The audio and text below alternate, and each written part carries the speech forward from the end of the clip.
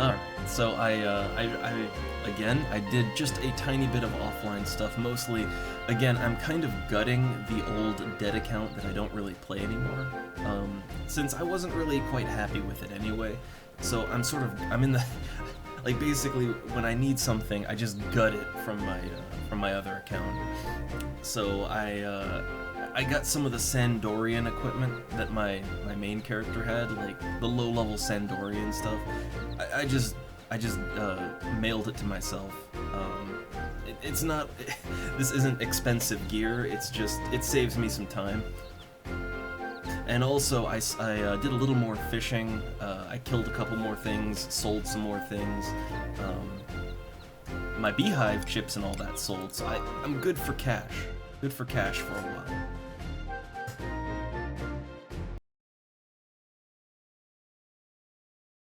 Alright, we're back in.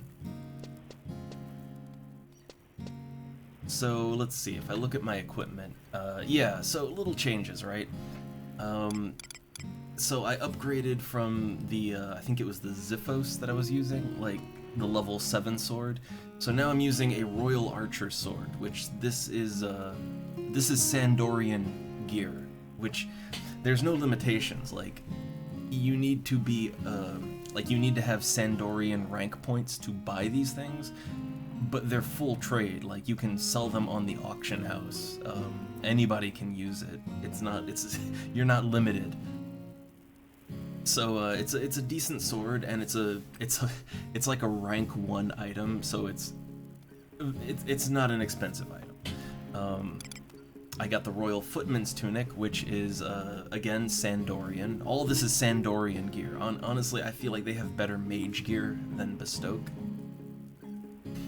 So the Royal Footman's Tunic, I cannot wear a headpiece when I wear it, but it has 12 defense, which is more or less on par with other level 10 equipment I could be wearing, like both the body and headpiece combined. But the main thing is, it gives +1 agility, +1 int. And agility is my ability to dodge things, very important. And intelligence is my black magic accuracy. Like, that's how accurate I am with black magic, and I believe having good int also can make you deal a little more damage with your black magic, I believe. So yeah, good stats for a mage. Then the Royal Footman's Gloves, which the defense is standard level 10 leather armor, but it has a +3 attack bonus, which, I'm gonna be blunt, the +3 attack bonus makes this piece of equipment worth much more. It makes it something that I can wear well after level 10. And then the Royal Footman's Boots, which defense-wise is just average, but it has +3 fire resist and +3 water resist. So, like, yeah, a little elemental resist, which that means, like, bomb attacks, both from goblins or bomb enemies or whatever. Fire attacks are less, they don't hit me as hard. Water doesn't hit me as hard, which there's lots of fish enemies when we start grouping, which, speaking of, let's put that flag on. Let's go ahead and flag up. Alright, now, for grouping, which maybe we can do, maybe not. Let's see. I got some things, right? So first, I was fishing, so I have a bunch of rusty buckets, and I found out there's actually a quest you can do with the rusty buckets. So I'm gonna hold on to those. I had some Rollin' Berry pies on the dead account, so I took those off. Rollin' Berry pie gives +50 MP. It lowers your agility, which isn't great, but it gives +2 intelligence. So yeah, it's good for black magic, and it gives +50 MP. And I would like to point out that I have a grand total of 80 MP right now. So, like, I have a total of 80 MP. So, getting +50 MP for 30 minutes, that is huge. Like, that is game-changing. So, Yeah, so basically, if you're a mage, eat them pies.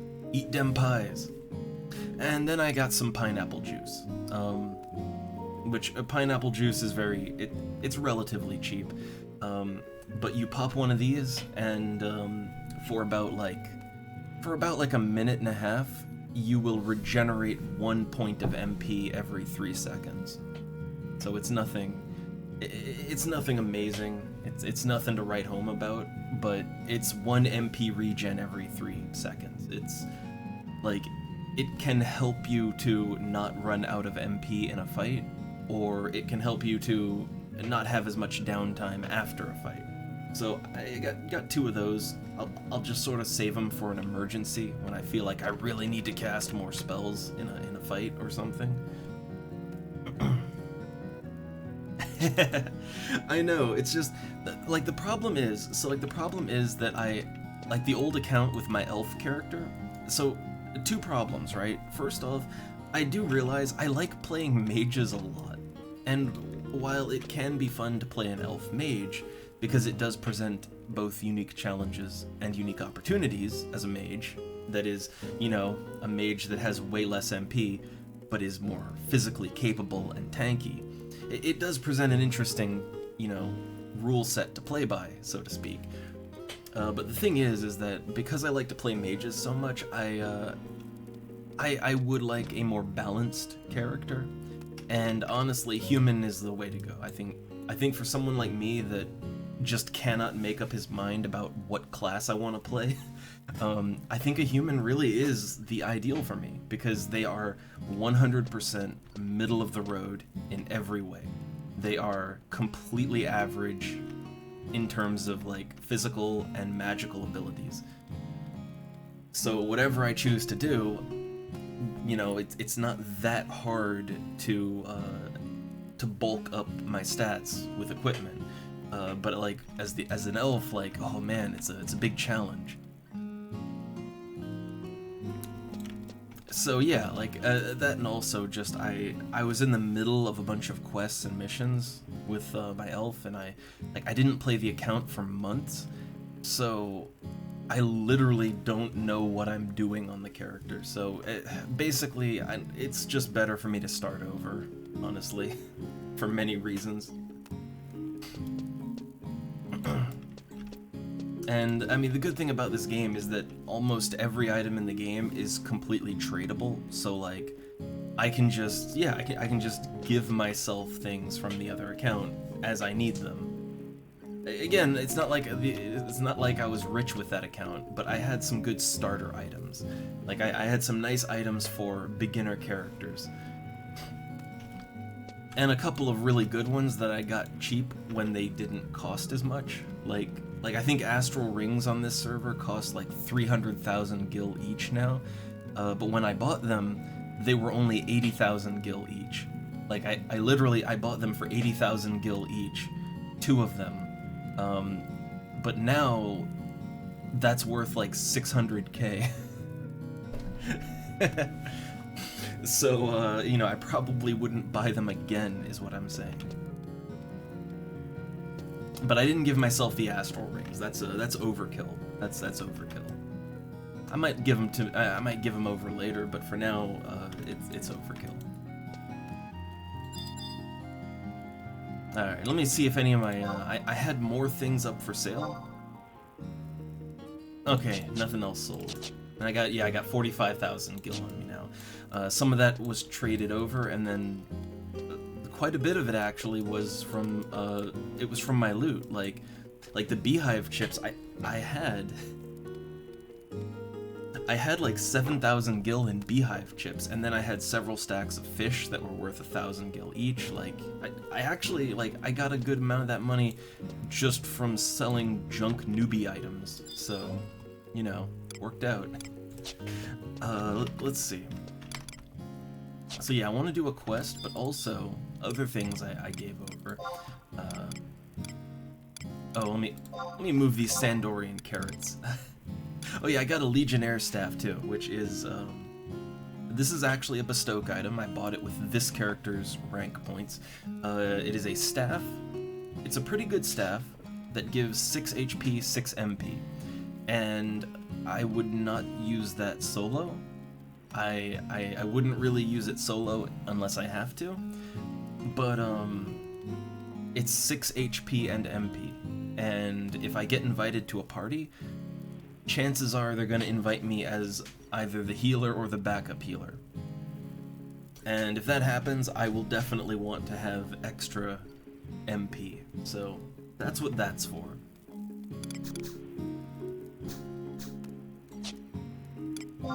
Like, it's all about the preparation, you know? It's all about the prep and planning. Oh yeah, also because my main character is Sandorian, and Sandoria owns the Ronfar right now. I went ahead and I bought a bunch of Sandorian carrots so that I can do some crafting, right? So I think like when we checked on the auction house, right? I think when we checked on the auction house, Sandorian carrots it was a couple hundred gil, like if I remember right, it was like maybe 600 to 900 gil or more to buy a stack of Sandorian carrots. Like, it wasn't cheap, right? So when you buy these at the region merchant in Sandoria, these carrots are only worth about 30 gil each, less if you have a good reputation. Like, if you have a high Sandoria reputation, it's even cheaper. So, like, at 30 gil each, so for 12, that's what, 360 gil for a stack? Yeah, it was like 800-ish. It could have been more. Like, again, the prices are never set in stone. But, like, yeah, it was like 800-ish, right? But when I bought these in Sandoria, it's literally only 360 for a stack. Just 360. Which, yes, I totally could if I wanted to profiteer. I totally could just buy stacks for 360 and then flip them around and sell them on the auction house for 800. Like, yeah, you could totally do that. Like, people, just out of laziness, right? Just out of laziness because they don't want to travel to Sandoria, people will buy it. Which I think that's, I think that alone is a good argument for having, like, you know, travel time in a video game. Because if people could just, like, instantly teleport directly to Sandoria from anywhere, then I wouldn't be able to sell, you know, I wouldn't be able to profiteer buying low and selling high, because, you know, there'd be no lazy market to capitalize on, right? and on the other end of the spectrum, like, you know, you couldn't feel like a big brain smart guy by manually, you know, hoofing it over to Sandoria and getting some of those cheap carrots for yourself, right? Like, you know, you couldn't feel like you pulled a big brain move, because, you know, it'd just be like, no, teleport and get it, and of course that's what you do. So, but yeah, I got these, and I got some water crystals, and I want to get more water crystals, and then I'm gonna try to craft some more. All right. Gonna make some more of that carrot broth. I'm thinking my trade skills for this character are basically going to be cooking and fishing. Like, cooking and fishing, that's what this character does.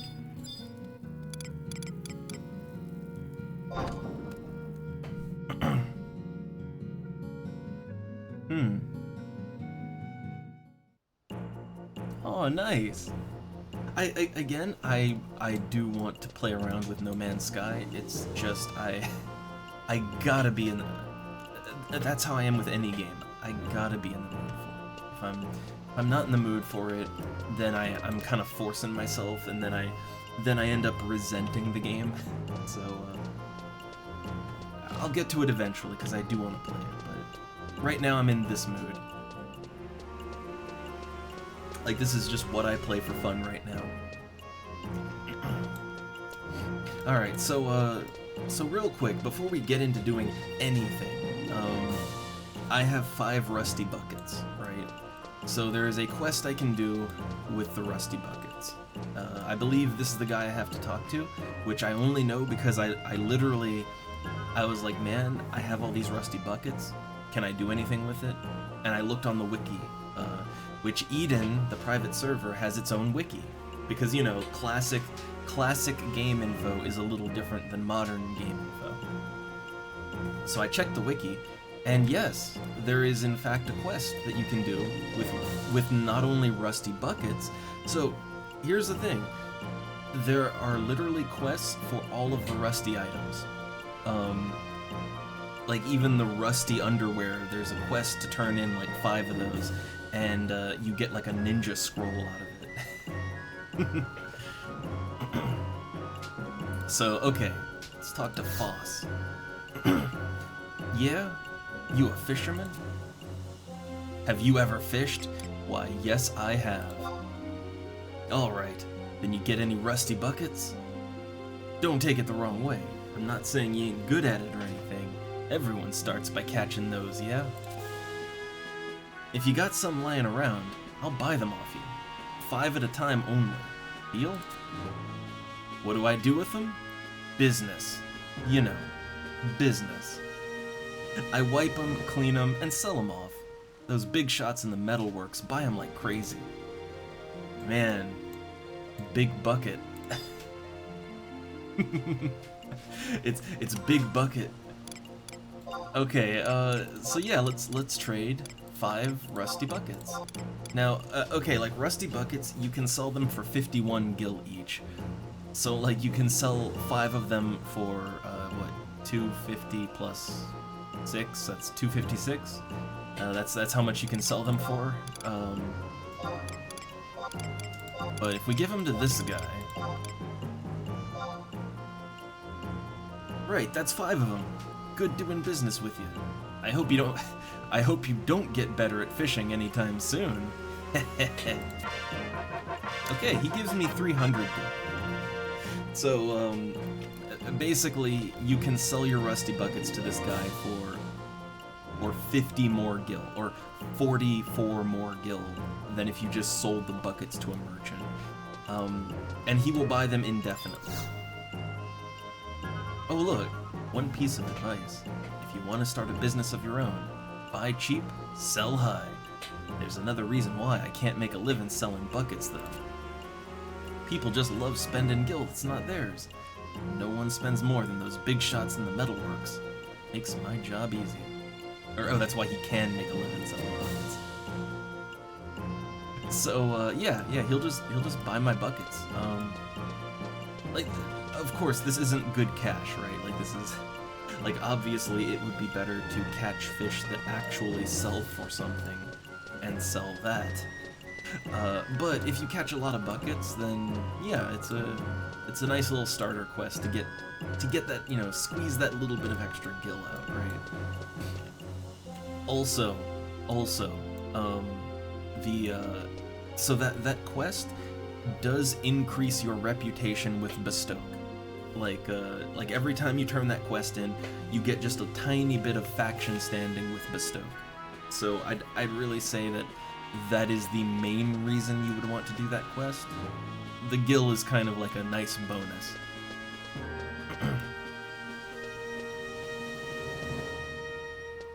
Oh man, look! Oh man, is he playing a mage? He's got a little club. Okay, I'm gonna be one of those random checkers real quick. I'm gonna be a random checker. So his class is unclear. But he's got a Pilgrim's Wand, which is it's a white mage, black mage, red mage, summoner, blue mage weapon. So basically he's a mage. He's a Galka mage, which, Jesus, they have even less MP than elves. So I mean, he's basically playing the game in hard mode. You know, I respect it. The thing is, I was feeling kind of bad playing an elf summoner, right? Because I was like, oh man, if I was even a human, I'd have so much more MP, right? Like, I felt bad even with that. And now I'm just going generic human, but like, man, I respect it. I can respect that he's going for the hard mode challenge. I can respect it. Okay, it looks like the price of sardines has gone down. The sardine market has crashed. Like, I can't sell them for over 1,000 anymore. That is a shame.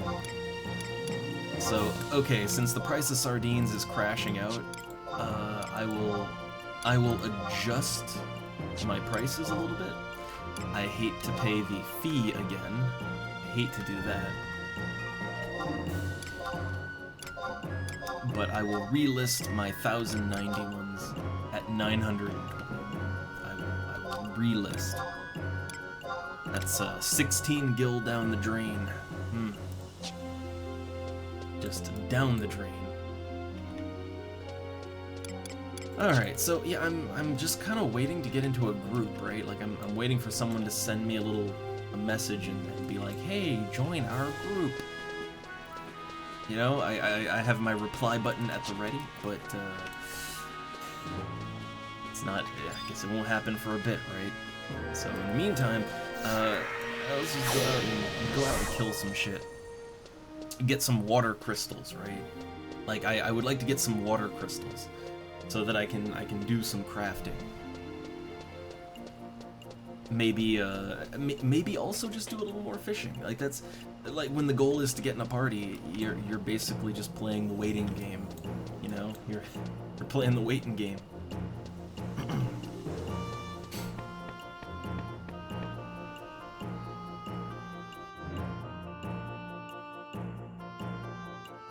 But the good thing is I'm a lot more effective now.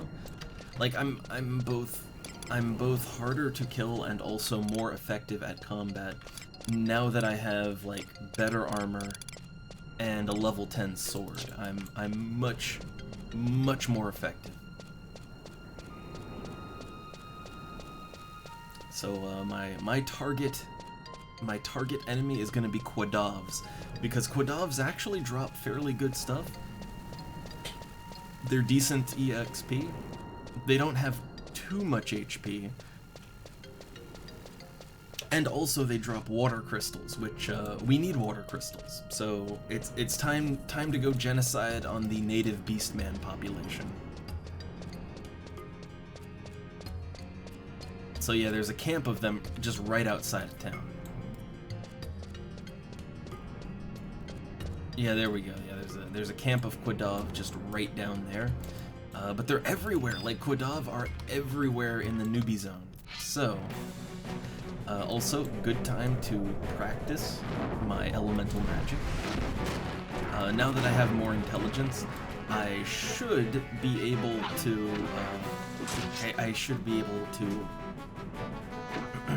to land my magic spells a little bit better.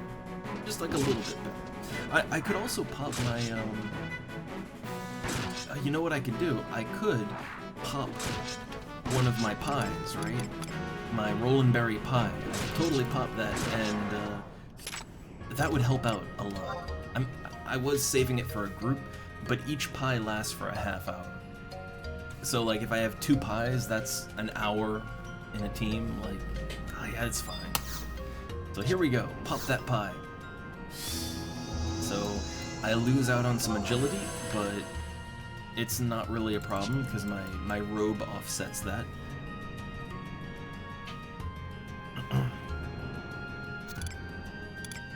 Yeah, my robe offsets the -1 agility. And yeah, I have 130 MP now.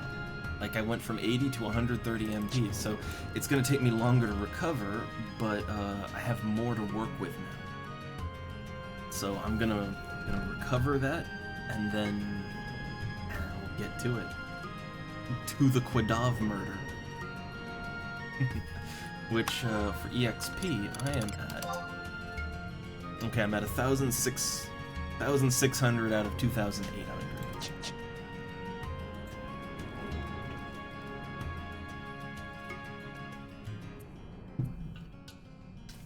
There's nothing more satisfying than just killing off the native, indigenous beastman population. Nothing more satisfying. So yeah, these are all going to attack. The moment I go for them, they are gonna go for me. So... okay, wait. I'm thinking I can do like... I mean, I have the MP now. So, debuff a couple of them.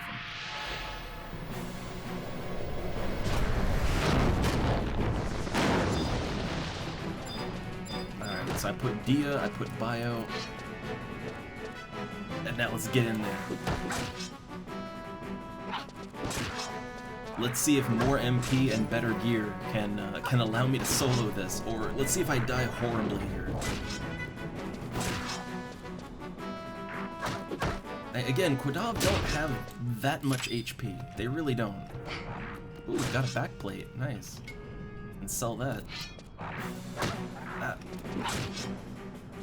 Yeah, casting Bio on the Amber Quadav, that was a good move. Bio really ate his HP out.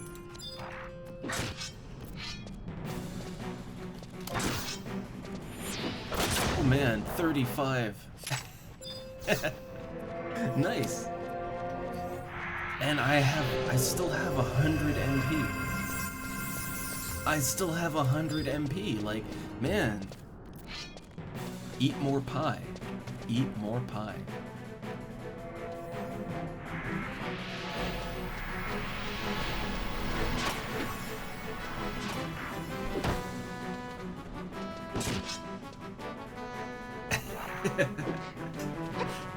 Yeah, like, see, the problem here is that, like, the Beastmen, I mean, look, like, those shells are made out of dark steel.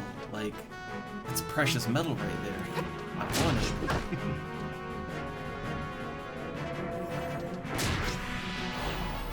I'm critical hitting a lot. I don't really understand why. I mean, I guess I do have decent dexterity. Like, my dex is decent, but I might just be getting some lucky hits.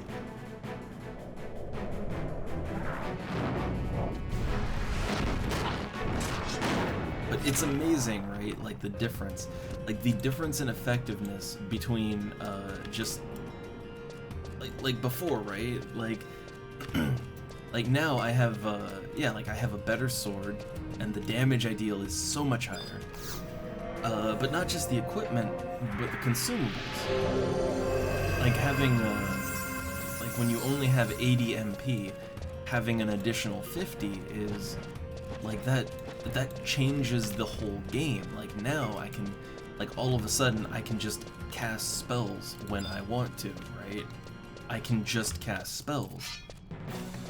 Like, I have the MP to do that now. Also, I have more int.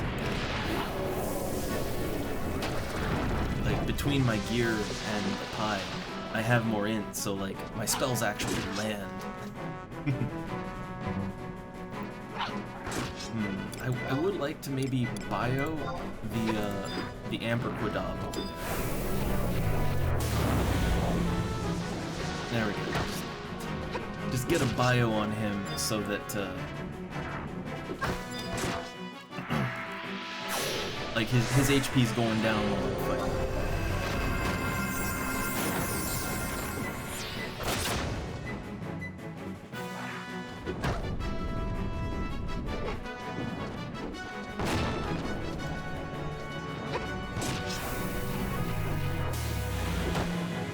Man, like, I feel like I'm not even at risk fighting these things.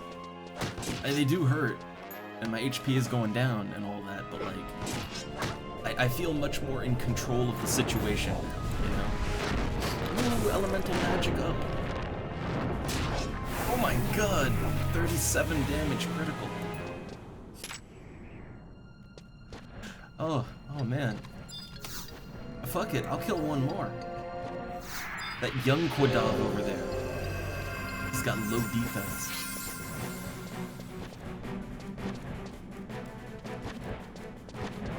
It's a baby Quadav. Quick, kill it. I can't help it. Like,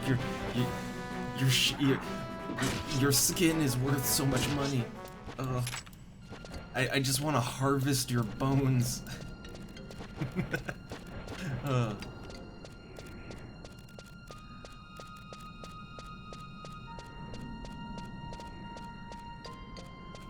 I don't know what it is, but in RPGs, there's something really satisfying about like harvesting the skin, meat, bones, whatever of some fantasy creature that has weird properties, like, you know, like, oh, their bones are made of iron, right? So now you can make a sick iron sword out of it.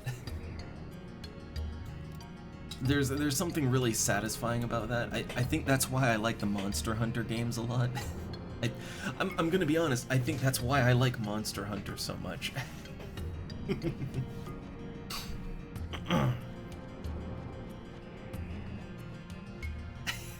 I know, it's atrocities and war crimes every day here. It's just so much fun. As an aside, I've played a lot of both Monster Hunter World and Rise, although I never really finished the World stuff. I might do some, I don't know, maybe sometime do some Monster Hunter, like as a lazy stream, you know? Like maybe lazy stream some Monster Hunter. I feel like, funny enough, even though Monster Hunter is a very action-oriented game, it's also kind of a very chill game at the same time. Like, weirdly enough, right? Like, once you get into the groove of gathering resources and hunting monsters, once you get in the groove of it, it's kind of laid back, just collecting materials and stuff. And, you know, killing big monsters and then wearing them.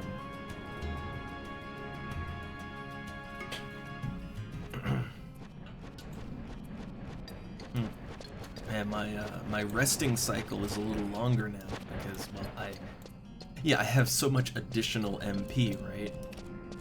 Oh no, I've been examined. Oh,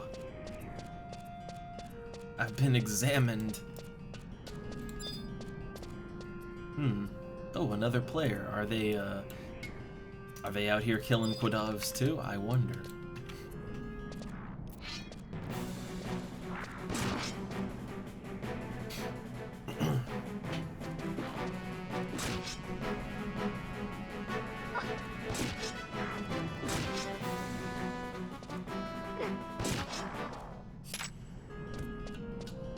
All the water crystals. I got 6 water crystals, and I have more back in storage.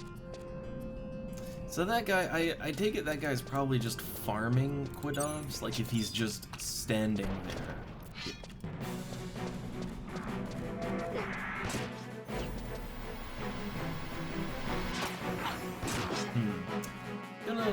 I should be casting both bio and stone whenever I can, just to work up my skills, if anything.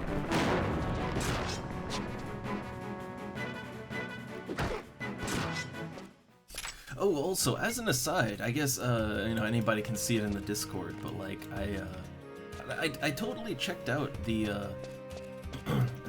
World of Warcraft, like, classic private server thing that Fox was talking about.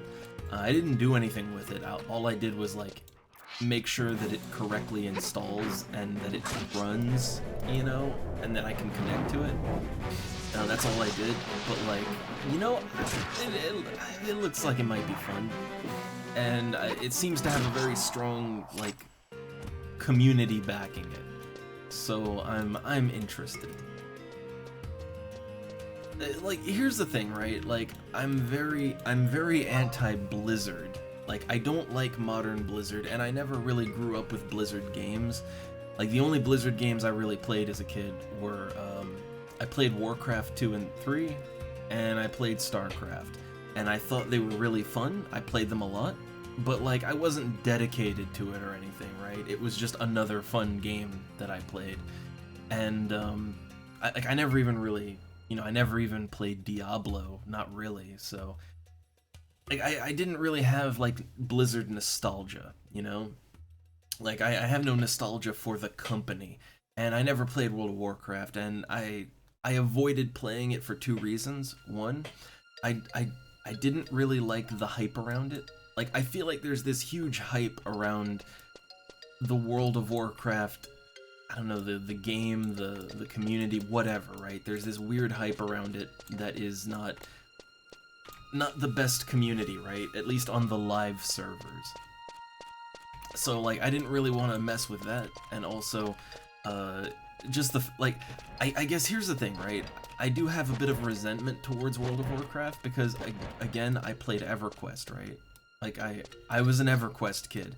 I grew up with the classic MMOs, the ones that came before World of Warcraft, and when World of Warcraft came around, like, all of a sudden, it just sort of pulled players from everything else, and it really hurt pretty much every other MMO, and it hurt MMOs that came after it even, like literally the reason why Star Wars Galaxies died was not because it couldn't sustain a good player population. It totally had a viable player population that was profitable, but it got pulled down because, and it was literally like a quote from the CEO, like, it wasn't making that World of Warcraft money that they were expecting it to make.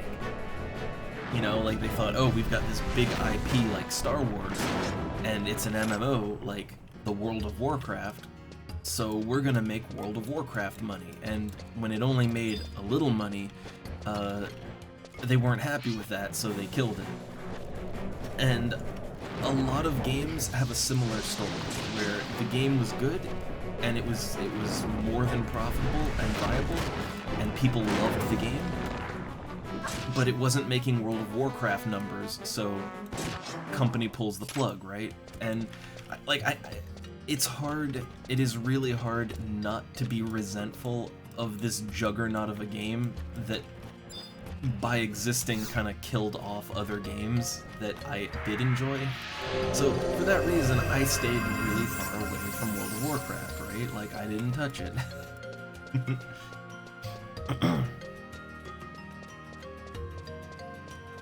Yeah, exactly. And I'm not gonna deny, like, well, you know, I'll see for myself, right? Like, since I'm, you know, since it's a classic server, more or less, like, you know, I will see for myself if classic World of Warcraft really was fun enough that it would pull people away from EverQuest or whatever else, right? Or even the games that came after it. You know, I'll see for myself, right? I won't just make assumptions. I'll check it out myself. But, like, yeah, I just have that sort of jadedness with the whole game, and I gotta be honest, like, it's hard to get over that. It's real hard, and I don't think I would ever support Blizzard. Like, I don't want to support Blizzard as a company in current year, alright? Because there's a whole lot going on. The Diablo Immortal amongst them, but a private server. A private server is a bit of a different thing. And oh, hey there, Fox. We were just talking about that WoW emulator server, and I was saying, like, I don't know how much of it you caught. Enchanted bones are on me. Hold on. Fuck, enchanted bones.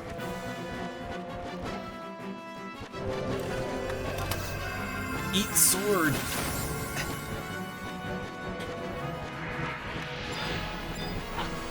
The hubris. I got ahead of myself. Wait, again, hold on. It's weak to healing. Yeah! I cured him to death. I cured him to death. Final Fantasy undead weakness to healing magic.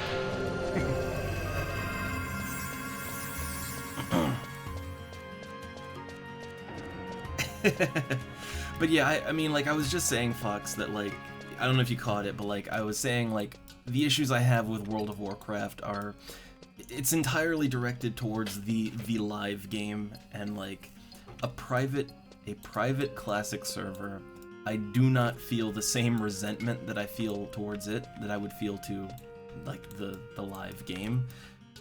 Because again, you know, like coming from old school MMOs that literally got killed or nearly got killed by World of Warcraft, it's hard not to be resentful of that, right?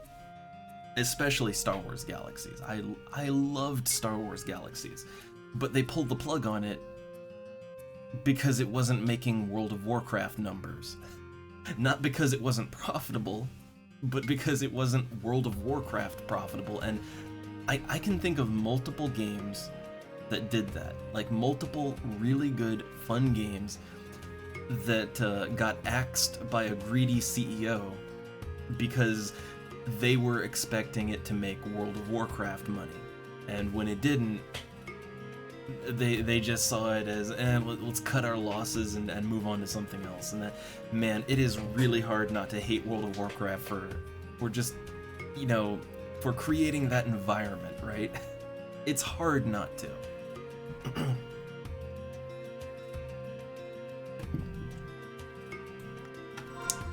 But I guess, yeah, like my resentment is not towards private servers. Like that is a whole different thing, whole different community. You know, I can't hold it against them. So I would say with a private server, you know, let me experience that classic WoW and see, okay, was it really so good that, you know, it was digital crack and everybody had to have it, and that's what pulled players away from EverQuest or whatever else, right? Like, I'll see, right? Like, I'll see for myself. Here's my expectation, right?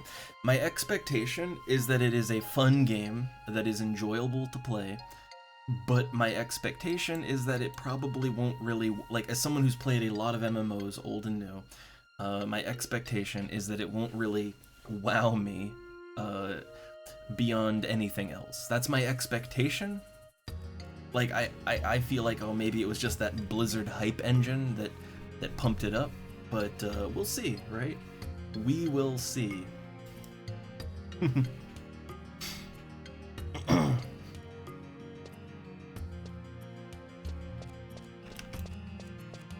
But I think, like, yeah, a lot of the problem I have with World of Warcraft is not really the game itself. As someone who's never played the game itself, right? Like, my problem as an outsider is what it did to other games, what it did to players of games. You know, it's kind of like, it's like, even as someone that never played it, like, I felt the ripples, right?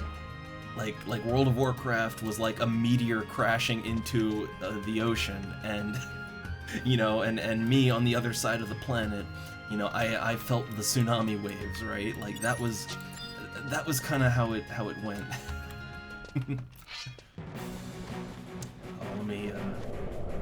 Let me live dangerously here.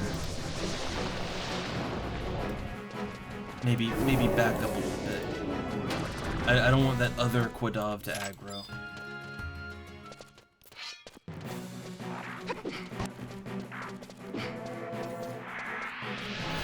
Oh hey, a ninja.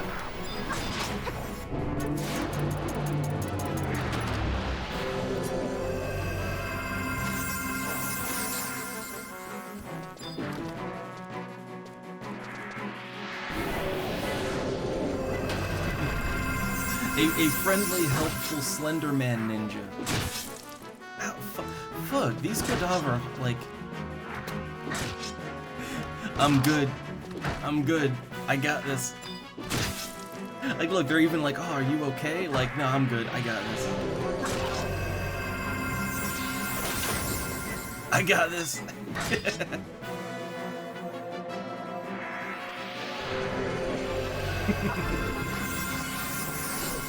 Don't worry, bro, I got it.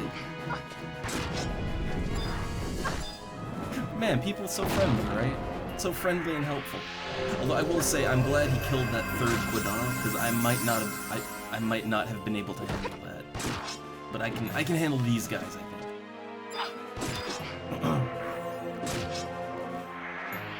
Yeah, these Quidov hit a lot harder than the ones near town. Like, a lot harder. Okay, bio. Oh shit. They interrupted me. Yeah, these are definitely higher level Quidov. These are definitely higher level. I kind of thought they were all the same level, but no. These are certainly higher level.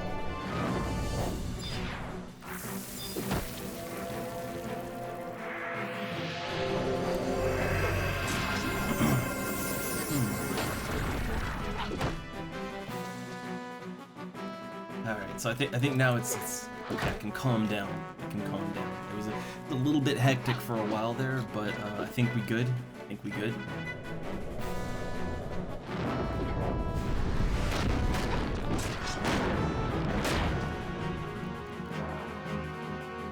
Okay, okay.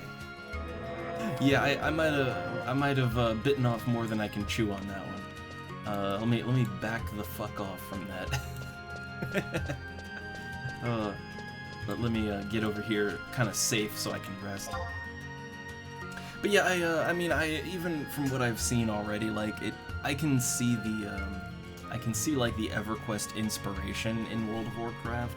And I don't doubt, like, it came many years later than EverQuest, right? Like, I don't doubt that they learned some things from that and they improved on it. I don't doubt. Like, I'm willing to bet that the game probably has a lot less frustration features, you know? Like, I'm guessing corpse runs aren't a thing in World of Warcraft. I'm just gonna guess. So, like, you know, the natural flow of time, right? Like, people learn, but see, here's the funny thing. I kind of like the old ways sometimes. I sometimes like them better, so it's why I'm playing FF11 instead of FF14, even though theoretically 14 learned everything from 11, right? But I like this one more.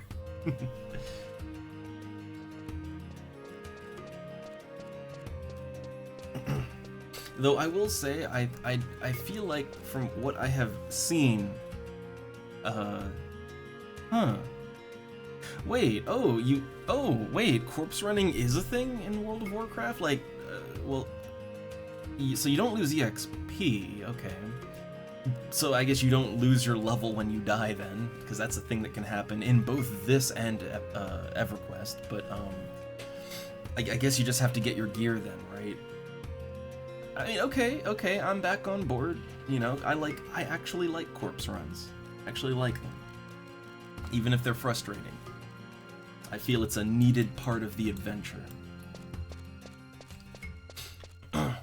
But, one thing I would note is that as I was just looking, like, I just kind of briefly looked at the character creation, and, man, the game has a really cartoony look to it. I mean, it looks like Warcraft, right? It looks kind of like Warcraft.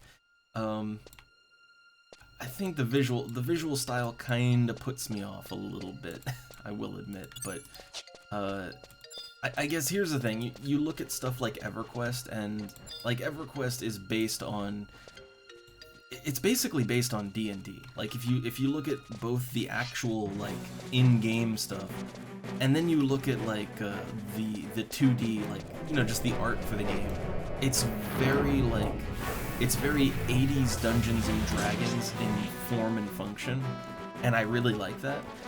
Whereas Warcraft, you know, since it came in the 2000s and not 90s, like, it's not trying to pattern after D&D, you know, it has something to base on. Warcraft. And I guess that's fine, it's just, I don't have nostalgia for that style, so it might be something I have to overcome, you know?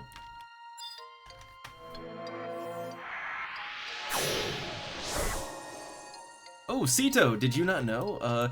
In both EverQuest and here in Final Fantasy XI, no, you can totally de-level.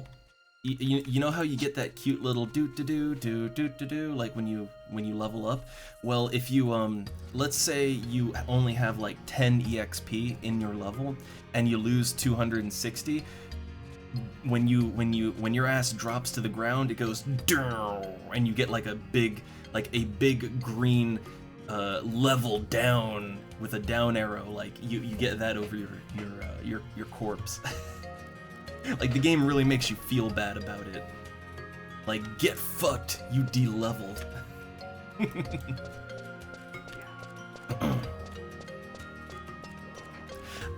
It's not as bad as it's really not as bad as it seems, Sito. Like the thing is, it's just another thing that you plan for, right? And in the same way that, you know, if I can get in a group, I've got my pies and my drinks and, you know, I've got all my stuff prepared, right?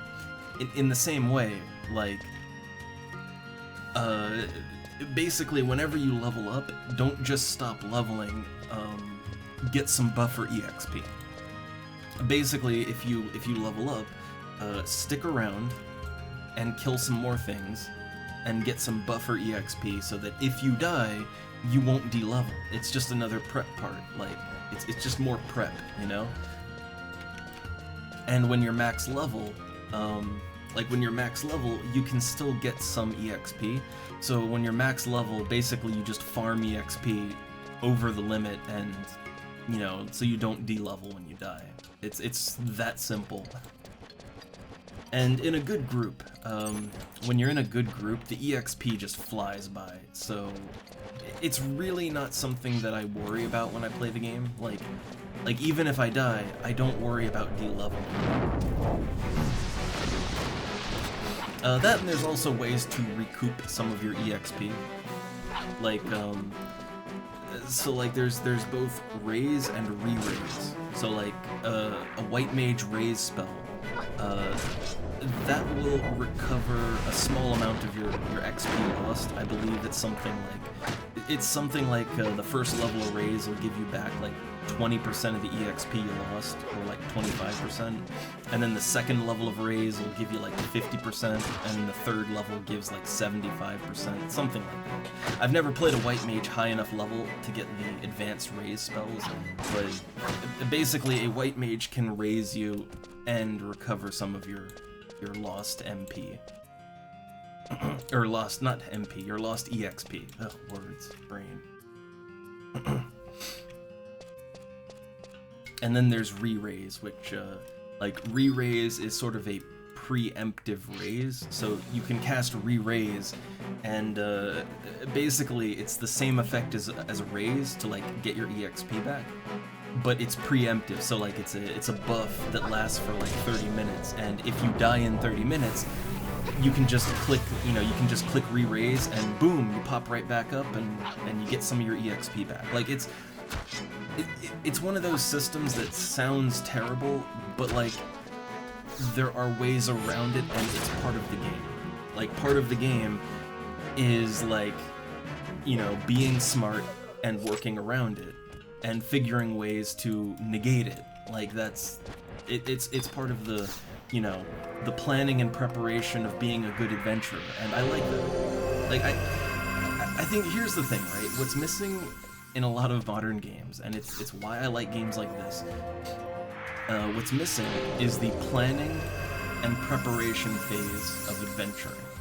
Like, most modern RPGs, there's really only one or two phases of the game, right? There's basically being in town, and, you know, that's where you buy and sell your shit, whatever. It's out of combat. It's just like you're sitting around in a hub or whatever, right? That's kind of like one phase. And then the second phase is fighting things, right? Like, it's I am actively fighting things. Doing combat, fighting things, beating bosses, whatever. Like, most games only have those two phases, where it's just like, oh, you're in a hub town, and then you teleport out to a dungeon or a boss fight or whatever, and you just do it, and there's no real planning around it or anything. It's just, boom, you're here, you're doing the thing now. But a game like this, okay, you have being in town, hanging around a hub or whatever. And then you have like, okay, yeah, you have the dungeon or the boss fight or out here grinding, whatever. But then you have an important intermediary phase, which is the planning, the preparation. You know, the prep work for your adventure, like making sure you've got potions if you're doing something hard, making sure you've got food, like I got my pies, right? Like, make sure you have food, drinks for your MP, making sure if you're an archer, make sure you've got arrows, right? Like, it's the preparation phase where you're prepping and planning for whatever activity you're gonna do, and I like that. I like that part of the game, but a lot of modern MMOs don't, they literally skip that part of the game. They don't have that.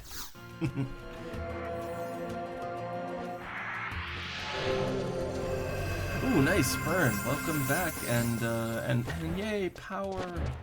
Although I guess it sucks you have to use mobile data, but yay, power. You have the power. But believe in yourself. Trust the cards.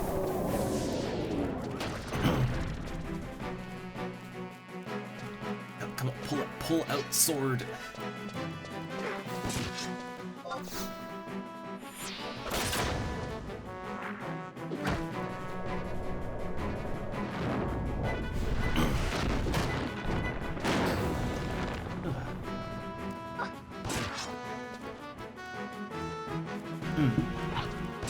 But yeah, I don't know, like, maybe I'm alone in this, but I like that sort of prepping and planning phase of adventuring. It's kind of why I like some like really old school games, like old school RPGs. Like they don't have maps, so you have to make your own maps and stuff. I mean, EverQuest, right? Like in EverQuest, I used to make my own maps because, like, this was way back in the day where, you know, looking things up on the internet just wasn't common. So instead of, like, you know, looking up maps, right? Like, I would basically make my own maps. A lot of people would do this, like, you know, we'd make our own maps for these giant zones, and like, it was part of the fun, right? In a lot of old school MMOs, actually, I would make my own maps. They'd be shitty, but I'd make them look neat and everything, and they were semi-reliable, so, like, it was fun, you know? And that was part of, like, the planning and prep phase of going on an adventure. Like, I think there is a certain joy in making a plan. Like, there's a certain joy in making a plan, gathering your very specific items you need, your consumables, whatever, you know, getting the proper buffs, you know, whatever you need, right? Like, and then I don't know, make your own map, whatever. There's a certain fun in making all that planning and preparation, and then you go forth and you put that plan into action. You get to see the fruits of all of your preparation pay off, right? Like man, it feels so good in this game when, let's say you're doing a low-level party in the dunes, and some shitbag goblin aggroes the group and just throws a bomb right in the middle of it, just murdering everyone. And, you know, oh no, the Taru mage just de-leveled, and oh god, everybody's real sad and complaining, but me, I thought to buy a re-raise ring, so while they're all walking back from town taking their big EXP hit, I just pop right back up. And I patiently wait for them to get their asses back. Like, that feels fucking amazing. You know, like when you think to plan ahead like that, it feels fucking good. And that's, like, I love that. I love that kind of thing. Like, that is what I live for in games like this.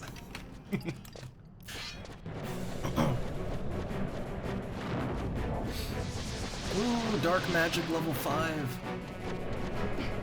That is horribly underleveled, but still. Progress.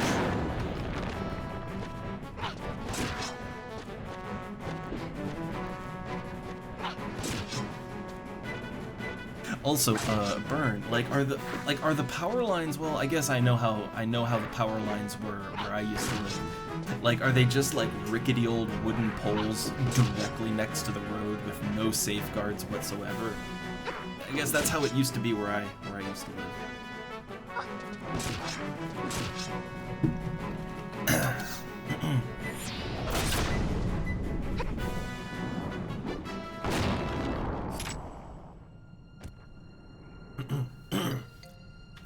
And oh yeah, Fox, like there is a certain thrill when there's no map to an area.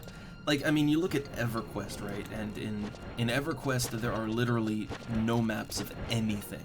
Like, there's no maps at all, so you can get lost in the middle of a town, right? And maybe that's a little extreme, I don't know, but I was okay with it. Again, it was fun to make your own maps. Final Fantasy XI, I think, strikes a bit of a middle ground. Like in FF11, there's maps, right? Like, there are maps of every area in the game. However, you don't have them by default. Like in this game, if you want the map of a specific area, you have to buy the map for it. And some of the maps can be very expensive. Like you can pay thousands of gil for some of the maps, so like you might literally just not have a map because it's too expensive, or some of the maps you can't buy. Some of the maps you have to do like these really elaborate quests to unlock the map, right? So for one reason or another, like, even though the map exists, you may not have the map for an area, and so you've gotta, you know, you've gotta live dangerously and fly blind. I think that's a good compromise between, like, you know, the real old school MMO way and then the new school. To me, that's a healthy in between.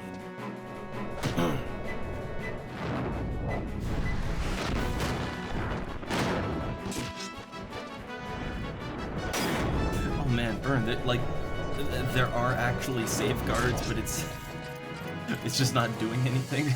Oh man. Oh crap. I'm bound. I'm bound for 20 seconds.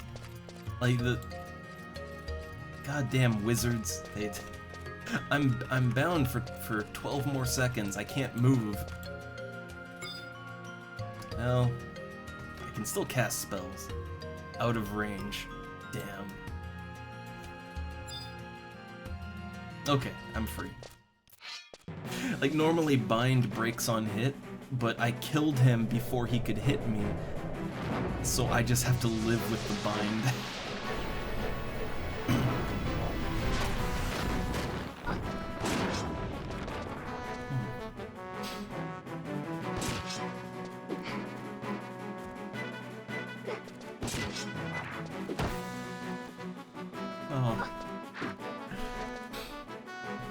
Yeah, I think, so like for FF11 here, there's, like there are add-ons for FF11, and, like I'm actually using some add-ons, right? Like, some of them are kind of needed because there are some niches that the game just missed, like, okay, when I cast a spell, right? When I cast Cure, look at the left side of the screen. You see that point, you know, 3, 2, 1, 0, Cure. So, like, by default, there's no recast timers in FF11. Like, when you cast a spell, you don't know how long till you can cast another one. Recast timers is one of those quality of life things that even EverQuest had. So, like, that one, like, yeah, that add-on is kind of like, yeah, I need that, right? But there's add-ons to, like, there's like a mini-map add-on that adds like a mini-map in the top right of the screen. And the problem with that is that it works even if you don't own the map for that area. So it would basically allow you to get around purchasing maps or questing for maps. And that's banned. That's hard banned on this server. But in the retail game, add-ons like that are common.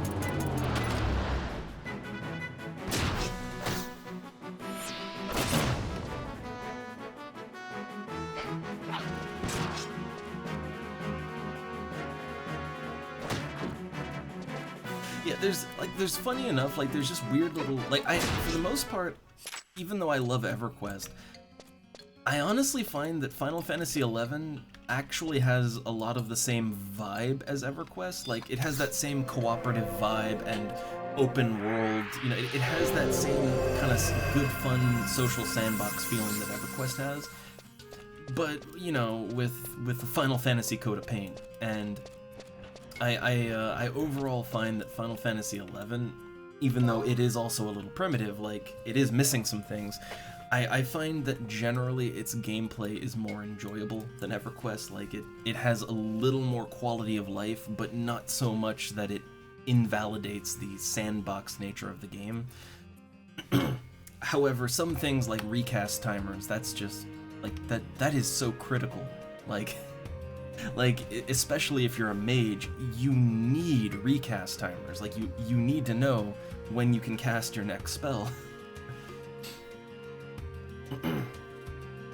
So there's just little holes in it, right?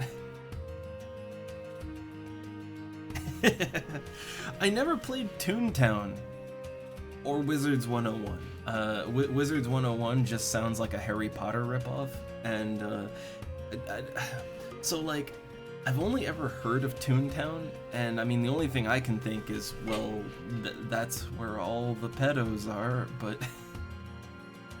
but also, isn't Toontown, isn't that where, like, isn't that where calling a character in an MMO, like, calling your character a toon, like, isn't that where it originated?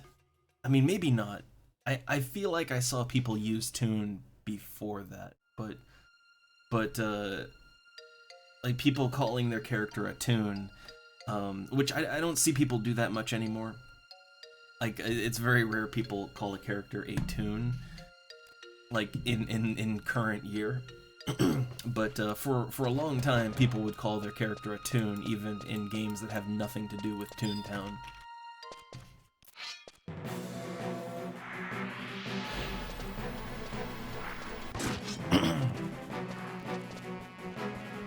Yeah, I guess I always thought it was a Looney Tunes MMO. I kinda, yeah, I guess I was one of those people that mistook it for that.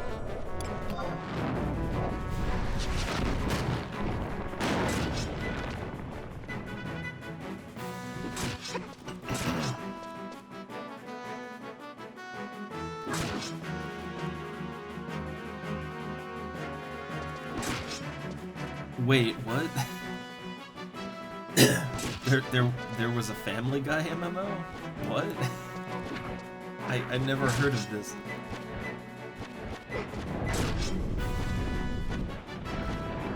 Like, that just feels like a joke.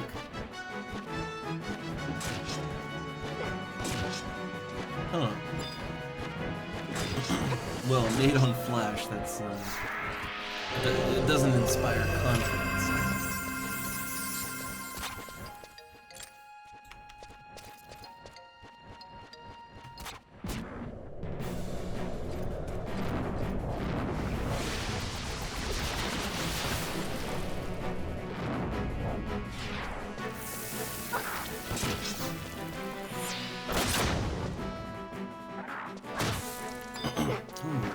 This one's critical hitting. Oh, interrupted.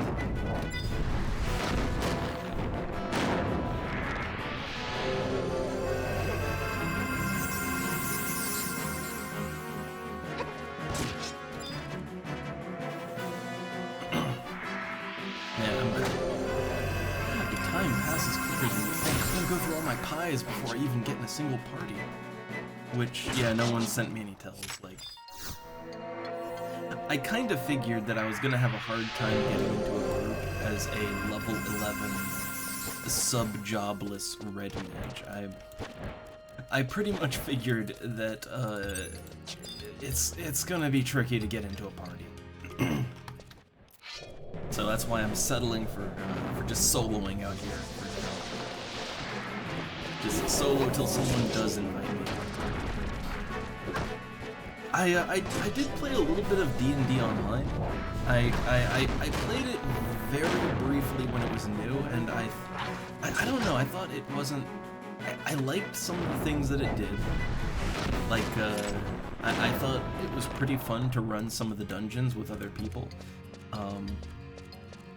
I liked some things it did, but at the same time, I also kind of felt like, I don't know, it felt a little bit, like for the time it came out, it felt a little bit cheap, you know? Like it felt like a little cheap and undercooked. And hey there, Big Dano. Welcome. This is a bit of a low energy stream, but we're just chilling, hanging out, talking, and coincidentally playing classic FF11, just coincidentally. I mean, wait, Burn, Champions Online, that's still around, right? I'm pretty sure that's still around. I don't know how much it's changed, but I used to like Champions. That was a fun game. But it might have changed. Dano, the live servers of FF11 are still a subscription game, but we are playing on a classic emulated server. It's a very populated server. See? Other player right over there. But this is a private server. And it is a private server that is only locked, it's locked at the first 3 expansions. The Treasures of Ot Ergen. Like, it does not go further than that. This server exists to emulate the classic 2008-ish version of the game. Like the 2005 to 2008 experience.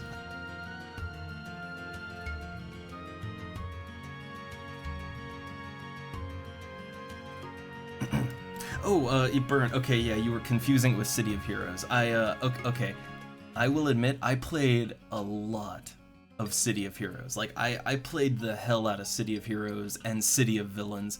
I kind of lost, I will admit, I kind of lost interest and moved on to other things before there was like a 3rd expansion, or like there was a 3rd faction, 2nd expansion that came out that was sort of like a weird anti-hero, or it was like kind of an in-between thing, right? You're neither a hero nor a villain, and you could switch sides. And I didn't really like, I left the game before that, but I really liked City of Heroes and City of Villains. I played it quite a bit. Like, I played it extensively.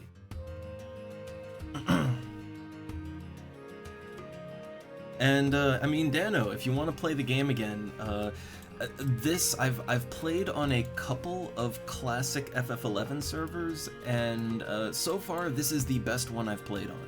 It's the best and one of the most populated ones. It's usually got like around 1,000 people on it, and yeah, it's a nice server. Very dedicated team on it.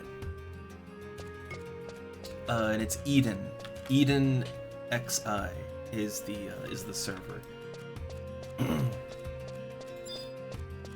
But again, it is a classic version of the game. Like, if you're interested in playing through like all of the content of the game, yeah, you still have to go through the the official game for that. But this is the complete game as of 2008, which that's kind of that's what I have nostalgia for, and that's to me the most fun era of the game. So that's what I'm playing here.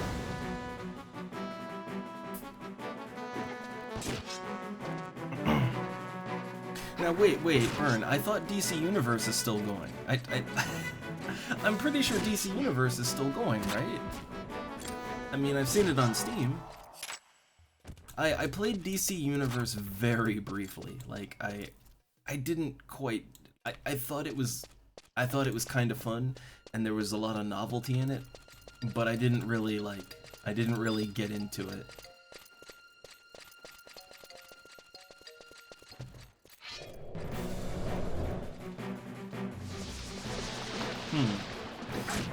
Yeah, I can I can think of a lot of games that you could say the same about, like, you know, I can think of a lot of games you can say that about, like Neverwinter, right? Which I thought Neverwinter was okay early on, but I wasn't that into it. And then I came back and tried to play it again several years later, and it was not fun. Like a lot of games, usually because of monetization issues, they may start fun, but then they become not fun.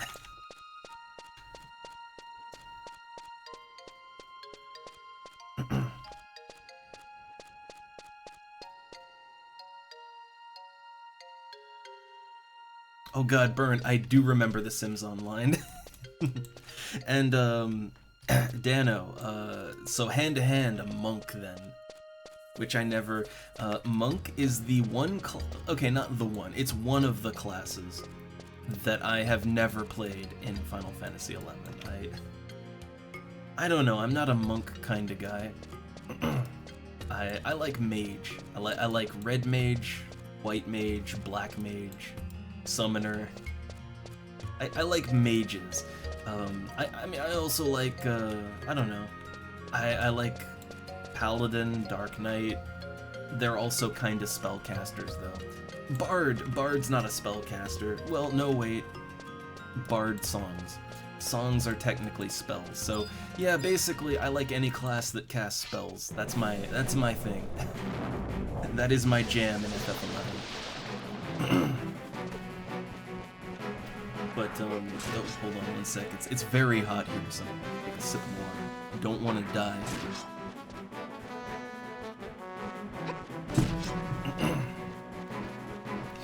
But, The Sims Online, I actually played that for a little while. I remember that I really, really wanted to like it.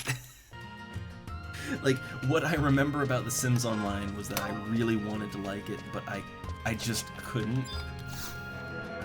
For multiple reasons. There was, so like, okay, look, when you play The Sims 1, right, because it was based on The Sims 1, when you play The Sims 1, most of the time that you are playing the game in sped up time, you know, like you're telling your sim to do something, and then you hit the fast forward button, and you let that play out, right? But in The Sims Online, it was more or less the same gameplay, but there was no fast forward button. So like, you would just have to sit there and watch your sim do something for like 10 hours, right? And that was not fun. That was very, very not fun. But what was fun was that you got to do like all of the normal Sims building type of stuff. Like all of the normal Sims gameplay was in there. It's just each sim was played by an actual human player, and like in concept that's really cool, right? In concept, that's really cool. In actual real gameplay, it didn't work out so great.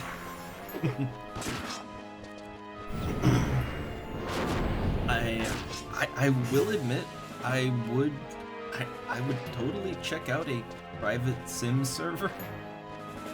Like just to see what they do with it, right? Like just solely to see what they do with it.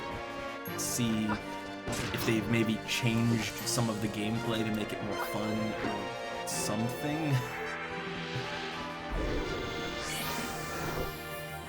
Man, this thing is almost dead, but it paralyzed me.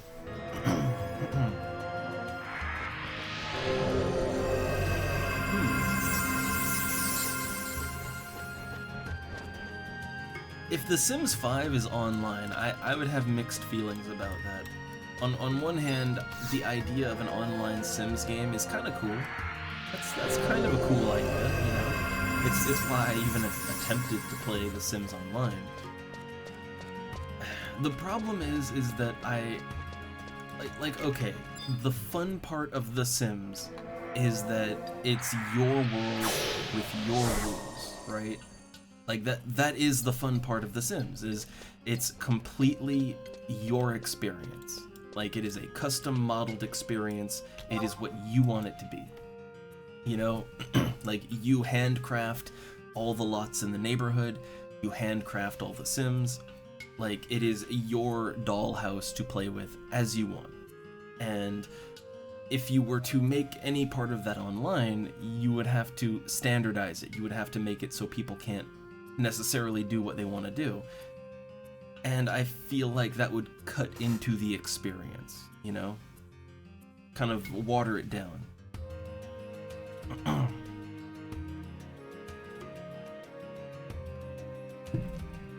And I don't, like, I'm gonna be honest, I really don't think The Sims needs a new direction. I think what The Sims needs is to go back to, like, they need to go back to improving on the overall simulation like they used to. Like, think about the difference between The Sims 1, 2, and 3. Like, between those games, each game is basically the same thing, but they have a major technical upgrade, like a technical upgrade, a visual upgrade, a general gameplay improvements, and more importantly, the simulation gets more complicated, right? Like, you know, from 1 to 2 to 3, they introduced, like, you know, emotions, memories, like, which, yes, Sims had emotions in 3. They just didn't have a system for it, but they had emotions. It was just passively tracked. So, like, you know, they had all, like, they kept improving the simulation, making, like, 3 made the game open world, right? Where, like, every lot in the neighborhood was simulating at the same time. Like, everything was happening at once. And I think what The Sims needs is to stop trying to reinvent itself, like 4 did, right? 4 was basically, okay, let's stop doing that, and let's go in a different direction. I think they need to just get back to basics and work on making the same thing, but improving the simulation and the quality, right? Like, I think that's what they need to do. Like, I would play The Sims 5 if they just do that. So there's no more Quadovs to kill here. None that are a good level for me. I'm gonna kill the ones closer to town.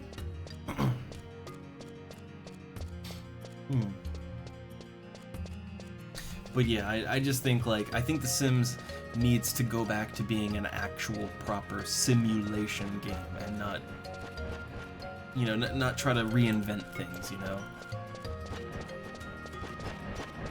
Oh god, Sims crypto features.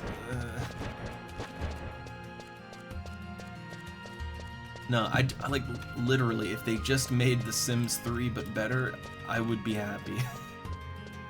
Or, you know what, take The Sims 4 and make it open world like 3. There you go, I'd play that. Like, they don't, like, the funny thing is like, they have a monopoly on this type of game. They don't have to try that hard. Like, they really don't have to try that hard to get people to buy the game and play it. They really don't. Yeah! Yeah, level 12. I don't think I have my... Do I have a spell? Oh wow, I've had Bind this whole time. Bind is only level 11. Oh no, wait, I already learned it. I didn't make a macro for it. Let me fix that. I didn't realize I already had it, but I just didn't make a macro. I didn't realize that. So we'll make Bind. There we go. So I can root enemies in place now.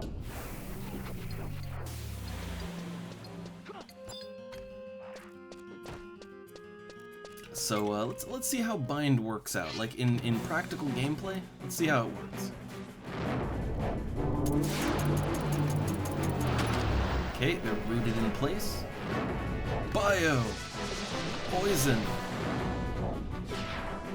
Okay, it broke, yeah, like if you do anything to a bound target, it like each hit is a chance it'll break.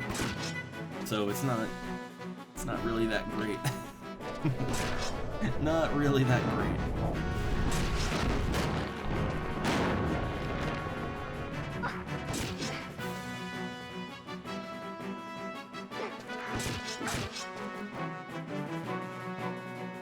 And you know, I think Mern, that like people, I don't think anybody really whined or complained about like The Sims 2 being too similar to 1 or The Sims 3 being too similar to 2. I don't think too many people there were some, but I don't think too many people really complained about that. I think most people were just very happy that the game was, you know, showing signs of improvement with each iteration. I think most people were just happy for that, right? And to me, like, I remember more people being angry that 4 was a step backwards. But the thing, like, see, here's the funny thing, right? Like, more people were upset about The Sims 4 and stopped playing, like a lot of the old school Sims players that you might have seen online, right? Like, a lot of them stopped playing with 4. Like, they stopped having fun with it. And the thing is, it doesn't really matter to EA because for every one of the for every one of the players that grew up with The Sims 1, 2, and 3, for every one of those, they got like 10,000 people who had never heard of The Sims before, but oh, they like all the cutesy animations and the wacky shenanigans, and oh, I can create cartoon me, and like for every one they lost, they got like 10,000 people who have very low expectations, right? So, money-wise, we didn't really vote with our wallet on The Sims 4, if you get what I mean.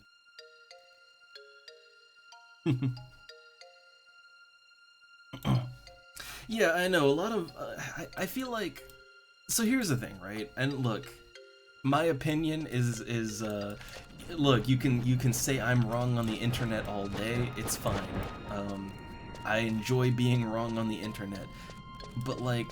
I feel like a lot of modern gamers are too critical, and they're critical about the wrong things, right?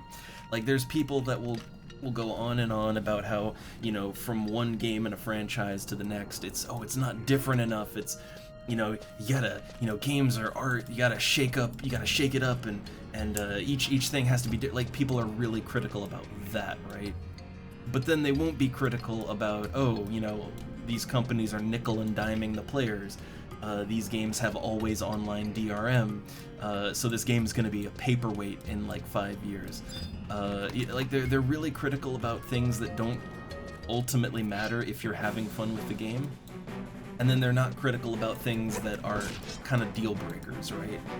To me, that's the modern gamer. Like they're weirdly critical about some things and then very undercritical about others.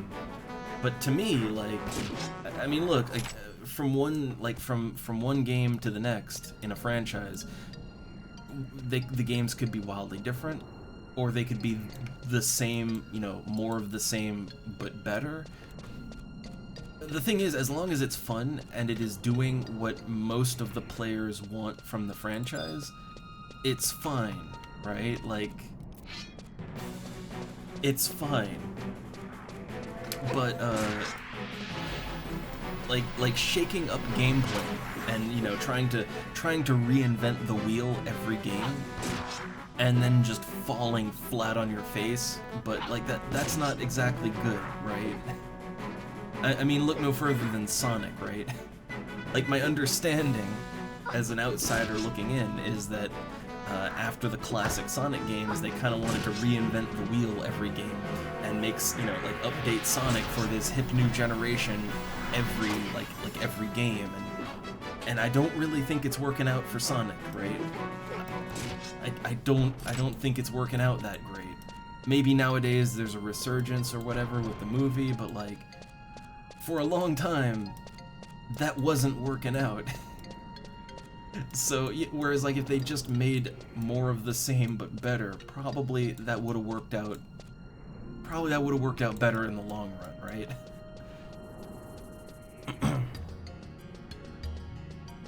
Yeah, you know what Mario needs? Like, look, what if Mario, no, here's a better one. What if Mario, on his way to save Princess Peach, suddenly he found that he had pain in his groin, and so he had to stop his adventure and go to the Dr. Mario clinic, and there he was diagnosed with prostate cancer, and the rest of the game is him coming to terms with his own mortality and fighting to get medical treatment because, you know, healthcare is not free in the Mushroom Kingdom, and like, you know, hey, look, that would certainly be innovative, right? But like, but I don't think that would settle too well with people that just want to play a jump and, you know, a jump and wahoo Mario game, right? That's all I mean. That's all I mean.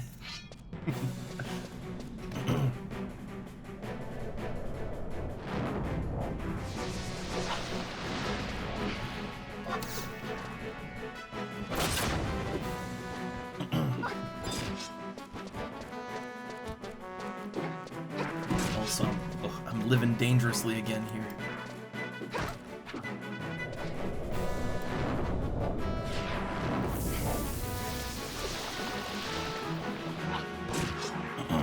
But I think honestly, all Sega really needs to do is listen to the people that want more Sonic feet. I don't know. I feel like the Sonic community's gotten really weird, right? It's gotten really weird.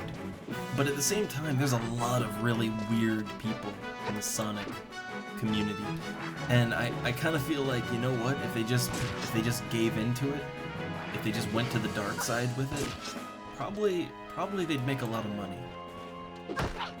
Probably there'd be a lot of money in that.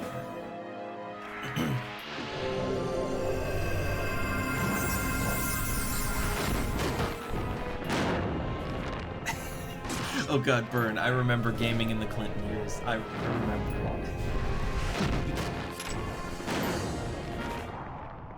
it. There were some very interesting takes in those videos. Like some weird and oftentimes contradictory takes from gaming in the Clinton years.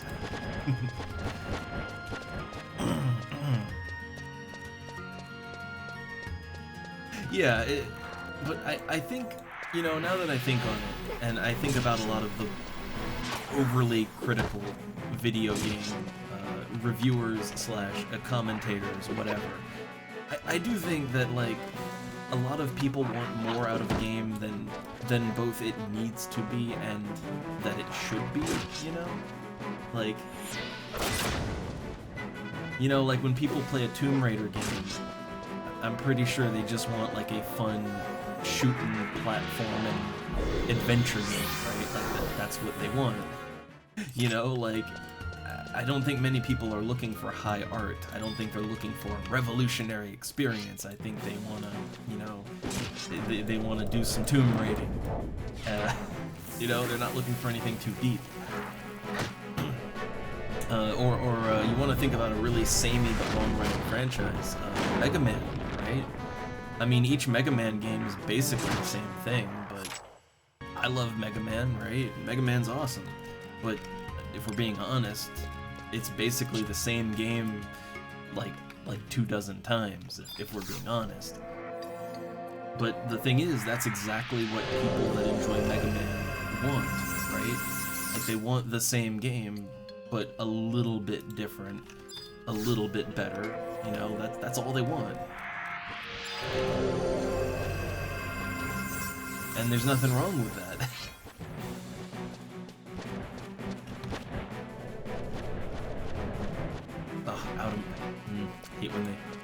I hate when an enemy just walks straight away from me and it's like, oh, I keep getting out of range.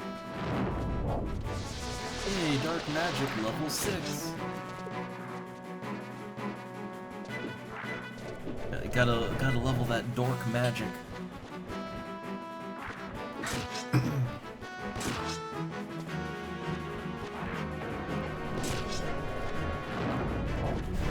My elemental magic isn't really going up though.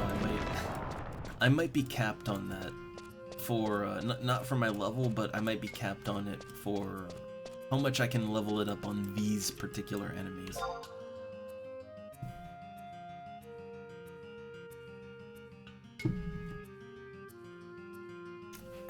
Man, I was really hoping that I might get invited to a party.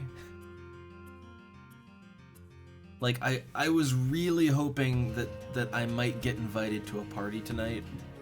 And you know what, like, in a little bit, because it's already, like, almost 5 o'clock, and I usually make dinner at, like, between 5 and 5:30 is usually when I make our dinner.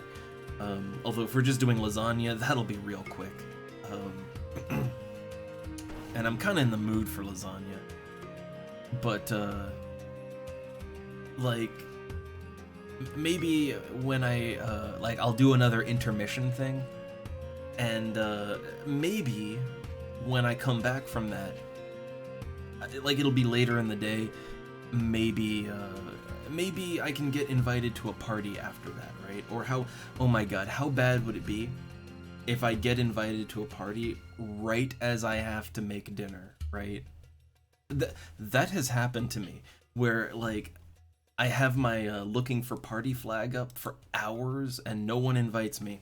But then eventually I get an invite, but it's like, it's right when I have to go, right? That's happened to me a couple of times.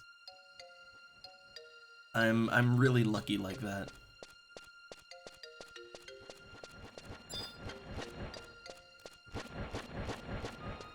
Let's see, how are we for EXP? Only 211 out of 3,000. I need to get at least 300 so that if I die, I won't de-level. I generally go for 20% EXP.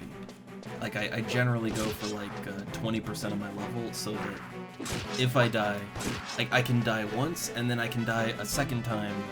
But it basically gives me a lot of wiggle room for stupid shit, so, so I like to go for 20%, or in this case, that would be, 600 EXP.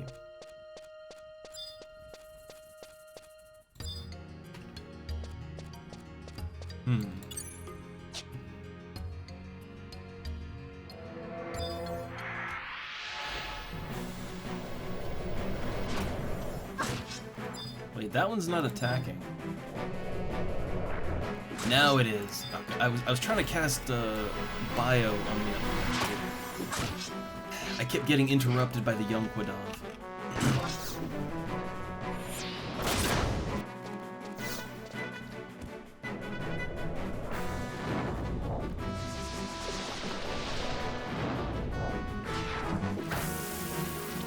Alright, I poisoned and bioed it, and then I'll actually fight this one.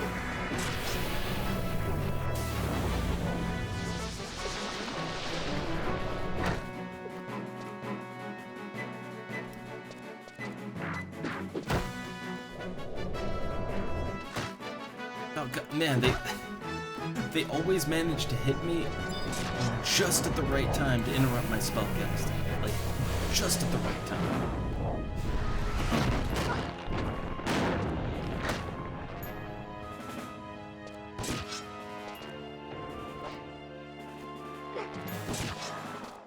Okay, nice. I like that I can break up a camp full of enemies now. I like that. But we're not quite at 300 XP yet.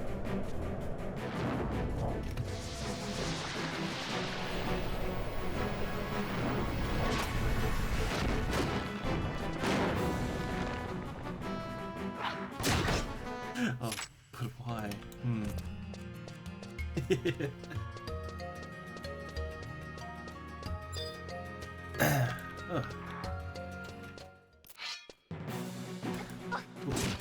Man, I was really like, yeah, I was so looking forward to, like, you know, getting into a group and showing, like, hey, you know, like, group play, right? It's a whole other game. I was wanting to do that, but the problem really is I do play it off hours, right? Like, you know, I play in EU hours, and it's hard. Like, it's not that groups don't happen, they do. It's just, it's hard, and also I'm probably the least desirable party member, right? Like, I'm a red mage with no sub job, which is not good. So I might actually have to solo all the way up to level 18, and then maybe kind of cheese the sub job items. But yeah, like a lot of the reason why, even if there are parties, I don't get invited to them. A lot of the reason is that, yeah, I don't have my sub job yet. Like, I'm literally half as effective as a party member who does have a sub job. But you gotta make the journey once, right? You gotta make the sub jobless journey the first time before you unlock it.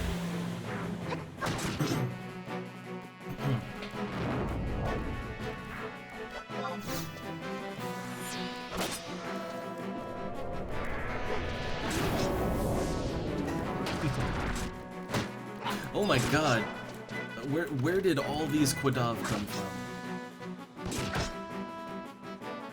Like, where the absolute hell did these Quadav come from? They all just ganged on me.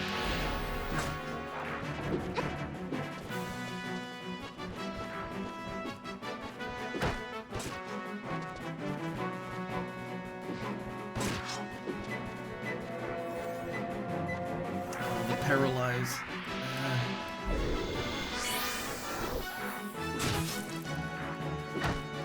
Am paralyzed. Oh hey, I got a scroll of paralyze off of it. Not really worth much, but I got it. How's my inventory? Yeah, my inventory is starting to get a little full. You know, I don't have that much in it.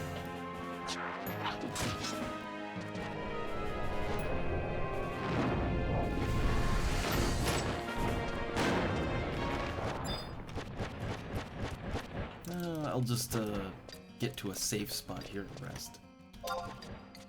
386 XP. Also, as an aside, okay, you know what? I've never played a Duke Nukem game. I feel like Duke Nukem is probably, at least, like, I know that Forever, look, I know all about the memes, right? Like, I know Forever, no one likes that, right?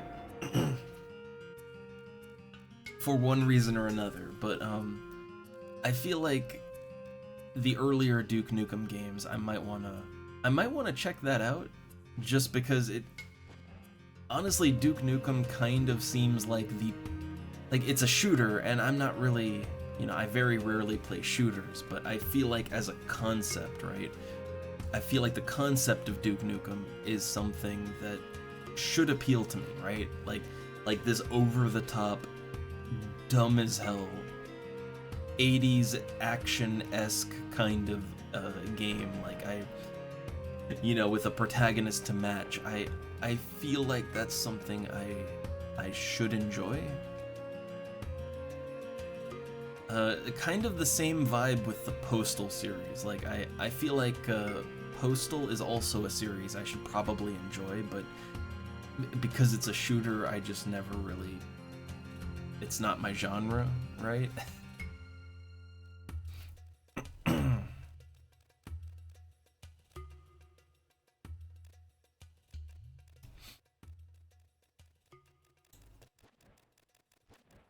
Man, this lonely road to level 13. Oh.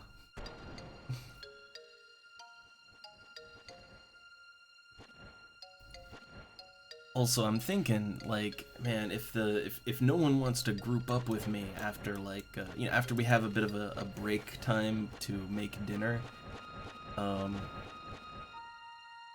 because I will, you know, honestly, I could lazy stream all day, like, you know, like I could lazy stream my free time just because it's, yeah, like I'm not wearing down my voice. I'm just, you know, very, very casually speaking. So, like, if I can't get into a group after making dinner, I kinda am thinking maybe we switch over and check out like the World of Warcraft thing. Maybe.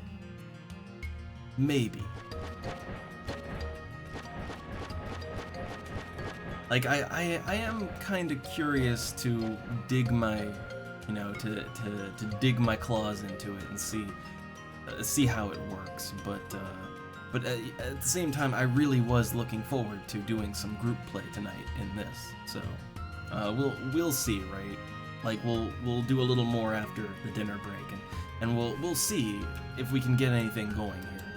But if not, then we might switch over.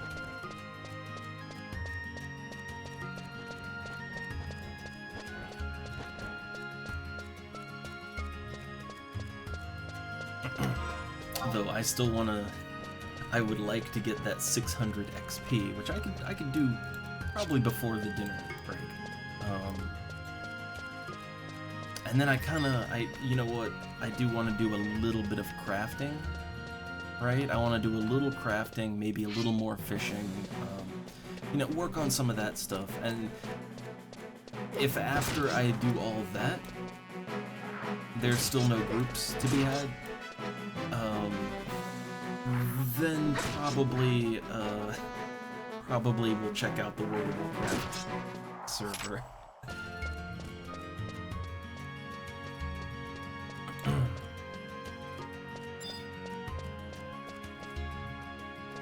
Alright, let's hold on. I wanna let's break this camp up properly.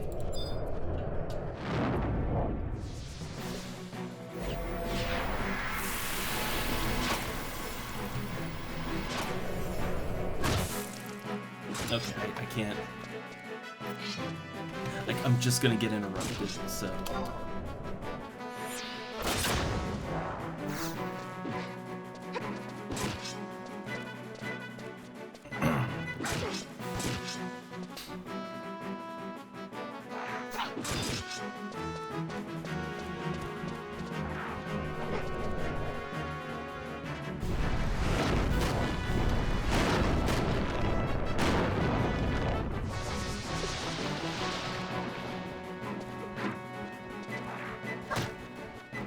The cat just kind of like just yawned and rolled over and flopped on the chair again. He's enjoying the heat about as much as I am.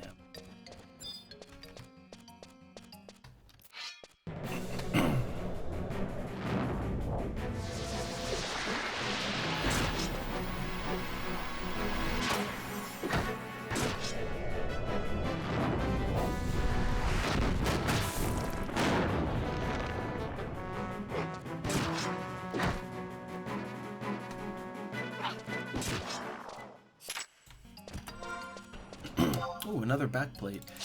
How many backplates have we found so far? Only 3. I've only found 3 Quadav backplates so far.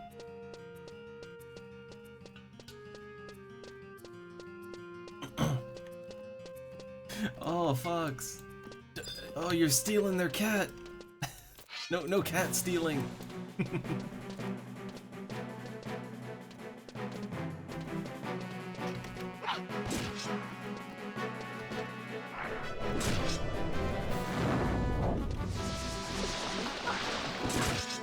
That one went down quick. That was a nice quick kill right there.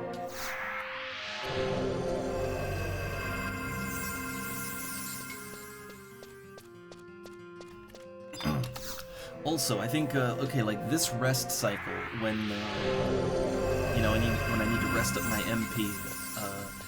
I think I will go and turn on the oven, because whether I make chicken and potatoes and like, you know, chicken, potatoes, and a dip to go with it, like, whether I make that or we do the lasagna, both will require the big oven to be on and heated at about the same. So, like, I think I'll go turn on the oven, like, just have that preheating, you know, so kind of save. It would save a little bit of time. But like do that, go to the bathroom, also ask the wife like, okay, you know, I'm feeling lasagna, but you know, what are you up for? And you know, we'll see like, okay, what are we having for dinner, right? Because I could go either way, but let's see what she feels like. That'll be how much prep I need to do.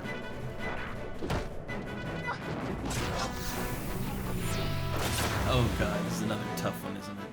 Yeah. It's got high defense. High defense. I sure love high defense. Okay, you know what? I wanted to save them, but let's pop that pineapple juice. Yeah, we're popping the pineapple juice. I'm a little nervous that they might actually kill me, so... so okay, now I'm regenerating MP. Alright. The delicious, delicious sweet pineapple juice is regenerating my MP.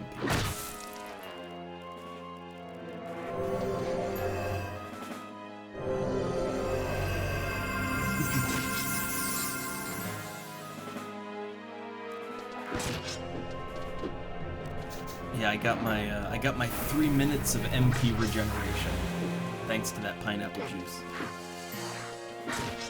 And I'm gonna need to use it. Like, yeah, I'm already using it to get some extra cures. And... oh god damn, it cured itself. Yeah, see, I'm happy that if I hadn't popped that, I'd probably be dead. Also, there's another Quadav behind me. There's another Quadav coming up. Oh, come on, please just die. Please just die. Okay.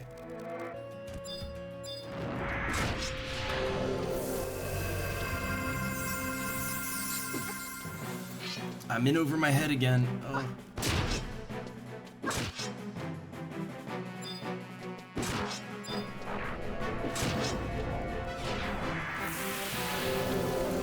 Yeah, so all my extra MP from this pineapple juice, it's all going straight into healing. Just straight into healing.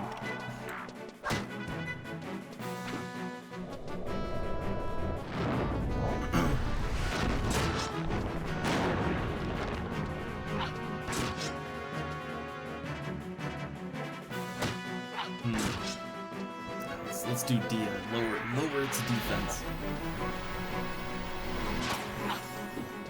Okay, whew. God. We're almost at 600 EXP. Almost there. But yeah, that was rough. That was rough.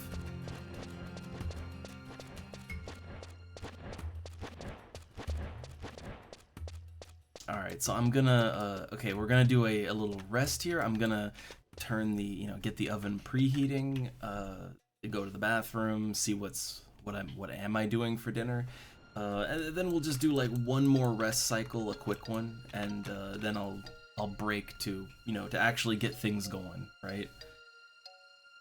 Depending on what I'm making, and then we will have an intermission.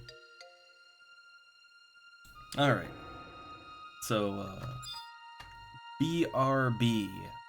This one I wouldn't say is long enough that I have to do an intermission screen. BRB. Oh yeah, no. I'll be back in a few minutes. But then we'll do a longer one. All right, one sec.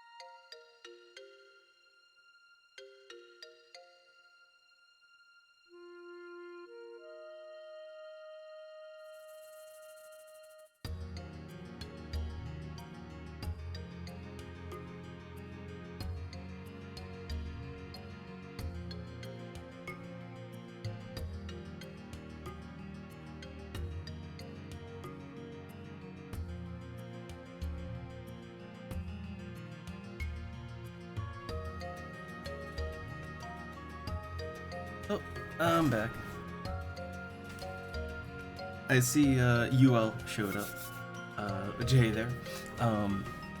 So we're doing lasagna today, which we got 2 packages of like supermarket lasagna. I can totally like take a picture of it when when I go to actually put it in the oven. I love me some good like a generic supermarket brand lasagna, but like I need to shred a little extra cheese to go on top, but right now the oven is preheating, and once it's in, it'll be like 30 minutes in the oven. So like it very low prep work. So we don't have to take any extended break. Alright, see you later, Fox, then. I'm gonna be eating dinner while I play. Like, that's what I did last time, is I just ate while I didn't play because it didn't want to choke, but like, it's lasagna. That's easy to eat.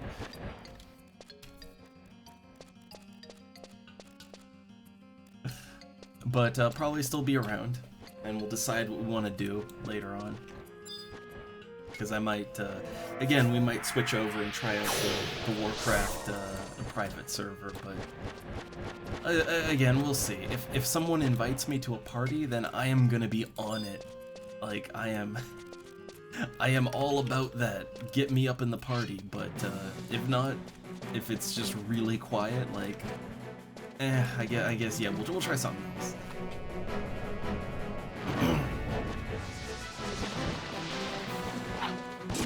I want to get at least 600 XP. At least 600. And I'll check, like, I'll check up on the oven in, like, 5 to 10 minutes, somewhere in between there. Like, it's about how long it takes the oven to preheat. And then I'm just gonna shred some mozzarella and slap them on in there.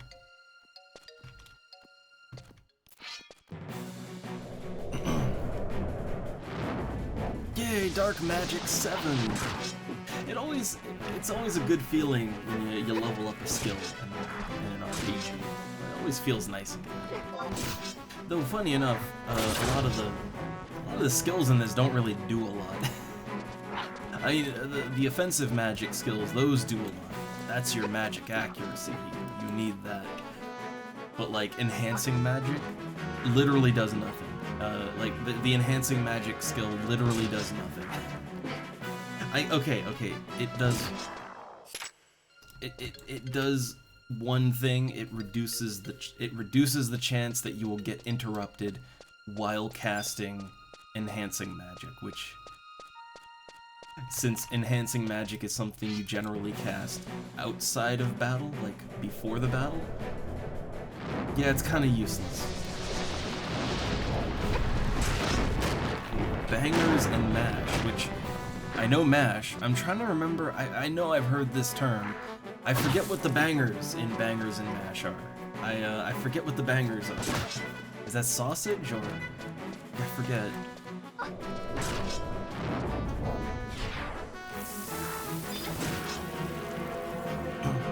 Like it's one of those things that I've heard, but I know it, but I forgot. Ah, kielbasa. But what about that veggie? Like, okay, look, I've kind of gotten used to it because it is the way of the land here, but like, you don't eat food here if you're not eating a vegetable. So like, whatever I make, there's always some kind of vegetable to go with it, you know? This lasagna here is kind of an exception because today is just like, I just want some lasagna. But like normally, even when I make like burgers and fries or whatever, I usually make vegetables to go with it.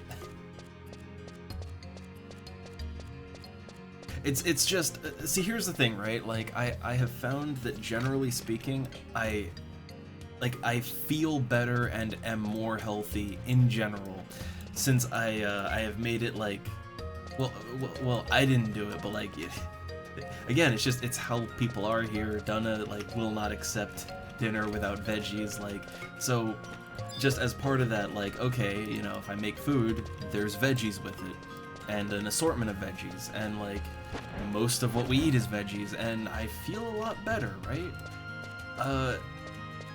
So I kind of stick to it, right? Like I stick to that kind of diet, but like I used to be this way, and I know a lot of people that are this way now that just don't eat vegetables.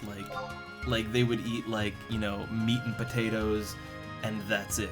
Just meat and potatoes. And when I say potatoes, I don't mean like boiled potatoes. I mean like fried potatoes, like French fries, you know? Like that's, like if they eat potato, that's literally the only form they'll eat it in, is French fries.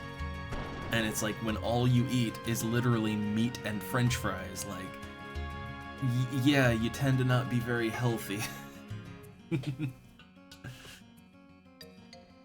Like, you know, meat, like there's nothing wrong with meat, and I love me some potatoes, but you kind of need more nutrition than that. Like it's a nutrition thing. You need variety in your diet, and like a lot of people don't get that. I didn't used to get that. Yeah, I'm a big fan of spinach myself. I love me some spinach. Every now and then I put a little bit of cheese with my spinach. Like I melt some mozzarella into my spinach. But I can eat it just straight spinach too. And I like peas. So our go-to vegetables are spinach, peas, or broccoli. Like that's usually what we go. Every now and then we mix it up with some green beans, you know. Every now and then we do green beans, but our big three is, yeah, spinach, peas, and broccoli. Well, I guess also onions are a vegetable, and okay, like onions are a veggie, and almost always we have onions with what we eat. Also mushrooms, like almost always we have some mushrooms with what we eat too. It's usually like, okay, it's a meat, some mushrooms, and onions stir-fried, and then like a proper green vegetable on the side. That's usually how we do.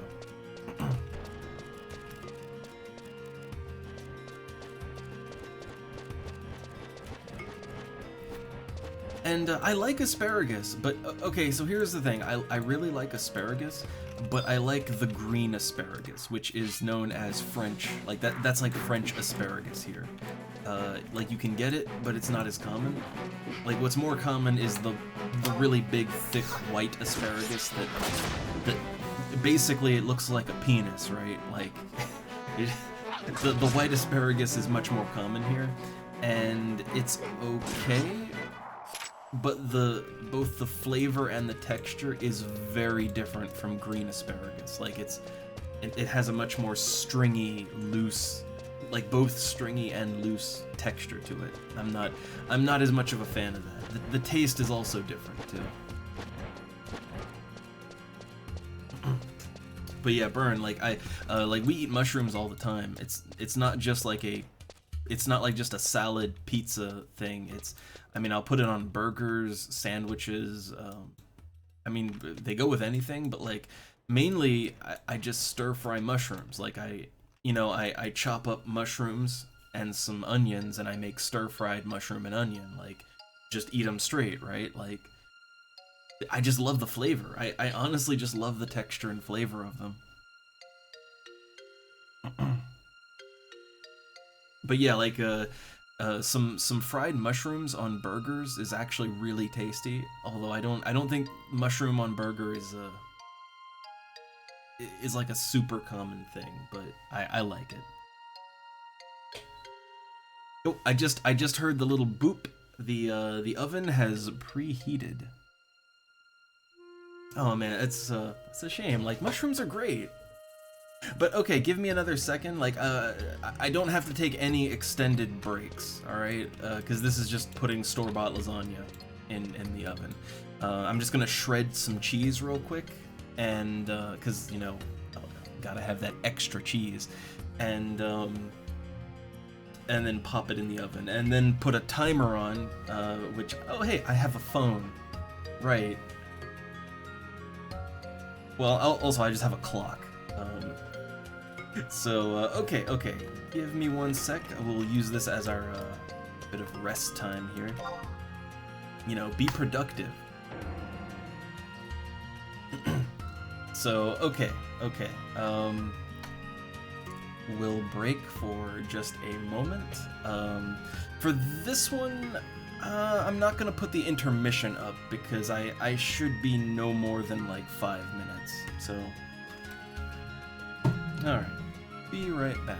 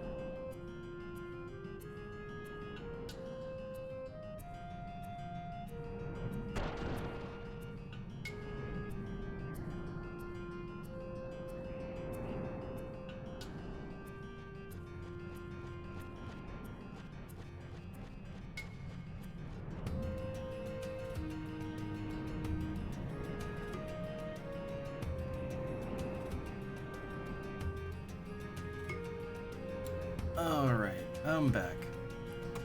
Took a little longer than I thought because there, some of the plastic foil on the outside of the package, it got stuck to the metal tin that it came in, and I just noticed it and had to carefully peel it so it doesn't melt in the oven, right? But I took a picture of the thing, like,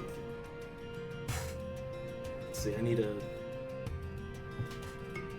USB cable. Hold on. Let me just show real quick, like what it is that I'm the delightful pre-made thing I'm sticking in the oven, because it's too hot to cook for too long. It's too hot. So okay, let's see. Let me let's switch over to I put the intermission thing here, right? Yeah. This is good for showing a picture. Where phone, right? I'm using it for Twitch chat. Let me just plug you guys in for a second here. I gotta plug you in.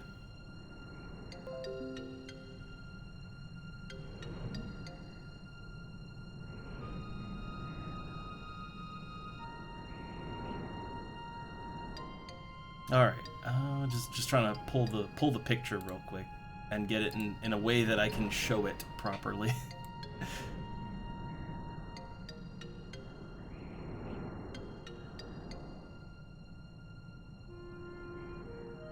Oh, Okay, thanks for reminding me, you all.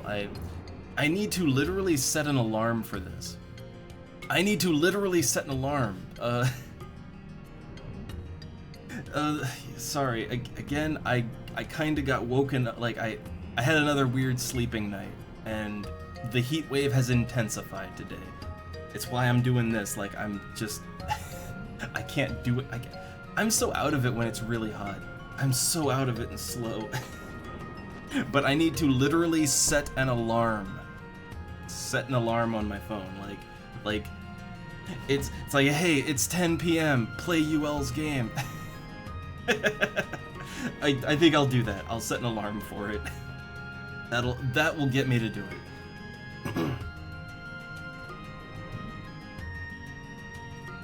Alright, so I pulled the picture. So let me just, let me actually get it up on here. Images, show image. Not the tacos.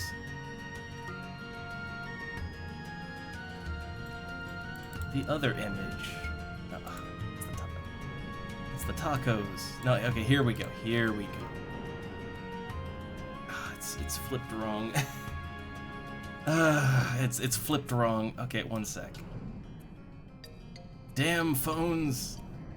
Damn phones. I have to show my shitty supermarket lasagna.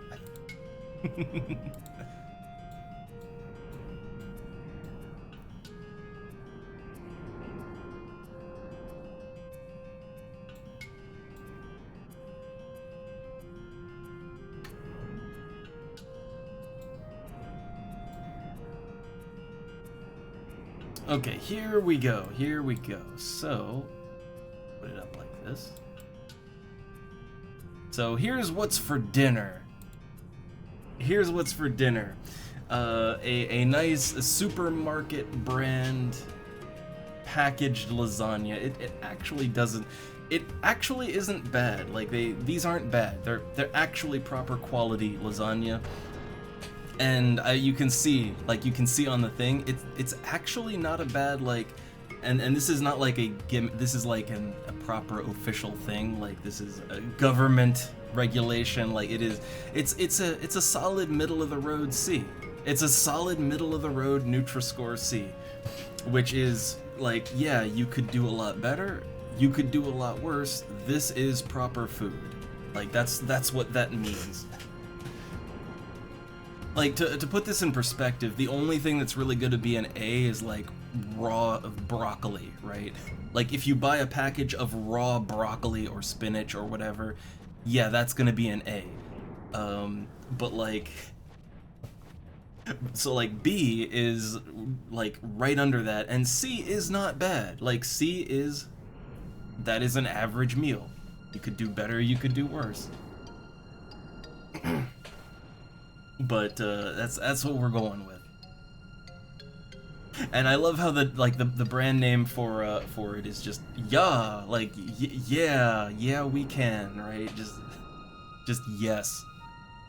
It's even better than like it's even better than, you know, great value or whatever, right? It's just yes. All right, so yeah, that's what's for dinner. It'll take like a half hour, so.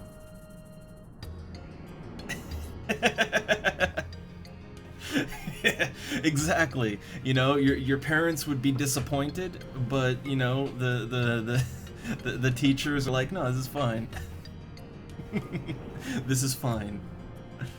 It's acceptable. All right, so okay, back on in here, because yeah, like it.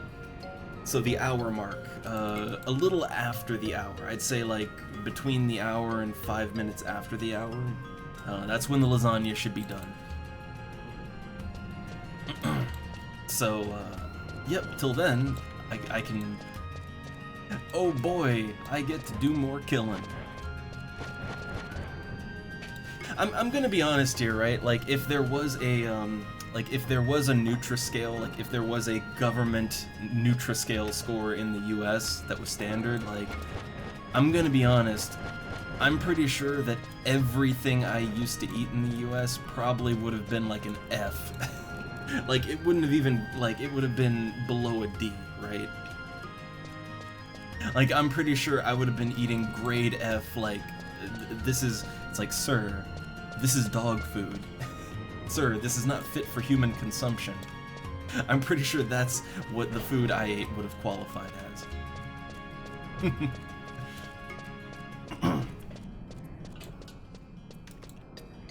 I mean, we joke about it all the time, but so, okay, like, there's, you can't get like there's no spam here, but there's certain American dishes which are like you can get, like corned beef, right? Corned beef is not great. It's not the worst, but it's not great. But like corned beef, like done in traditional American style, so bad. Like corned beef, it looks, smells, and kind of tastes like cat food. We joke about it, right? But it's like, honestly, yeah, you could probably feed that to the cat. Like, that probably is cat food quality food. And it's like that, I used to love corned beef. I used to gobble up corned beef. I loved it. but honestly, like, yeah, it was, yeah, it wasn't great. And then, you know, I used to also eat, like, Scrapple, right? And Scrapple is even lower quality than Spam, which is lower quality than corned beef. And, like, you know, I used to eat Scrapple, right? So, like, yeah, I was, like, literally, I was eating food that's, like, here is dog food quality.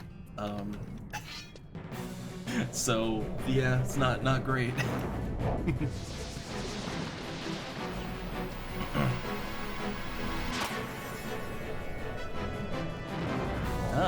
Yeah, I will admit, I kind of used to live on like TV dinners for a while, you know? Like back in the US, I used to live off of TV dinners sometimes. And that was like even with parental supervision, like we would eat TV dinners a lot, right? But those things were like the amount of sodium in those things is fucking insane. Like, especially the older ones. Like, I think nowadays they've kind of toned it down a little bit, but like when I was younger, you'd get like 1000% of your daily value of sodium in a single TV dinner. Like, you'd get crazy shit like that.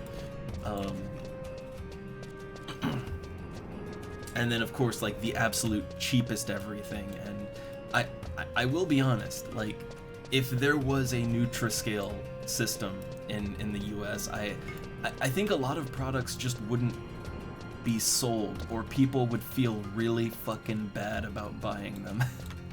You know, like imagine if there was an objective scale of the nutritional value of the food you're eating, and like the things that you've been eating forever are like a grade F, right? You know, like imagine, like, that wouldn't feel great, would it? I mean, it wouldn't be like, you know, it's like it is what it is, but yeah. And I think that's probably why there isn't an objective food scale in the US. That's probably exactly why there isn't. Like, also not many people would willingly buy something that, like, just like on the package, it's like, yeah, no, if you eat this all the time, it'll probably kill you. Like, probably that would cut into some profit margins for a few companies.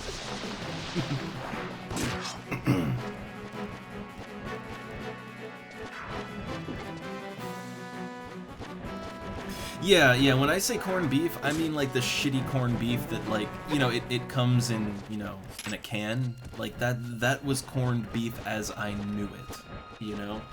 Like I never had corned beef prepared any other way.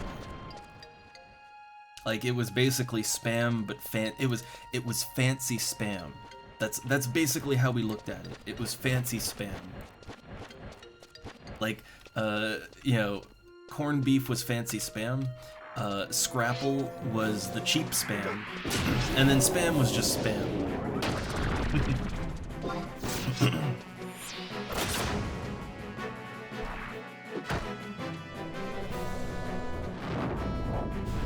Oh, hey, elemental magic can increase on these guys.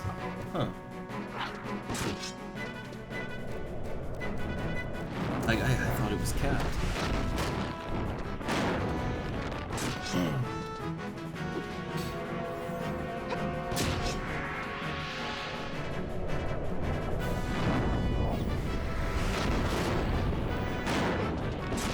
Let me, before I look at that, let me just go ahead and sit my ass down in a safe spot.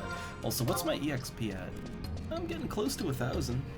Like, I didn't really intend to solo level tonight. I wanted to get in a party, but maybe I should actually go to the zone where the grouping happens. I'm more likely to get invited if I'm actually in the zone, I will admit.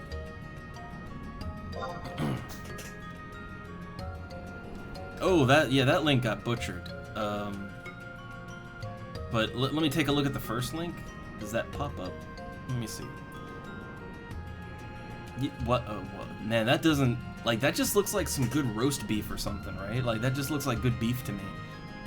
Like, that does not look like anything I know corned beef to be.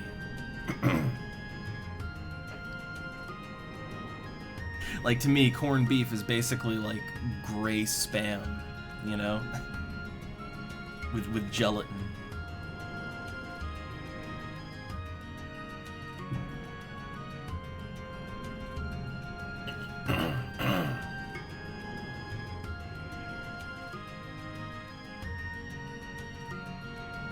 But it's kind of funny, and this is something I run into a lot, especially these days, where, like, so two people can be speaking, like, they can use the same word, right? Like, we're both talking about corned beef, for instance, but we're both talking about two totally different things.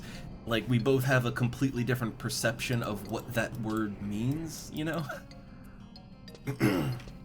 Like, this is something I run into a lot here, but, yeah, it's perception is fun like that, and I kind of wonder how much in conversation two people can, yeah, like they can be speaking about the same thing, but they're really talking about two very different things, and neither person knows that they aren't talking about the same thing. I wonder how often that happens.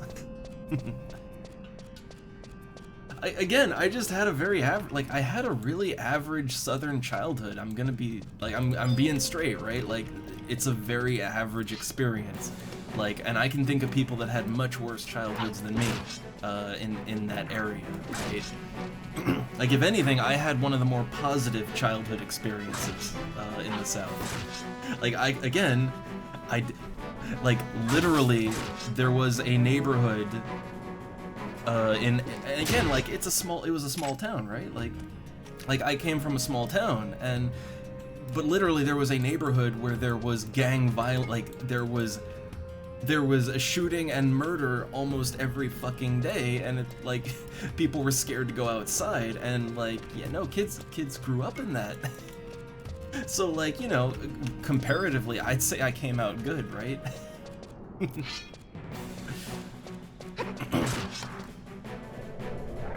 But I think people often don't think about just how, like how different of an experience you can get depending on where you are in the US, and also what socio-economic bracket you're in. Like even in the South, if you're like, look, if you're loaded, you can live real nice in the South because living is cheap, right? So, you know, if you've got a lot of money and all that, the South is great. But if you don't, you're kind of living one step removed from hell, I would say.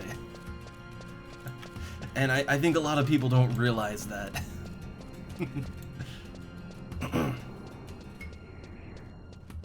Like, I remember there were those nice gated communities, right? You know, like, even down there were those really nice gated communities with the perfectly manicured lawns, and you know, they were surrounded by 10-foot tall barbed wire walls with guard towers, and you know, because literally right outside of that, yeah, would be like the neighborhood where there's gang violence every day. So, you know, literally two very different experiences depending on which side of that wall you're on, right? You know, you either live in the fortress town or you live in hell. That was kind of the experience, right?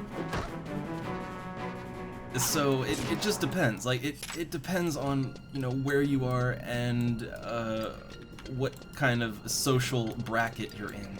It just all depends on that.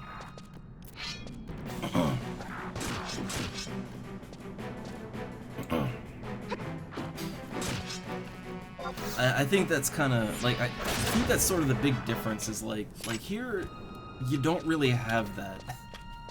Like here, the different like economic brackets, they're all really mixed. Like I'd say we're kind of like middle/lower middle class is what I'd probably say we are. And then like if you go like, you don't have to go anywhere. Like in the same like village that we're in, it's not that big of a place. Like you have literal like medieval aristocracy living. Like there's literal like medieval royalty living in our, like they're our neighbors, right? They're not surrounded by a giant 10-foot wall either. Like you'll see them mowing their lawn. You can wave and say hi, right? And then, you know, and then they ride out in their horse, right? In their, they literally have a horse stable. But like, you know, and then also like the lower income, that's also just mixed in. Like there's no separation of everything, right? I mean, that, and also just the general standard of life it's more medium. Like no matter what end of the spectrum you're on, like you tend to have kind of the same rough experience. Like you know, it's easier to get around here if you don't have so much, so to speak. So you don't get like that really harsh divide, you know? I kind of, see, I prefer it, but I personally know people that like the harsh divide. Like I know, like I have known people that like, they like the fact that, oh look, I made it, I got mine, you know, I got my nice fortress home, and like, you know, fuck all those people living outside getting shot and, you know, not having any money for food. Fuck them, I got mine, right? Like, some people like that, right? I kind of prefer the more, I don't know, just average quality of life here. I kind of prefer it. Well, see, here's the thing. The harsh divide is great if you're on the top. Like, if you're on the top of that, life is great. You can literally murder a man and just throw a briefcase of money at someone, and you can just make that go away. You can do whatever the fuck you want. Like here that doesn't really fly. Like even if you're like literal royalty, that doesn't really fly. So yeah, you know, like the harsh divide is great if you're on top. If you're not on top, then yeah, it's not so great.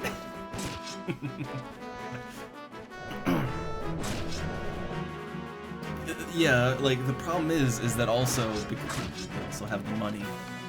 They have the money and the politicians, so like yeah, that's the problem. I don't know. Maybe we're getting pull the abort lever, getting too political. I don't know.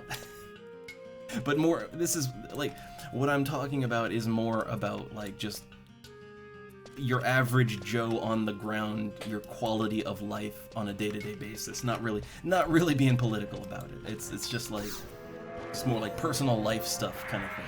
That's the level I'm talking about.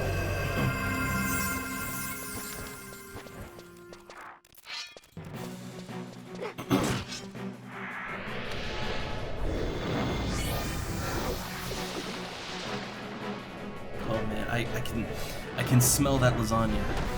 I can smell that lasagna. Again, it's dinner time. Like I can smell the lasagna, and the lasagna smells great.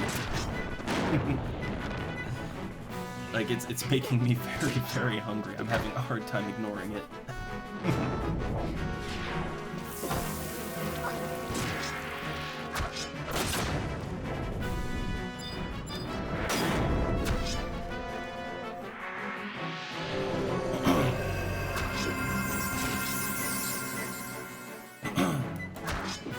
7 more MP. Not really sure what I can even do with it. What can I do with 7 MP? I can cast Dia. That's something, right? Yeah, let's Dia. I'm not sure if I should pop a... I'm not sure if I should pop an MP drink or not. I may need it, I may not.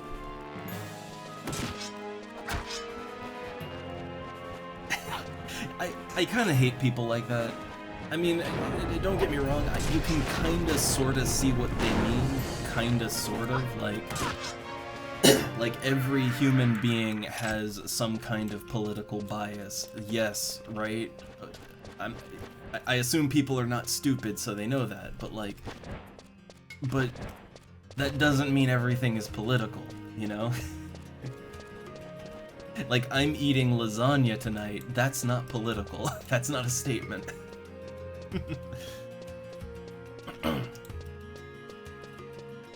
But I think some people... okay, you know, I'm gonna be blunt. I think I know what it is. Like, look, a lot of people are like me. See, most people... I'm gonna be straight. Most people, if they went to college, they did not go to college for anything useful. Like, UL came out on top on this one. Like, most people were like me, and they went to college for some kind of liberal arts thing, or some variation of it, something that is very specific, and very kind of a social type of thing, like, you know, even law, right? Even law is kind of one of those things where it's not a, like, you're not in the realm of hard science or anything, right?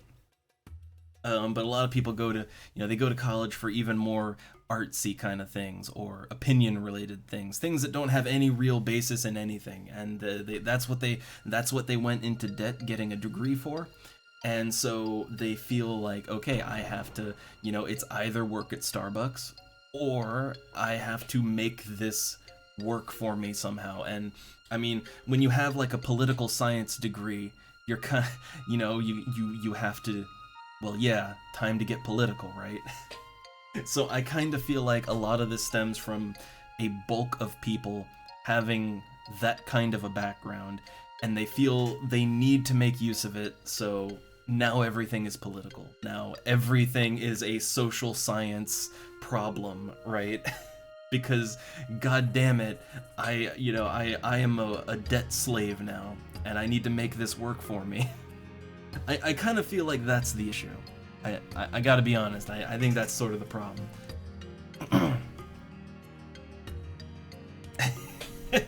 Josito, I'm not even smart enough to know what that is. Oh. See, look, I love having my degree in American police science, which does that is worthless. That is like the title of that degree is worth less than the paper it's printed on where I live right now. So, you know, I love having an absolutely worthless education. I love it.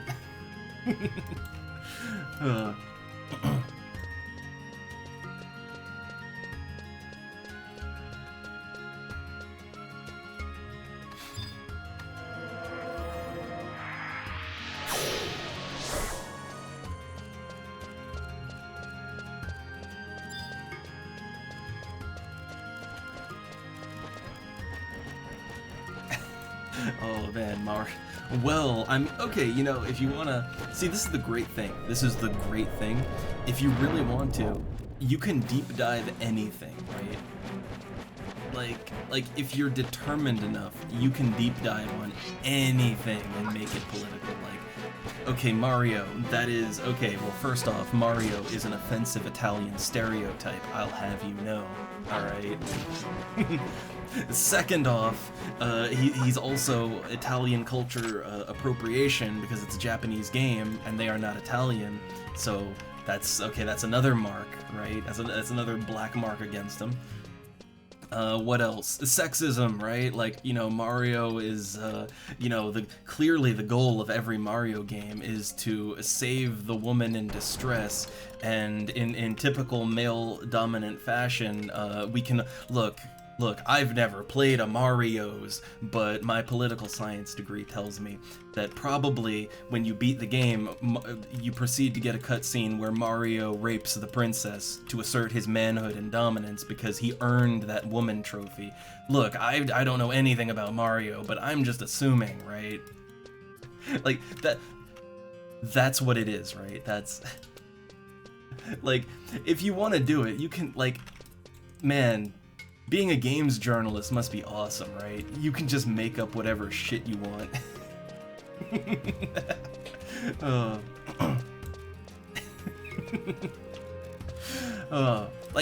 See, here's the thing, right? Like, I kind of stopped paying attention to, like, anything games journalism related, because you get a lot of that there, right? And I kind of stopped paying attention to it because it became very clear to me that very few of them actually play the games that they write about. Like, very, very few of them actually play video games. But instead, they just kind of pad things out with their weird political opinions. You know, like, that's what it became.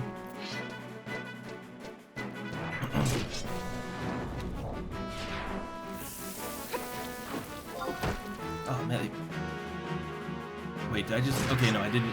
For a second, I thought I just wasted my weapon skill with paralysis. But nope. So do I still have inventory space? My inventory is almost full. I'm gonna have to go to town soon. Also, I can smell the lasagna. It's so good. It's filling the air. Its aroma. It's making my stomach growl. It's getting intense. I can't handle it. Need dinner.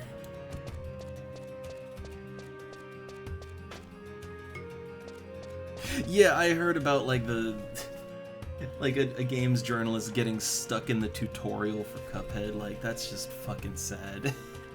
And, you know, don't get me wrong. Like, we're not pro gamers here, right? Like, you know... Like, I'm bad at video games, but you know the thing is like I feel like it's more than just being bad. I feel like it's just not caring enough, right? Like even if you're bad, you can eventually figure out how to jump, right? But to me, that just shows you don't care. Like that isn't even about being bad. It's just you clearly don't care enough to even attempt to figure out what you're supposed to do, right? You know, you gave it like a 2-minute try, and then you're like, man, I'm on a schedule, and then you just decide to move on to the next article, right? That's what it feels like to me.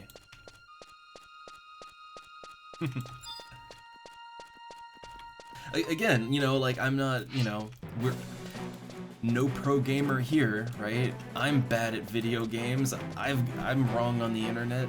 Like, you know, like no judgment zone, right? But if you fail that badly, to me, that's not a matter of skill. That's not a skill problem. That's a you don't care problem. or that you maybe they had such a strict strict deadline that they just had to move on, right? So they just gave it like 2 minutes and moved on to the next thing they had to review. Like, I mean, none of those possibilities are good. That's the problem. Oh man, good. Okay, I can't really say anything about Animal Crossing because I've never played an Animal Crossing game. Which is funny, because, like, I love Harvest Moon, you know? I love Harvest Moon, I love Rune Factory, I love The Sims, I like games like that. But I've just never really, I've never gotten roped into an Animal Crossing game. I'm not sure why.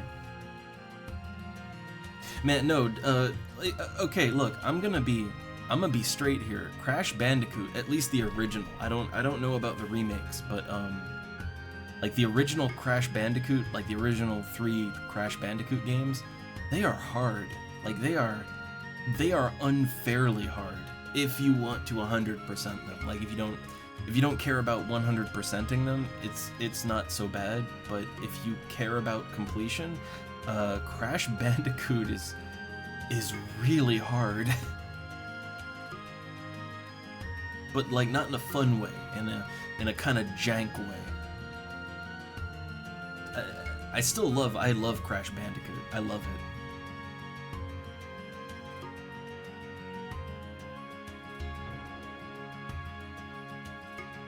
Yeah, I feel like if I ever actually sat down and played Animal Crossing, I would probably get hopelessly addicted to it. Like, I'm sure I would like it if I played it, it's just I've never played it. And when it comes to that type of game, like, I'm saving up my simoleons for Rune Factory 5 and I want to get it on Steam so I can stream it too if I feel like.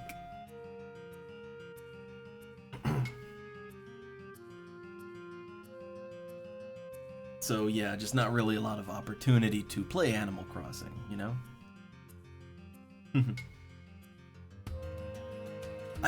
Okay, so like I have the Crash Bandicoot remakes. I actually bought them when they were on sale, and I am very interested in playing them. It's just, again, I have to be in the mood for it. Like I think by now anybody that's stuck around for my streams, you know that like the way I approach games is kind of the way I approach everything in life, where I have to be in the mood for it, but when I'm in the mood, like I will power through it.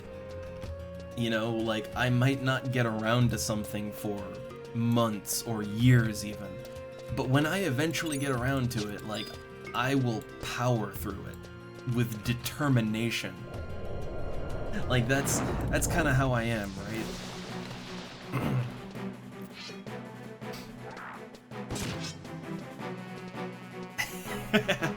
Oh man, I'm so glad that I don't have that. Like I used to, for a brief time, I had that feeling of like, oh, if I don't 100% it, what good am I, right? Like, if I haven't 100%ed, am I even a real man? I used to have that kind of hang up. Nowadays my thought is, if I really, really like a game, I will 100%. Like if I am super into a game, I will 100%.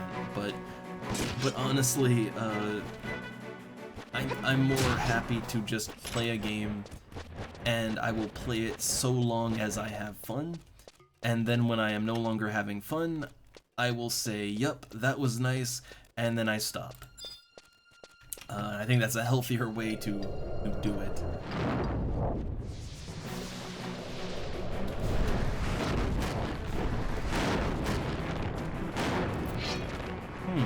I think I have New Leaf. I'm pretty sure actually that I have New Leaf on the 3DS. That's the 3DS one. Right? Yeah, I'm pretty sure I have that. I'm pretty sure I played that too. That Harvest Moon. Or maybe I'm thinking wrong. The titles are... There's a lot of samey titles going on there. Osito. Also, oh no, my inventory is almost full because I just got some slops. Or no, not slops, clogs. Slops is the pants, clogs is the shoes. I just got the shoes. Random gear drop. It's level 1 crappy gear though. It's not nothing special. But that lasagna is smelling mighty good, and I do believe it's time. So I'm gonna go grab the lasagna real quick and call Donna down for dinner. So I'm gonna get my lasagna and all that, and then I'll be right back. Like, this won't take long. So I will be right back. I will put on the intermission thing. I'll put that on, but BRB. BRB.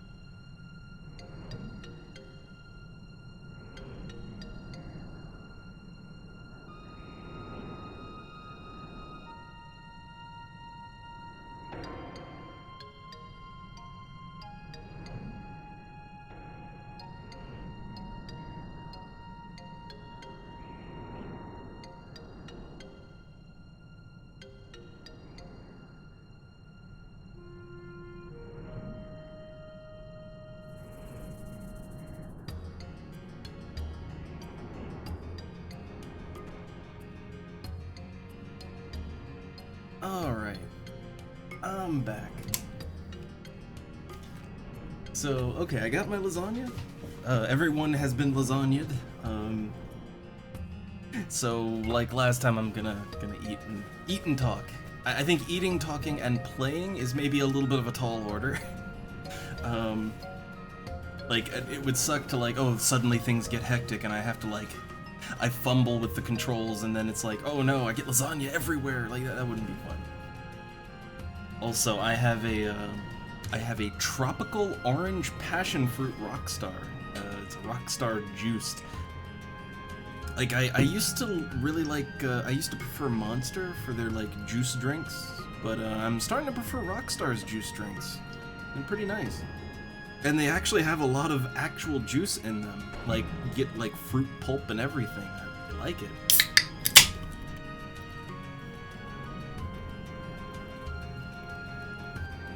Like, oh yeah, this has a little pulp in it. I like that. So, okay, anybody that doesn't like the sounds of, you know, the dulcet tones of enjoying dinner, you know, maybe duck out for a minute or mute for a while. But like, I am hungry and I need dinner.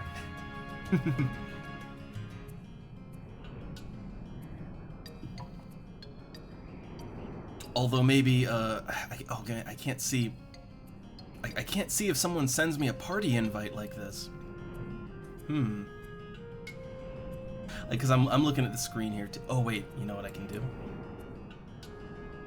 Okay, on my end, I have just shrunk the OBS window just enough so I can still see if someone invites me to a group. There we go. That works. Okay.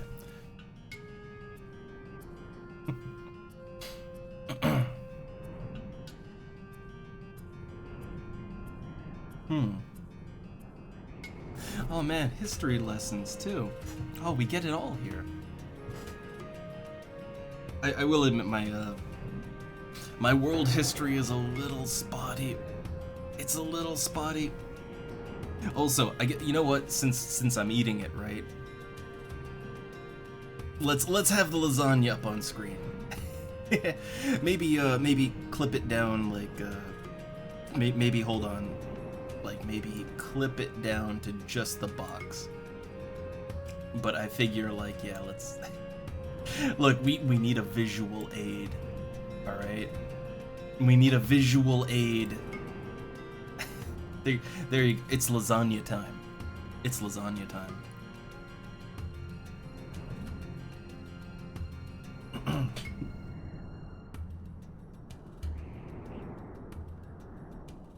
Oh god, it's hot.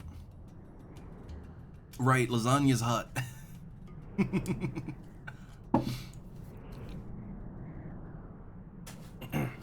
So I have to be a little careful. I have that tendency with either lasagna or pizza or really any kind of like hot cheese dish. I do have a tendency to just sort of, you know, eat it when it's like melt the skin off of your mouth hot. I shouldn't do that. That's bad.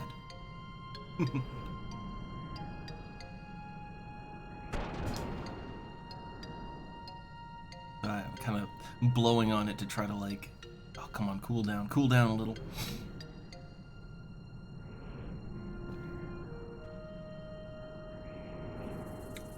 Oh, Käsespätzle.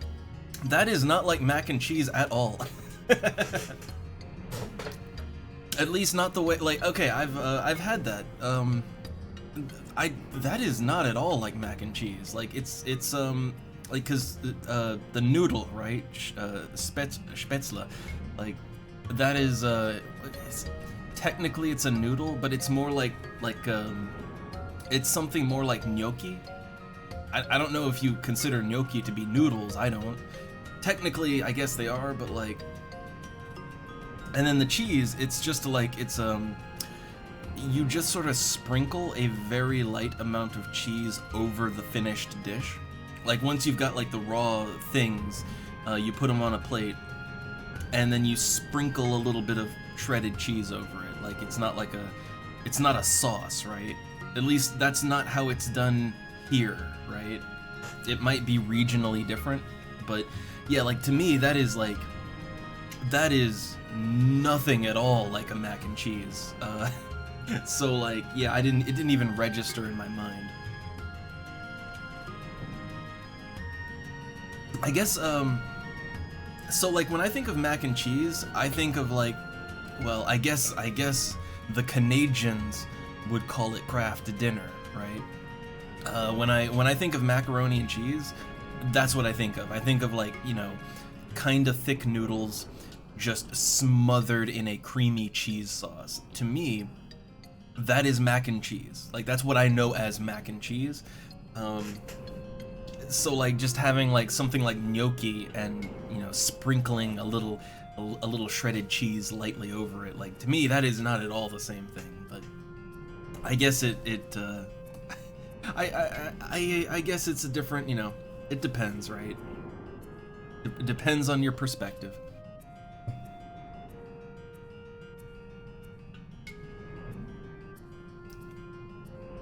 And oh god, there are so many, like, man, it always surprises me when there's people in here, and then we have a moment like this where it's like, I'm taking a dinner break, you know? I'm just eating crappy store-bought lasagna. But, like, sorry, sorry for that, we'll get back to FF11 in a bit. But it's that kind of stream. It is that kind of stream. We just dick around. I guess I'm not as worldly about mac and cheese as I thought I was. Like to me, mac and cheese is a super specific thing, you know? It's basically you know, it's Kraft mac and cheese. Yeah, I know, Volix, just in time for dinner stream. I mean, I'm tempted to switch from retro to just chatting, but we are playing a game. Like, Final Fantasy XI is going on in the background. It's just, I need dinner right now. and no, this is not a mukbang. Get out of here.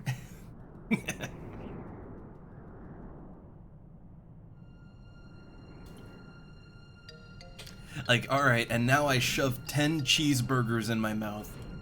All at once.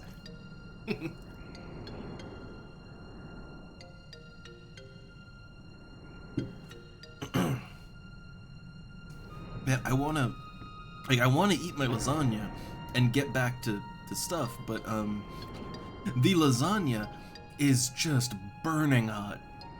Like, I can't eat it right now. I may have to like just let it cool off for a couple minutes and then get to it, or because like right now I'm having to eat it super slowly because it's so hot. But I'm still trying. Like, I've already kind of burned the tip of my tongue because I'm dumb like that. But I'm trying.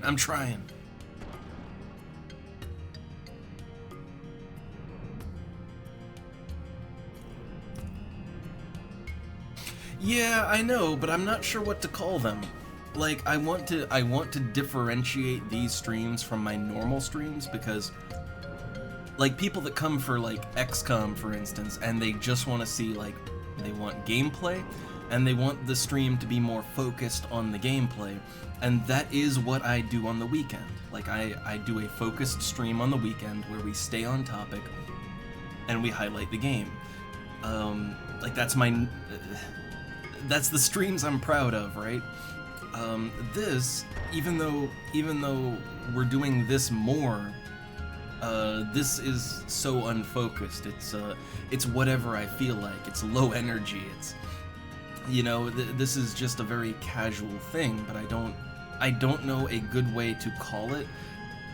Like, I need some way to signify, just so people know when they get the little notification that I've started streaming, they know that if that's not their thing, they don't have to tune in for this, right? I'm not really sure what else to do. Yeah, I guess maybe just banter stream. Yeah, maybe just banter stream, I guess. It's just, I thought maybe then people would think, oh, this is just his normal stream now? He's never gonna do a normal stream ever again? He's never gonna just play the game and focus on that again? Like, because some people are like that. You know, and I wouldn't blame them.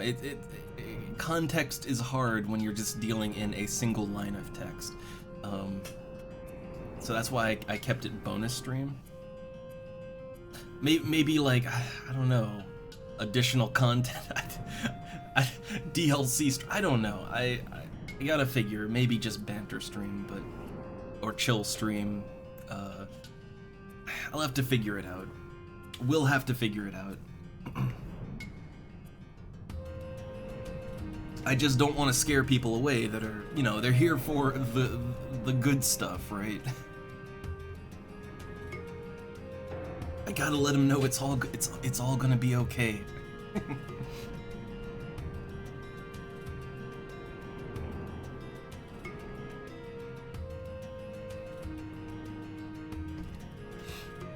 Man, I've only taken a few bites out of this lasagna.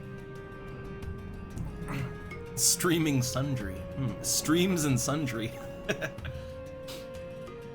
I think most people wouldn't even know what the word sundry means. I barely know what it means.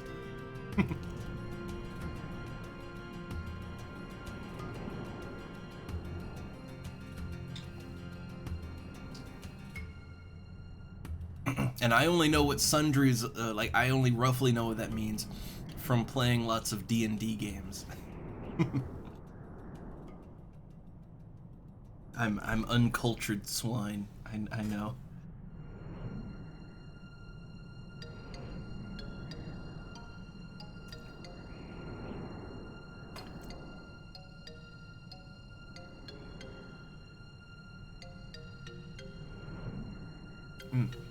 And every time I think that the lasagna has cooled down enough, yeah, then I bite into it and I burn myself again.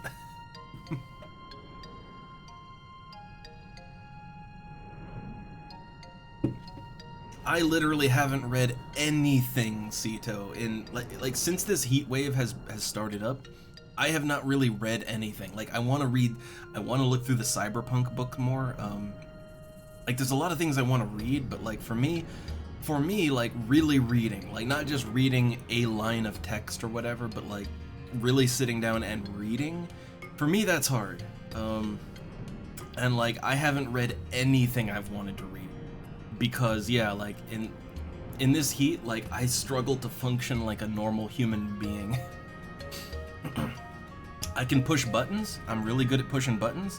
I can speak without thinking, which is what I'm doing right now. I'm literally not thinking at all. I open my mouth and words happen.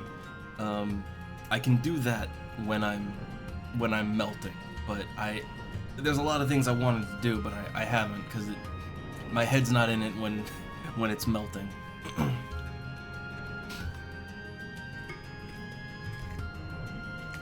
Like really, this heat wave, like, or really, it's more like 3 heat waves directly in a row. I think that's how they're classifying it here, is that it's 3 heat waves happening pretty much consecutively.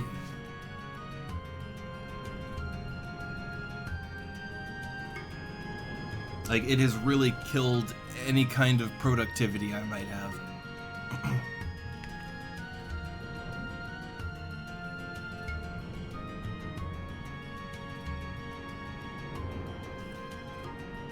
But fortunately, well, maybe fortunately, it's supposed to break soon. Like, on Friday, if the weatherman's prophecy holds true, there will be a big-ass rainstorm on Sunday, like a proper storm. And that's supposed to, A, break the dry spell, and B, that's supposed to bring the temperature back down again. So I'm, I'm praising the weatherman. I am, I'm praying for good fortunes.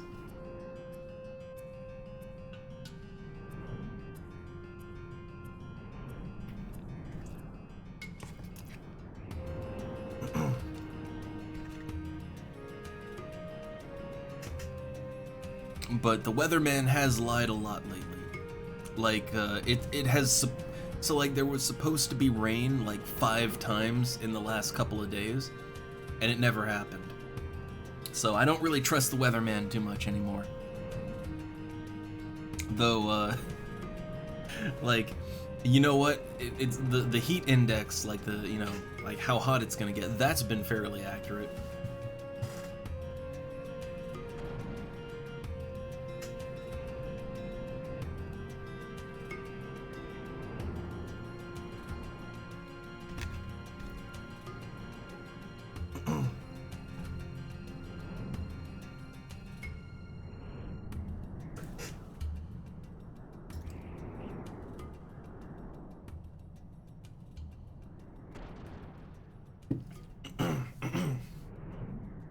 Which, oh yeah, when we, like, we went shopping today, like, to get that lasagna.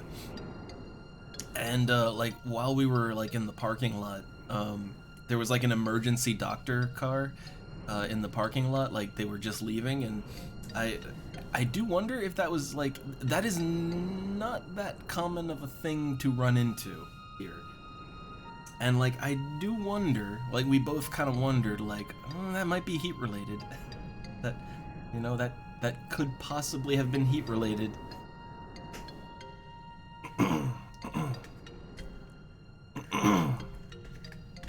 I think especially old people are not, like, see, for someone like me, for a strapping young 34-year-old like me, it's just, I have a really hard time focusing, and, you know, I'm really unproductive, but for like real old people, like they're literally dying in the heat. So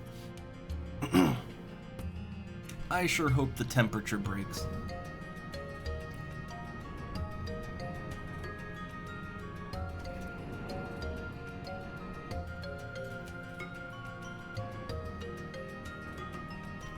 Man, I've eaten maybe like an eighth of this lasagna. It's actually a rather large lasagna.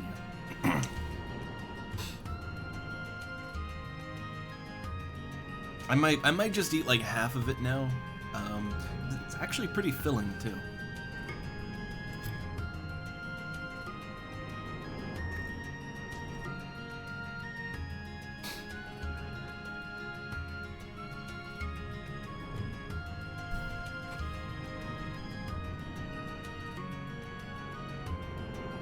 Also, quick, someone help me fill the air here. Like, I'm trying not just to have it be the, you know, the sounds of me eating lasagna. gotta have something to talk about in between bites. And I'm struggling to think.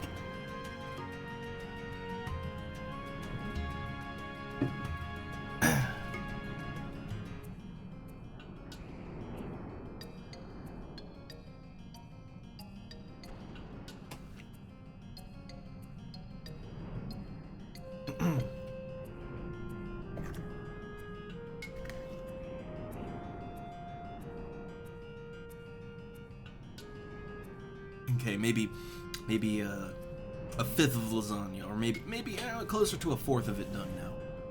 It's slowly working down. It's working down.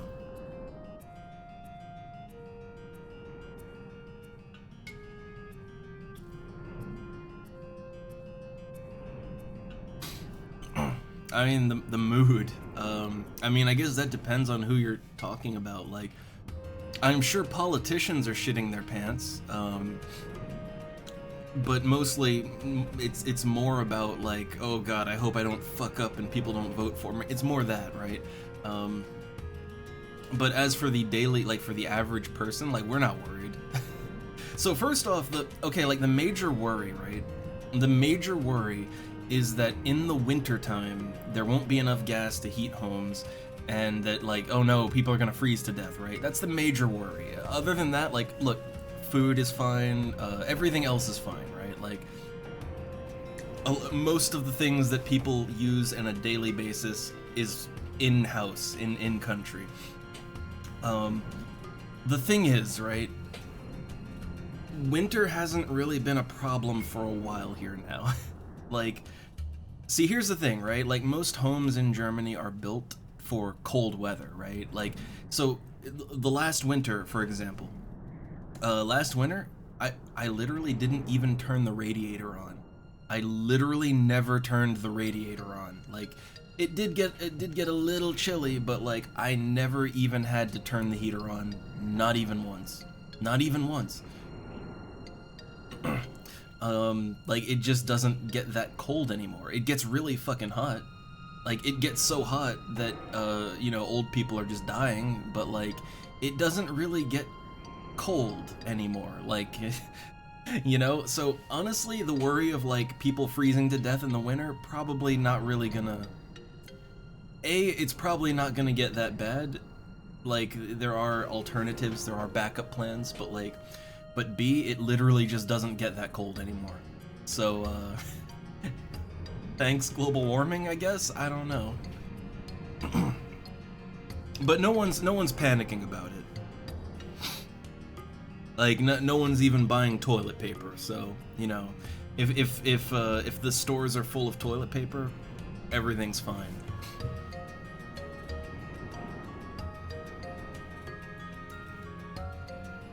I think, but I have seen, right? Because I do, you know, every now and then I do still check like U.S. news sources. And well, first off, it's a very different experience than European news sources. But I notice there's a lot of doomsaying, right? But I think most of that is kind of clickbait. If I have to be honest, I think it's clickbait. And I like the way that I've seen a lot of like American news talk about the situation in Europe in general. Yeah, like there's a lot of like just doom talk that it doesn't really apply. Like so I think maybe people get the wrong idea, you know? Like no, everything's fine. Honestly, if it gets cold enough to even snow, I'd be great. Like it literally didn't even snow. It didn't even snow last winter.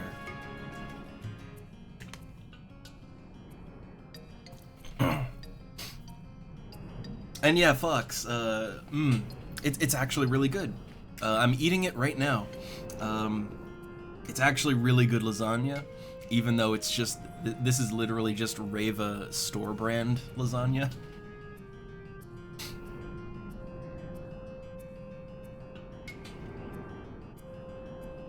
And yeah, doom and gloom is like, it's good for ratings, right?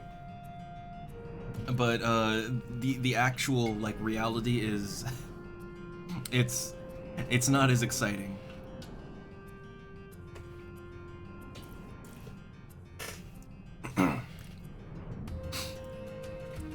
But I would say, like, for people that, you know, the people that aren't physically here, and maybe don't know people physically here, and you know they don't know what's going on, like, yeah, they might believe it, right? I mean, to be fair, like, look, to be fair, if you told me something about, I don't know, I'm trying to think, like, where's a place I know nothing about and I don't know anyone there? I don't know, Australia, right? Like, if you were to tell me that, I don't know, aliens landed in Australia, well, you know, I can't verify that. I don't know any Australians, so, like, sure, that could happen, I guess. I think a lot of people treat news like that.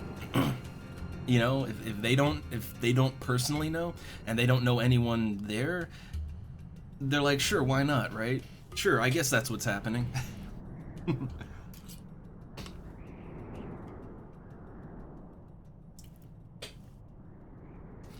Yeah, look, the news comes on, it's like, you know, you and everyone you know and love are going to die. Soon. More news at 11. Now, back to our sponsors.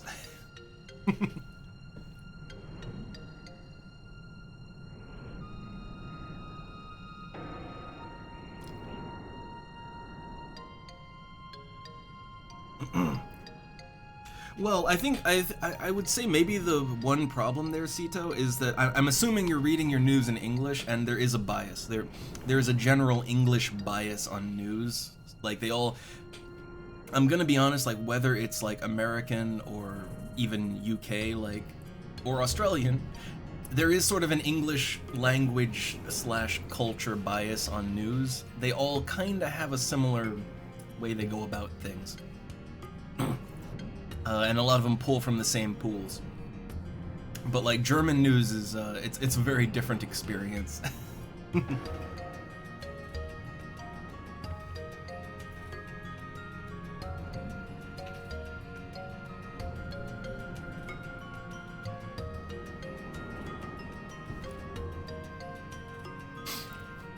Oh god, Fox, I need to, as an aside, I really want to rewatch the first RoboCop. Like, I barely remember it, and I want to refresh my memory on it. Also, I don't really know if it's worth it or not, but there was a RoboCop remake. It's probably not great, but I would like to at least see it. You know, I'd like to at least see what they did with it.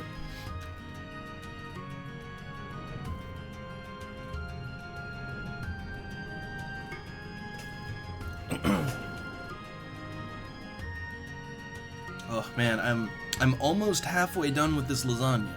I'm almost halfway done with it, and I still have like a little less than half of my my Rockstar Tropical Orange Passion Fruit, which is also pretty damn tasty. I put it in the fridge so it's cool. A cool drink and hot lasagna.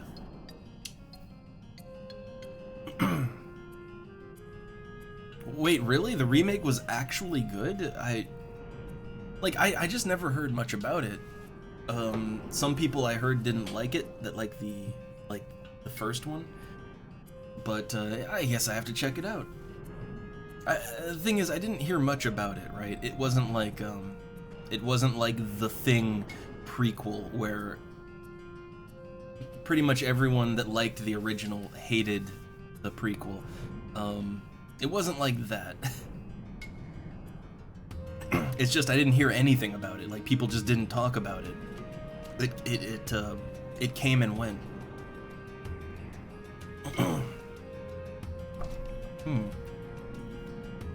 Oh man, Fox, I wanna...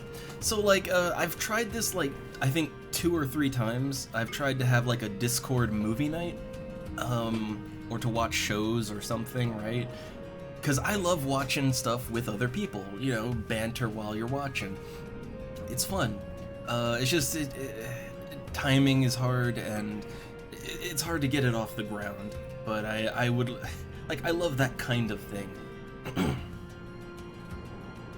Although the thing is, I have really, I have kind of obscure taste in film. So like, I like to, you know, if I'm allowed to choose what we're watching, basically, it's gonna be something really weird and obscure that everybody hates.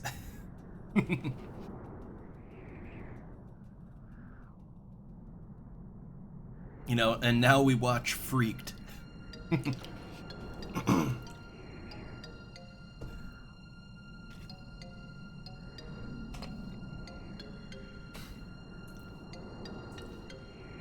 Which I love that the entire, like, the whole movie Freaked, it's just on YouTube.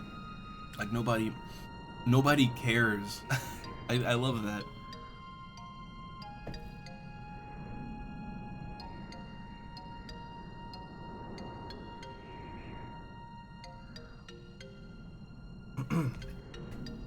Man, this hot lasagna next to me, it is actually making, like, it's kind of making the room hotter. Or maybe it's just making me hotter, because it's kind of burning hot, but I'm working my way through it now. I am trying to finish it off so we can get back to playing, you know?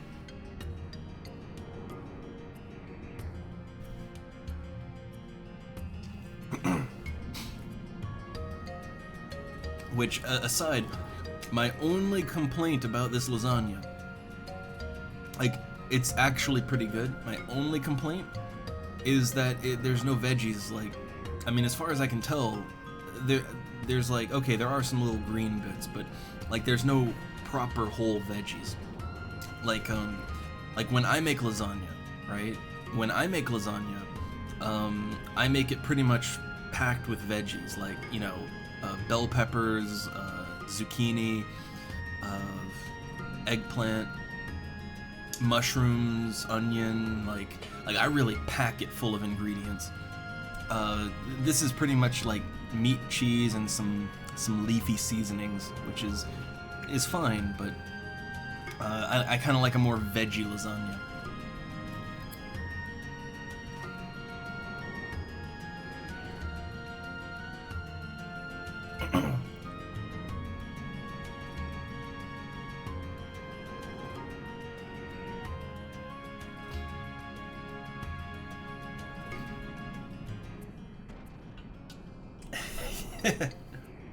I mean, I feel like the house is on fire. It's hot enough. Which apparently the temperature in the shade is 30 Celsius right now. I've been outside. It feels like 40 outside.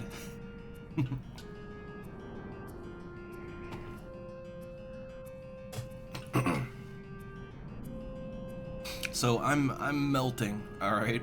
Basically, I'm melting.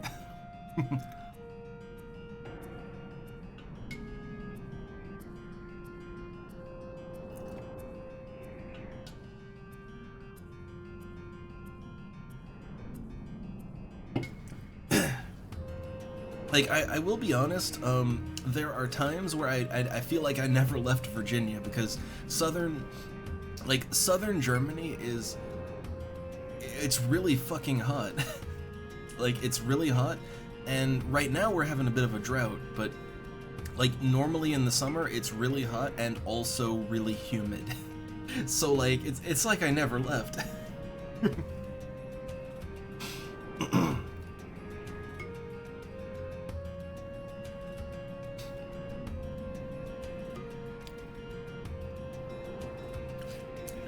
Oh, I wish I had someone to watch the Star Wars Holiday Special with. I've seen it.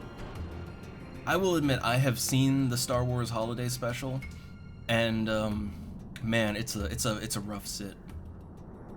Like, it is a very rough watch, but I got through it. Like, I really felt like every actor involved in it was just phoning it in terribly. But I think really more than anything, it's a product of a different time. Like there was a time, I think the 70s is when that kind of stopped. Maybe the 80s. The 70s or 80s is kind of when it stopped. But it used to be that like pretty much every TV show or movie or whatever would have some kind of holidays, like a separate holiday special that was unrelated to anything, and it'd just be like the production value would be all over the place, and it would oftentimes be like a live production kind of thing. That doesn't really happen anymore. You might have like a Christmas themed episode or whatever, but they don't really do that, like, you know, and now we're having a live broadcast holiday special of whatever, right? Like, that doesn't really happen anymore.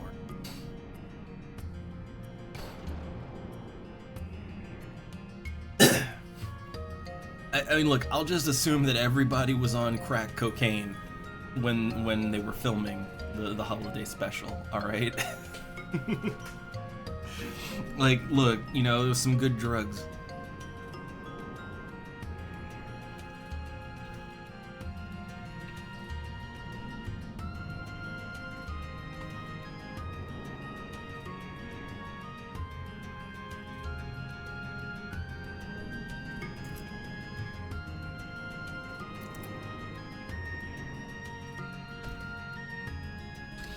Whew. I'm halfway done with my lasagna. I'm not sure if I'm gonna finish it, but I am pretty hungry.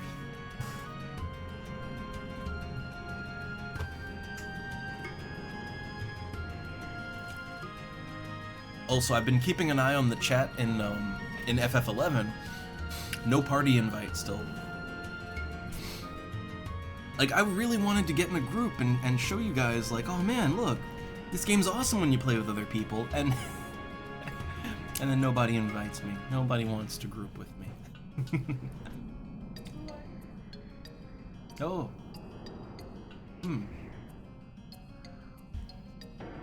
Oh. Oh, there's still. I'm not sure I'm gonna finish all mine. It's actually really good lasagna though. It is. Hmm. So. Hmm. Did she like kind of cat loaf in that spot behind the monitor, or? Yeah. Oh, that's adorable. Yeah, but I would like to not have black cat hair in my lasagna. Hmm. Understandable.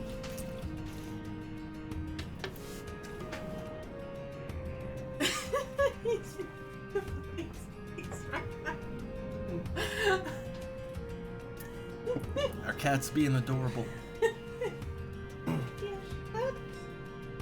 Oh, I think he was suppressing a yawn. Oh. He's adorable, but I do think that much like us, he's kind of just melting. Yeah, but he was just suppressing a yawn, and it was the funniest face because it was kind of this. How do I explain that? Do you know the stereotypical rich guy in movies that snare at the protagonist? That. Usually Silver just kind of looks smug. Yeah, but... like now. Was that Someone was calling. They're Oh god, the cats. Ugh. I'm gonna try to eat a little more of my lasagna here, because I'm still hungry for a little more. I'm still surprised so many people, like, man, I feel like more people showed up when I just started eating lasagna.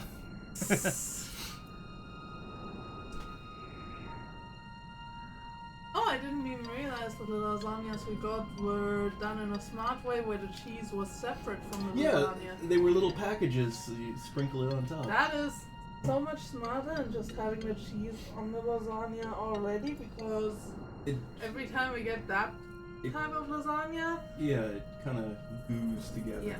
Like... Schatz, wir sind Jon. Other cat wants attention. Yeah, but doesn't want to come here. Yeah, she's just squeaking from upstairs. And the thing is, as much as I love her, she is about as clingy as a piece of Velcro right now. I'm not allowed to go to the bathroom on my own. Not allowed to brush my teeth alone. I'm not allowed to cuddle my silver cat. Yeah, she's I love our little black cat, but she's very needy, especially lately. You barely get any brunt of it. She's with me the entire time. Yeah, I think she doesn't come around me as much because Silver is always camped right next to me, and he bothers her every now and then. So I think I think that keeps her from coming to me.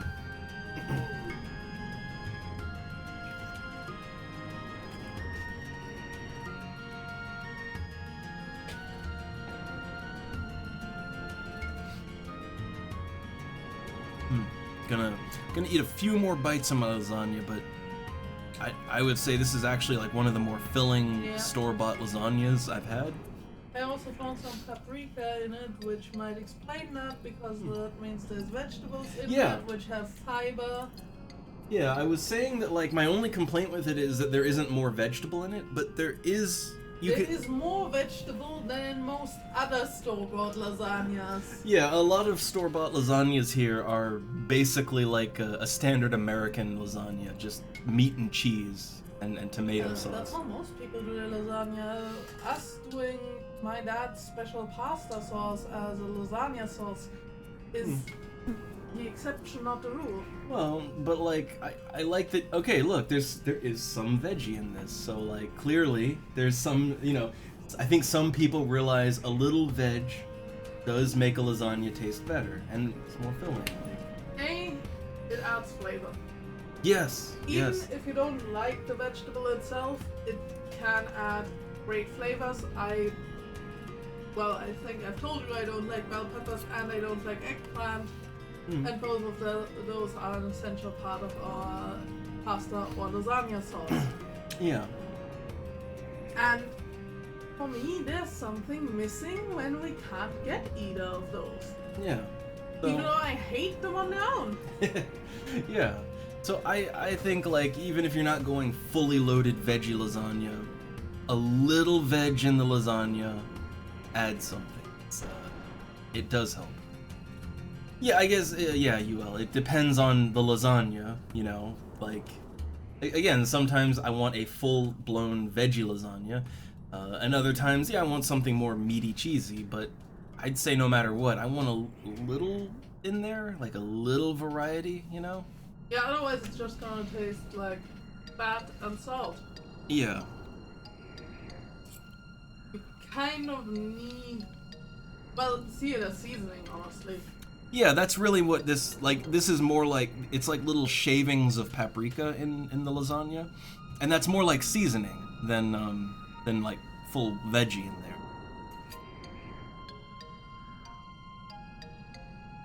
Oh, I am starting to get full on this lasagna, and there's still quite a bit left. Just put it in the oven, eat this later. Or depending on the heat of the oven, put something on it and put it on the stove. Alright, one more little forkful, but like, I think, yeah, this was much more filling than I had thought it would be. I don't want to move. Oh. I'm full. Wife is stuck. You can say stuck or stuffed. Well, I guess both now. Yeah. But not in the washing machine. Oh. What? That's the stuck stereotype, right? In the washing machine. That's the one. That's the meme, is like that you're stuck in the washing machine. Wait, how? I know. Like, seriously? How? And like not even a top-loaded one, like a side loader, which is like it's like physically impossible. A woman is not gonna get the upper half of her torso, including her arms, into a washing machine. Hmm. Oh. Oh. Everybody's just melting. Yeah. Ugh. Got a little bit of my drink left though. But oh yeah, I'm full of lasagna. I can't. There's still like maybe I'd say a fourth of my lasagna left. I could not eat it all. But I guess good thing is I can get back to my nice low energy FF11 play. Hold on. Wait, cue the music. Alright, I gotta help the wife up, and then I'm gonna put my lasagna away. Oh.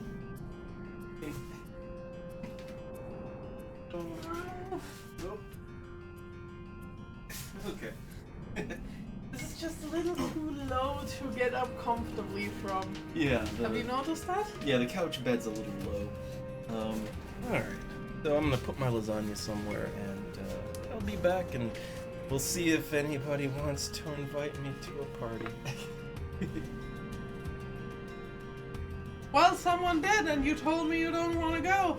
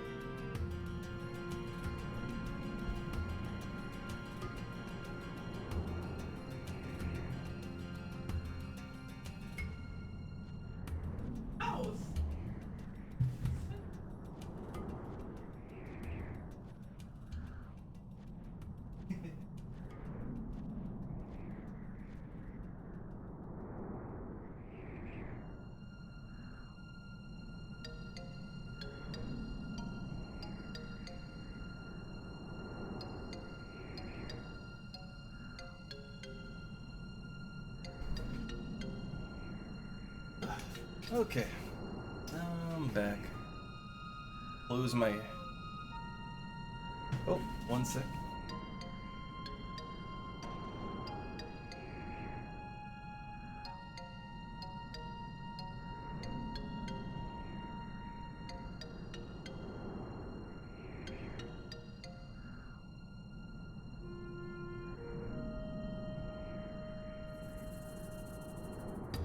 Okay, now I'm really back. The cats were doing something very cute outside. They went out. Okay, I am stuffed. Stuffed full. Okay, I still got a little bit of my drink, but yeah, we can get back to playing now.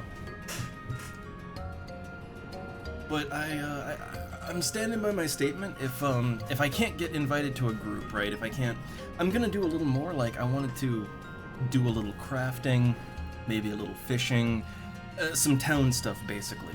But if nobody invites me to a party, then probably let's take a look at the World of Warcraft emulator, maybe. I don't know. We'll see. We'll see. Because I would kind of like to dedicate a day to checking out Warcraft. Like, I'd like to make a dedicated day of that, rather than, you know, just slapping, you know, an hour onto the end of an FF11 stream. So let me just make sure nobody sent me a tell. There's no replies. So lonely, forever alone.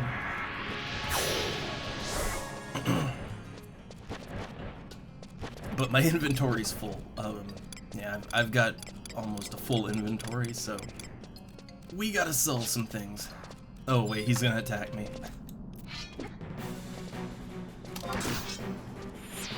Man, 61 damage, fast blade.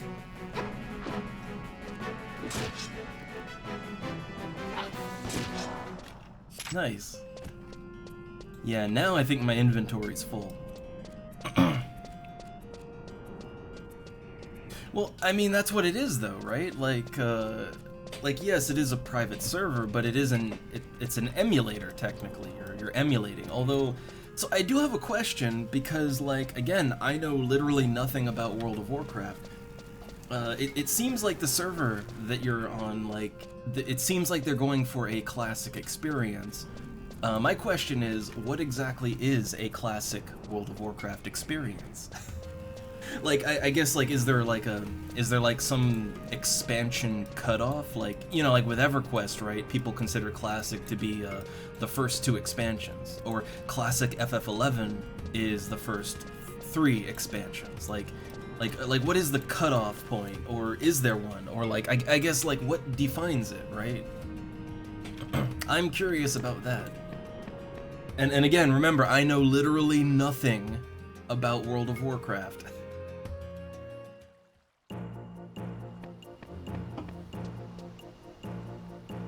I think well, again, like, look, I am not part of the Warcraft community. I've never touched it. Like, I'm only touching this because it's free and, you know, it seems to have a lot of heart behind it, right? Like, I'm willing to give it the benefit of the doubt. And it's not, you know, it's not Blizzard, right? So I'm willing, but yeah, I don't know. I've heard the words WoW Classic thrown around, but I don't really know what that means. Like I would assume that's kind of like how EverQuest has like, they have official progression servers that, like, you know, kind of time lock expansions. I'd assume it's kind of their equivalent of that, but I don't know. Like, I'm not involved in that world. That's not my world of Warcraft.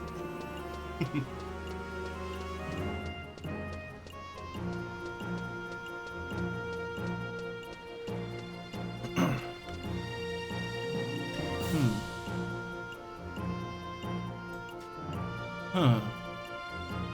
So the server then is like like the first expansion, I guess. Again, yeah, like to me, I know very well what defines classic for a lot of old school MMOs, but because I have no experience with WoW, I don't really know how they define it, right? You know, like I don't know how they define it or what kind of experience they're looking for when they say classic. Also, when the hell did I get a sneak scroll? Like when the hell did I get that? I don't remember getting that. I guess I killed something and it dropped, right? But that's a level 20 spell worth 500 gil. I'll keep that because I'm a red mage. I can use that eventually.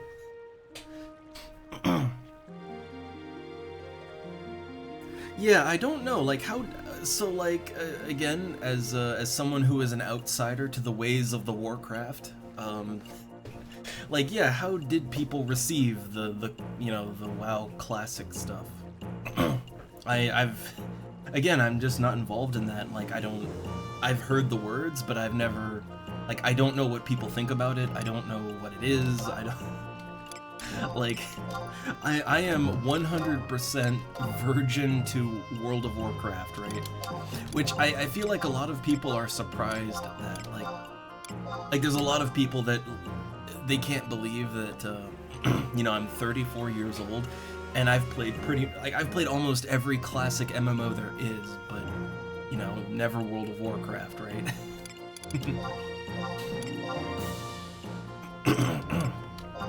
I mean, I guess I also never played,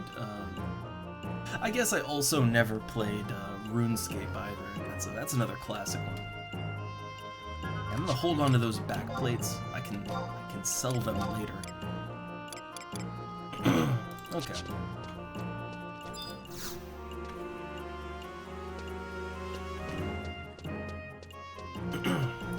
So let's see. I'm gonna check the auction house real quick, just see if there's any spells I need to get. Yeah, I think a lot of the reason that I didn't play it, other than, you know, I kind of resented the game for what it did to other MMOs. I think other than that, every time I would see a screenshot of World of Warcraft, I will admit the art style doesn't do anything for me. And I mean, say what you will, right? Like, I'd say something like EverQuest is not really very stylized, and then you take something like this, and yeah, it has that, you know, PlayStation 2 Final Fantasy look to it, but I wouldn't even say this is super stylized, like, not really. Like, it has a style, but not a huge one. It's not full-blown anime, not full-blown. But World of Warcraft has a very unique visual style, and I'd say you either like that or you don't. And for me, it's hard to get around that. Like, it's more of a con than a pro for me.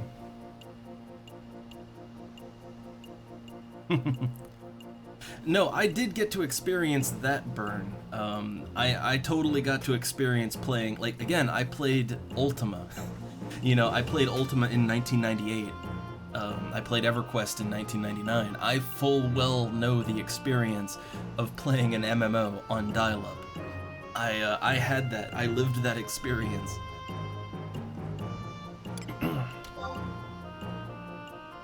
Ooh, this is good. This is really good. I have no items up for auction. That means that the Bastor sardines that I put up for sale, that means they sold. Sweet. Okay, let's see, are there any new spells? So Cure 2 is level 14, so I'm 2 levels off from that. I can get Aqua Veil. So Aqua Veil is level 12, and it reduces the chance of being interrupted, which is very good for a more combat caster like me. Problem is, it's like 1,000 gil, but it is a good, useful spell, so I will shell out the cash for it. Okay, got it for 900. Alright, and let me check my black magic, see if there's anything I can get there. no new black magic. Okay. Yeah, the only new spell was a white magic spell. So, Aqua Veil.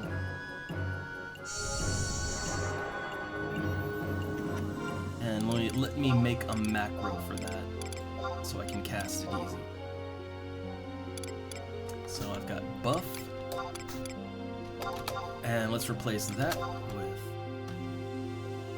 I'd say like Aqua V, and cast that on me. Aqua Veil.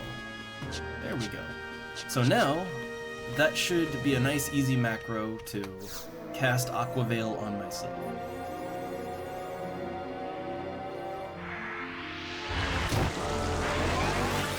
Okay, so yeah, it lasts for like 5 minutes, and I have a much lower chance of getting interrupted when I'm hit, so...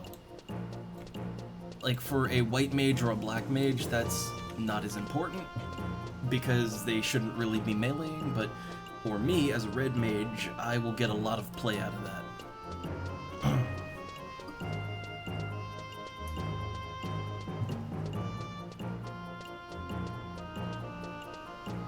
Oh hey, a high-level red mage. Quick, examine him! No. I hate it when people randomly examine me, so I try not to do it too much, although I like his gear.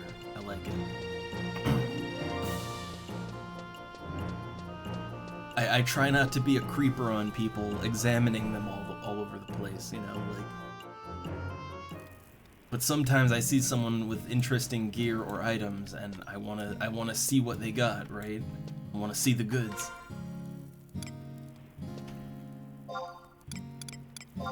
Okay. So yeah, I had a bunch of fish up for sale. I caught like 3 stacks of sardines, and we just spent 1K on Aqua Veil, but yeah, we just made 3K on Bastor sardines.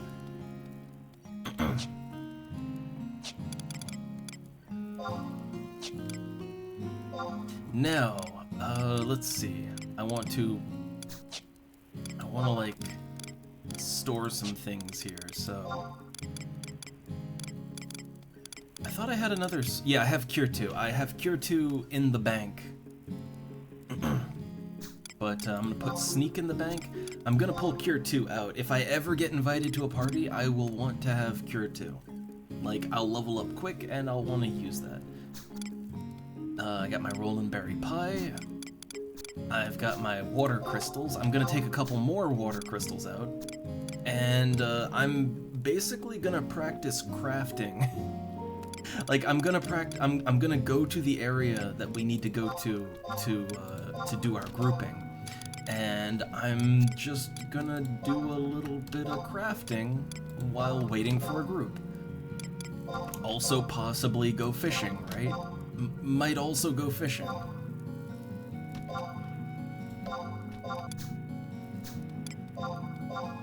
So I'm pulling out all the Sandorian carrots. We're gonna need those for crafting purposes. We might also need prism powder. Prism powder is mighty important.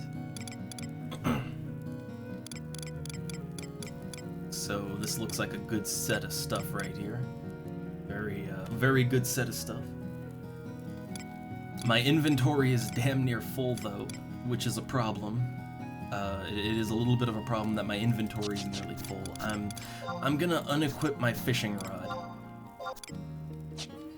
That'll free up 2 inventory spots. So yeah, the Halcyon rod and the Sabiki rig. So I'm at 26 out of 30 inventory slots.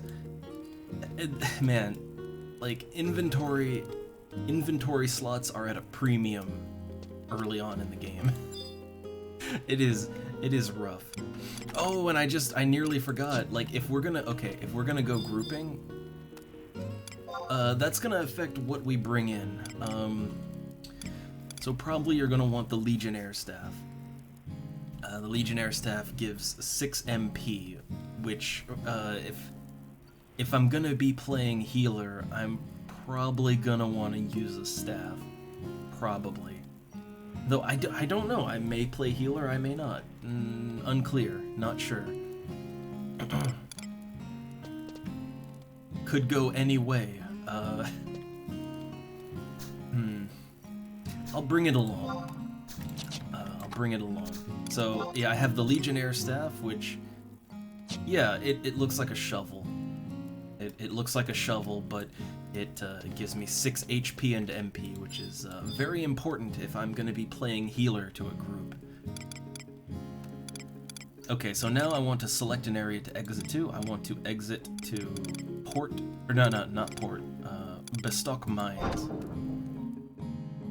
We're going to go to the party, right? If the party won't come to me, I'm gonna go to the party. I have a slightly higher chance to get invited to a group if I go to the place where people of my level range normally group up at. Like, I have the outpost teleport. Like, I unlocked that. So I can just teleport straight to the dunes.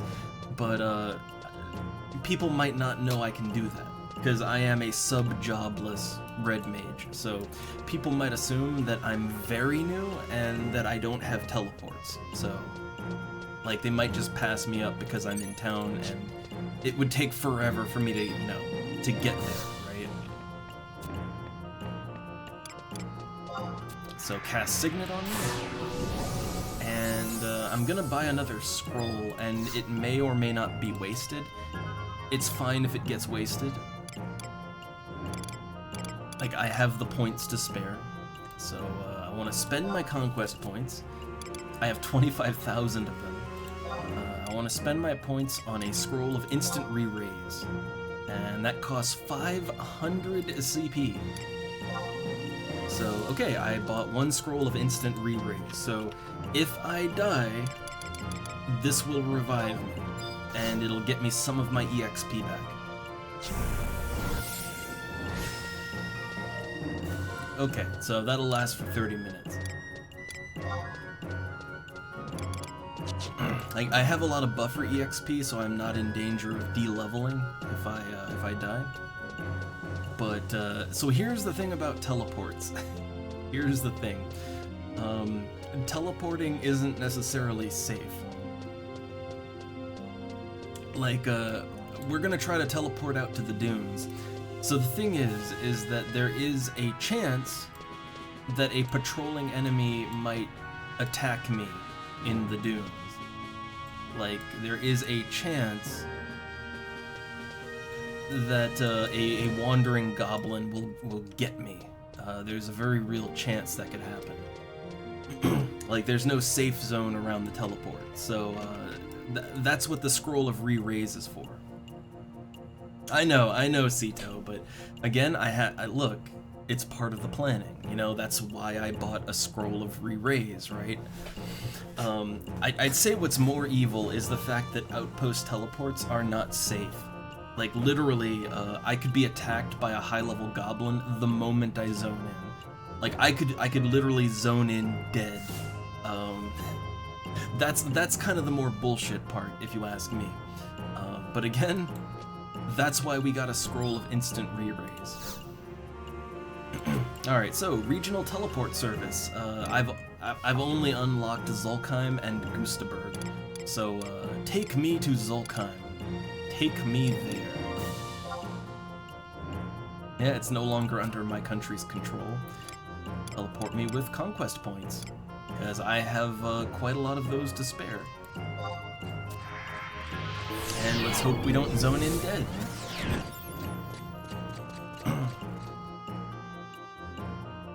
Like, if I zone in and I'm under attack, I mean, all you can really do is run.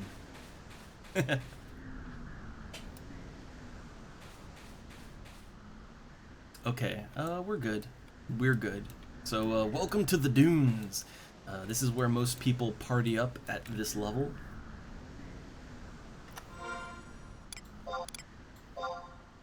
Yeah, so the Dunes are out here in Zulkheim. It's kind of an in-between of these two nations. There's also a boat. Like, there's a boat that goes from here to over here. So the Dunes is a popular grouping spot because it's kind of in the middle of everything in a way, right? It is in a location that is relatively easy to access for all three starter nations. So if people are going to group up in this level range, they usually do it here. Yeah, well, the thing is, I already made the run to the Dunes on my own time, and I unlocked the teleport here. Also, I have invisible powder. Like I paid out for some prism powder, so like I can sneak past the goblins if I have to. Like I came prepared, you know. Uh, like back in the day, you would totally try to make the run with no sneaking items at all, and you know, no sneaking items, no plan, and you would try to just get past all the goblins and shit. But yeah, I already did this run. I have stealth items. I got the conquest teleport. Like, Bestoke was in control last week, so I went ahead and got the outpost before it changed. But the trip to the Dunes can be much, much more deadly than I make it appear. It can be a whole hell of a lot more deadly. Also, there is a little town over here which we can get to, and actually we don't have to be in the Dunes.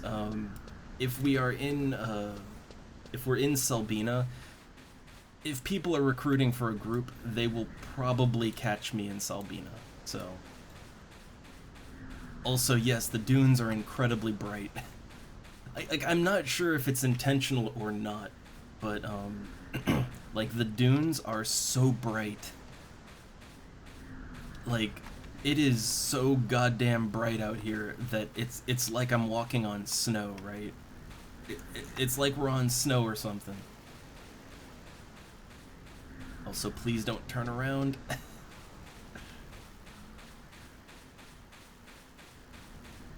Also, it's hot and there's a singular fly floating around.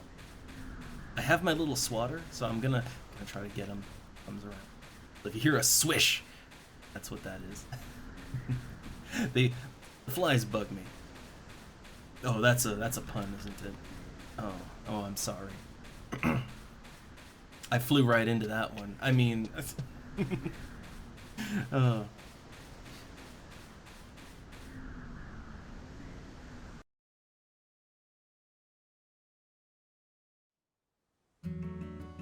Alright. Welcome to Pirate Town.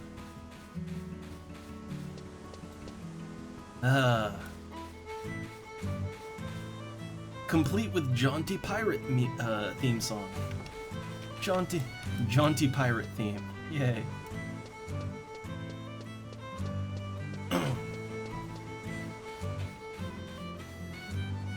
So I generally like the look of this town. It's not a big town, but I like the look of and feel of it. The way the buildings are and everything.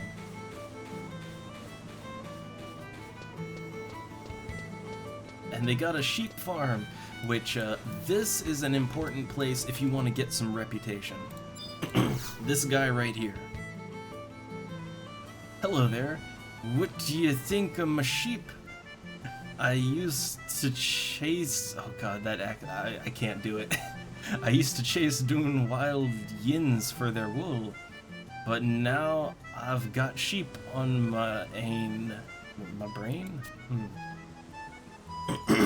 Besides, you need healthy sheep to get quality wool, and I only want the very best. That's why I started raising sheep myself. My family minds the shop for me, so I can stay out here and watch over my sheep. God, his accent's all over the place. But getting quality wool is awful hard. Say, I'm Etlin to stuff them with the very best feed. That's why I need your help, lass. Would you mind fetching me some feed for my sheep? Of course. because I'm an adventurer. That's what I do. Oh, you will? That's a good lass. I'm needing many different sorts of them, and some more than others. Listen cannily.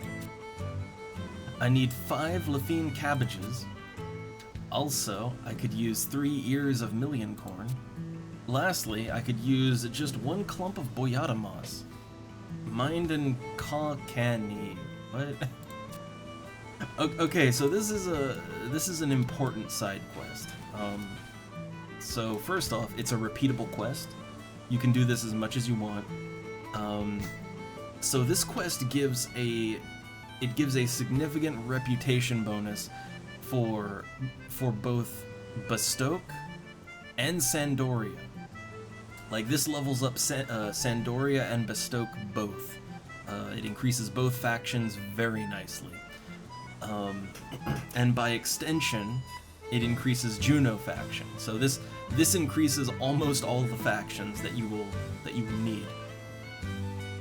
And it's repeatable, and you don't need to give him everything. Yeah, I think he's supposed to be Scottish, because, like, he's looking after sheep, right? So I think he's supposed to be Scottish, I guess. I can't comprehend his accent. Yeah, it sounds more like severe brain trauma, but I think they're going for a Scottish accent. But yeah, so like this is a good faction quest, and you only need to give him one of the items that he asks for. Like, you can either give him 5 cabbage, or 3 corn, or 1 boyata moss. You don't have to give him all of them. And so basically you just go for the cheapest option.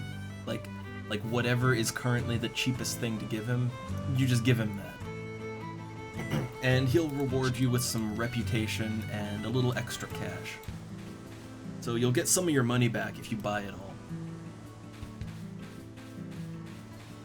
But yeah, that right there is a quest we are going to be doing. Like, I am totally going to spam some rep with him.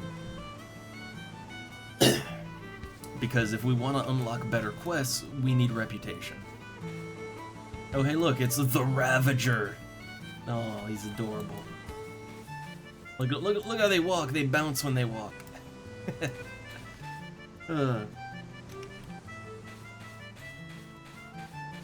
Alright, so yeah, I got my little party flag up. No one has sent me a tell, so I'm just waiting. Just waiting. And waiting. And waiting. Also, here's the boat. Which, yeah, there's a good old-fashioned boat here. Not an airship, not an airboat, just a normal boat. And this will take you over to Windhurst.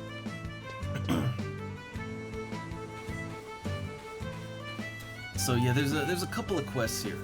There's a few quests here that are very valuable for progression as an adventurer. Like, you can unlock your sub job here at some NPC over in that corner of the map. But you can't. I can't even take that quest on until I am level 18. So I gotta wait to get my sub job. I think 18 is the level. It might be sooner, but I remember it being 18.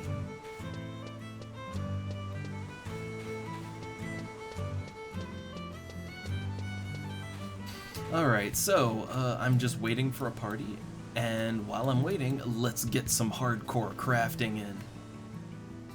Hardcore crafting time. So, if I remember right, there is a command to repeat the last craft. I could be wrong, but we might have to do it manually. It's okay. It's all good. So, 1 water crystal, 4 Sandorian carrots. Go! Yeah, we're just gonna level up some synthesis while we're waiting around. Oh, the crafting. My cooking skill increased. It increased, but I fucked that up. Okay, so failed. I lost the crystal and I lost a carrot. And you just try again. I swear there's a repeat function, but I could be wrong.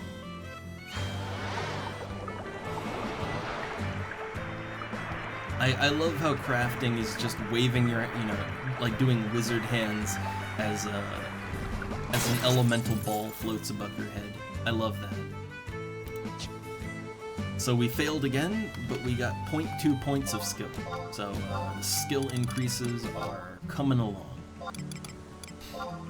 That's pretty much early crafting. Like early crafting, you have no skills, so you're gonna fail a lot.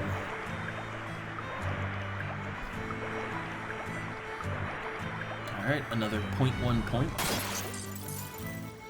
Yeah, I'm just losing money. I'm just losing money here. See, this is what kind of puts a lot of people off about crafting in games like this. Like early on, you will fail a lot. Like you will fail often, and you're gonna fail hard. But hey, look, I got my 4 jugs of carrot broth. That's nice.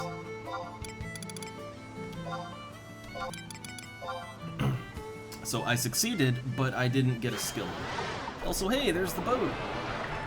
There the boat.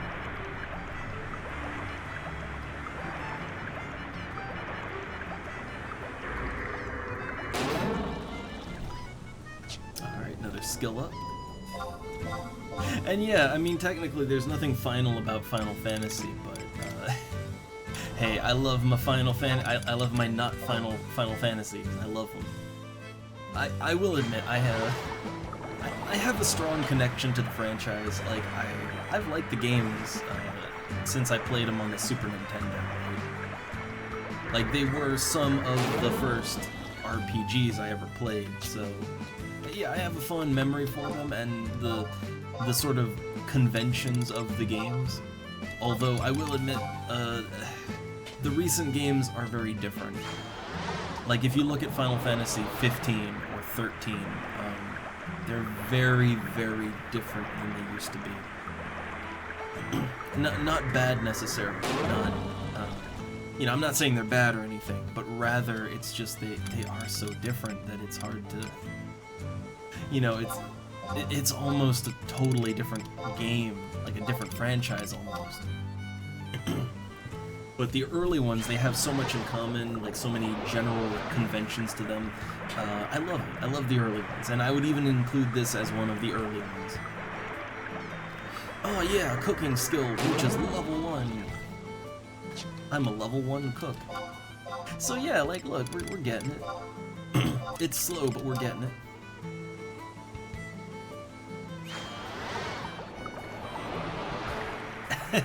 Well, Final Fantasy sounds better. But the way I would look at it is more kind of final in I guess a more philosophical meaning of the word.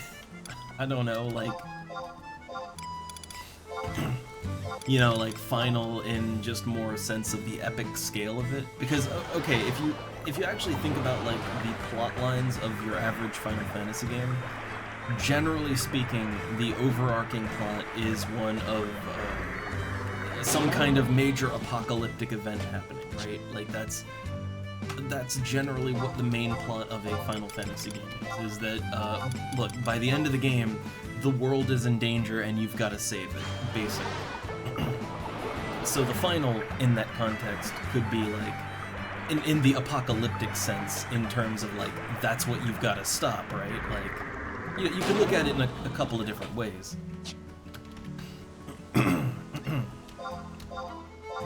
Which I'm trying to think, and I can't really think of a single Final Fantasy game where you're not dealing in, like, world-ending apocalyptic threats. I can't really think of one. Like, even this game, which, right now, we're just a crappy adventurer, like, killing vermin of unusual size, but like, this game does have a plot, and there's big things happening, So, I'm pretty sure even this one has that whole apocalyptic scenario thing going on.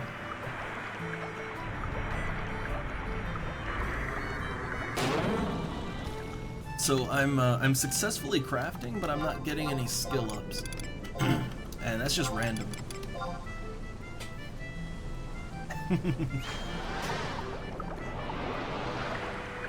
Like, as far as I know, skill gains are 100% random. Yeah, like, okay, here I got one. Yeah, so, yeah, skill gains are just random. You may or may not get a skill up when you craft. It's not really it's not a guaranteed thing either way.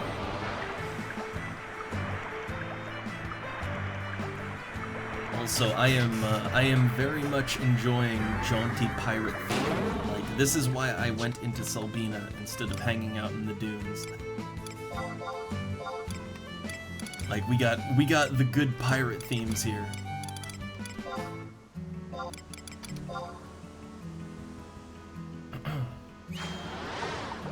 Also, I should try and see if there's like a way to repeat synthesis or something. I swear there's a way to do that, but it might not be classic. Like it was like repeat or something, or I craft, or I swear there was some command for this, but I don't know it anymore. Or maybe it was like a repeat synthesis or something. I forget, but I know there's a command to do this, I just don't remember what it is. And it may be disabled on this server, I'm not sure. Either way, it's not too much of a hassle to manually do the craft each time.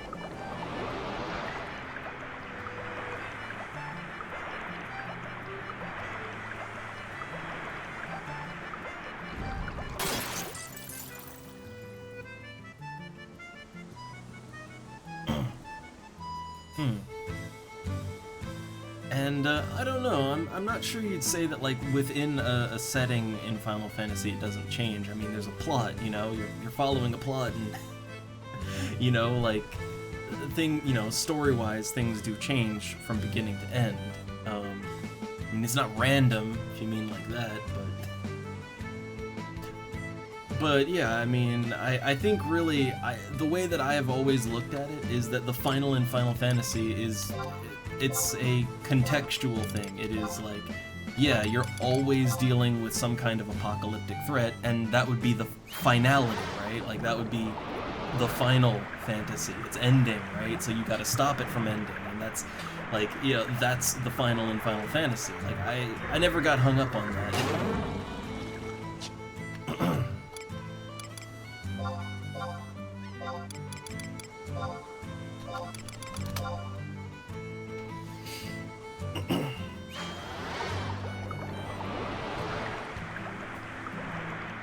I mean, like, okay, you want another, like, it's kind of like how there's, like, what, like, half a dozen Final Destination movies, you know?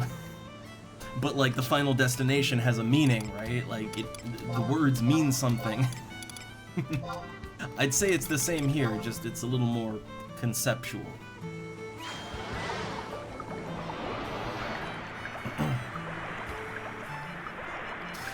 Well, I'd say this, like, every Final Fantasy does have, like, honestly, every Final Fantasy does have robots. Every Final Fantasy does have chocobos.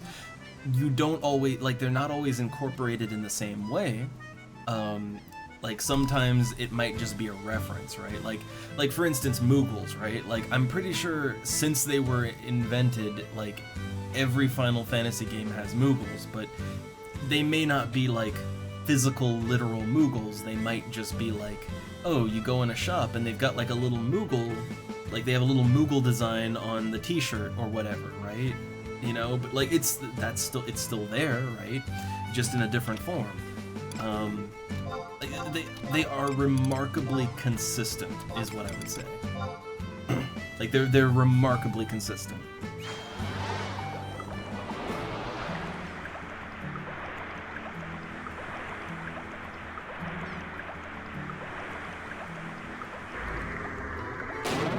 Also, man, nobody wants to group with me. Forever alone, no friends.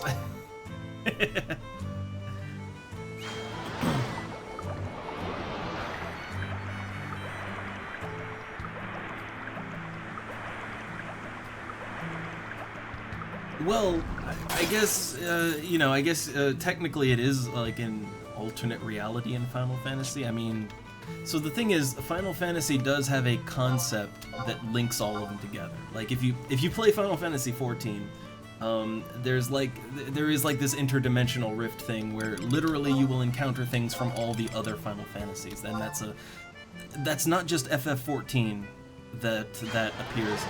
Like that kind of thing appears in other Final Fantasy games as well. Technically, all Final Fantasy games technically are canonical. Like, it's not like just totally different thing. They are all canon, and they are all technically in the same multiverse, I guess you'd say.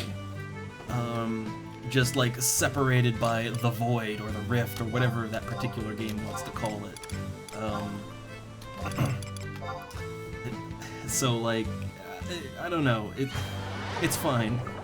Also, I don't think all the Final Destination movies, I don't think all of them are a continual story. I mean, yes, they're all, like, in the same universe, but I don't think they all, like, follow the same...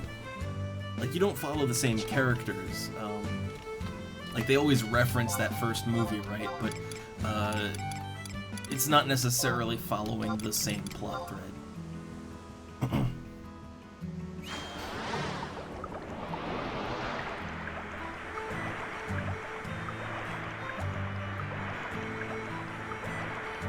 Yeah, Burn, like how Noctis from Final Fantasy XIV, like, it's like he fell through a portal or whatever and ended up in FF14. There was even a Final Fantasy XI crossover event with FF14, like, yeah, like, there was, like, some FF11 characters crossed over into FF14, and, again, that just further establishes that literally all Final Fantasy games are in the same setting, like, they're all in the same multiverse, the same, like, you know, the same DC Comics multiverse, right?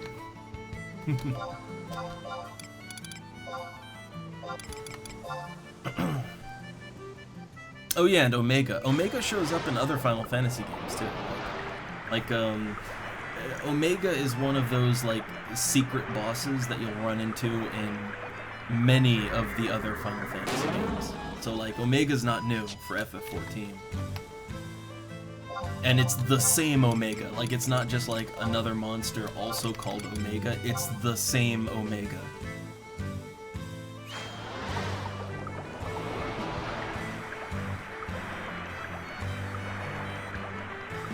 Yeah, but yeah, like, UL. Yeah, I mean, I think that's what I said, right? Like, yeah, it's, the final means it's the potential final end of that Final Fantasy's reality, right? Like, that's how I always looked at it, and it makes sense.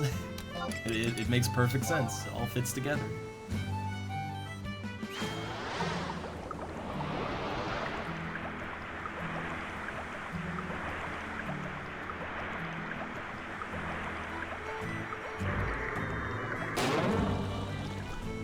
Alright, I think that's all the crafting I can do. Like, I just burned through all the carrots that I bought. I burned through all my carrots. But hey, I have 1 point of cooking now. I've got 1 whole point of cooking. Well, don't I feel like a champ? I feel like a real winner. Okay, so I'm gonna put the last carrot back in there. I have a shitload of carrot broth now. I could like take that back to town and sell it, but I'm fairly certain carrot broth, because it is such an easy recipe, I don't, and also you can buy it from NPCs fairly cheap too. I'm fairly certain that is not something that people will really be jumping to buy, so I'm just gonna sell it to NPCs. I'm just gonna vendor trash it. So, like, to make each one, okay, so, like, to make the carrot broth, right? To make 4 carrot broth, it takes, like, what? It takes 4 carrots and 1 crystal. The crystals, I mean, I basically get those for free. I get them from just killing things. But also, water crystals are insanely cheap. They're like 300 gil for the 12 of them. And then the carrots are like only 30 gil each. So it's like, what, 360 gil plus a crystal to craft 4 carrot broth? and 4 carrot broth are worth, let's see, 15, 30, so 60. So I guess if you do the math on that, you lose out by 300 gil on each one, roughly. Which isn't great, but again, we crafted this not to sell it. Like we aren't crafting for money right now. We are crafting to get skill points, and we did that. So now we just sell it to kind of recoup what little bit of cash we can from it. Like, this is just getting a little return.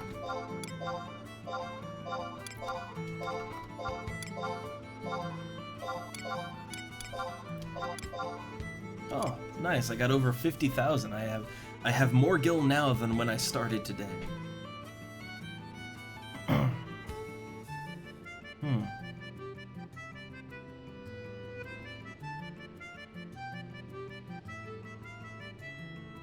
And yeah, UL, there's something really fun about like the idea of sort of a multiverse in a franchise, you know? Like the idea that every game in a franchise, like even if it's totally different settings, the idea that it takes place in the same kind of universe, right? Like that is fun. It's a fun idea. But I think depending on the tone, like it might not be a good idea to make that connection. You know, sometimes it's better just to leave it as it is, like with the one lone thing. But if you can tie it together, I always find that fun. Also, what does this guy sell? He sells some very, very basic equipment. Very basic equipment.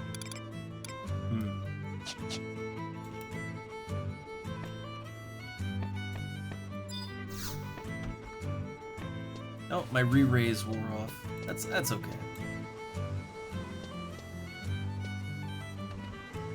Man, I just wanted to get in a group. But no one will invite me. I could go fishing here. I'm pretty sure this place, I'm pretty sure with the rigs that I have, I could probably catch some cobalt jellyfish. Cobalt jellyfish are some good times. But, not quite in the mood to fish. Not quite in the mood for it.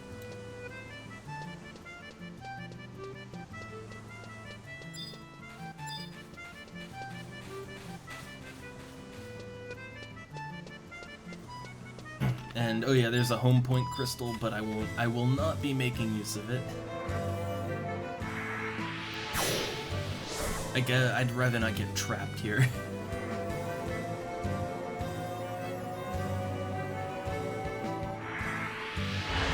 Yay, buffs! I like the effect on Aquavale.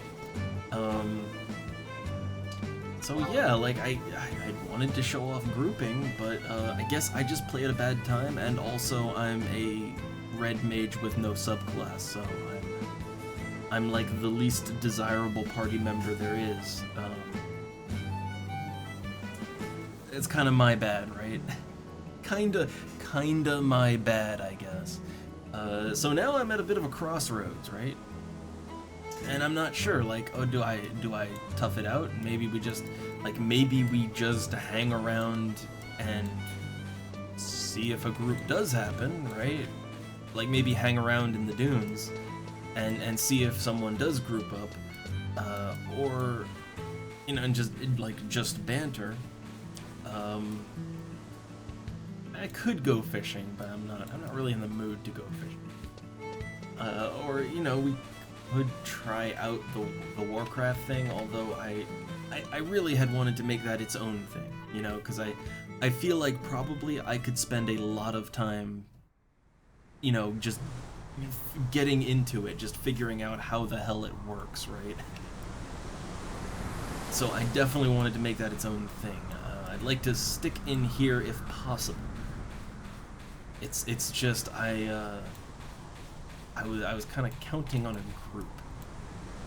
Like usually it's not this hard to get a group. But then again, on my dead account, Um, you know, I had my sub job and all that. Like, you know, I had a sub job, so I was a desired party member. With no sub job, I'm practically worthless.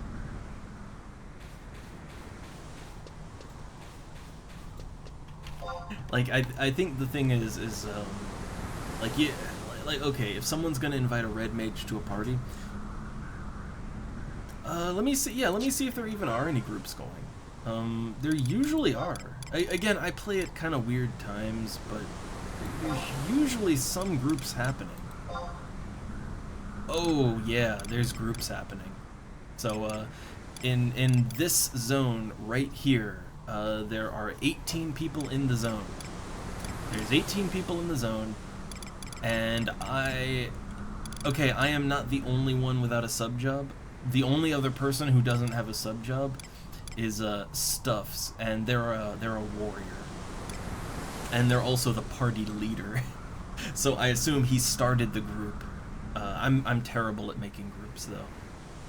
So like I assume he started the group and then invited all the other people. So yeah, there's 18 people in the zone, and like the guys with the yellow and the blue names, that means they're in a party right now. So yeah, no, there's a lot of parties happening, and the thing is that like, you know what they all have that I don't have?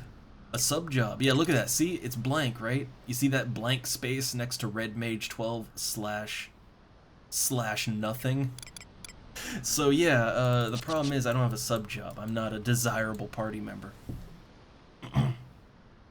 Yeah, I'm the only one. Well, a lot of people are looking. They're just not flagged up. And also remember, that was literally just a search for this area right here, right now. Like, I was looking for a group back in Bestoke, right? So, yeah, like there are probably people in the world that they're either in the level range or they're willing to level sync down to the level range. There's probably people out there. It's just they're all over the place. But I'd say the main issue is that I don't have a sub job. Like that's the main problem, is I don't got no sub job. Though I could, you know what? I could yell about it. I could yell and scream and throw a tantrum like a big baby. So this server is mostly classic, but it does have a few custom features just because it is a small private server. So it has a global yell chat. You can only use it once per 15 minutes. But I can do yell, and I can whore myself out. So like 12 red mage, right? Like 12 RDM, 12 red mage, LFG. I should add like level 12 completely worthless sub-jobless red mage looking for group. So like there we go, 12 red mage, LFG. Boom. There you go. I have whored myself out in global chat.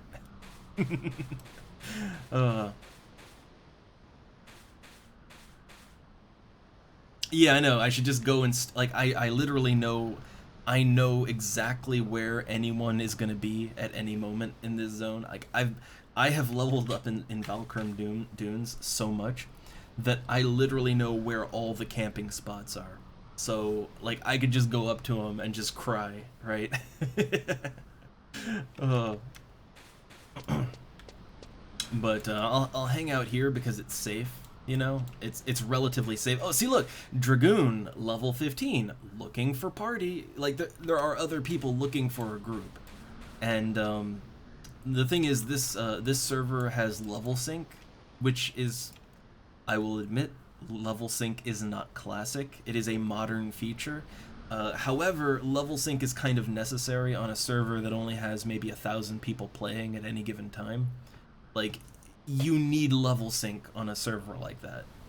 Like, it has a good population, it's just not quite enough population to support, like, you know, no level sync. It's not quite there.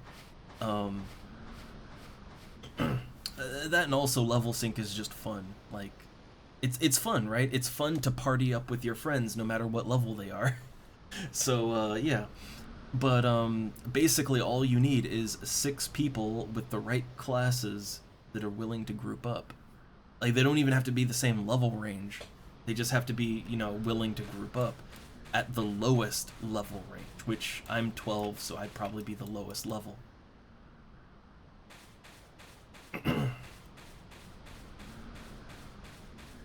But I don't think anybody's willing to group. Oh.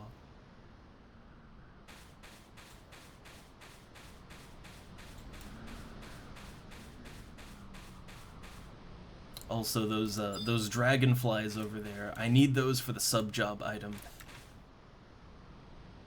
Like, in order to get a sub job, okay, real quick, and this is what we're gonna want eventually. So, in order to unlock a sub job, there are 3 items you need to bring to an NPC. One of them is the damselfly worm, which drops from these flying dragonflies, and they are these are very, very relatively high level to me. The other thing is a crab apron, which the crab apron is the one item that's actually not that hard to get, even solo. But then also you need a magicked skull, which drops from ghouls, and that only drops at night. Like, ghouls only come out at night. And all of these items are rare drops. Like, all of these items are rare, and you could kill many of these enemies and not get the drop. and some of them only spawn at night, right? So you have a limited window to hunt these monsters. But like, yeah, we need them sub job items. I'm not sure like what the lowest level you can unlock your sub job is. Like I don't know what the lowest level is you can do the quest, but I'm pretty sure it's either 16 or 18. Pretty sure it's 18 at least.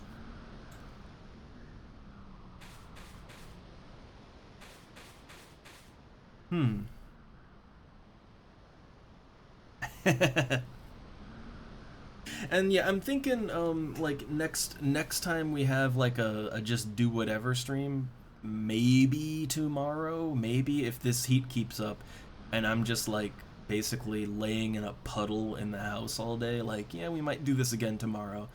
I think the next one of these streams we do, I will totally check out the World of Warcraft server. I will admit I played Warcraft 2 and 3. I remember literally nothing about the plot. Like all I know is like the units, right? Like it was a fun strategy game and I played it, but I don't remember anything about the plot. I mostly just played online, right?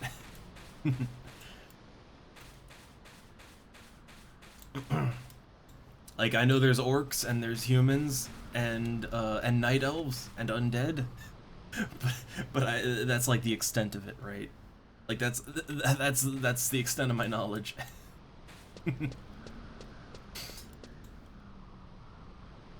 So yeah, I'll look at that. I'll look at that after the stream, and we'll check it out next time.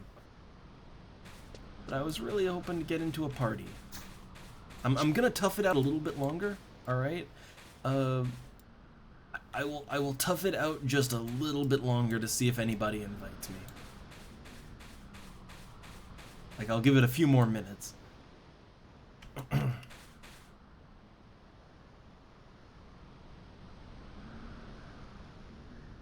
And yes, I have to remember the thing. I need to, again, set an alarm for it.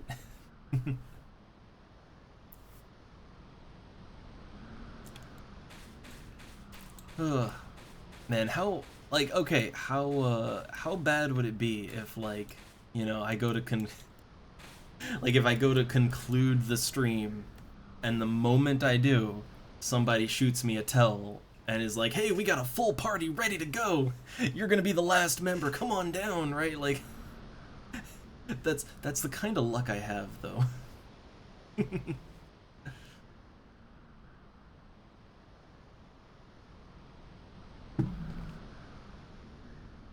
Like it's literally happened to me before where like, you know, I would put my party flag up for like hours, and when someone finally invites me to a group, it's right when I'm pretty much done playing, right? It's when I gotta go.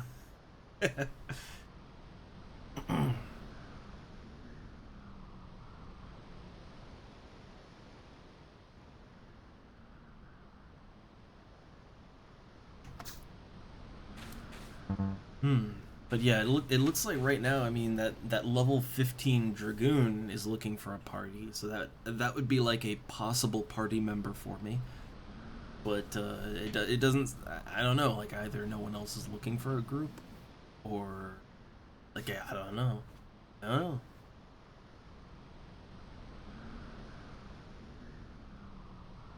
And I saw the Discord ping. I sees it, but again, I'll check it out after stream. If I can, like again, it's so hot. Reading is hard. Like reading more than one line of text is hard right now for me in this heat. But if it cools down, it's usually cooler like in the very early morning, like super late at night and very early in the morning. It's usually cooler. I'll try to I'll try to check it out then.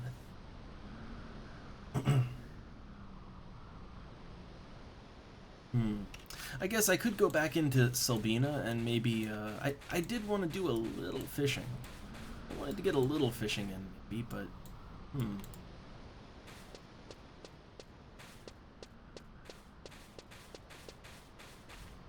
I'll hang out on the zone edge.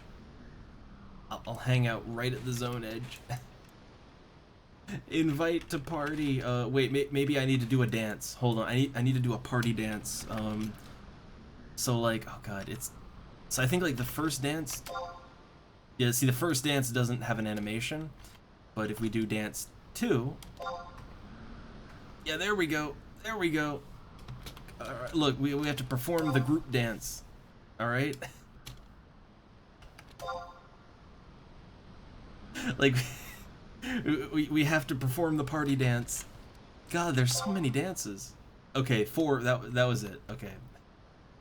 Or no, 3, yeah, there are 3 dances you can do. And then I can, hold on, I can summon chair. I have the power to summon a chair. Like, sit chair. Yeah, I have the magical ability to summon a stool.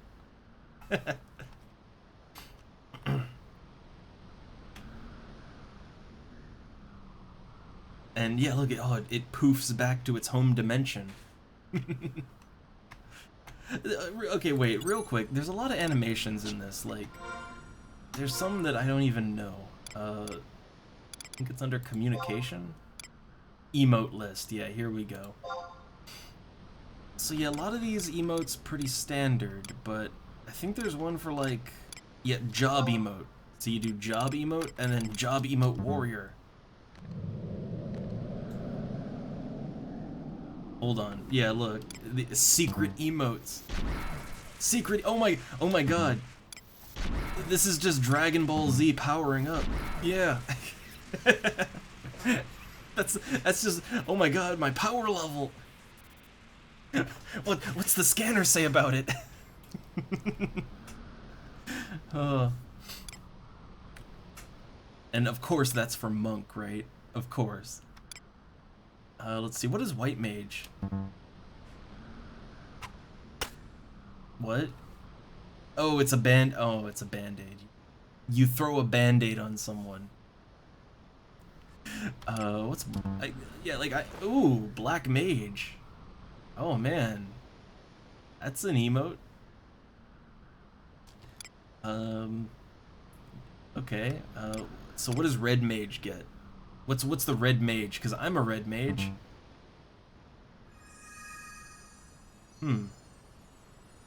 Okay. Flowers. Huh. Thief? Like, I don't think I've ever used these. Oh my god!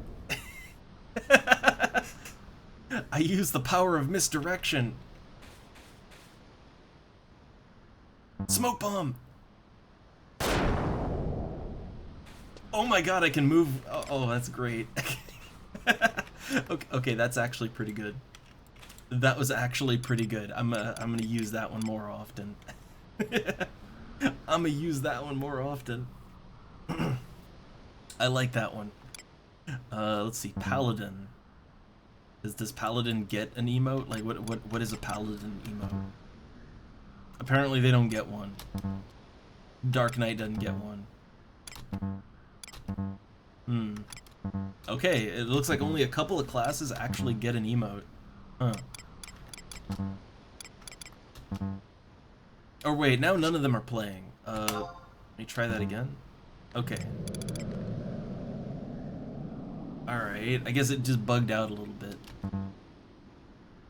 Oh, now Paladin doesn't want to play. So yeah, I guess only a couple of them actually have emotes. Yeah, it looks like I'm not really getting any emotes for the rest of them. Yeah, so okay, it looks like only the first couple of jobs have an emote. That's a shame. I still really like that one. That is a class emote right there. Just ninja vanish. Smoke bomb. That's like every time I leave a party, like every single time I leave a party, that's how I need to leave it. Just smoke bomb and run away.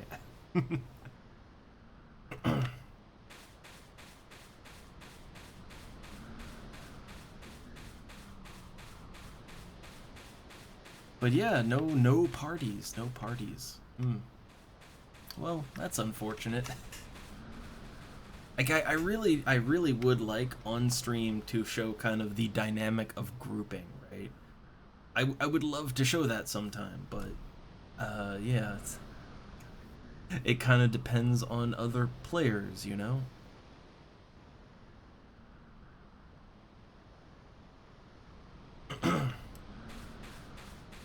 Hmm.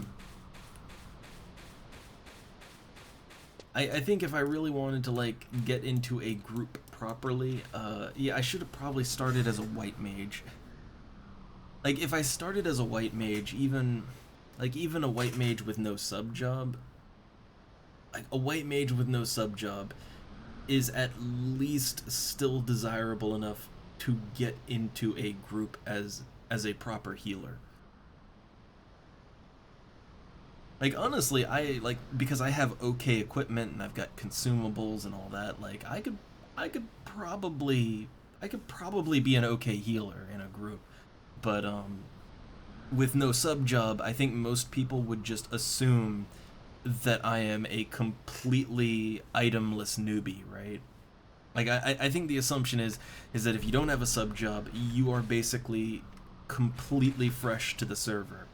And most people that are totally new to the server, like they wouldn't have anything. Like they'd have like you would be lucky if they even have level 10 basic equipment, right? So I'd probably guess that everyone just assumes that I suck, right? like I would, right? Like I'd assume it, you know? So they probably just guess that I'm a waste of space and they don't even bother inviting me. So I may have to, so what this equates to is I may actually have to solo all the way up to level 18. It's possible you can do it. I might have to. Like, I might actually have to solo it. That wouldn't be great.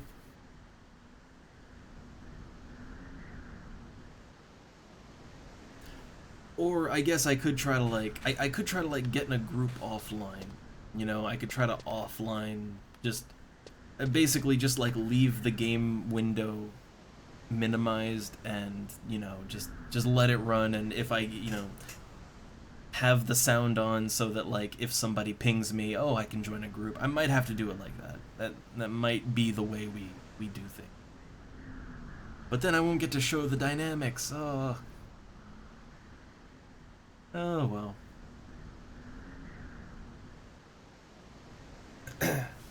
All right. So, now I'm just, okay. Like, what do I do, right? What do I do? Like, let's see. It's hmm, it's getting later in the day here. Not super late or anything. I do still need to water the plants. I still need to water the garden outside, so before it gets dark. But I don't know. Like we could do some more solo activities. We could. We could also. I mean, like okay. I am. The thing is that like I'm kind of hyping myself up, right? Like I am kind of interested to see the World of Warcraft server. I think I've kind of built up this mystique in my mind now, where like I'm really curious, right? And like I do have like I could potentially go for a couple more hours. So like, we could do that. If nothing, like we've hit group level and there's no groups. So like, if we're not doing anything in FF11, could do that. Could switch over. I'd have to change the Twitch. You know, say we're uh, banter and WoW, or just banter and babies first WoW.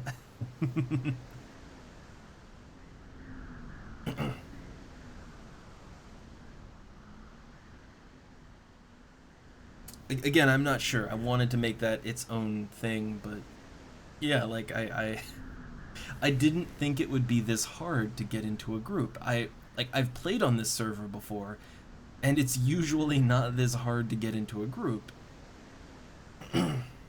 I wasn't really anticipating this.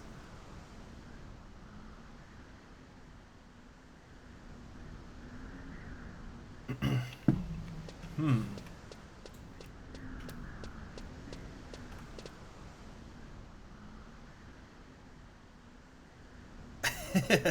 Now, okay.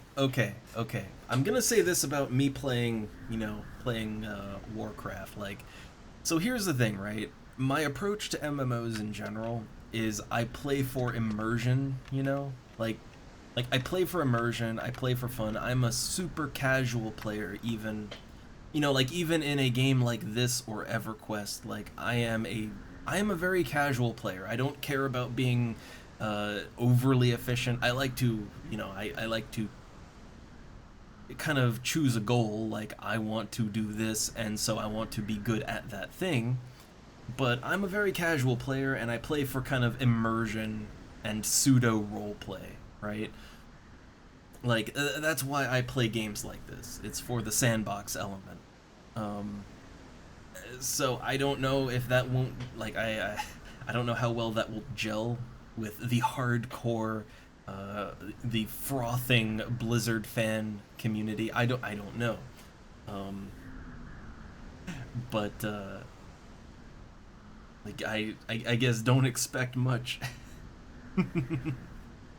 And I don't even know if like World of Warcraft is a good game for that. Like I don't really know how immersive the game is, right? Like as simple as EverQuest is, I always considered that game to be really immersive. Like you were free to just do whatever you felt like, right? Same with this game is, I always felt like I could just do whatever I like or just nothing at all and it's all good, right? So I don't really know how friendly to that kind of play World of Warcraft is.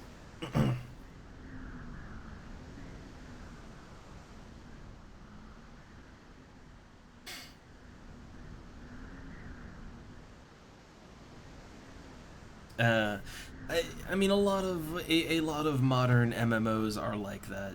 A lot of modern ones. It's all about the patch cycle, right?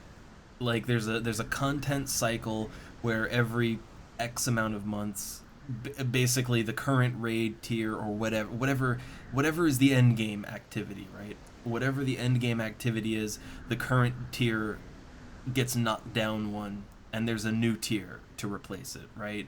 And a lot of games kind of they live by this sort of a hamster wheel esque patch cycle where you are never really you're never really done, right? There's always some new cycle of content that you have to do to stay relevant, and you're like all of your old gear is just worthless now. And a lot of modern games, that's kind of how it goes to keep people coming back. Again, that's another reason that I prefer these older games, because like in FF11 here, like even back in the day, it wasn't like that. Like I mean, as far as equipment is concerned, there's literally like there's level 20 gear that is so good and unique that you will use it at level 75, and there's level 75 gear that you totally get from like some rare raid encounter or whatever, and it's basically worthless. There's lower level items that are better, right? Like in this game, there's no constant cycle that you have to keep up with.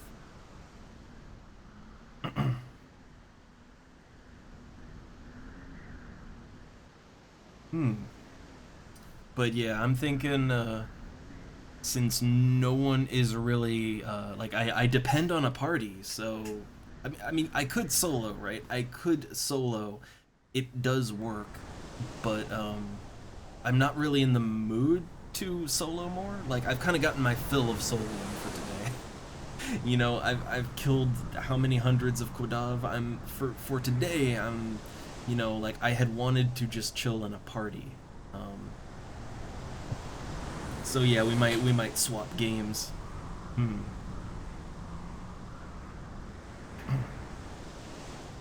Oh yeah. Or we could banter a little bit. Again, I'm hoping that maybe a party will, like, I'm hoping a slot will open up and they'll invite me. Like, oftentimes party members leave and they need a new character, and I'm hoping I could fill that niche. So I'm giving it a little time. But yeah, that's like that is a thing in this game where so in this game, gear swapping in combat is like that is the end game. And not even the end game, that's just high level play. Like I do it a little bit on my other character. Like a very little bit. Oh. So, playing Oblivion for a couple days got me back into the mood of trying Morrowind. Oh. And I'm at the beginning of the game. I made my third trade probably. Wanted to buy a longbow that was stated to have a value of 50. Yeah. The suggested price that I should try was 10. I tried, and I bought a longbow with a value of 50 septims for 10. Nice. Do I have to understand this game? Yeah. In Oblivion, I would have probably paid like 80 for something with a value of 50. It's been a long time since I played Morrowind, but as I was saying, like,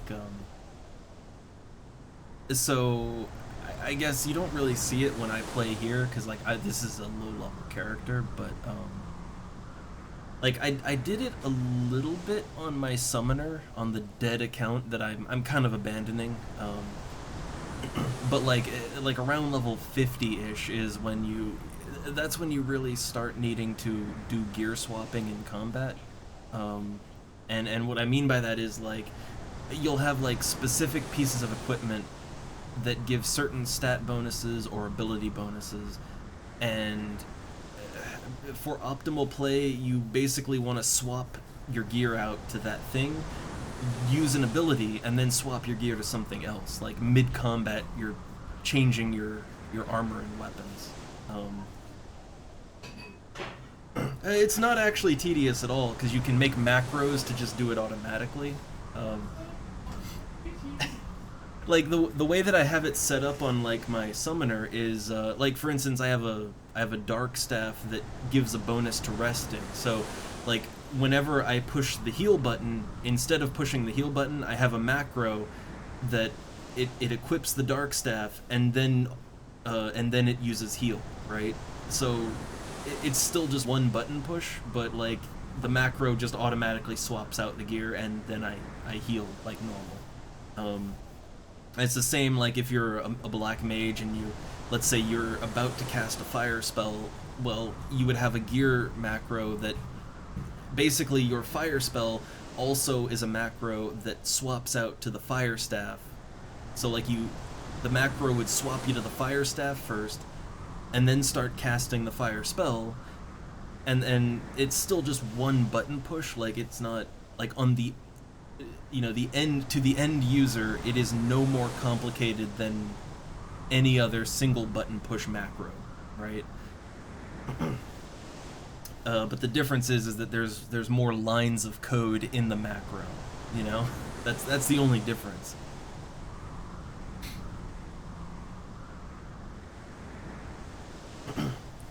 And I do see how it could be viewed as tedious, but it's one of those things where it's like you're squeezing that extra bit of efficiency, and like it starts off as just that's a neat little thing you can do, oh, that's neat, right? But then when you get higher level, it stops being just a neat little thing you can do to squeeze extra efficiency, and it starts becoming something you have to do. Like in very high level play, if you're a black mage and you're not swapping out to an elemental staff for the element of the spell that you're casting, if you're not doing that, you're kind of crippling yourself. Like you're not going to get the damage and accuracy that you need.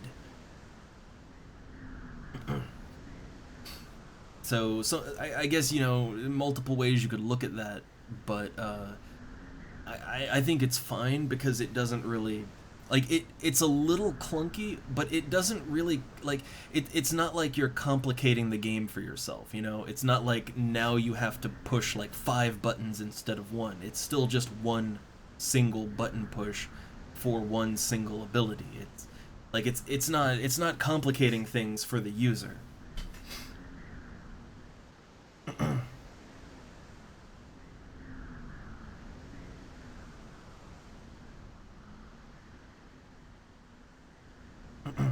Yeah, like the way I look at it is it's a really good way to give, like, it's a good way to give more gear relevance, right?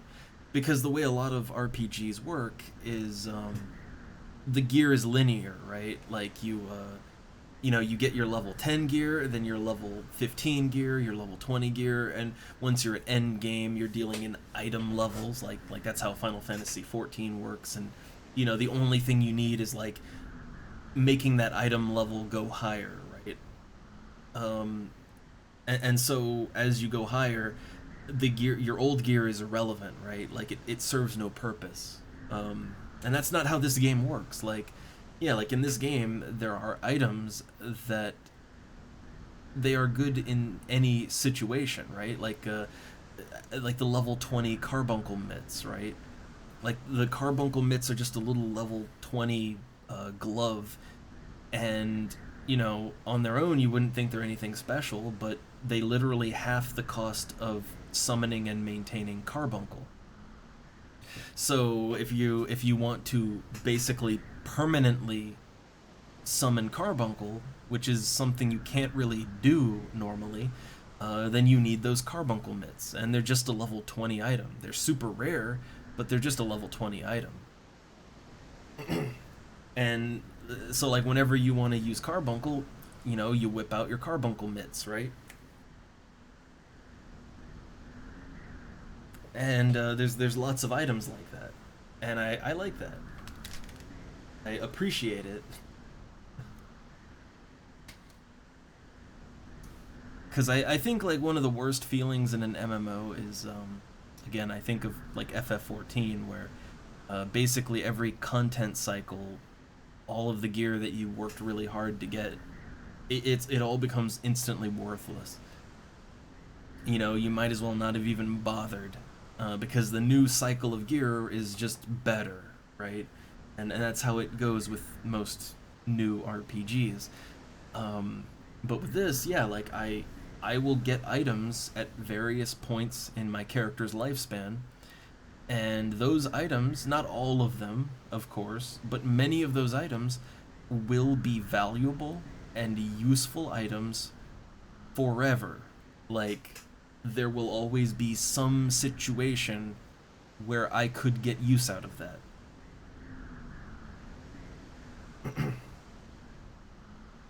Like, I think of the level 10 astral rings, which they lower your HP by 25, but they increase your MP by 25. And you can wear two of those for negative 50 HP and positive 50 MP.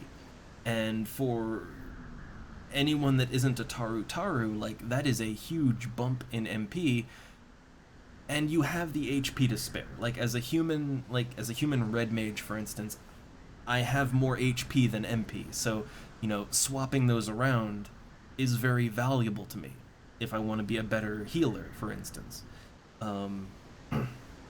So, like, those little level 10 rings will be useful forever. Like, there will always be some instance where that is the ideal setup for me, right?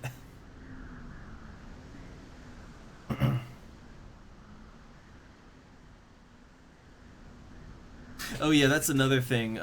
Yeah, like with FF14, they basically make they're constantly nerfing things. Like they're constantly like in the background nerfing things. Like as they release new content. Uh, so yeah, like you can't even, like I'm not the type to wear equipment for prestige. Like in FF14, my character's look is I mostly use low level gear. I don't go for that, but if I did, you can't even really do that in 14 because they're constantly nerfing the fights down, like the older fights. So, like the thing that you struggled to get maybe a year ago, like now, anyone could just sleepwalk through that, right? Like it's not an achievement anymore. So you can't even really like wear things to say, hey man, yeah, I did that. It's badass. No, like now everyone would just assume, yeah, you're just another guy that did it after they nerfed it, right? So you don't even really get that.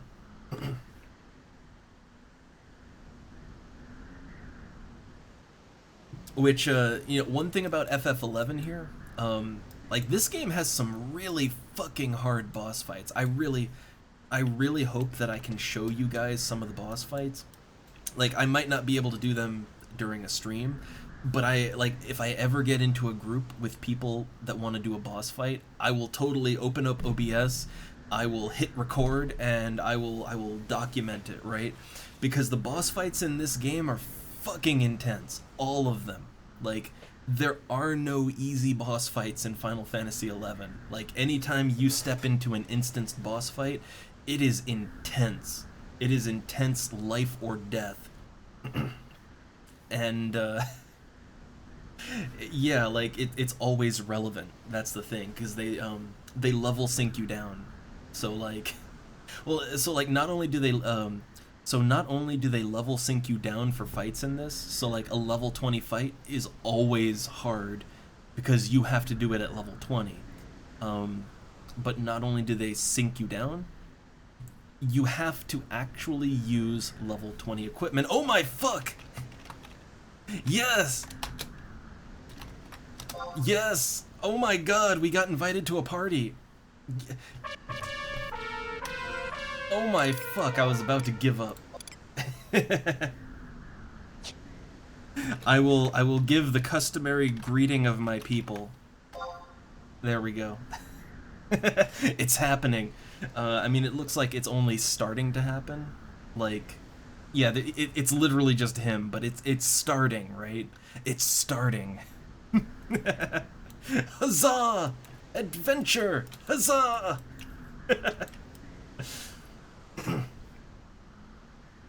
Well, no, the thing is, like, look, it's a start, right? It's a start.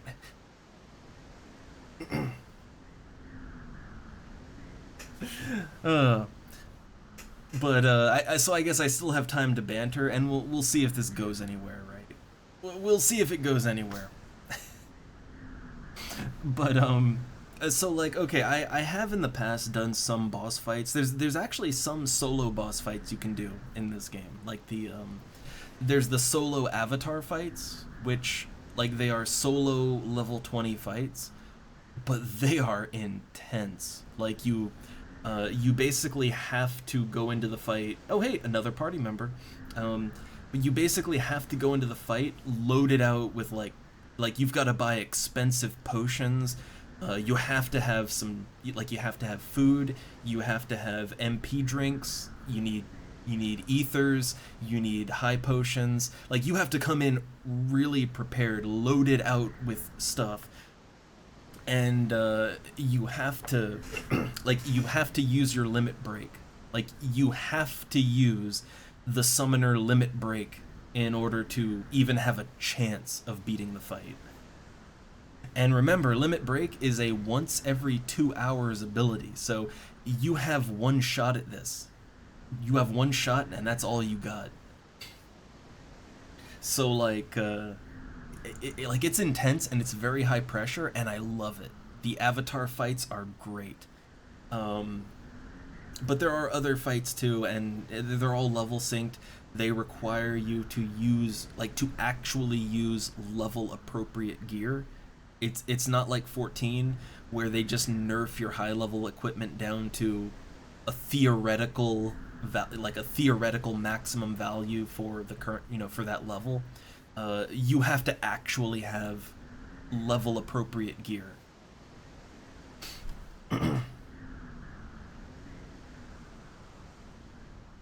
And yeah, I mean, it wouldn't be too bad to to 2 or 3 man stuff. It's totally viable in this game.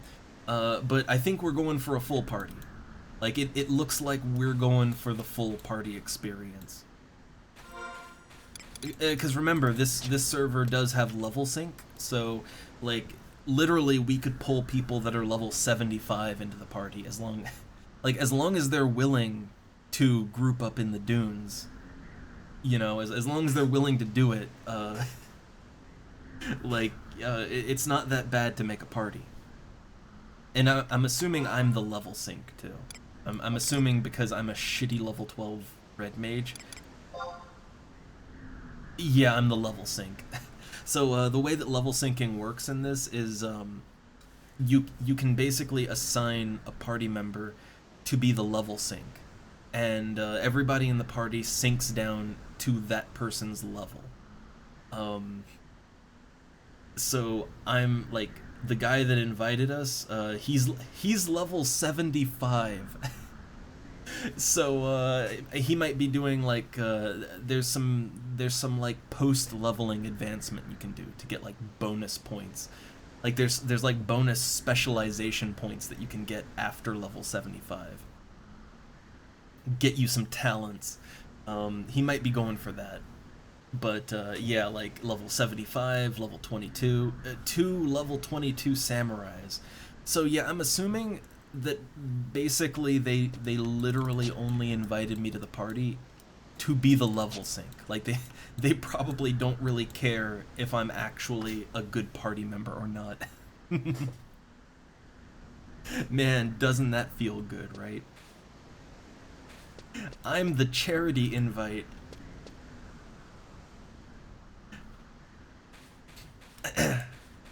I mean, look, for our first couple of groups, as a red mage with no sub job, like, you take what you can get, right?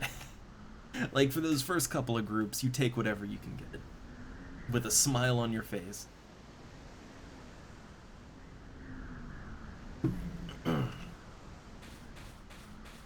So I'm just gonna wait. They're already at 4 out of 6, so the group is actually coming along. It's coming along. So I'll give it a little bit to kind of to fill out. Yeah, I do figure it would be easier to join a link shell of some kind. Like they do have a Discord. They do have a Discord server where everybody like hangs out on. I mean, honestly, I probably should have gone on the Discord server and just asked people to group up because, hey, I'm doing a stream. Like, I probably could have done that, and somebody would have done it just for that. But I didn't really, I didn't think to. But there are also link shells, and I might want to join a link shell. I might want to do that. Which the link shell is this game's equivalent of a guild, except you can have multiple link shells, and it's a physical item that you keep in your inventory.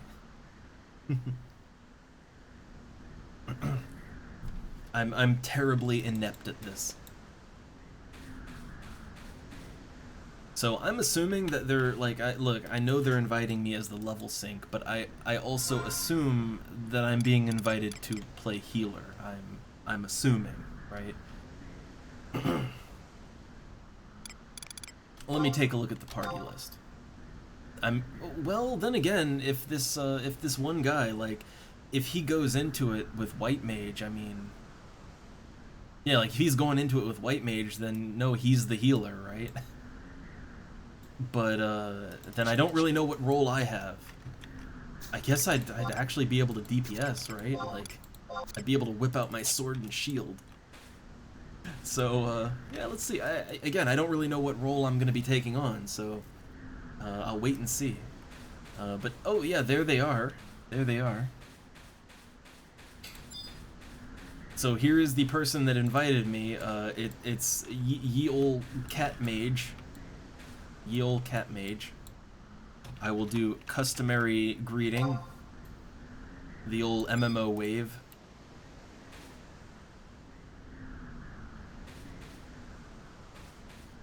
And just hanging out at the entrance here.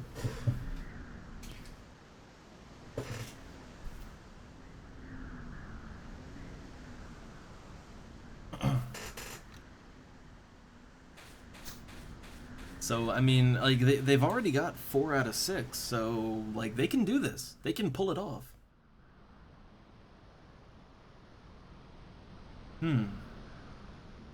There is a level 17 Dark Knight / Warrior that is looking for a Valkurm Dunes EXP group.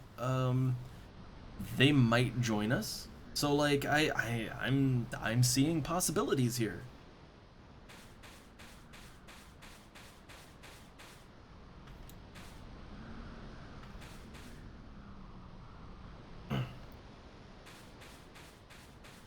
Like, this might just happen. It might take a while to get the group together, but I think it's happening. It's happening.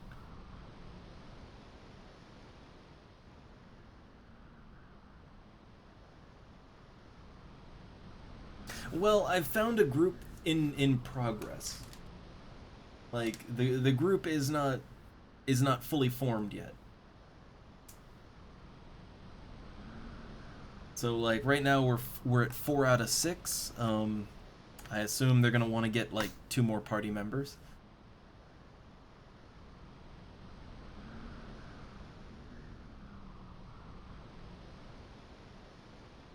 Oh no, they're going link dead. The red circle means they're disconnecting. That's not great.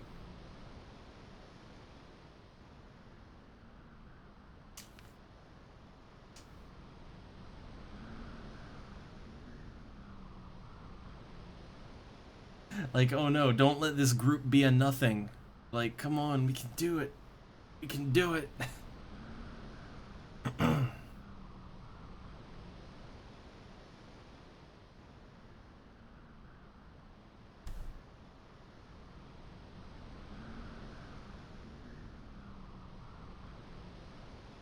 Oh, they poofed. I mean, I'll wait and see if they come back, and then I can re-invite them. Like, I can re-invite them if they come back, but like every now and then disconnects happen, so let's not panic just yet.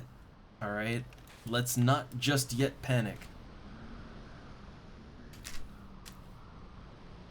Although what I would like to do is swat this fly that is buzzing around, like, oh, annoying me.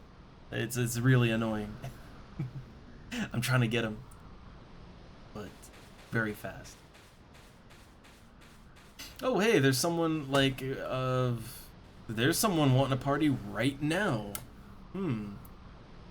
I mean, I guess I'm party leader, right? But I guess I'm waiting for them to come back. Right? Like, I'm waiting for them to come back. Hmm.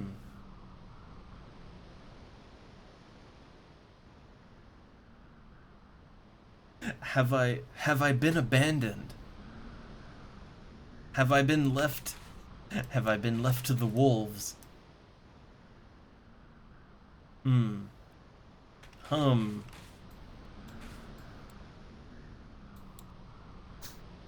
I'm beginning to think maybe I've been abandoned. I don't know.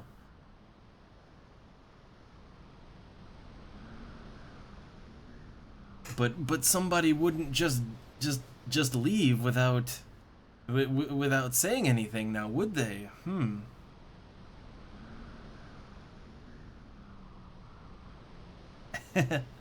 I mean, yeah, look.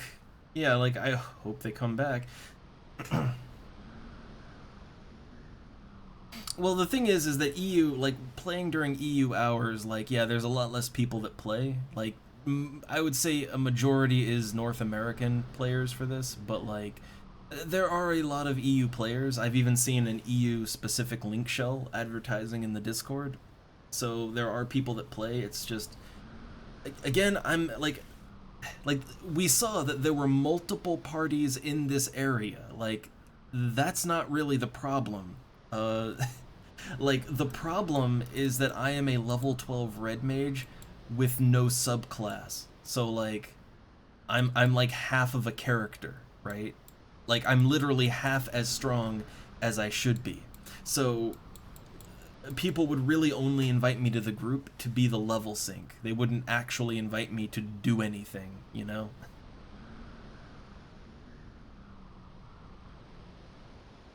It's kind of a compounding problem there. Which like also I've played with people from all over the place on this server on my like on my other character. Um like there's literally people like there are Chinese playing on this server, which I'm just surprised that they can play on the server. Um but like yeah, you know, like people play from all over. It's just not ideal. Also, oh no, it's falling apart. Okay, hold on. Slash invite DJ Rock Solid. Oh god, okay, I don't, apparently that doesn't work. Member, find member, god, how do I, oh my god, well, the party's gone now. No party anymore. Oh no, it fell apart.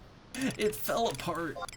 Yeah, I'm gonna be honest, this is kind of the authentic FF11 experience. Like even back in the day, right? Like even back in the day, you'd like get invited to a party. You would get invited to a party, and someone would spend maybe like 5 minutes trying to form a party, and then they just give up. But they wouldn't want to say, "Oh well, too bad." You know, I guess better luck next time, guys. No, they'd just log out, right? Like, they would just disconnect and log out. And leave everyone hanging, not knowing if they're coming back or what's going on. Like, to be fair, that is a very authentic to the time period experience. I remember that back in the day. Like, I remember that back in the day, right? Which I hate it when people do that. But like people would do that not just in FF11. They would do that in EverQuest. They like every game like this. There would be people that would just leave the party, right? Like they would and I don't mean leave. I mean they would disconnect, right? Like they would just disconnect. They'd pull the plug, and it would kind of leave you wondering like are they coming back? Should we replace them? What are we doing, right? And it was such a common thing. It was so common.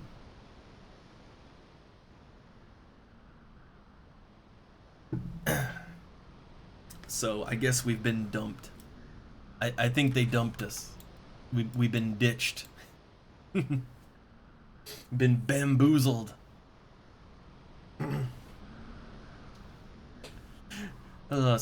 Man, that got my hopes up. That got my hopes up. Like, I was really looking forward to a fun party time, right?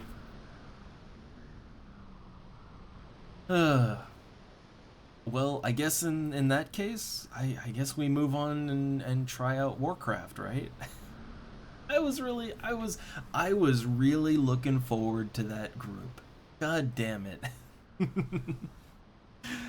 uh, I mean, clearly the answer to this problem is I need to stop sucking, right? I need to stop being a sub-jobless red mage. Clearly, the answer is just get good, right? Yeah, I know. Go get tacos. Try again. Like, okay. So, like, real quick before we move on, and I will, it's still there's still daylight outside, so like, I do need to water the plants. Like, the plants need water bad, so I am gonna water them before we move on. Like, look at all these people looking for a group, right? Hold on, I'm trying to click you. Examine. Level 74 blue mage / warrior. Like, yeah. See, it ain't that people aren't looking for a group. It's that ain't nobody want a group with a shit mage.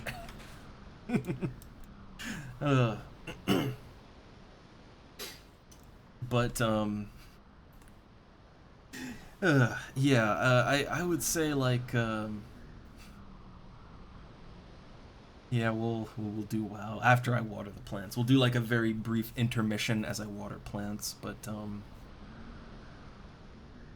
so okay, before I do that, let me just impart upon you a little story, right?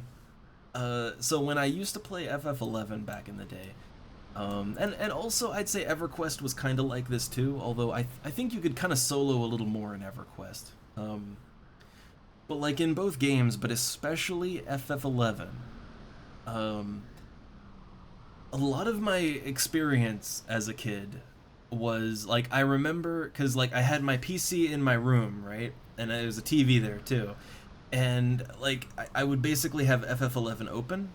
I would be sitting in the central town Juneau, and I would have my like I'd have my looking for group flag up, and because I mostly played Bard, right, and Bard is a class that just cannot function without a group.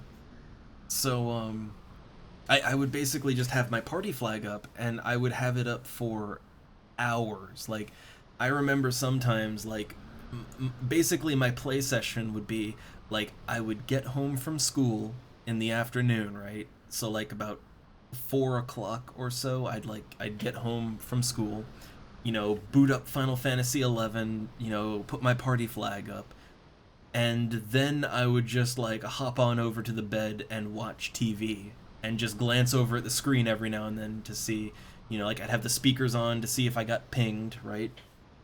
And I'd basically, my evening would be watching TV because no one would invite me to a group.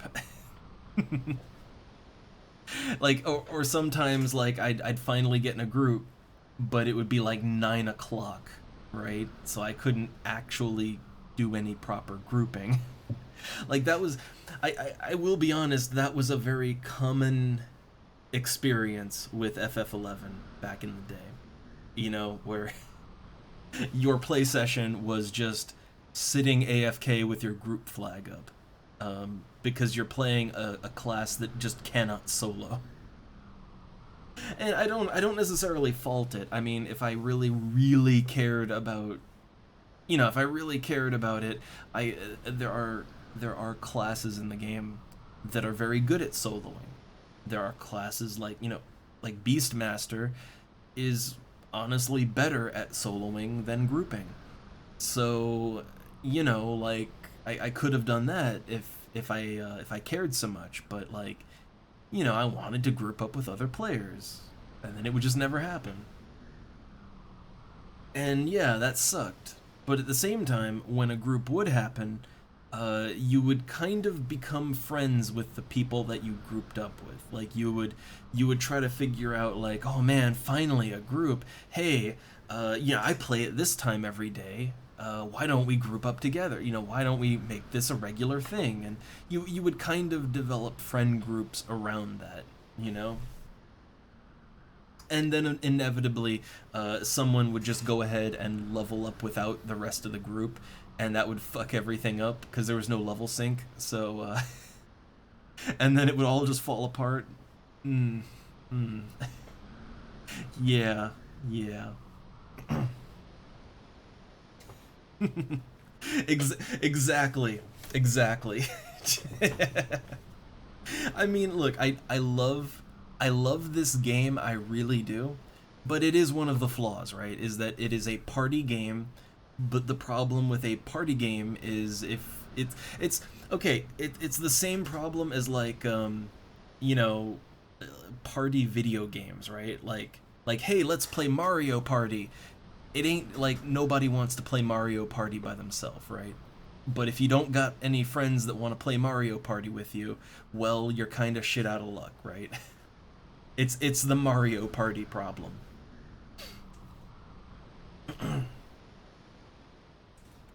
Either way, I won't bitch about it anymore. It's just a common problem, and it's unfortunate, but it is what it is. Let's go ahead and I'm gonna go back into Selbina, and I may try to do some grouping up on my own. You know, like just do the whole AFK, you know, AFK and do other stuff and wait for a party invite. I might do that on my own time, you know. Oh, my cat's meowing at me. Oh. But yeah, it can be tricky. So what I think I'm gonna do is I do need to water the plants. Like the plants need that precious life-giving water so very badly. As much as I don't want to go out and like, you know, the damn near 40 Celsius heat. As much as I don't want to do that, like I need to water them plants. So I'll do like a very brief intermission. It usually takes me about, I would say plant watering is usually maybe 10 minutes or so. It's not that long, no more than 15 I'd say. Probably could even be less than 10. But like I'll leave it AFK here in Selbina because jaunty pirate music. And when we get back, we will switch things out, and I will take a look at World of Warcraft, for the very first time on the classic private server that Fox has led me to. Oh, my cat just jumped up here. Please don't step on the keys. Let me see if I can lure him over to the here. Oh, there he goes. There he goes. I love the cats, but when they get on the desk, sometimes they like to just lay down on the keyboard, and that's when everything spazzes out.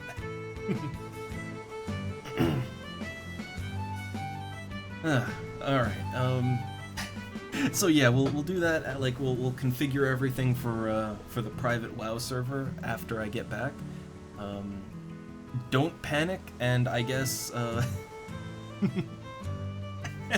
the classic retail that I clearly paid legitimate money for, clearly, we will take a look at that. Oh. You know, that I proudly donated this money to Blizzard for, you know, we'll look at that after I get back watering the plants. So, for like 10 minutes or so. Also, I swear to God, if I get back and there's like a bunch of tells like, hey man, come join the party. Hey, why aren't you responding?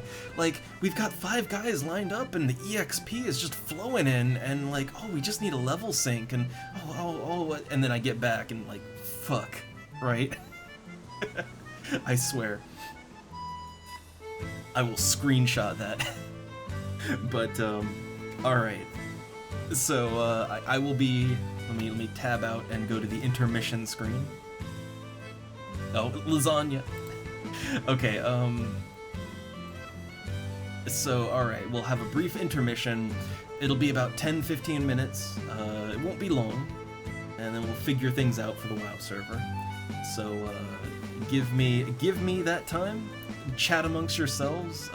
If anybody asks, like, oh, what's happening? You know, just say, hey, he'll be RB, right? Okay. See you in a few minutes.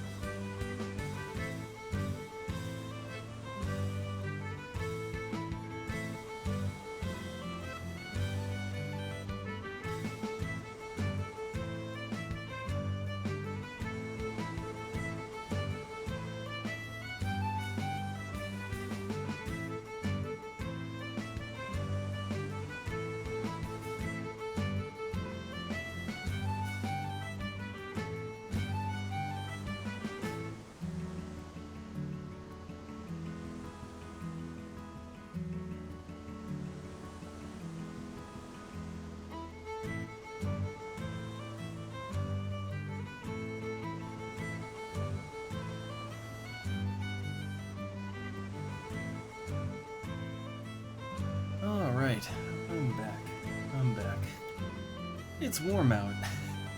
It's warm. Oh, my cat is really affectionate right now. Like, he really wants attention. Ugh.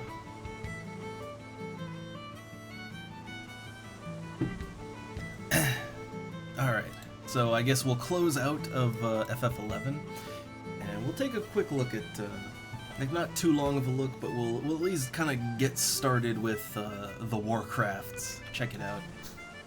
Now, let me just see, I'm checking my messages, like, okay, good, we didn't... Oh my fuck! Hold on. It happened. It happened. Good. Okay, I'll give it one chance. Hi. I will respond with hi. I swear to God, if the moment I was about to quit, oh my god.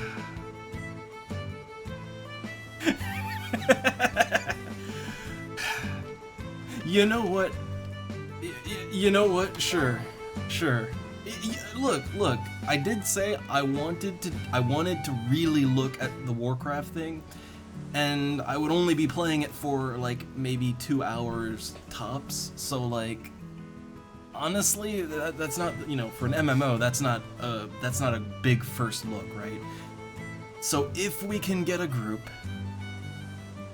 if we can actually get a group, then I can just focus on Warcraft the next time around, right?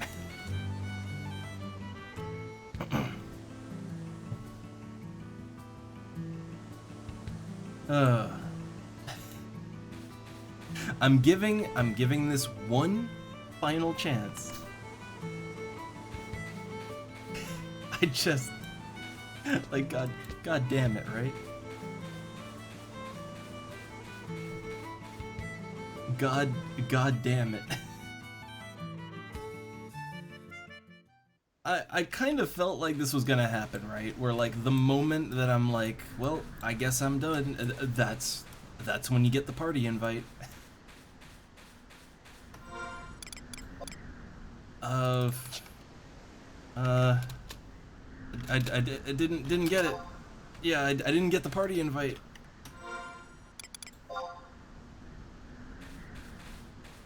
They sent it, but I didn't get it. There we go. Oh my god, it's a full party ready to go. Oh my god. Yeah.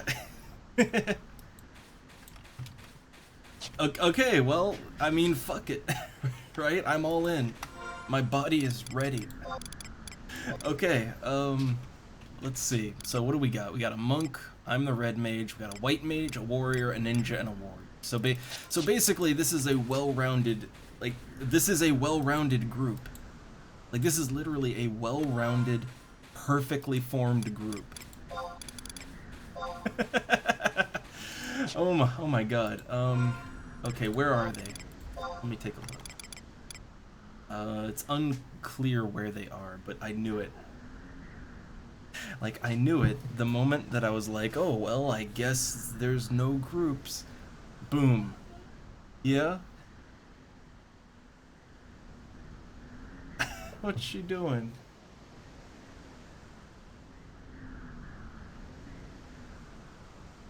Yeah?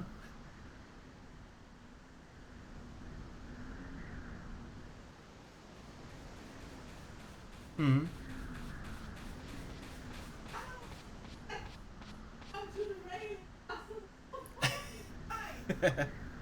Oh, oh. Okay, guys. My wife got cat scared. But she literally got a cat scare. Oh. All right. So, okay, it looks like they want me to go to the top left of the dunes, which is up here. They could just give me a coordinate, but you know.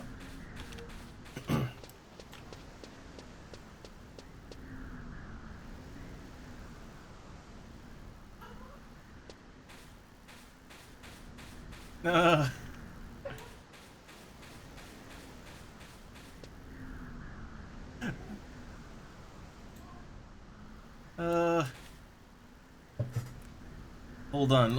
Okay, guys, real quick before I go to the group that needs me. I'm gonna distract the cats. I'm gonna do a cat distraction maneuver real quick. So, okay. Um, Hold on. Give me 1 second. But thank God I finally got a party. All right. 1 sec.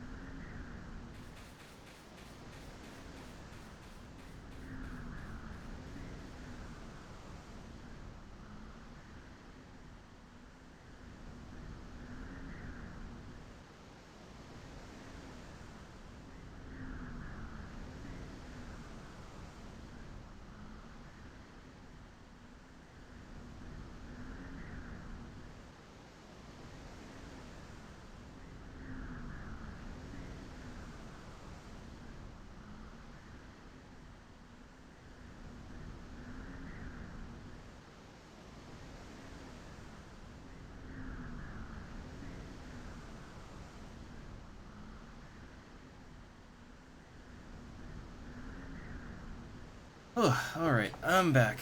The cats were being very, very affectionate, so had to distract them. So let's see. I'm in. I'm in. Okay, yeah. The group members are going northwest. Oh my God, there's a fucking bomb there. I'll go this way.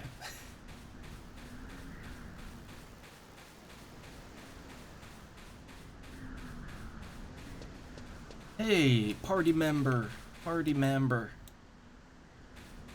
I take it they're being chased by that there goblin. Yep. Okay. Okay. Little difficulty, but... Also, I will say this, right? Like, if this was FF14, yeah, like, we would have... Well, basically, if this was FF14, we would have just hit the, you know, the duty finder, and we would have just, like, for whatever dungeon we're doing, you know, we would have queued up for it and been in a group in, like, 5 minutes, right? But the difference is that there would be no banter.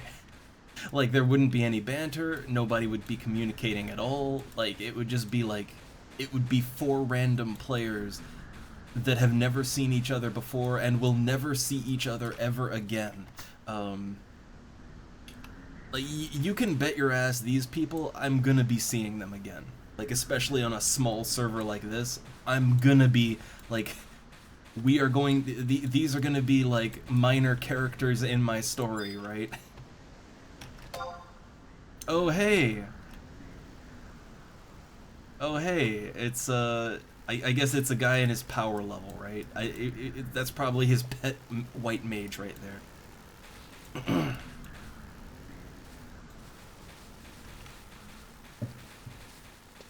Yeah, like, see, that's the thing about grouping in modern MMOs, is that, yeah, it's fast. Like, if you want to do content, you just do it. The thing is, though, is that, like, you don't... Like you're literally grouping up with random people that you have never seen and you will never see ever again because there's millions of players, right? Like so you'll probably never run into them ever. But like but yeah, here you will probably be playing with the same people many times. Like these are people you will be seeing throughout your entire play experience, which means you better be at the very least not an asshole. You don't always have to be communicating all the time, but like I'm kind of quiet here because I'm talking to you guys, but like I'm at least not being an asshole to my teammates, right? Like in FF14, people will just be assholes because, you know, you're never gonna see them again, right? Like, who cares if I'm an asshole to random player number 832? I'm never gonna see him again.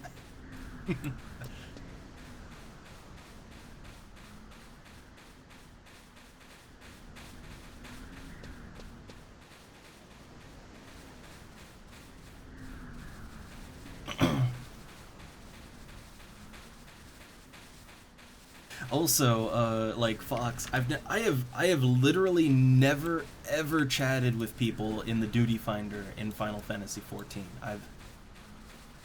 I've literally never had people actually communicate. Well, if they do communicate, it's like they're being assholes, basically. Okay, so yeah, I'm the level sync, so immediately everybody is synced down to 12. Like this person doesn't even have equipment, so all right. I have Rollin' Berry Pie. I will eat that. But I'm gonna use my sword. I'm gonna melee. All right. I'm totally gonna melee. I guess the way that probably this will go is that I mean they have a white mage. It looks like they have both a white mage and they have a power level, which is basically a high level that'll kind of spot cure the group to alleviate the healing, you know. So probably I'm not really needed. So yeah, I'm just gonna like cast spells, level up my skills, all that good stuff. Like I'm a shit mage, so. But I will cast Dia, right? Like I'll debuff the lizard's defense. Oh god, cat scared. He jumped right up on my desk. Poison.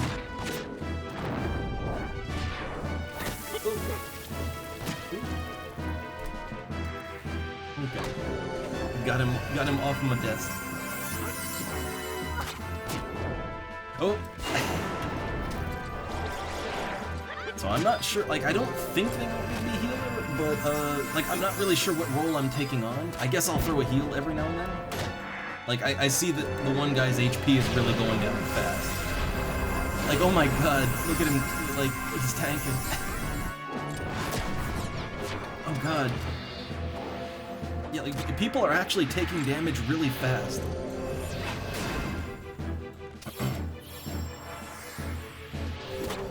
Also, I am not hitting anything. Like, I am hitting absolutely fucking nothing.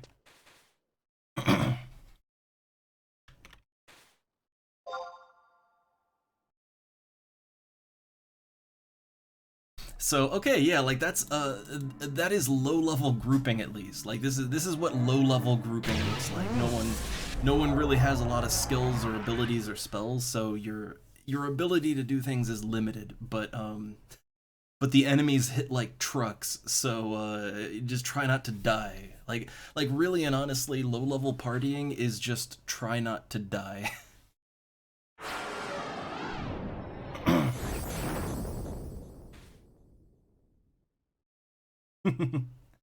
But yeah, Burn, like literally the only time that I see people say anything in parties in 14, the only time they say anything is to like bitch at their teammates. Like I've never seen someone just like strike up a friendly casual conversation. I've never seen that.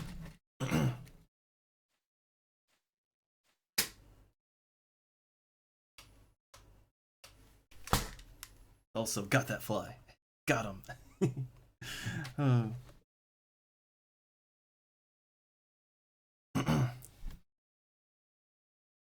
Also, if I hadn't gotten lucky with getting into this party, like I would have I was ready to like play WoW. I actually am interested to try out the private server.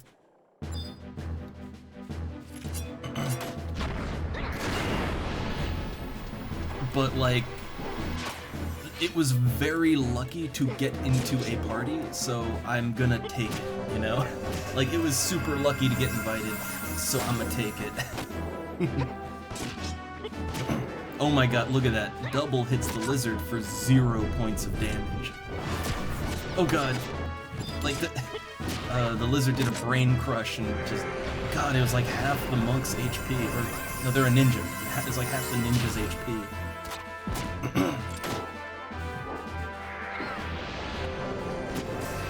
Look at the little tank go.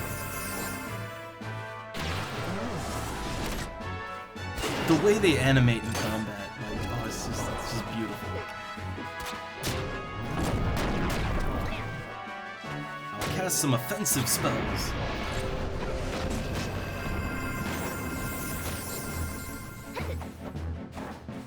One damage on that stone. But I'm making like 192 EXP, right? Like, again, when we were soloing, like, I was getting about 20 EXP per kill. like maybe 20 XP per kill. So we're getting almost 200 here. Oh, Bard! Oh shit, his HP is really going down. Like this hill lizard, like, it deals so much damage. Like, it's hitting him for like 30 points of damage every hit, and he only has 170 HP. So I kinda have to be on top of like if all of a sudden a guy is about to die, I have to be ready to throw a heal on him. Oh, Baleful Gaze. Yeah, so Panther is petrified, which means they're turned to stone. EXP chain #1. So an XP chain. So if you kill enemies in rapid succession, you get an XP chain, and every chain ups the EXP. So like if you get to chain 5, you could potentially get like 400 EXP per kill. Like it really ups the amount you get.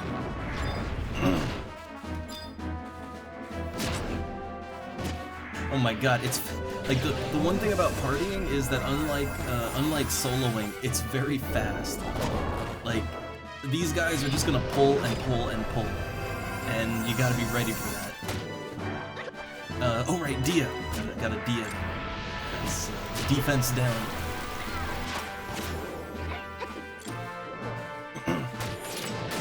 Oh my god, they deal like, the damage.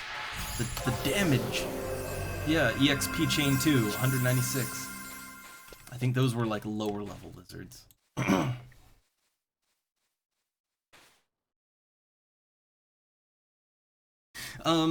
Volks, this is Eden. Eden XI is the name of the private server. I've played on a couple of private servers for like classic FF11, and like I tried Nasomi for a while, but man, Nasomi was a broken fucking mess. Like for a while, Nasomi was a pretty popular server, but because it's one of the earlier ones. But like Nasomi is broken. Like so much doesn't work on that. But yeah, like this server, almost everything is fully functional, like it was back in the day. They have some custom stuff, and they're very active. Like they have a very active developer community. Like they have patch notes. They're constantly putting out patch notes and good support. Like it is a nice server. I like it.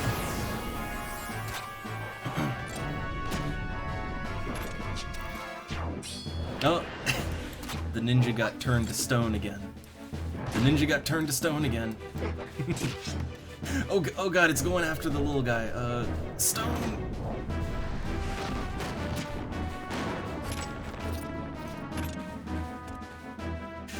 Oh, nice! EXP chain number 3. I got 250 EXP. 250! The combat no. Okay, let's try to do a skill chain. Skill chain, skill chain, skill chain. Fast blade! Yeah, look at that skill chain go. Skill chain, distortion. Oh yeah, right. That's it's a thing you can do. Like if you fire off a weapon skill, like let's say he uses his spear weapon skill, right? And then like I wait a couple seconds, and then I fire off my my sword skill, fast blade. If I do that, oh my god, he's almost dead. So like if I do that, it'll trigger a skill chain, which is like a big burst of damage, of bonus damage. And if someone casts a properly themed elemental spell after that, it'll lead into a magic burst. So, oh god, 269 XP. I'm already almost level 13. God, I love it.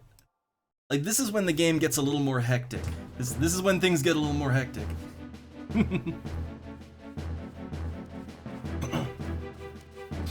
But yeah, like ideally you want to save up your TP and you want to fire off skill chains. Like you want to fire your weapon skills in such a way that you get skill chains, and then you want to lead those skill chains into a black mage magic burst. Like it's all a team effort and timing, and like ideally that's what you want to do. Like ideally.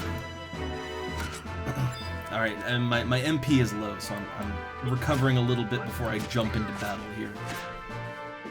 But yeah, you can see how like all of a sudden we went from this super chill, like, you know, this very super chill experience to now like it's just pull and oh god, the Taru warrior is about to die. Oh fuck. Like, you know, the lizard turned the ninja to stone. Jesus Christ, like it. You know, just things happening one after the other, right? Like, that's grouping in this game, and I love it. It can be relaxed, too. Like, you can have more relaxed grouping, especially if you're just duoing or trioing. But, like, it can get hectic, too. It can get very hectic.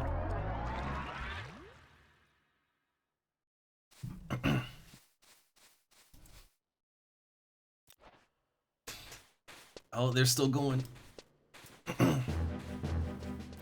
But yeah, as far as private servers for FF11 go, like I tried a couple, and I do think that if you're interested in getting into this game, I do think that this is one of, if not the best choice, just because it's populated, it has a very good community. It has actual, like, developers that are making content. like, it has good support, right?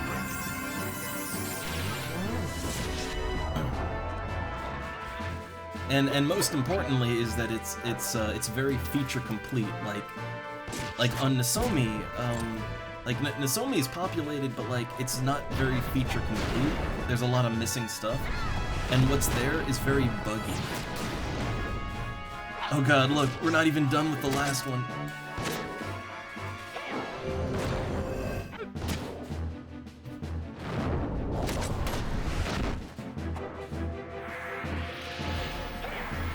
Oh wait, I have other debuffs. I should totally use them. I've got blind and paralyze and all that good shit. Like I should totally be debuffing the enemy to help out my team.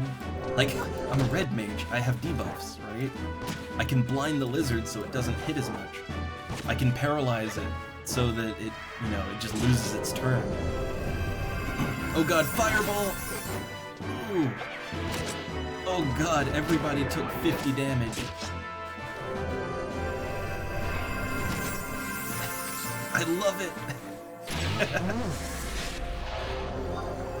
Oh, we didn't get EXP for that one. I think the power level overhealed. If the power level, like the guy over here, the high level, if he pulls aggro, yeah, it loses the EXP. Like, the most a power level can do here is they can kind of spot heal to take pressure off of the white mage in the party, but like you can't rely on a power level to just play for you. You can't do that here.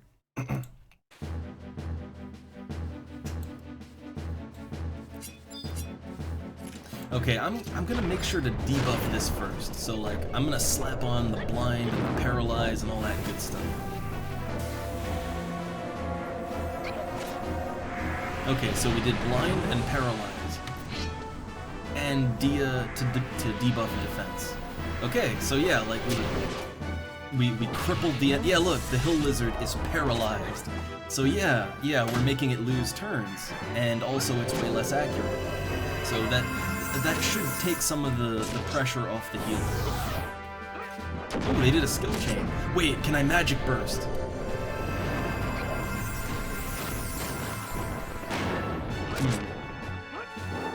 The stone didn't work. The stone spell did not work. But real quick, I'm gonna go into my macros, and I actually do have a better spell than stone. Like right now I'm using stone, but the thing is, these enemies are fire element, and I have water, and water beats fire. So I'm gonna try using that. Man, feels good to be in a group in FF11 again. Feels good. It's a little hectic, but it feels good.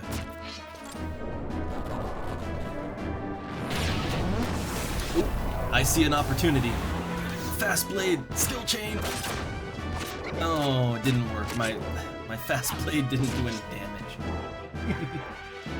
Doesn't always work out for you.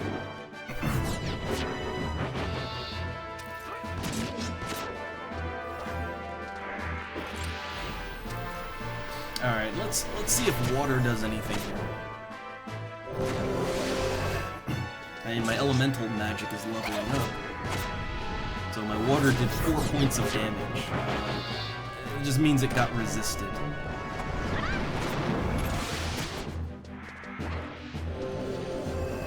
Okay, it did 18 points of damage that time. Oh! Yeah. Level 13! So yeah, the levels are going, like when you get in a group, the levels just fly by. And I want to remind that I do have, like, hold on, oh god, /P. Let's see, you say grats, and then, yeah, it's just like, ding! Yeah, ding. You gotta go ding, right? You gotta go ding. Ding and congrats. I never really associated ding with FF11. I always associated ding with EverQuest, like, because in EverQuest it was literally a ding sound. But you know, here we have our own little victory tone.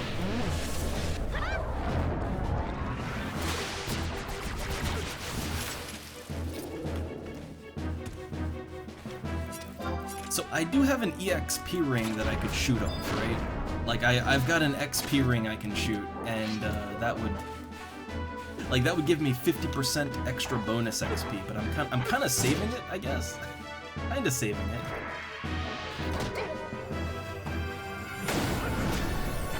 Like I might save it for solo play actually. Like, I feel like till I get a sub job, I'm gonna be soloing. Oh yeah, Fox, the conga. And then somebody else has to say rats, and then do a little dance. Oh god, baleful gaze. I mean, I don't think it's looking at me though. Yeah, he got turned to stone. No, so like nobody ever looks away from it. Look, I know, I'm the shit mage here. I have no room to talk, right? But, oh yeah, look at that, they leveled up. Hold on, I gotta /clap. Clap them cheeks. Okay. So like, okay, you'll notice that like our melee guys, they keep getting turned to stone. Like it kind of bothers me because like it doesn't matter if it's 20 years later. Nobody ever looks away from the goddamn basilisk. Like nobody looks away from the lizard that turns you to stone. Nobody ever looks away from it. Like literally all you have to do, like all you have to do to not get turned to stone is look away. Like you just turn around and you don't get turned to stone. That's all you gotta do. But nobody does it. Nobody ever does it. Like they just take it.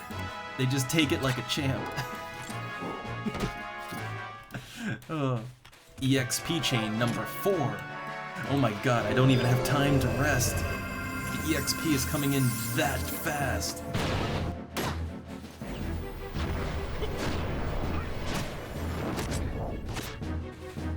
Oh yeah, I learned a new weapon skill. So I had Fast Blade. I now have Burning Blade. Deals fire elemental damage. Now these enemies are fire elemental, so probably not the most effective attack, but I can make a skill chain with it, so that's a reason to use that.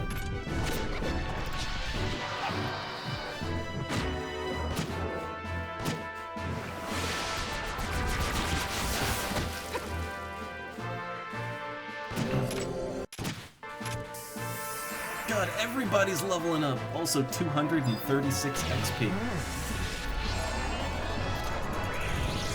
But yeah, everybody's just leveling up. It's a good time, like, you know, XP for everyone.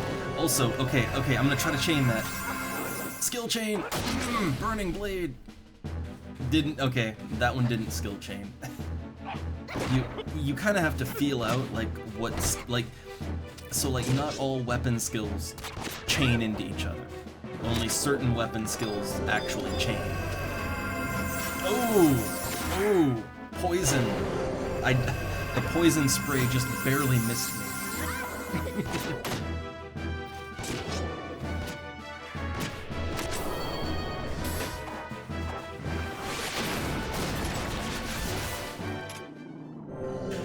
God, I love partying up in this game. Like, this game has a real nice chill vibe normally, but now it's just boom intense, right? Like we're going pull to pull. People are getting wrecked. They're getting turned to stone. Like things get very hectic very quickly, and I just love that.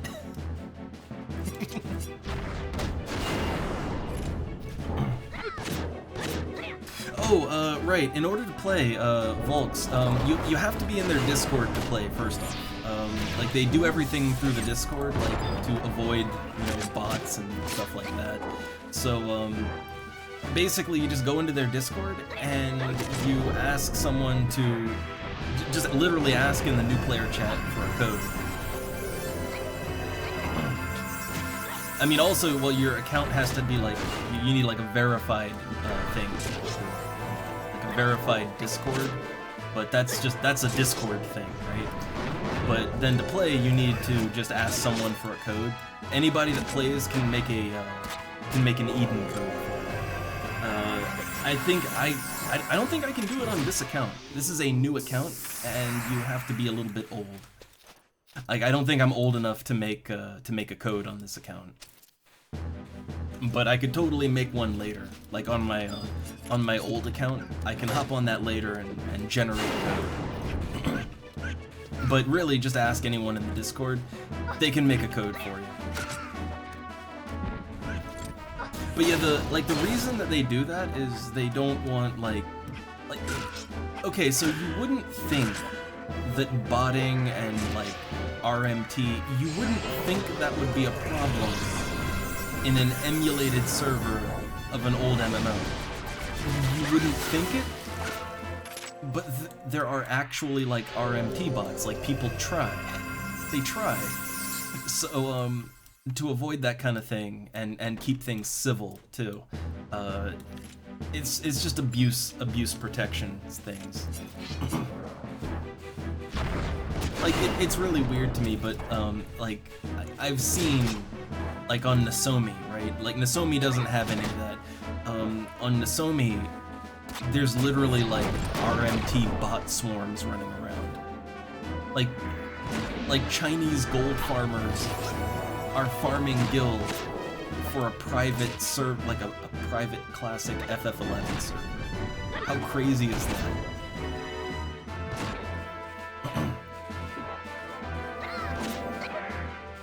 Yeah, no, they do. They take it seriously. Like when you actually get on the Discord and take a look, like they have, you know, they have like a development channel, and like they really get into it. They are like they're serious about supporting this project, and that's one of the reasons I play on this server. Like that's one of the reasons I play on it. Like Nosomi, you can just hop on, but like on Nosomi, there's like one guy that maintains it, and he's so apathetic to the community, like like he just don't give a fuck, right? And that's why the server is buggy as hell and constantly breaking, and half the features don't work. So yeah, that's why I prefer to play here. I mean, that's, to be honest, that's your average private server. I like this better.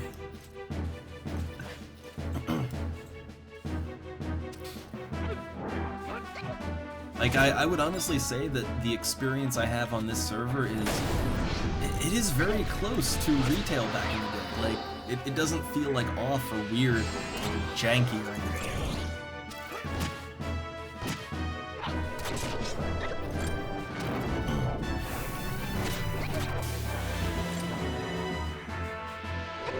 Oh, my blind spell got resisted. I'm trying to get some MP. What's my EXP at?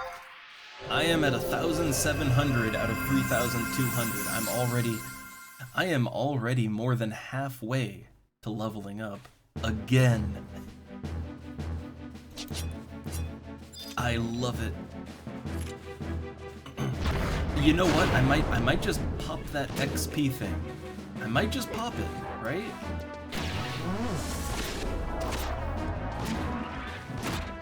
Like, you know what? Fuck it. Let's do it. Let's goddamn do it. I'm popping the Emperor Band. It might be a waste. I don't care. Use it or lose it.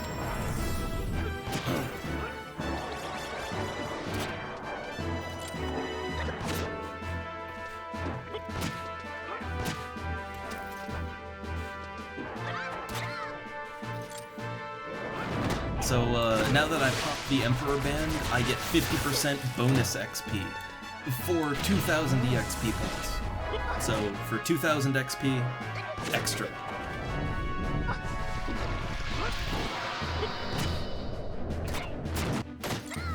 Oh, elemental magic up. Oh, look at that fighter man go. Oh my god. 283 experience points. Oh man, like if the chain keeps going, like we're gonna get over 300. It's beautiful. It is just beautiful. But yeah, so like the thing is, so you can kind of see why. Okay, so now that we're actually like getting around to grouping, and you're seeing how quickly it can go, right? Especially with XP boosts, which are vanilla. Like you can see how sometimes, like you can see why it would be worth it to just sit around AFK with your party flag up, waiting to get into a group, rather than going out and, you know, fighting really low level enemies, getting maybe 15, 20 EXP a kill, and putting yourself in danger because, you know, one-on-one, if the enemy pulls a trick out of their ass, they could just kill you, and then you lose 10% of your EXP, right? Like, you can see why it may be desirable to instead just wait Because when you actually get in a party, right? Like when you get a party, the EXP just floods in. Like it's like someone, you know, someone opened the tap and it's just running.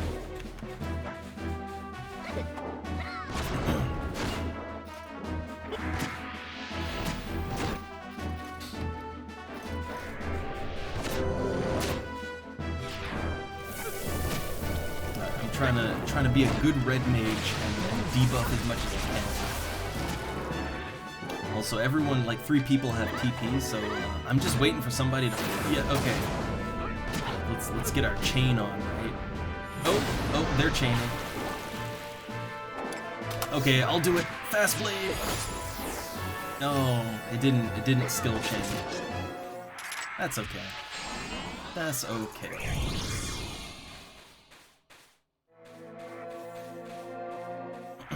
But I will say that while things are hectic and, you know, hey, like, I'm the debuffer, right? I'm debuffing the enemy. I am helping. Like, let's be honest here.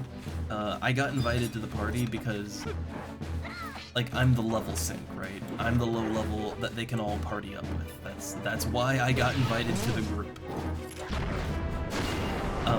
But like when you get out of that early level funk where, you know, you're just a useless, sub-jobless waste of space, when you get out of that and you actually start being able to contribute to your party, and you have to take on a role of responsibility in the party, like as the healer or the tank or whatever.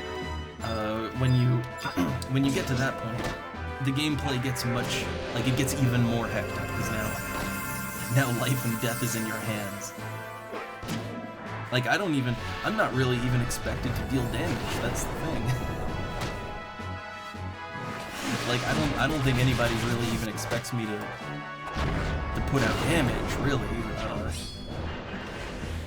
You know, I'm just here to be the level sync.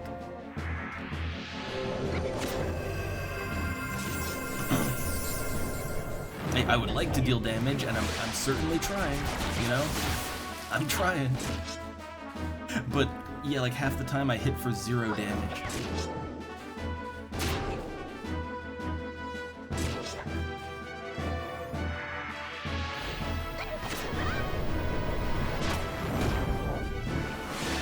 Elemental magic level 20. Yay! Yay! Now this thing is tough. Like, he's tougher than normal. I'm having difficulties with it. Okay, 283 EXP. Yeah, we're already less than 800 from leveling up. Like, already.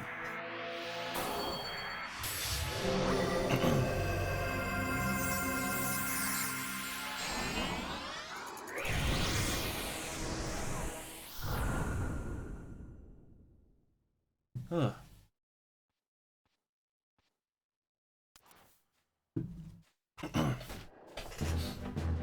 But I am still kind of thinking, like, what do I want to level up as my sub job, or maybe even as a main job, right?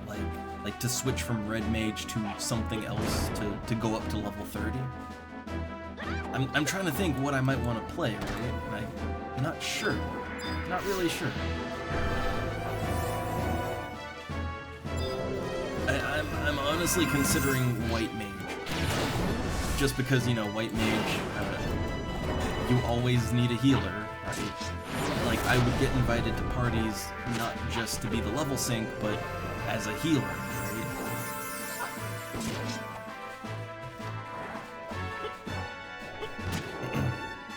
I also consider black mage, but I have reservations about black mage.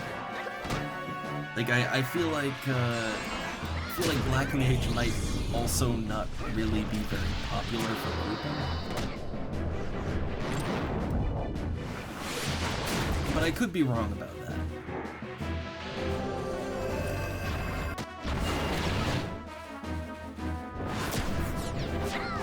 Oh, they got it. 294 EXP.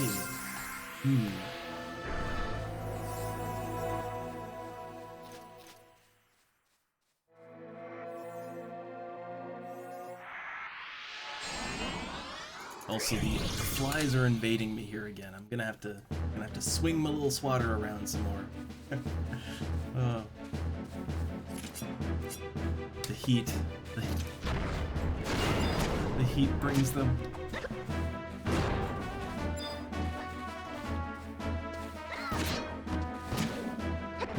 Okay, so I have TP. I have enough TP to do an attack. But I'm gonna wait until the rest of my party gets some TP. So, you know, make an attempt at doing a skill chain.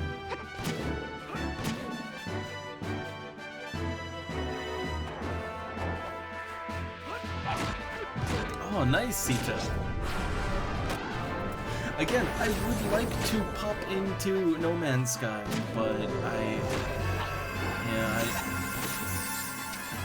I don't know. I feel like that's definitely I need to commit time to it kind of thing. Oh no, the lizard's getting away from us.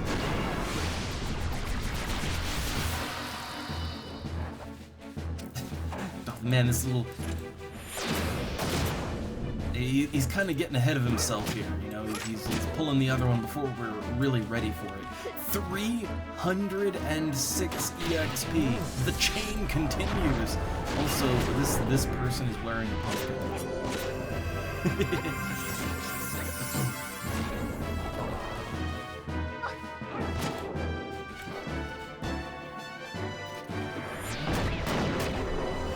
Okay, I think they're setting up a skill chain.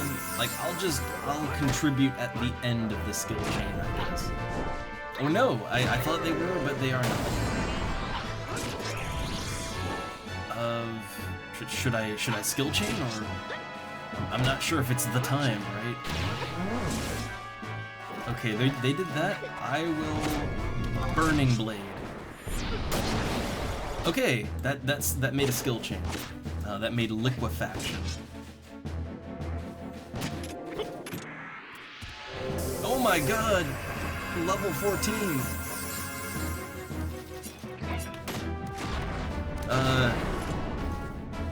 Ding! Ding! With 2 G's.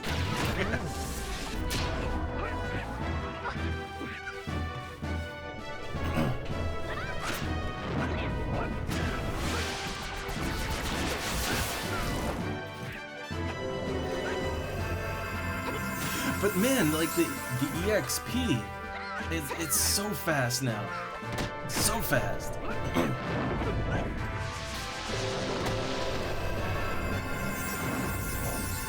Oh no, this one guy, Raven, he's got to go in a few. I mean, I guess it's not too bad because like I'm a healer too, right? Like I can heal if I have to.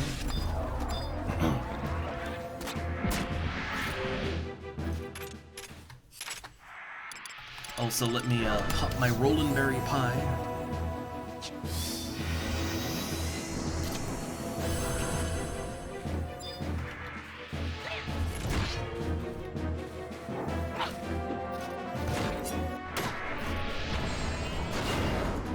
Alright, blind! Paralyze!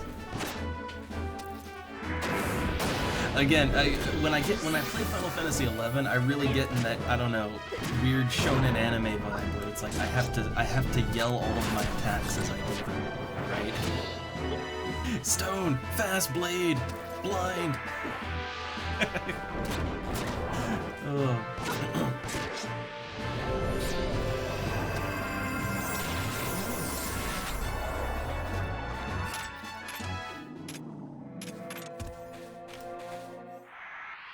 Oh, the XP, the XP. It's too intense. Also, apparently we meet. Yeah, I guess we're level 14. Oh wait, we're level 14. I have Cure 2. Yeah.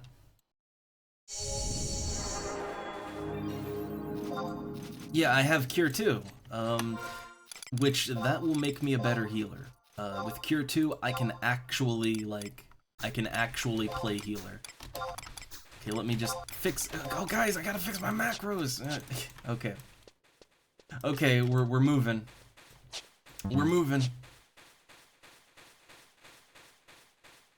I needed to fix my macros.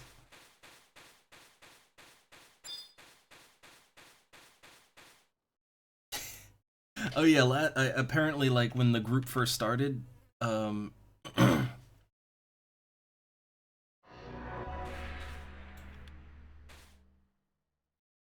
like when we first started, like they got chased by goblins.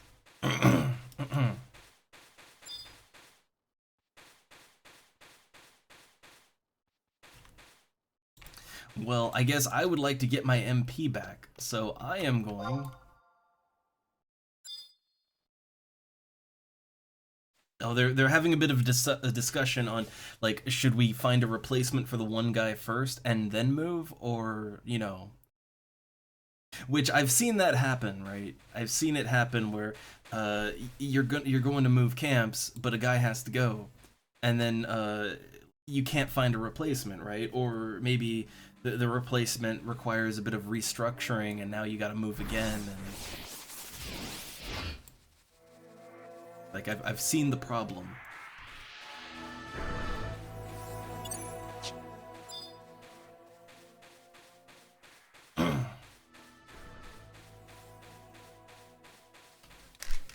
Also, oh fuck. Oh look, they aggroed a ghoul.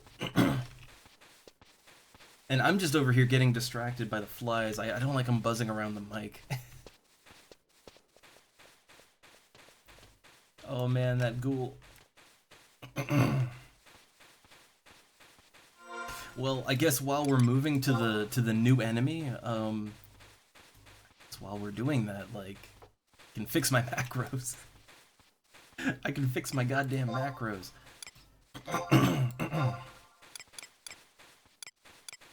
So yeah, we're gonna apply cure.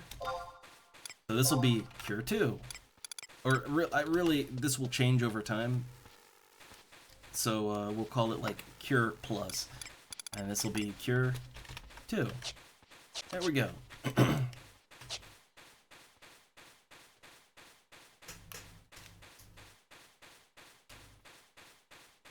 Oh, the flies. I got one though. I got me a fly.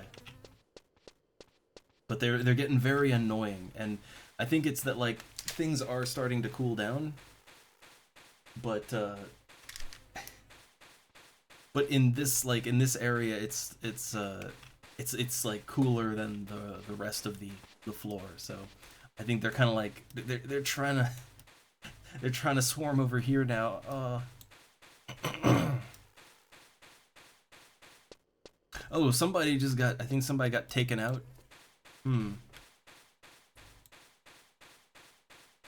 Somebody had Waterga.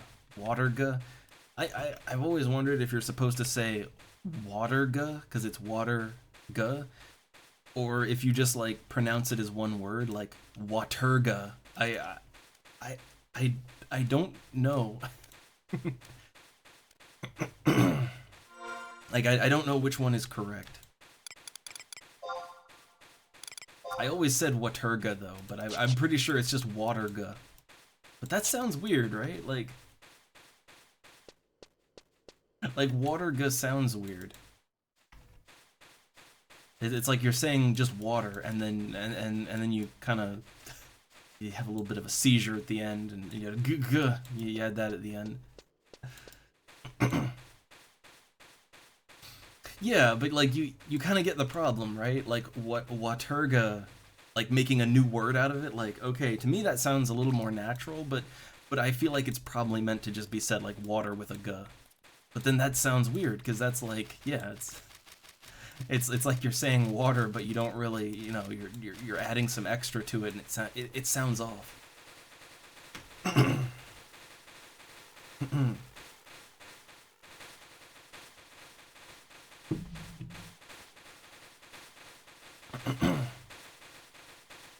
Also, man, the dangerous trip around the dunes, like I know where I'm going, right? But like just walking around in the dunes as a low level can be so goddamn dangerous. Oh, but also if we're gonna fight damselflies, like sub job items. This is how I could get my sub job item. So this is the new camp, I think, right? Like this is camp, right? I think this is camp. So we're gonna be fighting damselflies now. With their seizure-inducing wings.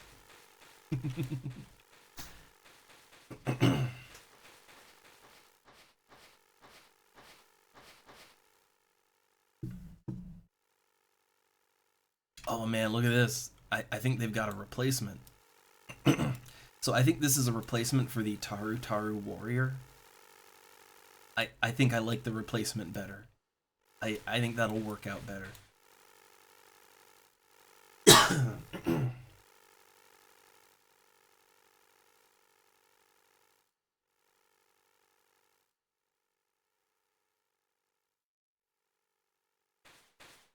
Oh. Cat meows.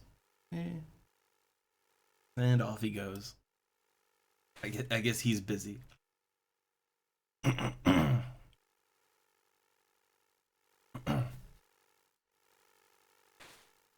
I mean, I don't know. Look, I don't know if these are lady flies or not, but what I know is that these are some of like the worst low-level enemies to fight.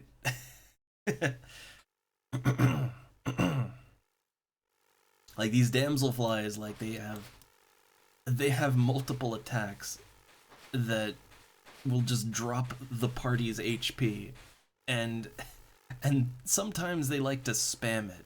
So like okay, here's the dossier on damselflies. Like they have a cone AoE poison attack that deals quite a bit of damage, and it puts a long-lasting serious poison on the party. They also have an AoE cursed sphere attack, which deals very high damage. Like it is enough damage that it could potentially kill a weaker party member in one hit. Like a Taru Taru mage, it could just drop them. And the thing is, they like to spam both of these attacks. Like they like to spam both of them. So yeah, it's a fun enemy to fight.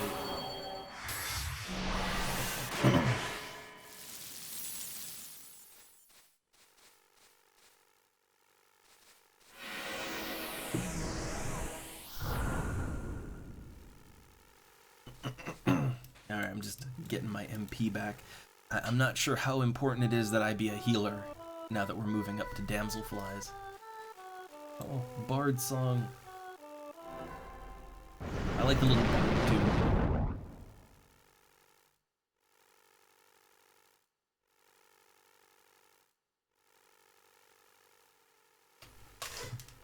Also, again, the flies around the mic. Oh, I hope the buzzing isn't bad. For me, it's really annoying. But like when it's super hot, like it is now, flies they just come inside to get out of the heat. And then my screen is on, so they just sort of flock to it, you know?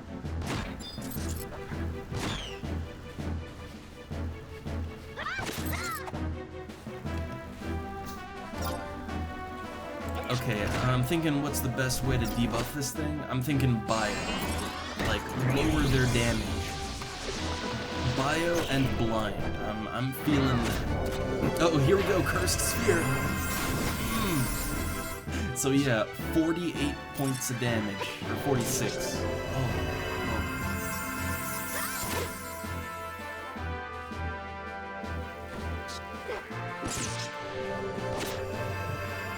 Like every now and then, it's just totally random whether they use the attack or not. And every now and then, yeah, they just like to spam it.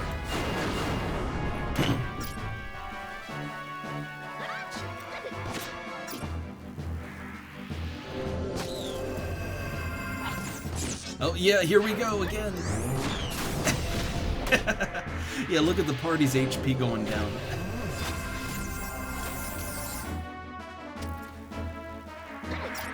Oh man, that cursed sphere, I love it.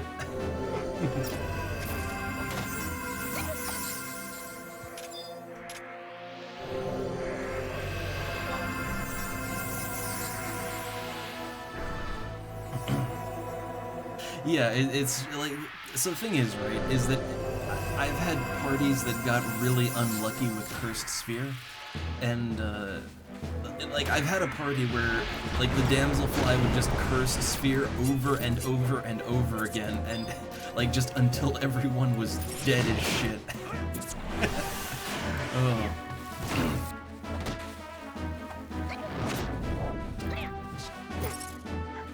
So that's why I'm like that's why I'm using my debuffs. I'm putting a damage down, I'm blinding it, and I'm gonna try to paralyze it too. So I'm gonna use my red magic to, or you know, my red mage debuffing skills to try to make it not hit as hard. Oh, here we go.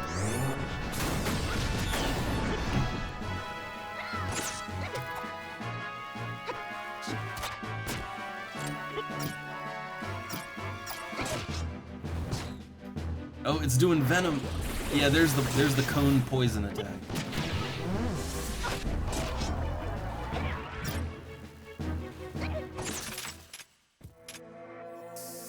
$346 XP. Very nice.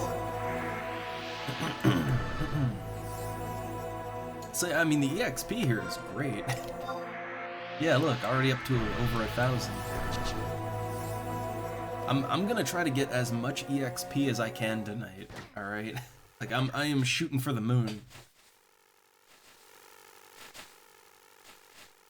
Oh, hey, who's this guy?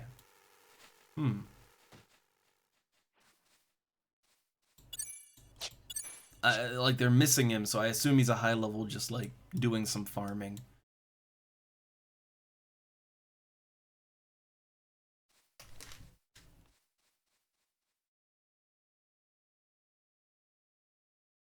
Yeah, look, they're stealing our XP mobs. Oh. Oh no, there is conflict in the dunes.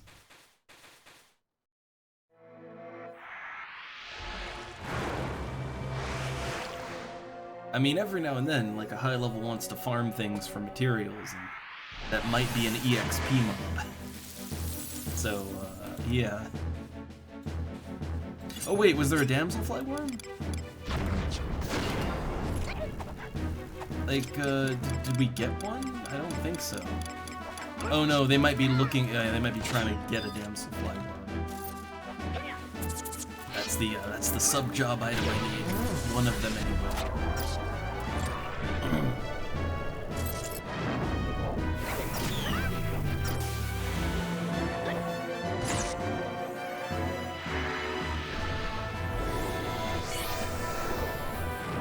So it resisted my blind, it did not resist my paralyze, although it just smacked me for like 48 damage.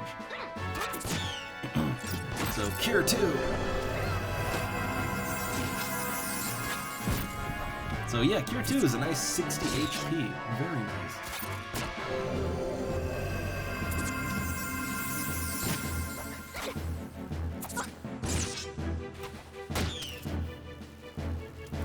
Ooh, the damselfly was paralyzed.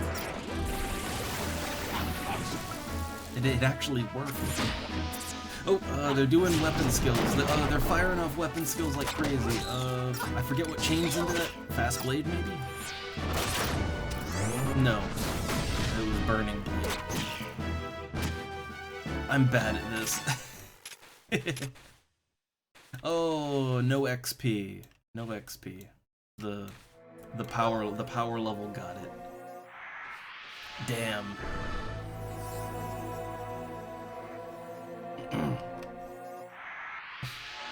Yeah, look, it sighs dejectedly.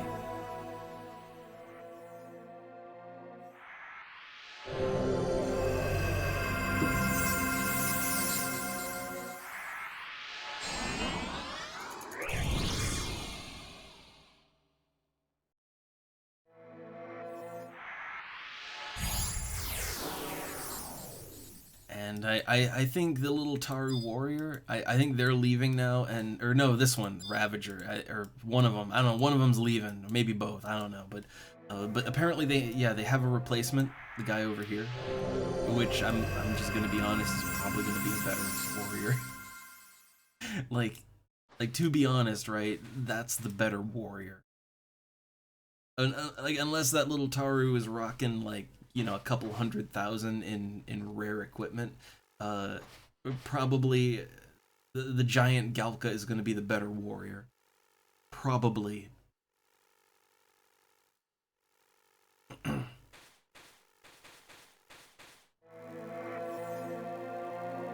Like, it's not to be racist, but like, Galka are just better warriors. Like, they have so much more HP, and also, you know, they have more strength, so like they just hit harder and they don't get hit as hard. So yeah, they're just better.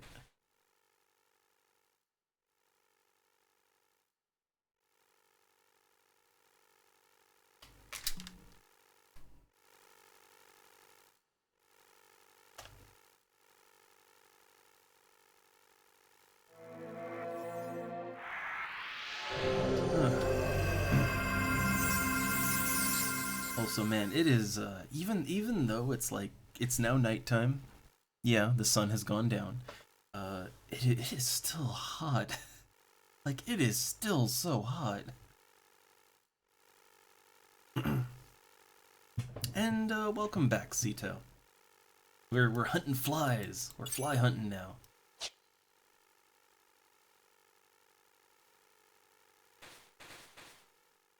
I've so much levels.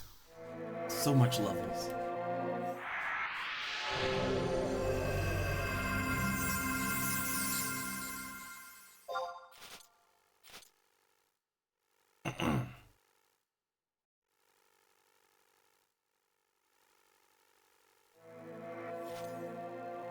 And oh yeah, we replaced the little Taru warrior with a big Galka warrior. Like, look at it. I think we traded up. I'm gonna be honest. I think that was an up trade.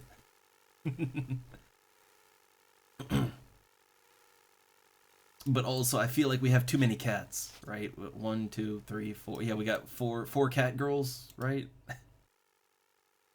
Like the too many cats.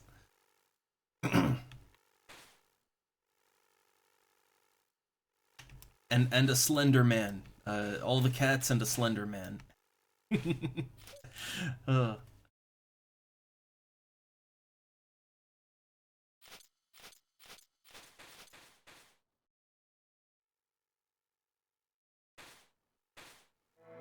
Oh, we're doing a ready check. Is there a salute? I think there's a salute emote. Yeah, look. Salute. Ready. I communicate in the traditional way of MMOs by emoting frantically. Like, normally the traditional method of communication in an MMO is to jump up and down in place, but there's no jumping in this game, so you know, no Z-axis, so wildly gesturing.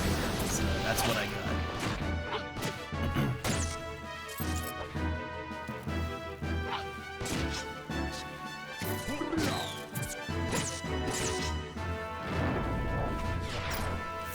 Oh, my spell casting is drawing too much attention.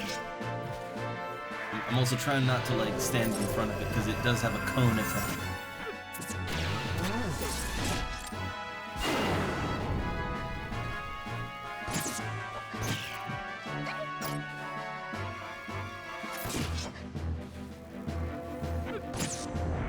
Oh yeah, there's the cone. Yeah, there's the venom. Oh, this is right in the cat girl's face. So like, what's required to get a sub job? I forget what the level requirement is exactly, but I believe it's 18. I have to double check that. It might be lower, but I believe you have to be level 18 first. And there are 3 rare items that you need. One of the items is the damselfly worm, which is a very rare drop from these guys. Like, it's a very rare drop. Like, we've been killing flies for a little while now, and we have not gotten a damselfly worm. So like, yeah, one of the items is a damselfly worm. You also need a crab apron, which crabs they're one of the lower level enemies in this zone. Like if I get high enough level, like by the time I'm level 18, I'll be able to solo a crab. But the third item that you need is kind of hard. The third item you need is a magic skull, and that only drops from the ghouls that spawn at night. Like they only spawn at night, and they are one of the higher level enemies in the zone. And it's not an enemy that parties normally just fight like for EXP. So getting the sub-job items could be a bit tricky if I don't want to cheese it and, you know, use my old account.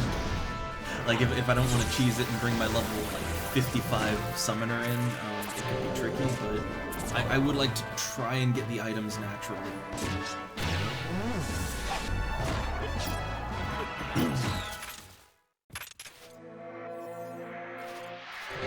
But as you can see, like, item drops are pretty rare, and the item we need is even rarer.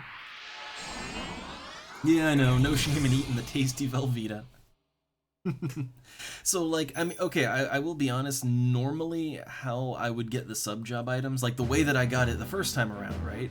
And the way that I got it back in the day, was basically, I would get to level 18, and I didn't have the sub-job items, and no party would, you know, no, like, they're not really, other than the damselfly, they're not really enemies that people fight for EXP. So you wouldn't just naturally get it party. So how I would normally get it is to basically just ask high-level players to please help me, right? Also, Burning Blade! Yeah, liquefaction! Yeah, so normally you just sort of beg a high level to help you get your items. Preferably a high-level thief for the treasure hunter bonus.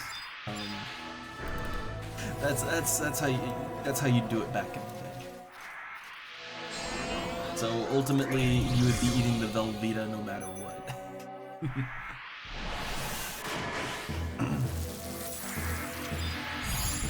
But I guess another way to look at it is, hey, that's called teamwork, right? That's called community building, right? You know, that's social networking.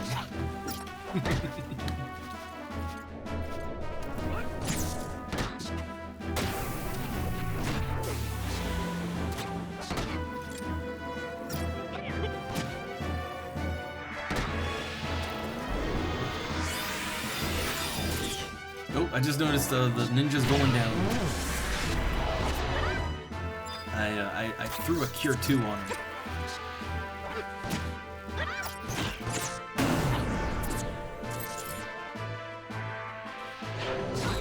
Oh, there's the curse sphere. Yep. 46 damage to everyone.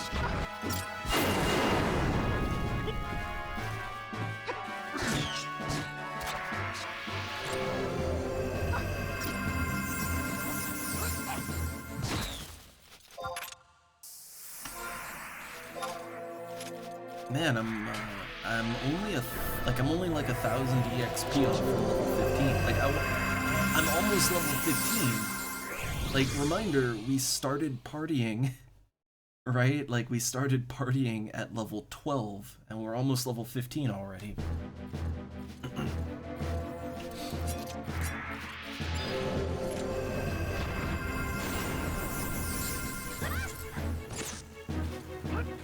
Trying to get like one little more, yeah, one tick of MP. Alright, so I'm gonna try to paralyze. Like my debuffs are actually kind of important. Like, with an enemy that hits this hard, you wanna debuff them.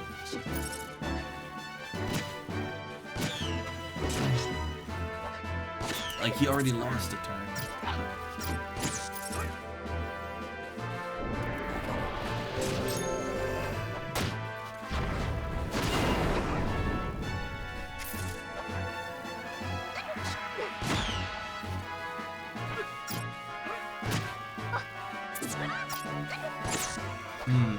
You might notice that the party is having a very hard time actually hitting anything.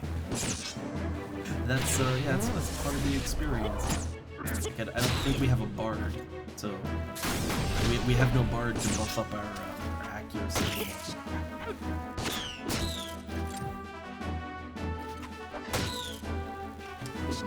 Let's see if I can get a water spell in here. Didn't do anything.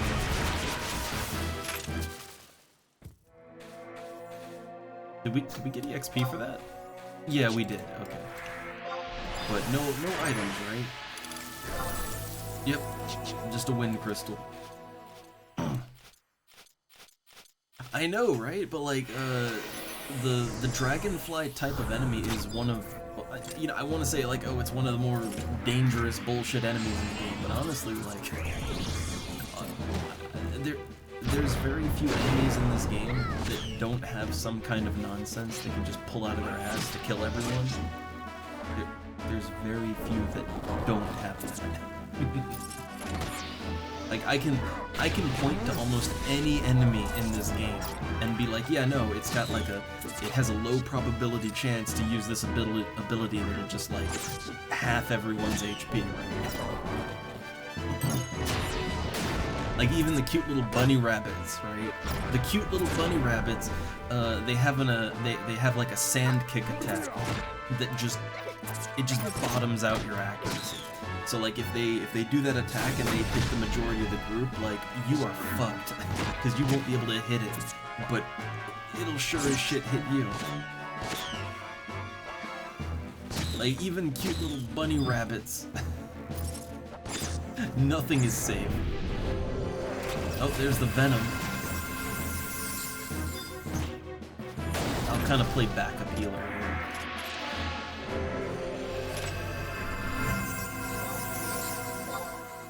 God, only 400 XP, less than 400 to level up. Like, I'm getting like 346 XP.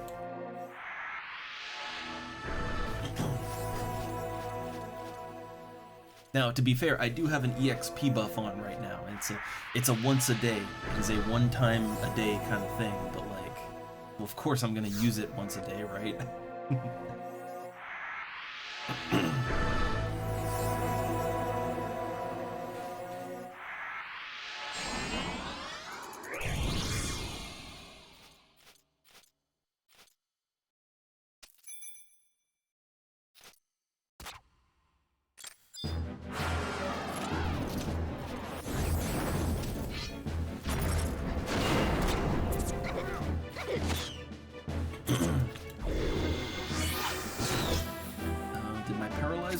Okay, it did. I always have to check and make sure my paralyze work. But yeah, paralyze and bio. So two things that will debuff its damage quite a bit.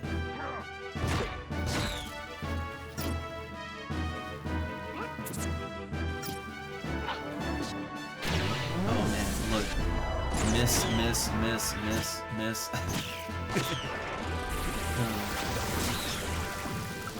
What, you don't like the cat girl called Panther? I mean, to be fair, at least, you know, they're just, I can see where that name comes from, right?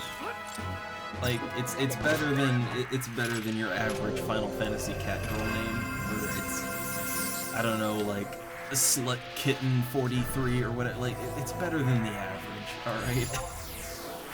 The bar is low, okay? It's a really goddamn low bar.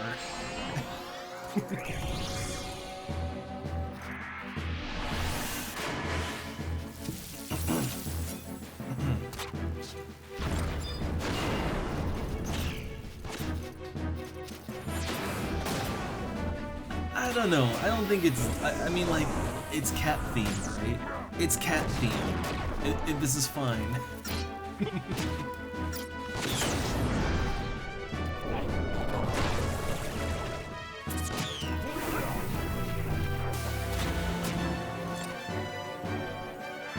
So, okay, it resisted my blind.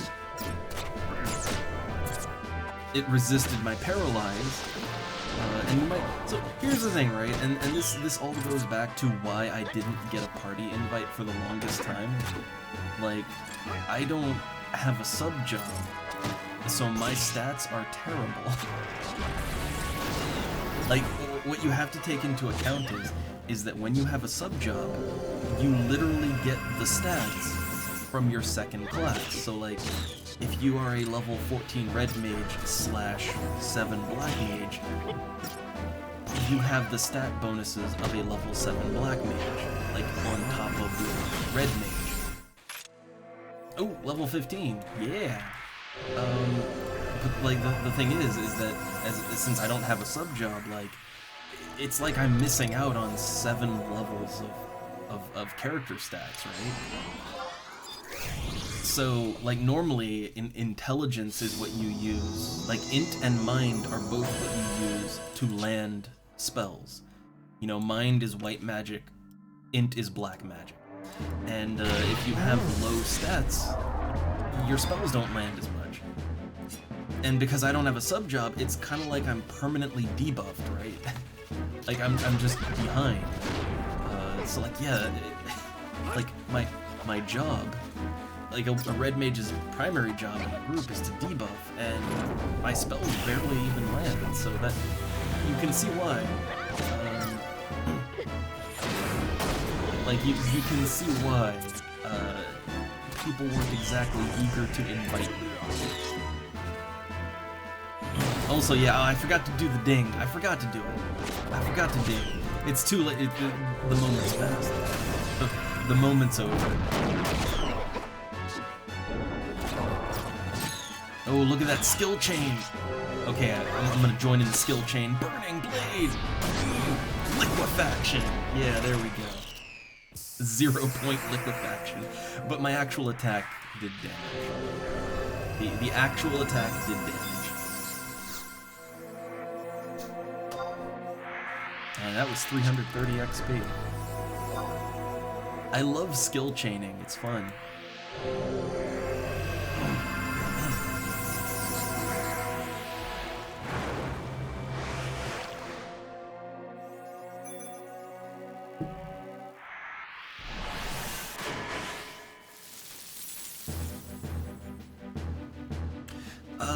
I'm pretty sure there are ones with all the expansions, but I've seen them advertised.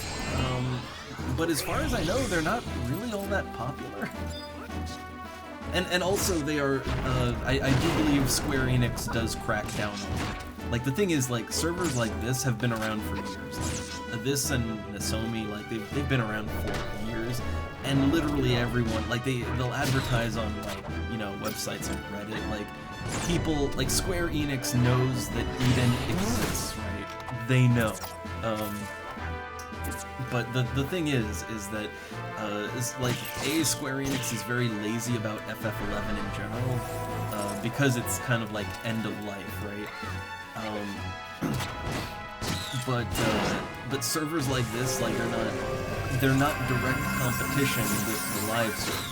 Like this is a totally different, like this is an ancient version of the game, you know? Like there's no direct competition here. But like servers that have all the expansions and everything, they do exist, but not many people want to play on them because modern FF11 is basically a solo game. Like they have basically made it so that you can solo from 1 to max level. There's even like AI team members called trusts. So like there's AI team members. The game has overall been made a lot easier. Basically, it's a single player game. Like modern FF11 is basically a single player game. So not that many people really want to play it, you know, on a private server. Like understandable, right? Oh no, my XP buff is gone. Oh no. I can't use my XP buff again. I can't use it again for 15 hours. It's a once a day kind of thing. That's a shame. I mean, the EXP here is still really good. Like, yeah, I'm still chugging along just fine.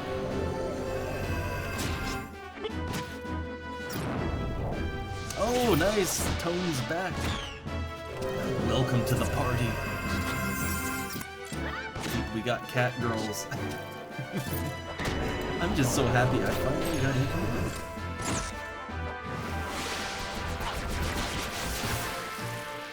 Yeah, like, welcome back, and like, I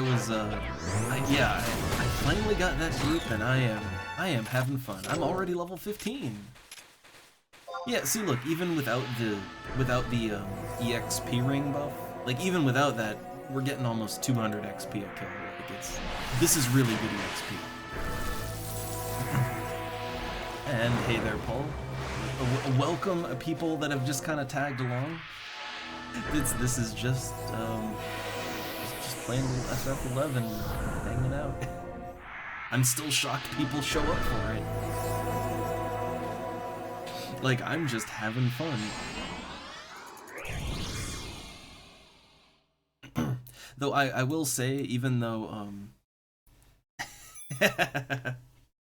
oh, nice. Still keeping at it, huh?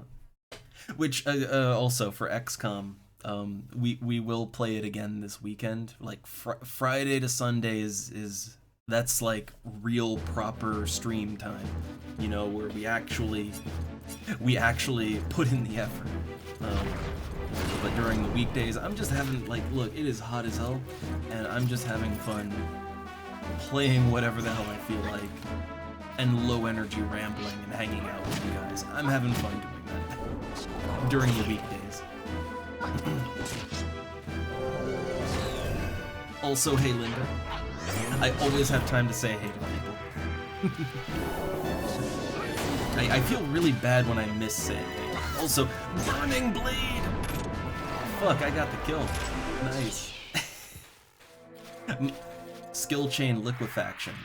The damselfly takes 0 damage. Okay, so my skill chain didn't exactly wow the enemy. Also, thanks. Man, so like, here's the thing, right? I'm a red mage. I'm a sub-jobless red mage. Like, I'm a shit mage, basically. I'm like the... So the thing is, I'm literally only in the party because I am the lowest level here, and they can level sync to me. Like, my spells are crappy, my stats are bad, my gear is terrible. Like, I'm basically the diversity hire, right? But you know what? I'm getting EXP, I'm leveling up, and I'm feeling great.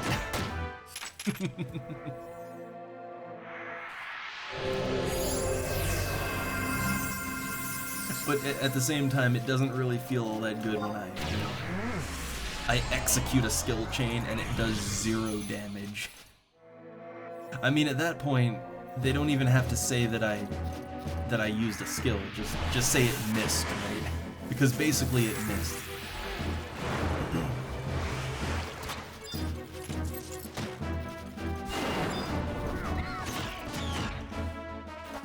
Alright, so let's see, we start off with, the one thing I can do is attempt to keep the enemy debuffed.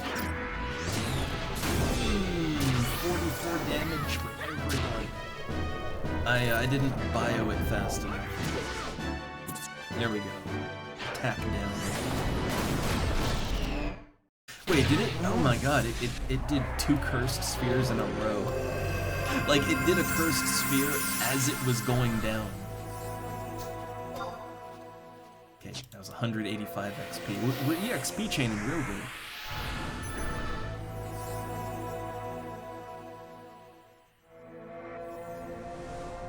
Yeah, I mean, the thing is, you are, so like, first off, like, whether you're ready for it or not, when you hit level 18, you're basically expected to have a sub job. Like, even though it is physically impossible to solo the sub job quest at level 18, if you are level 18 and you don't have a sub job, you are very, very unlikely to get invited to a group. What's more likely is that someone will come along and be like, oh, you're level 18, you don't have a sub job? Do you need help? Like, that... People are friendly like that, right? So, like, if someone sees that you're struggling, or really just ask for help, like, they'll help you out and they'll get your sub job items for you. Like, hey, I have an old account with a higher level character. You know, if somebody's like, help me, I need sub job item, I would happily hop on that and help them out. Oh shit, Panther down. Help. Help. People are dying, not great. Bio. Water. I'm trying to pump damage out. Okay, got it. Black magic. He's going down. He going down. Did we get EXP for that? Yes, we did. Okay. Just checking to make sure we got XP. Okay, hey, I saved I saved Slender Elf over here. Oh, look, there's the White Mage 2 hour right there. They just spent their 2 hour to heal everyone after the power level grabbed the damselfly. Okay, so our White Mage can raise. We have a raise. That didn't go great. Although it looks like Panther just respawned anyway, so I wonder if they're leaving, but... Yeah, that was rough. Like, I think the problem there is that, like the problem is that, like, the cat girl went down before I even knew what was happening. Like, I wasn't really paying that close attention to her health, and she just died. Like, she just dropped. Because that second damselfly was whacking away on her. Also, this guy's not really... I don't think they're that high level, because they're struggling with this damselfly.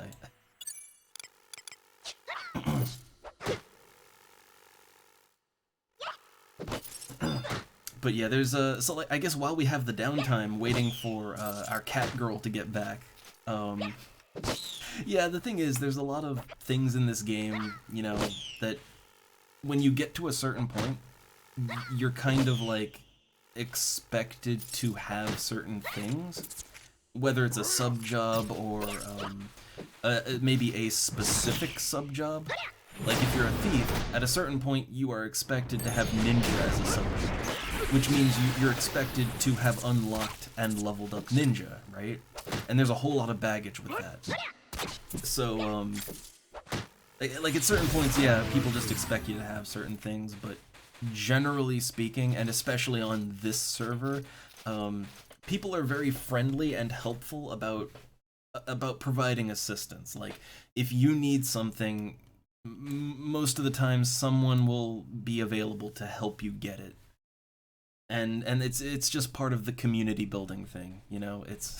That's how you build a community.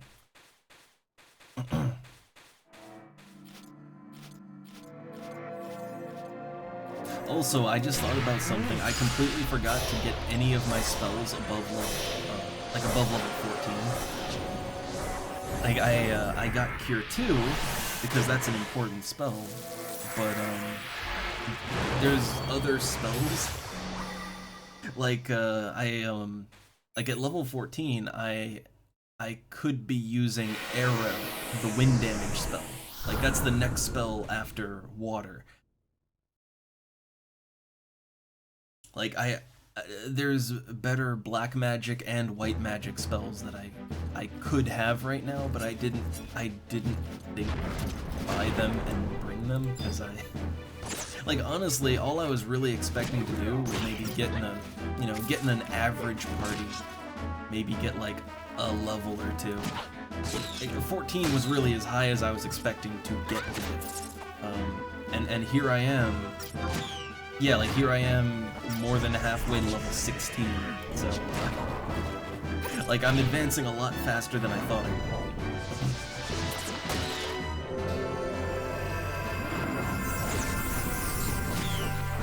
And see you later, Tones. Thanks for stopping by. Come back for XCOM sometime. Oh man, that just barely missed me. Like, if I'd been standing a little closer to him, that would have sprayed me too.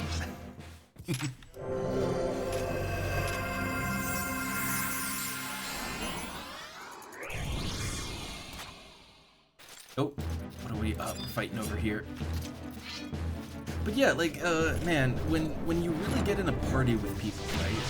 And yet, you know, people aren't like super talkative, but like they are talking every now and then, and there are interactions happening.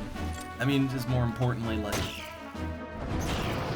you can see with how quickly, you know, Panther went down, you can see that you kind of rely on your fellow party member to have your back. And clearly I'm the backup healer, right? And I didn't have her back, right? I feel bad about that. But, like, partying up in this game is kind of intense. It can be more chill, but it can also be very intense. And it's, like, more importantly, it's a very social experience, you know? Where you really rely on each other to get through the encounters. And it's a lot of fun.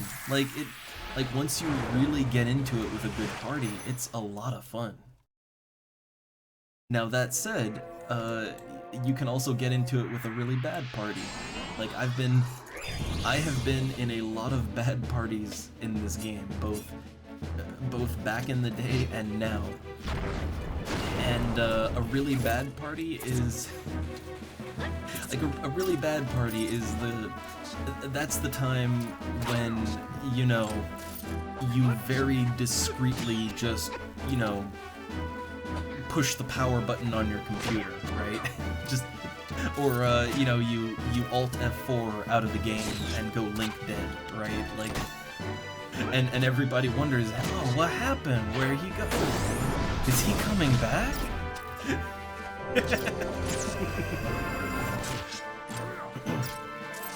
I still kind of feel like that first party that we got into, where the guy just disappeared on us. I kind of feel like that's what he did. I feel like he was like, oh man, this ain't going anywhere. That red mage ain't got no sub job.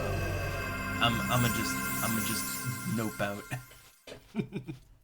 I do kind of think that's what went down earlier.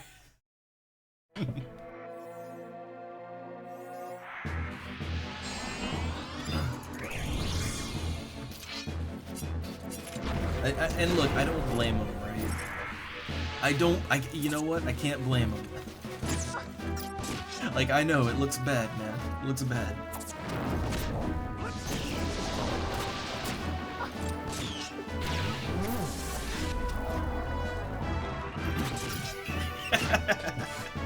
Oh god, see, it's literally, yeah. Like, hey, I need to get some milk. Okay, look, no lie, I've had people pull shit like that in the past, right? Like, in both this and EverQuest back in the day, I totally had people that, like let's say the group was not really very good. I totally had people that were like, oh, hey guys, I got a smoke break, right? I need a quick smoke break. I'll be right back, okay? I'll be right back, but like my wife needs to make a call, so I gotta, you know, dial up, right? So like I gotta disconnect for a minute, but like I will be right back, guys. And then you never see them ever again. Oh.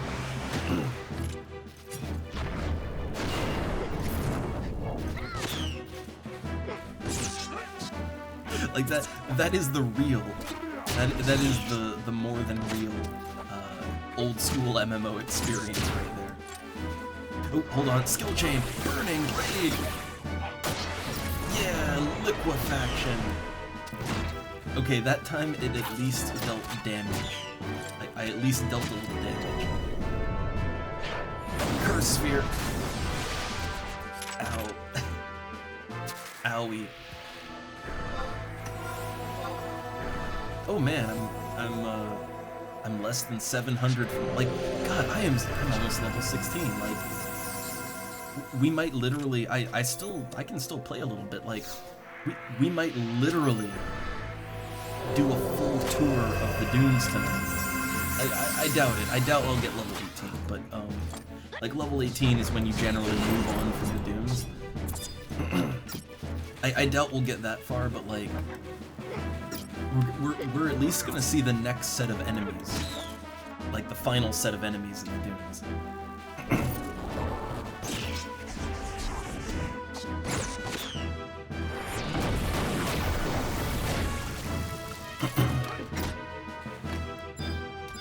debuffs. I should really be more actively support healing. Like I am a red mage. Yes, I'm doing my debuffs. I'm giving in some extra damage. Look, I'm trying my darndest. But I really should actually heal some more. You know, like I'm a red mage. I can heal, so I should really help the healer. Which, I try not to fall into that trap. I really try not to fall into that trap, but, it is a common thing where people will play red mage, and they get really into meleeing, they're fine with the debuffs, they like throwing out damage spells, but they refuse to heal. Like, they look at healing as below them, you know, like, I'm not a heal bitch, right? Like I'm a big dick DPS, and but really, as a red mage, your strength, like, damage isn't your strength. Your strength is that you're a jack of all trades. You can do anything.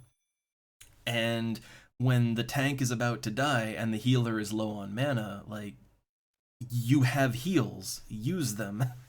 Like, just use them. You can do it.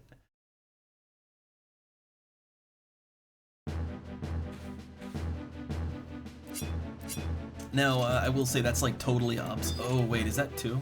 Is that 2? Oh, that too. I have a bind spell. I'm not sure if I should use it or not. I'm gonna bind it. Bind.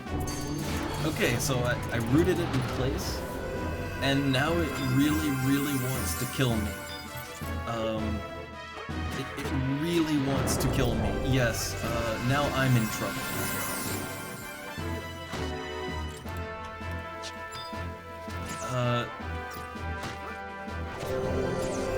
Oh god, it's 14-second recast on bind. I guess I should contribute damage, but like... that ain't great.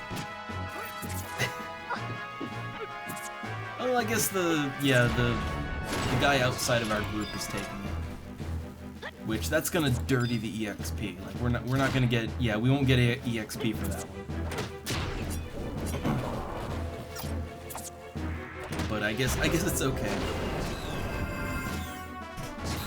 I mean, look, I kept the tank from dying, right? You know, like, casting bind, that kept the tank from dying. That's fine. I contributed. I did a thing. I'm helping.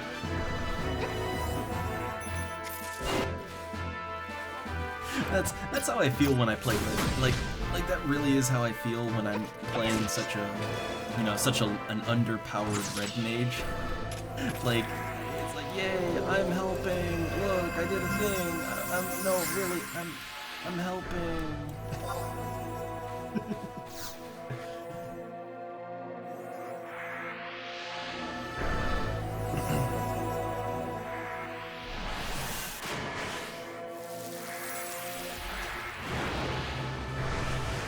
But yeah, I'm thinking when I do eventually unlock my sub job, I'm thinking, honestly, I'm thinking white mage. I'm thinking white mage is my second class. I want to go with another mage, and it's either white or black mage. And I think white mage has more utility, and also they are very desired by groups. So, and red mage is a very good sub for white.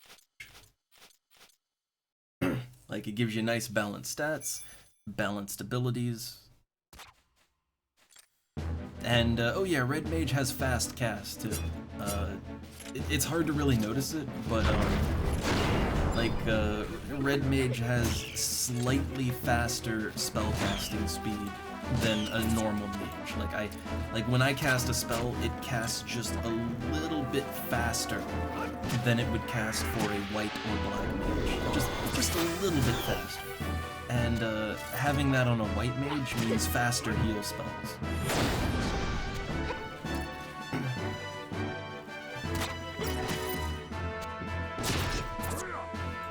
Also, am I about to level up? not quite. But I shouldn't be stingy with my... Like, I shouldn't be too stingy with my MP. I should be using it. Oh hey, they leveled up. They are level 48.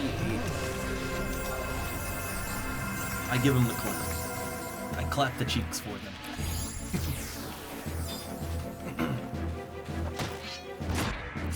Which I would like to point out that, like, in this party, like, there's a whole mix of levels. Like, there's people that are high level in this party, but thanks to level sync, they are enjoying EXP just the same as I am. Like the way that EXP works. Oh wait, I just bounded. That's not what I wanted to do. I wanted to paralyze it. Use the wrong spell. Hold on, I'll get a burning blade in there. Okay. But yeah, the way that EXP works is, like, all EXP is the same. Like, you don't get any more EXP at level 50 than you do at level 1. Like, EXP is a flat rate throughout the whole game. The standard is, like, for killing an enemy that is equal level to you, 100 EXP is the standard. Like, if an enemy is even, you get 100 EXP. You get progressively lower EXP if the enemy is under your level, and you get progressively higher EXP if they are above you, right? Like, up to a maximum of 200. And then, you know, more with skill chains and all that. So, like, you never get more EXP for killing things. So, like, a level 70 is getting the same EXP that I'm getting, right? It's just that the level 70 requires a hell of a lot more EXP to level up than I do. But they're not getting any more than I am.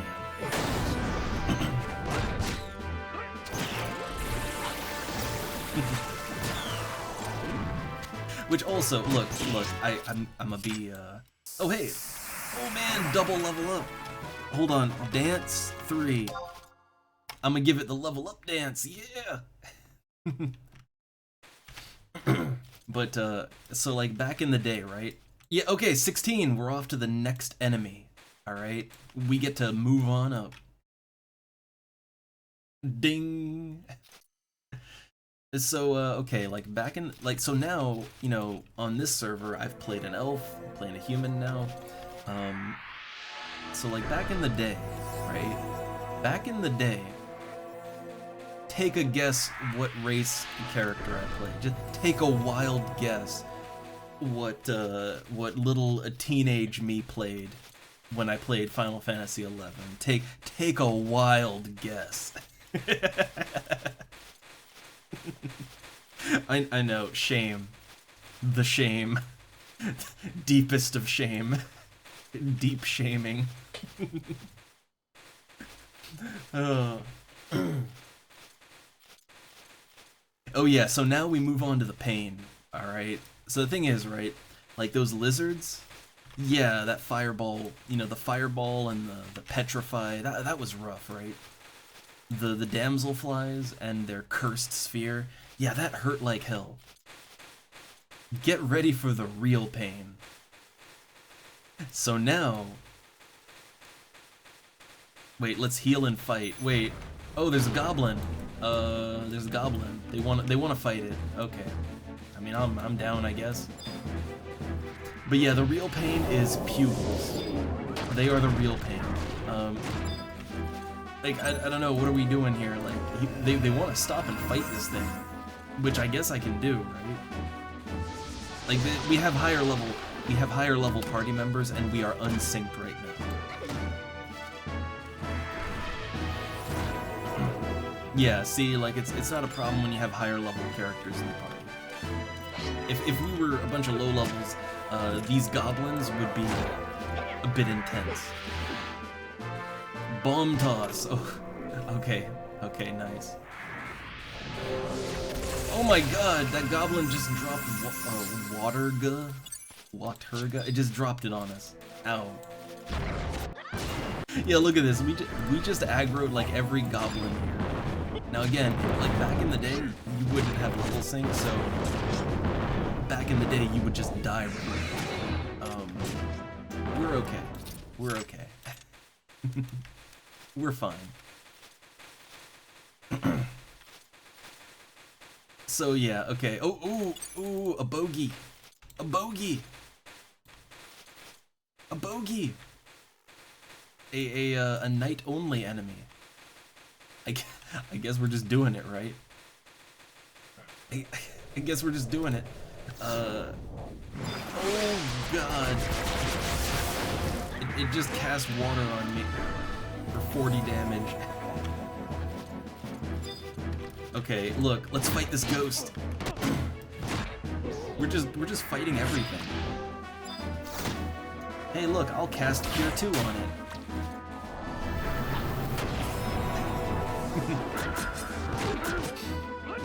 Oh Jesus, have we? Oh my God, there's a second one.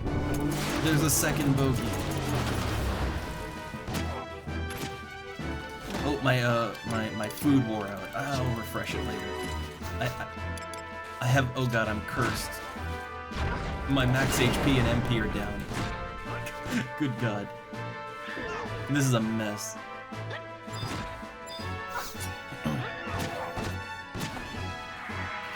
It's using Terror Touch.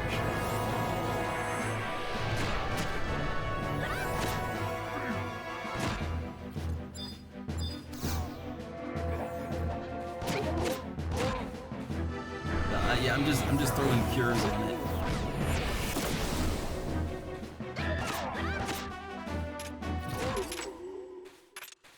Alright. Ghost down. Oh my god, like we are literally just running into everything.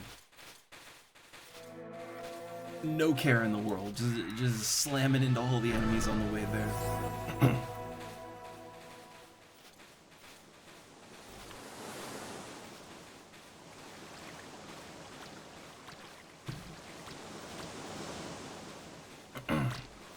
Alright, so this is the next set of enemies. So we've got crabs, which I need for my crab apron. Yeah, see, crabs are tough, so theoretically in like 2 levels or so, theoretically I could fight the weaker ones. Theoretically. But the main enemy is the beach pugil. That is what we are going to be fighting.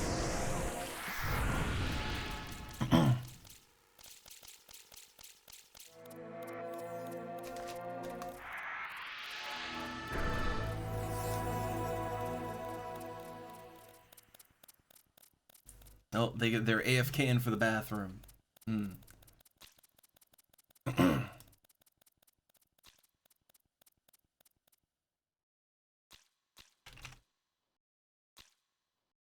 I guess I'll rest my MP up.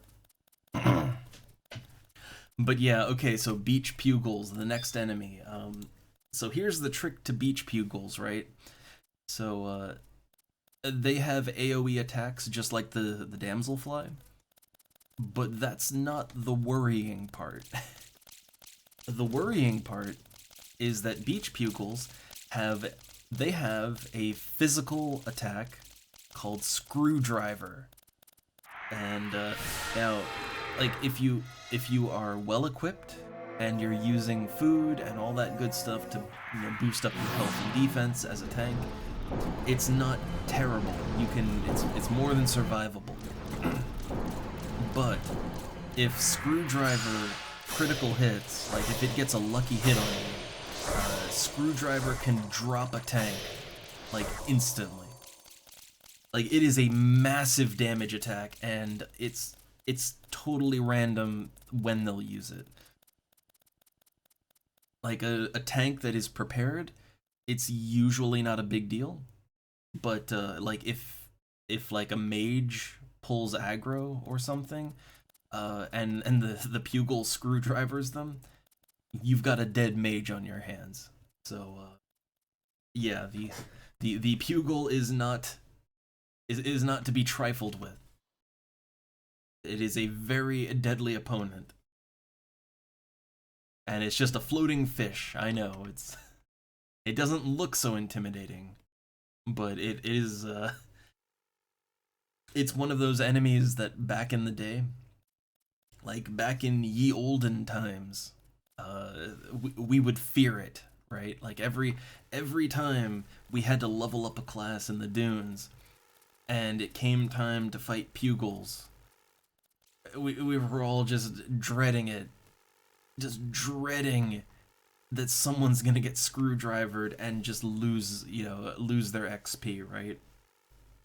Yeah, it's kind of a Tonberry trap. It is. It's not as bad. Like, it's not nearly as bad as Tonberry's, but like this is kind of baby's first Tonberry, right? Like this is kind of your like in a group setting. This is your first real intro to enemies that have a massive attack that could potentially one-shot someone. Like this is your first real intro to that in a group setting.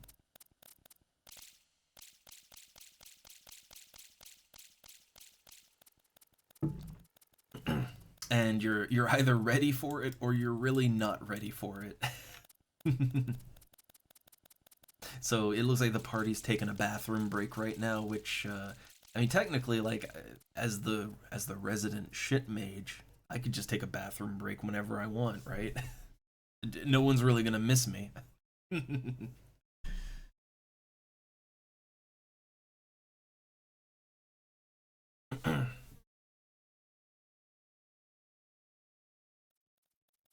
And oh yeah, you can also fight the snippers, and if you're feeling feisty, you can fight the thread leeches. Like I believe, yeah, I believe thread leeches are also a viable enemy to fight. The problem with thread leeches is it's not that they have like a massive damage attack or anything like that. Generally, people don't like fighting thread leeches because they have an ability that is it's a massive AoE damage down. Like it debuffs your strength significantly, like to the point like it debuffs your damage to the point where if you were dealing like 10 to 15 damage before, you'll be dealing 0 to 1 damage after they debuff you. Like it completely kills your ability to hurt anything. And it's one of those long-lasting debuffs that, like, it sticks with you for, like, a minute or two. And if it hits you with that, it's a very real possibility that the party just won't have the damage to kill the thing, right? So that's the reason people generally avoid fighting thread leeches. They're not a fun thing to fight. Oh yeah, we're still cursed. Right, the bogey cursed us. Also, look at them wave physics, right? Like, look at this. Oh, look at that wave crashing in, right? Man. Them PS2 graphics, like, literally, I love it. I love it. Like, oh yeah, see the wave coming in? Yeah.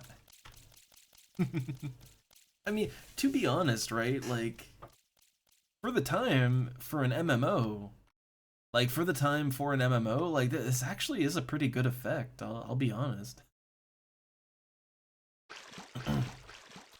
Like, out of the other MMOs, which, like, this game came out in, like, 2002. And for 2002, like, it's actually pretty good, but, like, by MMO standard.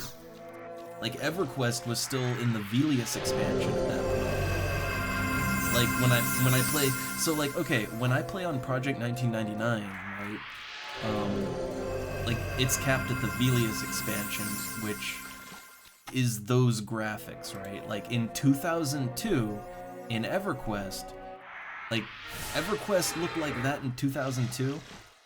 This game was also in 2002.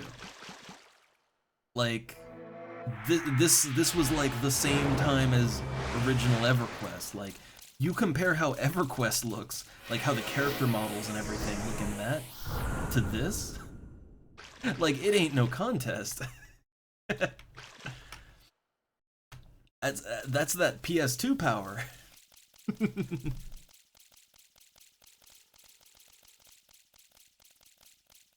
Yeah, no, see that's another thing. Like so like I'm playing this on PC in modern resolution, which is nice, right? It's nice.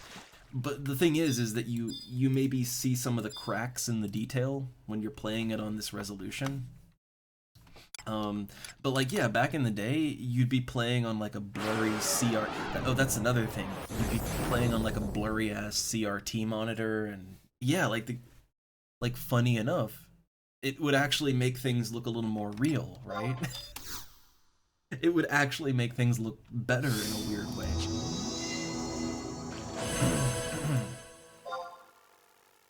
Alright, I ate my pie and gotta rest up my MP now. But I think like a lot of people, not just young people, but a lot of people that sort of have lost perspective because, you know, the passage of time. Like, it's easy to compare things that shouldn't be compared, or to compare things that, or like to not compare things and just say, oh, that's just what it was at the time, right?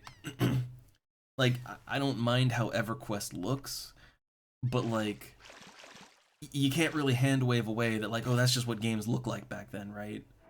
Like, no, at the same time EverQuest was out, this was also out, you know?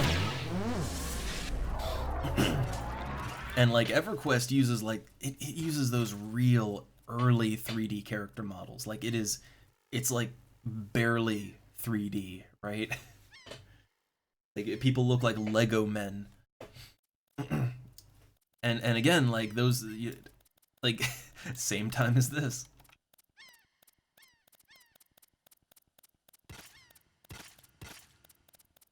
Which I don't know if you've noticed, but like this game has some interesting little things that honestly you don't even see in some modern MMOs, like head tracking. Like see when I click on this guy, like my character like kind of leans in and looks, right? You see that? Like that's something some modern games don't do. Like they don't do head tracking. Like I think that not just like I think it still looks good, but especially for the time, like, I think that like I think this game looks great.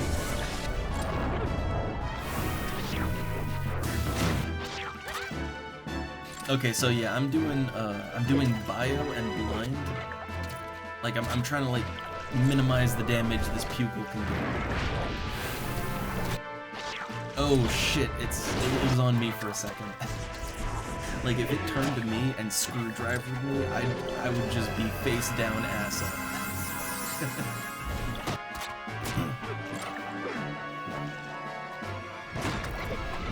Oh, here's the first attack. Aqua Ball. So yeah, it's like Cursed Sphere, high damage AoE. It's water element, so if anybody had a water resistance spell, that would have helped. Alright, so since this enemy actually hits pretty hard, like I'm not just gonna debuff, I'm gonna try to use some healing abilities. It used Water Wall. So Water Wall is a huge defense boost. So now I'm gonna cast Dia. That'll debuff their defense. Like I kind of have to alternate debuffs. Oops, Splash Breath. Yeah. Okay, not so bad. It didn't use Screwdriver. Like that wasn't so bad, but it didn't use Screwdriver at all.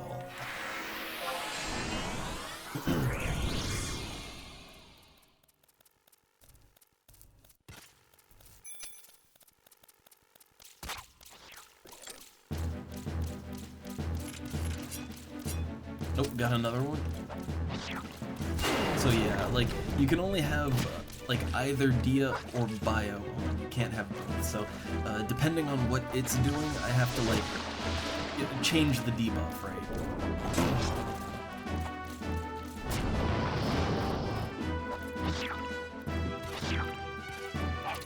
But I can always put Blind and Paralyze. That's always a good idea. Although it keeps resisting me. Burning Blade! Yeah. Okay, Splash Breath. But again, Splash Breath is not bad.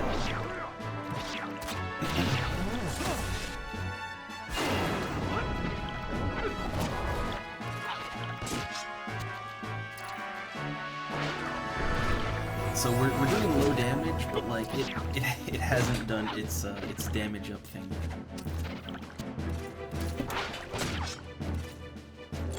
Like it hasn't done water wall yet.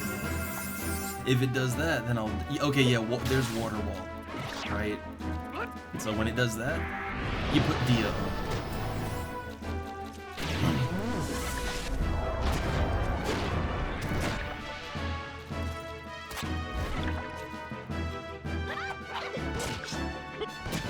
Oh man, 0 damage. Like it's not just me. Like everyone is having a really hard time hurting it now. Oh, here's Screwdriver. It missed. No, it didn't miss. It just didn't critical. So yeah, that was the first Screwdriver.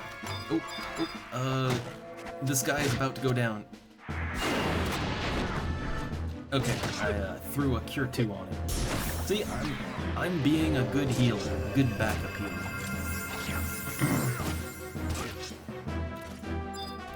And just in case it uses Screwdriver again, throw a heal.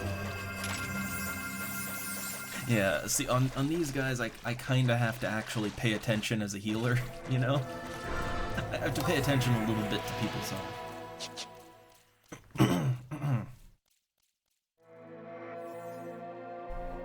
Yeah, I think like I think in general the special effects in this game, like you know, not just for the water and all that, but I think in general the special effects are very good for the time, and I'd say like they're good enough that they still mostly hold up, and like they still can look nice even now.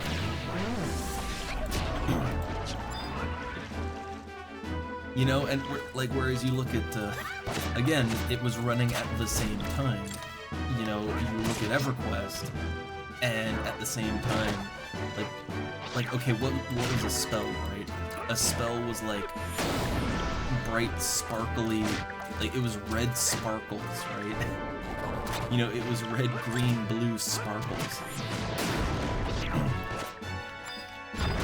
I mean, look at the water in EverQuest and how it like you saw it, right? Like the water in EverQuest is like it's a 2D animated GIF.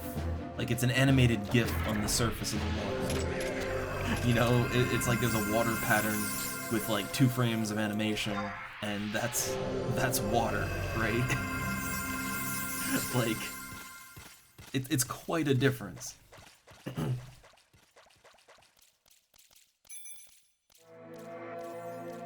Like it looks like literal Minecraft water.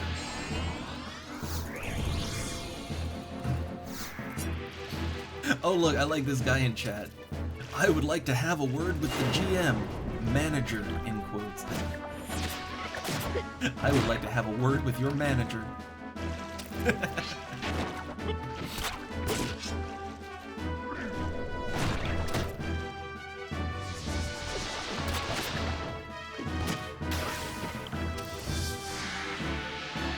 Wait, did he use water wall? Yes, he used water wall. Okay, that means we take off, yeah, like bio. We cancel bio, cast the. Gotta get that defense down. Wait, my Dia had no effect. Someone else put Dia first. I think.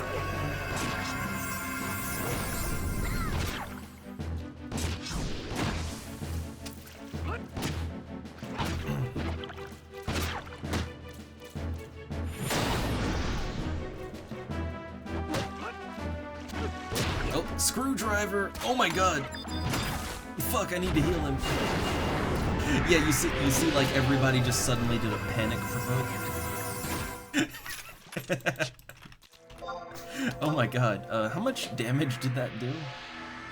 To the beach pupil ready Screwdriver.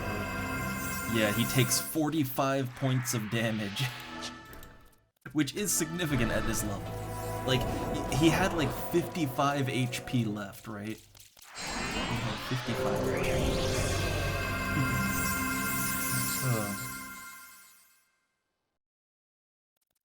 Like that was one of those oh shit moments. Like immediately I was like, oh god, I have to heal him or he's gonna die right now. And like all the other warriors here, like they all just provoked at the same time because I think everyone was having an oh shit panic moment.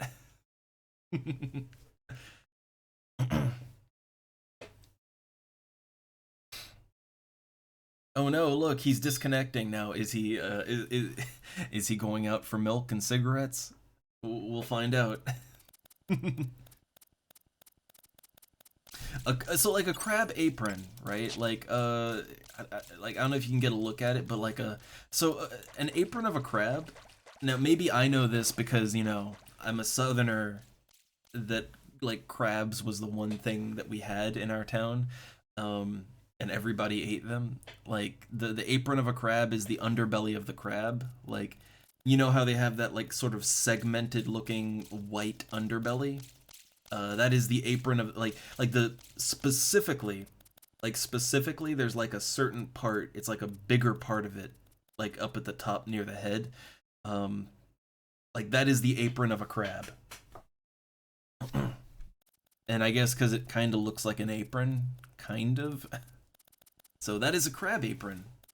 The more you know.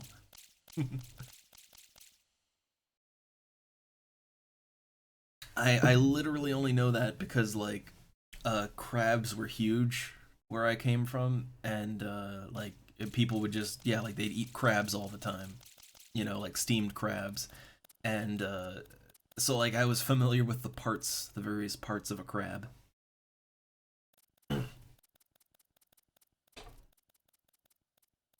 So like the big guy disconnected on us again. Is he going out for milk? I don't know. I mean, as far as progress goes, though, like if let's say the party dissolves right now, I mean, I got like 4 levels. I got 4 levels, and I'm 1,000 EXP into level 16. Like I'm doing great. I am doing just fine. Like I came out of this great. I'm loving it.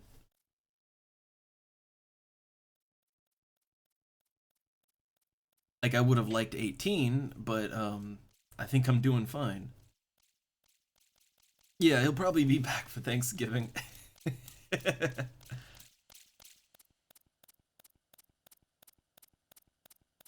Like again, people have a tendency to do that, right? Like they instead of just saying, "Hey guys, I gotta go," right? They'll just leave. And I will admit, I will leave on very short notice. Like I'll just be like, "Yeah, I'm out. I'm leaving. I need to go now," right? Like I'll be very short notice about it. Um, like ideally, you kind of want someone to give you advanced warning and maybe find a replacement, right? Like you want them to find a replacement party member before they leave. But admittedly, that is a bit of work, and a lot of people, it's like, look, I just want to exp and go. So a lot of people will just disconnect. Um, I mean, me, I won't just disconnect. I will like very short notice be like, hey, I'm gonna go after the next pull, right? Like after we finish this next pull, I'm out. So I give very short notice, but I give notice, and they at least know, right? Like they at least know that I'm not going out for milk, that I'm gone, that they can just replace me. They don't have to sit around and wait. I think that's at least a good common courtesy, so that you at least know that you have to replace someone.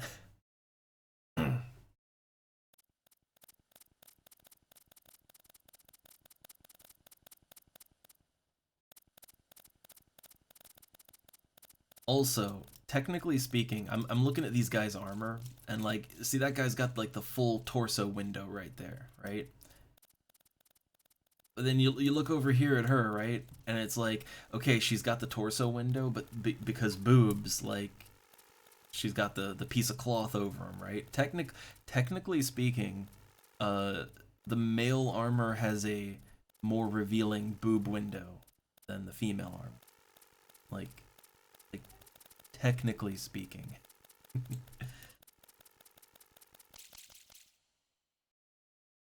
Yeah.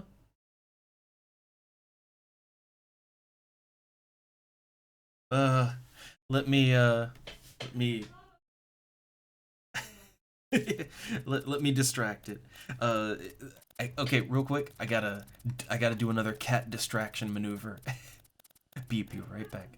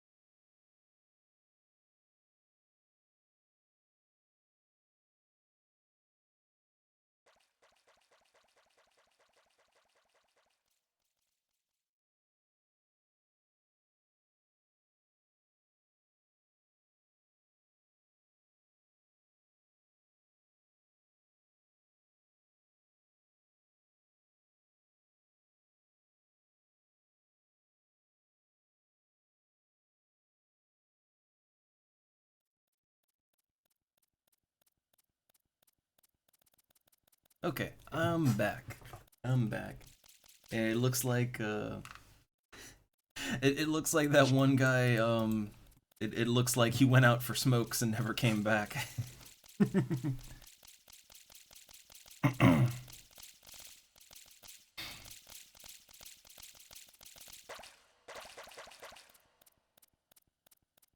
Hmm. Wait, burn. What? Like the damage is so bad that like till September? Like what? Okay, I'm really wondering. Like, I mean, so like in my mind, I'm seeing like a pole, right? Like it was like one of those wooden poles that has like the cables running along it, right? Like that's what got hit, right? I mean, those are pretty easy to replace. Like I know a total replacement of those is like it's a very quick thing to do. Or was it something else? Was it like what is happening?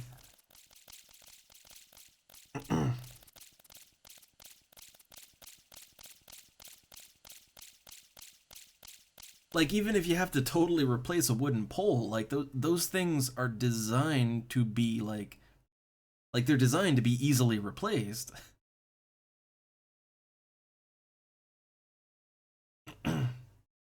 Like I'm having a hard time understanding. Oh my god. Like I'm having a hard time picturing what kind of damage this dealt. It seems like there's just mass destruction caused by like a guy running into a pole.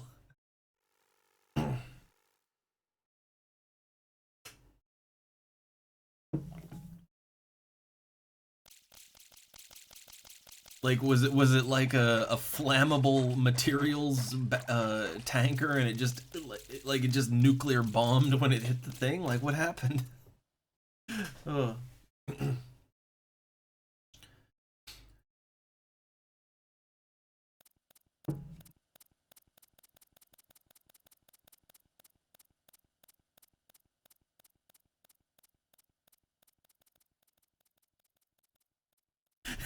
he just, he just didn't stop like he hit the pole and just kept going and just leaving a trail of destruction like that's all I can imagine.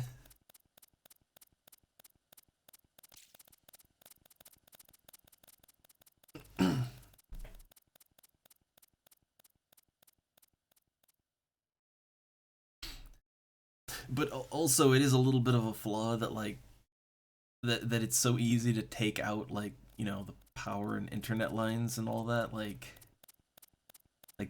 this is why most places run those things underground, you know, so that so that it's physically impossible for someone to, like, to damage them.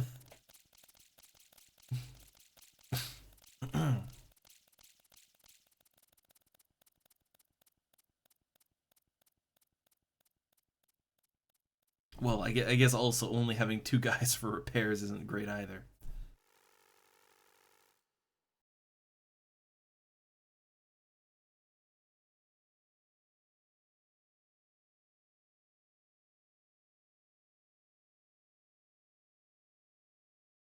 Oh man, they gotta get a replacement. This is when things slow down.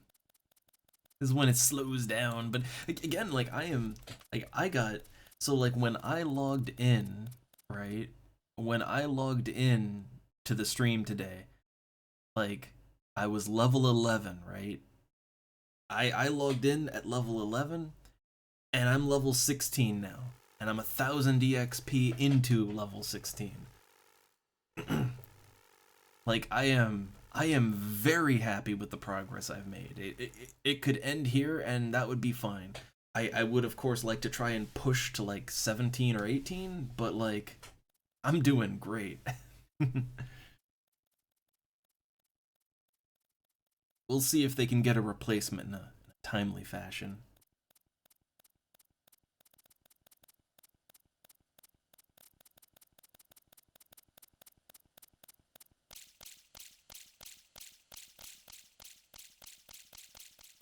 Hmm.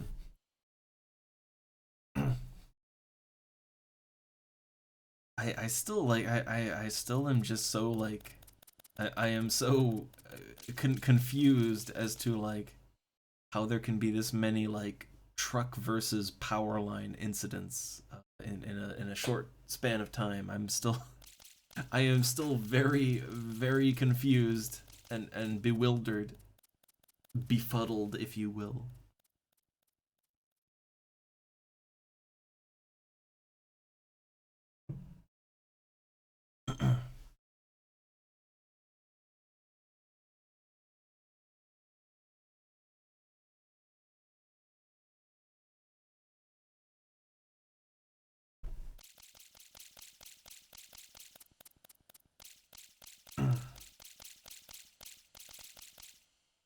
Oh hey, they got a new party member. I mean, I guess it's just like I mean, like they're stupid, and this feels like it's a whole other level, you know? This is like a whole other level.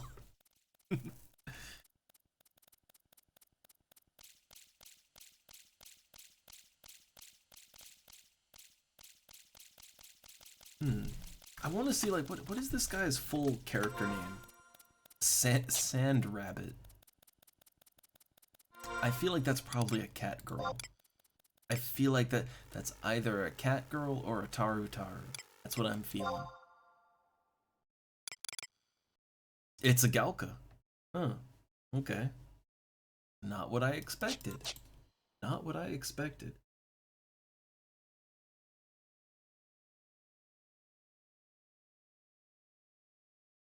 It looks like they have to walk from the highlands, so they'll be a little bit.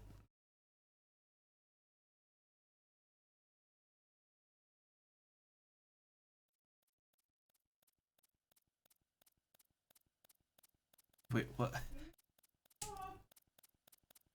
Yeah?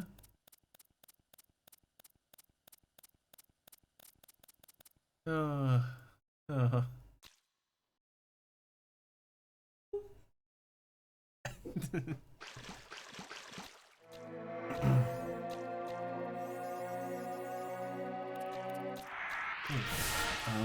That burn, like, what? How did I don't understand. How how how does yeah? I just let her out like a few minutes, like um hmm, uh yeah, like I let her out.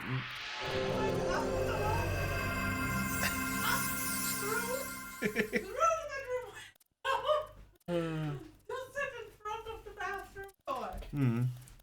cat is.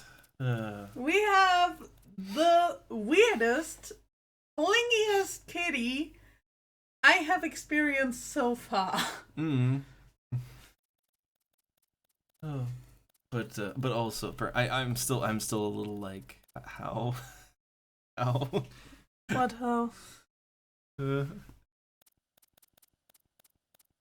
Mass stupidity. Last year, a friend had a U-Haul drive through their house. How? Yeah, exactly. I don't understand. Yeah, that's like a big ass truck. Like, hmm. Yeah, and just kept driving, I guess. Well, if you fall asleep, you cannot stop. Yeah. So, this is something that did happen. We were together at the time, right? You and I were already together when I, during exam week, drove into a parked car because I was so overworked and had so little sleep that week that I literally fell asleep at the wheel. I think I might have been, yeah. Might have. Oh. I'd assume, like, especially with a truck though, like that, the problem would be that like they fall asleep and their foot just hard goes on the gas, like. Yep. Remember, I was in a little Citroen C1. Yeah. Of course, had I hit a pedestrian, it would have been horrible. And I am not excusing my behavior. I should have called my parents that morning and said I am not fit to drive. I am very aware of that fact. I guess that'll do it, Burn. That'll do it. Yeah. Oh, that was even less excusable than falling asleep at the wheel.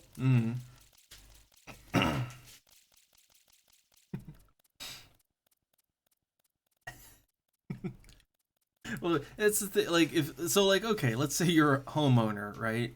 And a U-Haul drives through your house and just destroys it.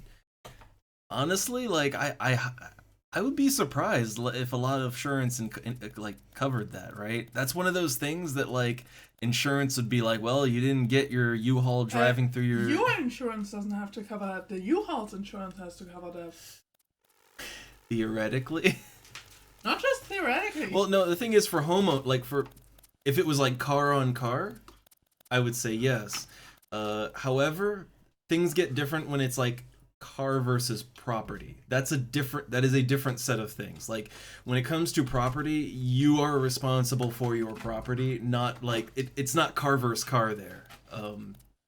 Like if they drove into you and you were driving, that would be one thing. Okay, let me explain how this works in Germany, because Germany is a country that makes sense. If I damage your property, whether that is your car, your bike, your tree out the door, or your house, I have damaged your property. I am responsible for the damage.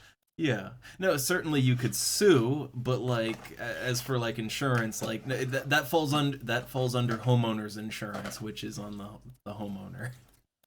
Oh. You don't have you don't have truck driving through your living room insurance. Sorry. Oh. So I'm not sure how you translate the type of insurance that would cover that here in Germany. The German word is Haftpflichtversicherung. An insurance that covers damage that you have caused. Yeah. That's the insurance that would have to cover that.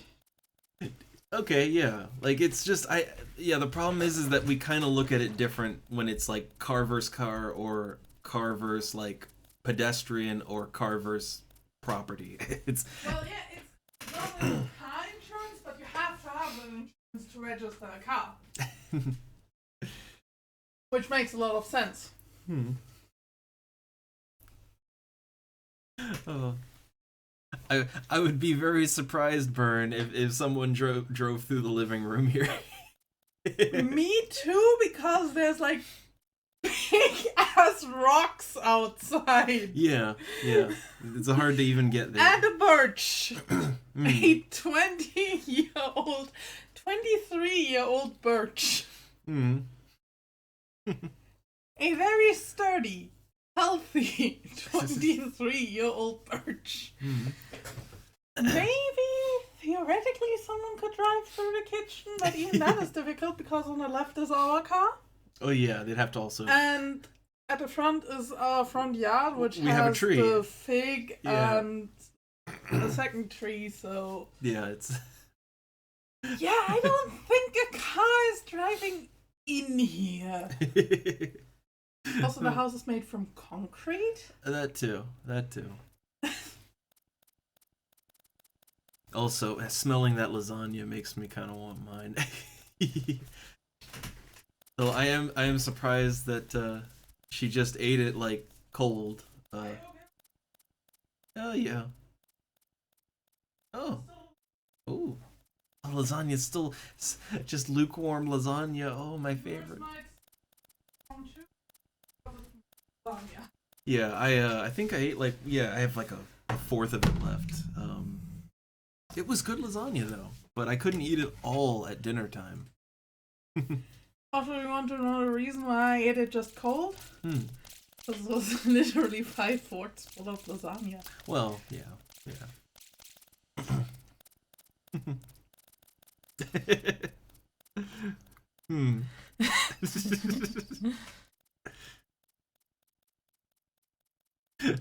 An interesting scenario you...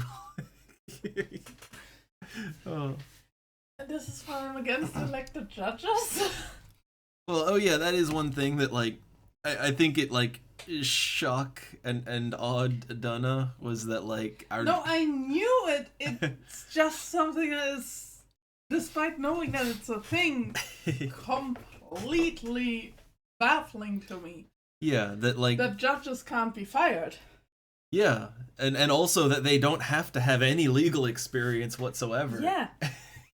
Like, so, okay, it varies by state to state, of course, but, like, oftentimes a judge in the US does not actually, like, they don't have to come from a legal background. They're elected officials. Like, they might know jack shit about law. Which sounds illegal. Yeah. And there's a similar thing, like, of course, lawyers can be declared incompetent and all that, but, like, in some states, mine was one of them, that, like, technically, you don't have to actually have gone to law school or anything, like, as long as you could pass the bar, however you accomplish that, you could be a lawyer. And that led to some very questionable lawyers that may... Yeah, well, like lawyers that may or may not have just cheated to pass the bar. And didn't go to law school.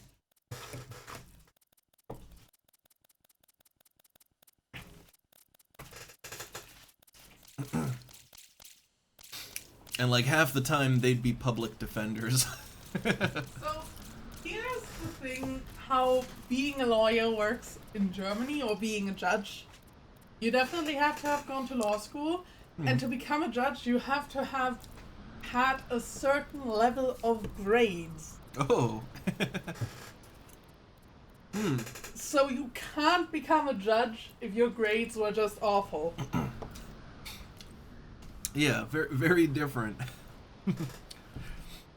But I think when you think about how, like, who exactly is a judge or a lawyer in the US, I think you can see how a lot of weird laws get passed.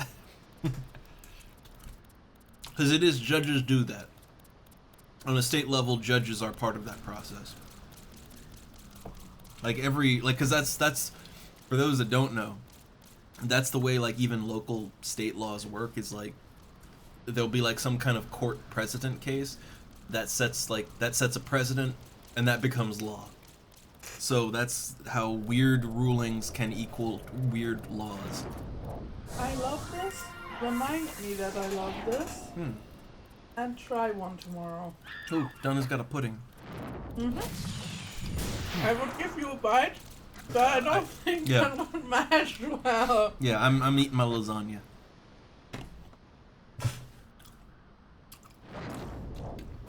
Oh hey, we have a lambda.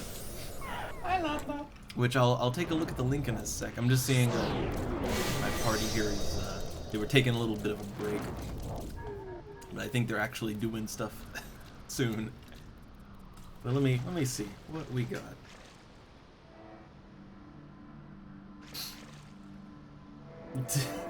National Boob Day.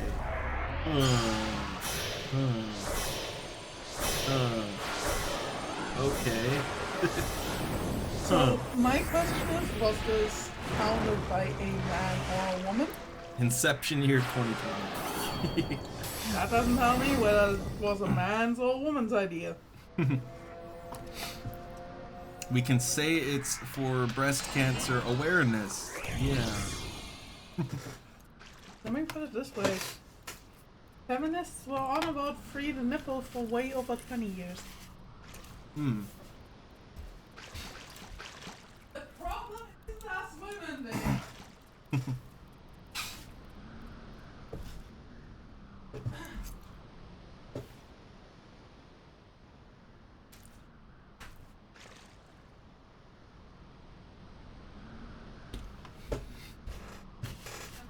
Camera is on.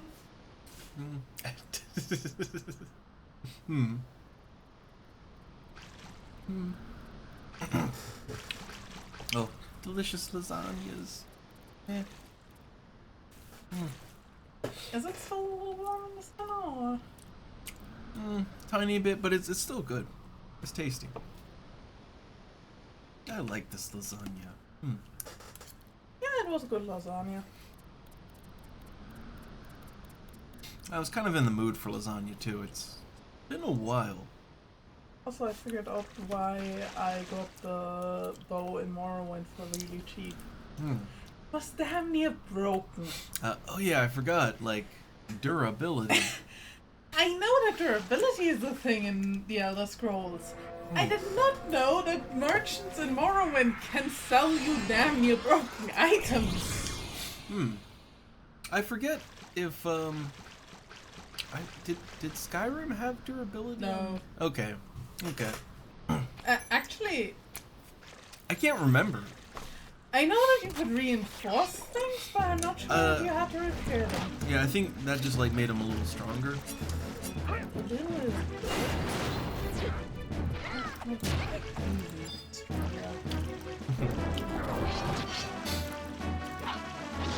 But generally,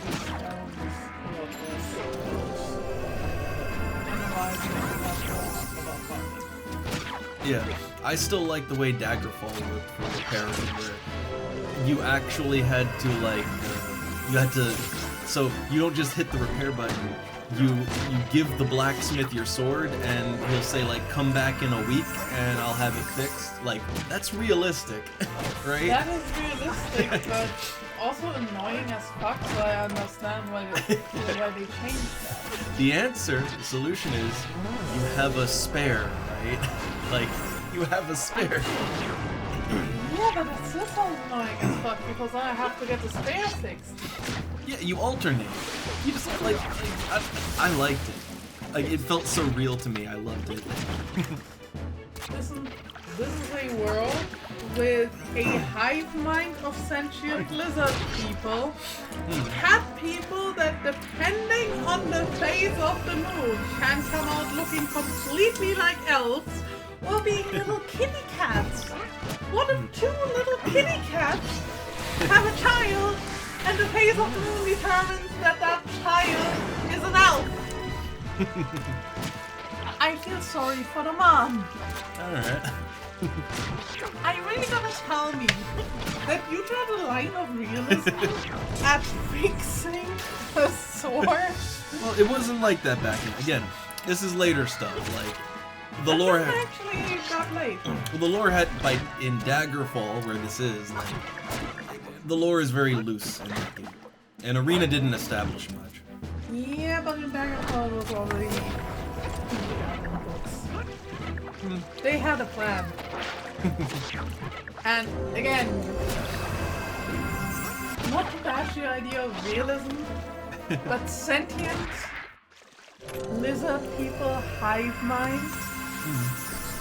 Might I add controlled by trees that could be considered their own Matrix entity?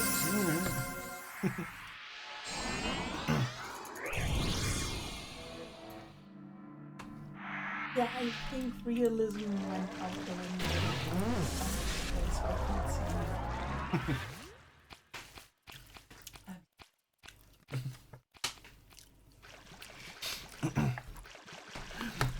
Also, UL wants you to play his game.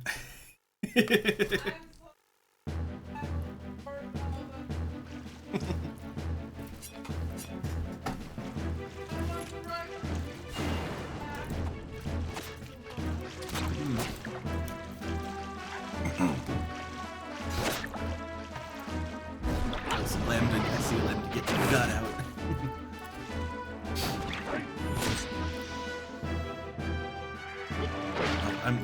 I'm trying to fight and eat lasagna at the same time.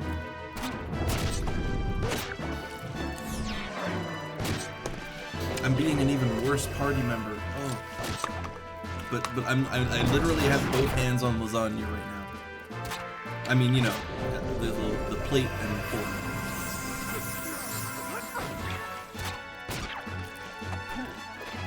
But I love that I can do that and still be playing the game at the same time.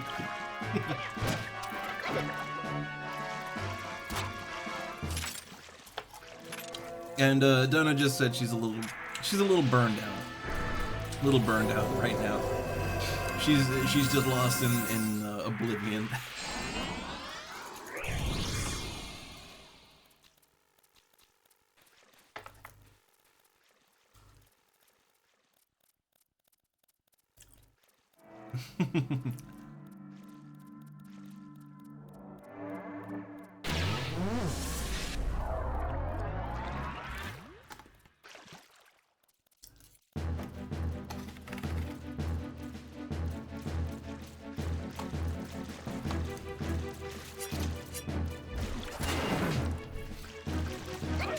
Okay. I finished off a lasagna. It's all good. Okay, back to being a productive party member.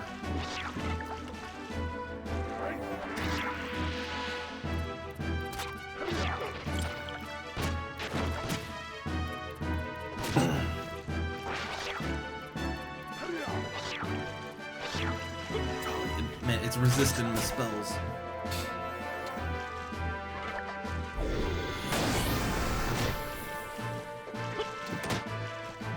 It resisted both my blind and my paralytic. God, why am I such a shit mage?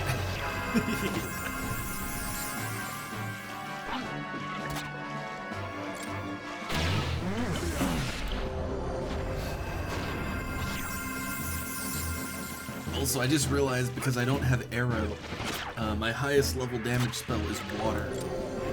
And water is a...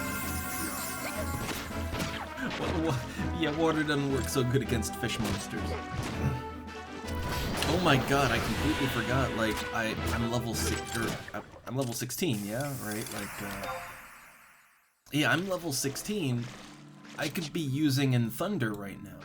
Like, in Thunder is a level 16 spell, and it's a spell that applies, it applies guaranteed lightning damage to my melee attacks. Lightning beats water. Like, oh my god, I could be doing so much more damage to these fish. But I didn't think to get my spells.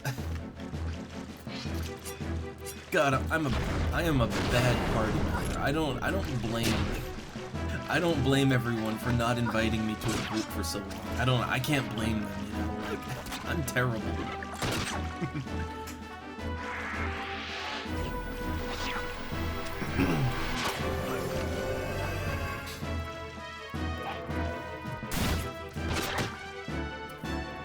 Nice. I'll just say, like, be happy that you can cook without, like, you know, cooking in your own home, you know, like, without burning up because it's so hot. Be happy about that. Like, that's the whole reason that we ate store-bought lasagna today.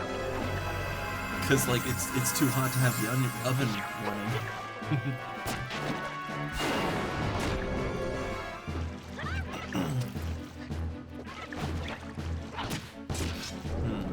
Let's see.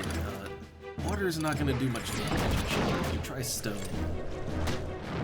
Also, he used a weapon skill, so burning blade. And then cast stone again. Maybe I can magic burst it.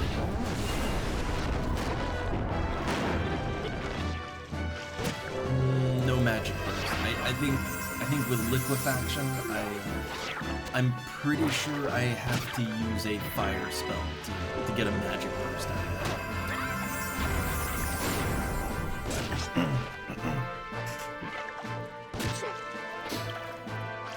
Yeah, again, like, it's more than survivable here, like, even as the temperatures climb up to, like, 40°C. It's more than survivable. It's just, like, all your energy is gone. Like, you know, all your energy's gone all day. But that's okay. And then also that, like, you really don't want to start, like, doing a big cooking project or anything, you know? Like, doing a big project in the kitchen, that's just gonna heat the house up so much unnecessarily. Like, you have to avoid anything when it's so hot here. Like, also, you want to take a nice hot shower? Well, A, you don't want it that hot, and B, so you don't just suffocate, like, yeah, you have to, like, open the windows, you know, while you're showering. Which usually just for noise reasons, like, you know, the neighbors don't need to hear me showering, right? But like, no, you gotta open them windows.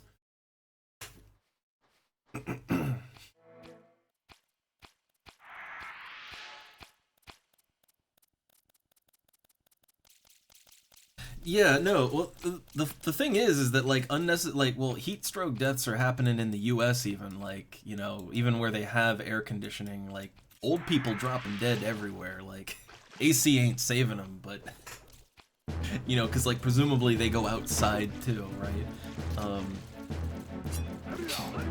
Like, yeah, it's not great though, but, no, people die of heat stroke everywhere, literally. Like, AC doesn't save them.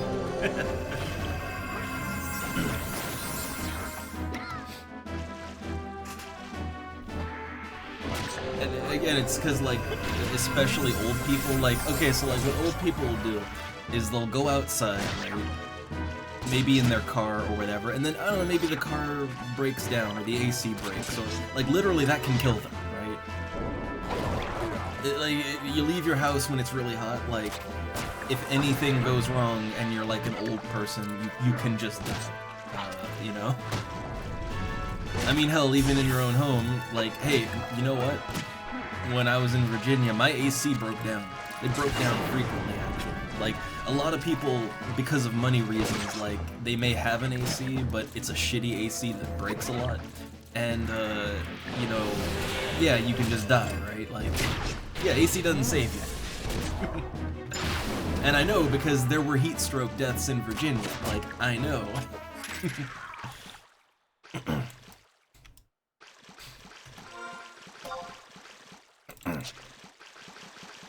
But it is comforting, right? AC is comforting. I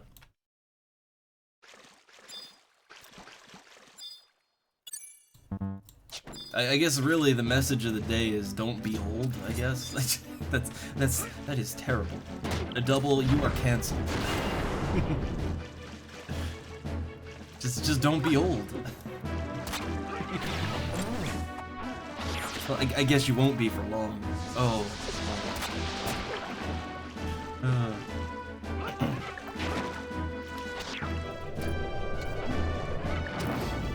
Yeah, just put them in cold storage facilities. put them on ice to the freeze vats. To cryostasis. Thaw them out when we've discovered a cure for old age.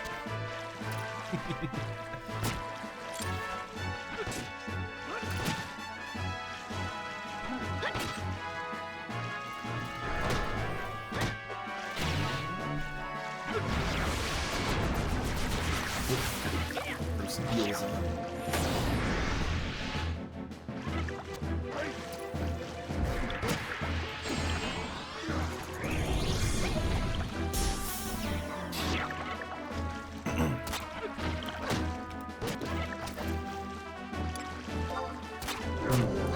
Oh wait. I was gonna use a weapon skill, but I think a better use would be to heal my teammate. Oh hey, it's looking at me. I don't like that. Ow, fuck.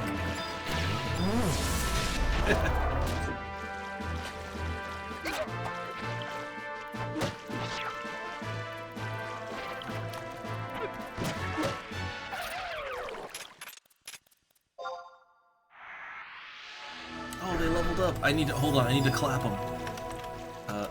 Clap. There we go.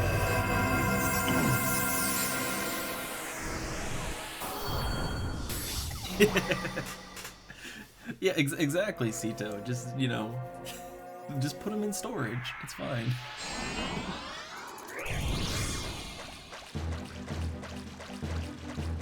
It's fine.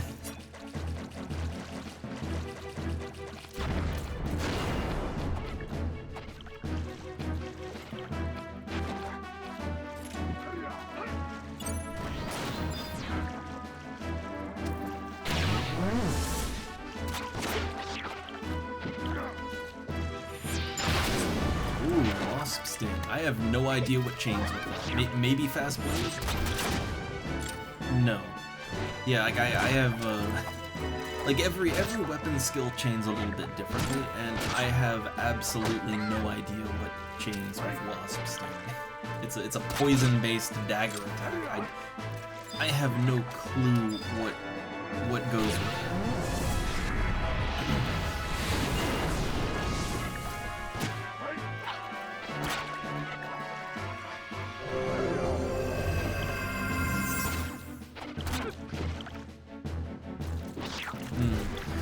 I will say maybe let me regenerate some MP. Let me regenerate some MP and maybe I think what they need here is Dia. I think they need a Dia to break its defense.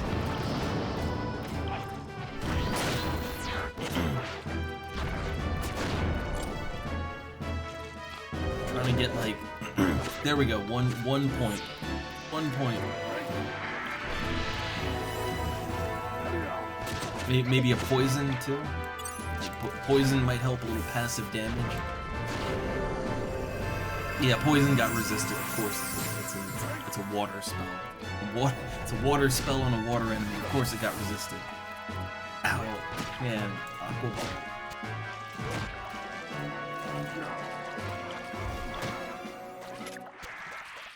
That was a very hard-hitting pupil. Like, that thing hit hard. Also, I am 1,200 away from level up. I'm getting there. We're almost level 17. We're getting it. We're doing it. Although I kind of want some more water. I've realized I'm out of water. Also, it looks like the party is... I don't think they're breaking up. I think they're just replacing someone. Like if I can get level 17, I will go for it.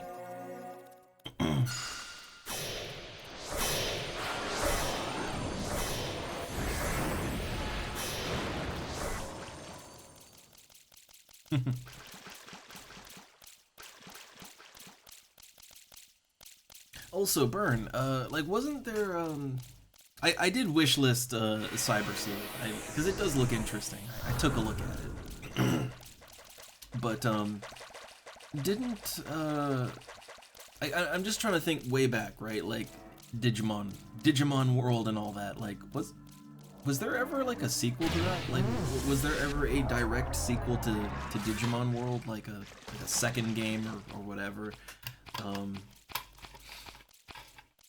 I just really, man, I really like Digimon World. That was a fun game.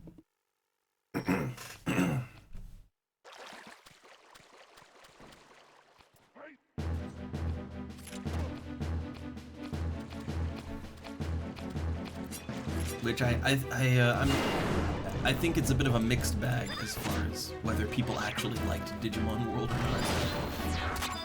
not. I think a lot of people did not like that one so much. It does have a little bit frustrating gameplay sometimes.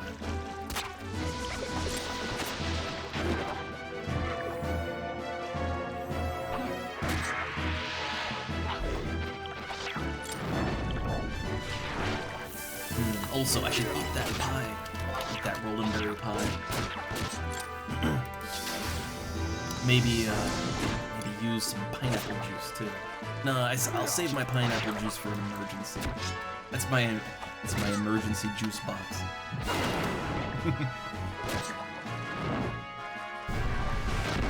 I'm gonna switch my spell of choice. I'm gonna switch it back down to stone.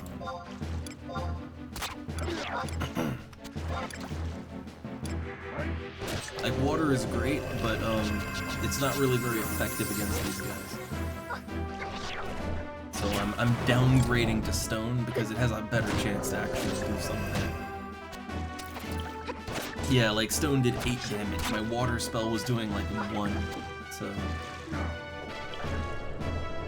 worth the downgrade.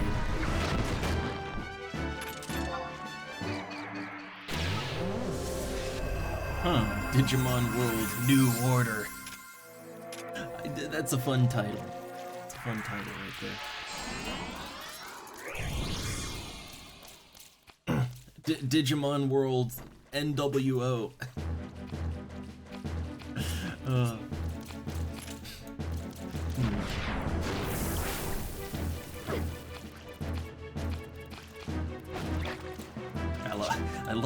I lost my cursor for a second there. Also, man, we've been going for, I just realized we've been going for 9 hours, although I haven't really been, like, I've taken breaks to do things, you know, like I watered the garden, I made dinner, like, several bathroom breaks, but, like, yeah, I kind of like these very loose streams because, yeah, it's low energy enough that I can just do it, and I have fun with it, like, you know, when I have free time, and yet I can also just, like, I don't feel bad if I need to take, like, you know, 15-20 minutes to go do something, right? Like, I don't feel bad about that. I kind of like this, and if, I mean, honestly, I could do this more often, really, you know, I could do this sort of low energy thing more often, where, yeah, we take breaks every now and then, like, there might be, like, a half-hour intermission while I go do something, right? But, like, I can commit to this more, you know? Like, the reason why I stream so rarely normally is because I like to keep the focus going, you know? I like to keep things tight and focused and on topic, on point, right?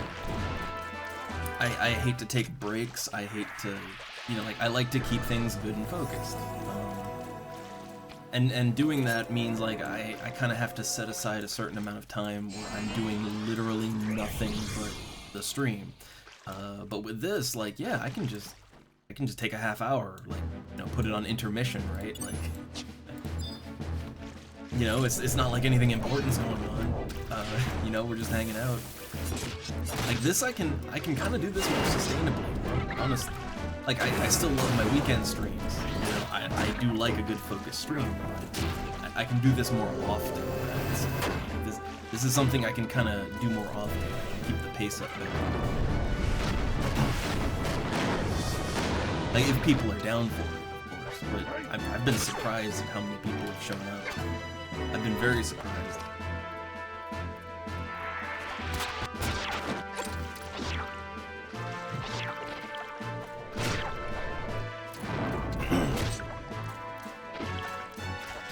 Also, man, I always forget the Vita is a thing that exists. But I guess the Vita is out of print, right? Like, the Vita is an old system, right? Like, it's no longer, like, supported.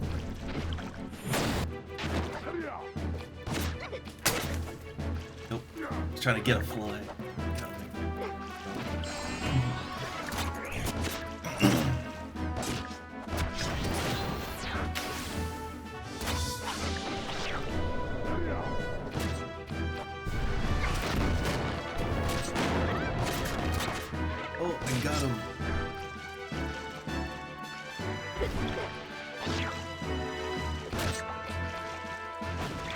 I love this little electric, it's meant for mosquitoes.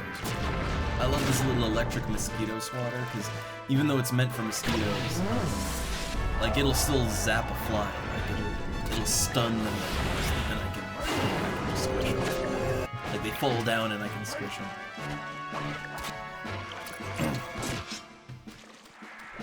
Oh, another one.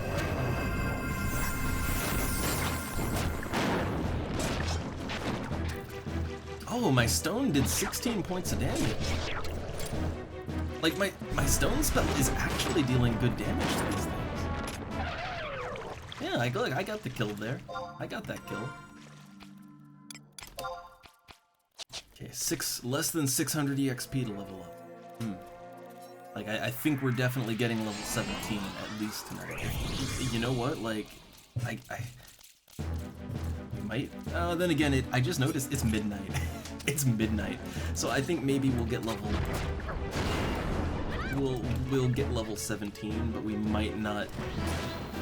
We might not go further than that. It depends. I would really like to get level 18 because then I can get my sub job items and I can start working on my subclass, you know. Which hey, guess what we do? Guess what we get to do when we hit level 18 and we've collected our sub job items? We get to play the game from level 1 all over again. Because we need to level up our sub job. Although I think really the way I'm gonna do this is, honestly, I think I would rather play White Mage to level 30. Like I think I'd like to go White Mage to 30. Because White Mage is a really useful sub job. Like, it's a good sub job for any mage. It's a good sub job for summoner. Like White Mage is a really good, useful subclass. So like honestly, it's worth it to level it up to like 30 to 37 is where it needs to be. But yeah, it's a good idea to take it up to like level 37.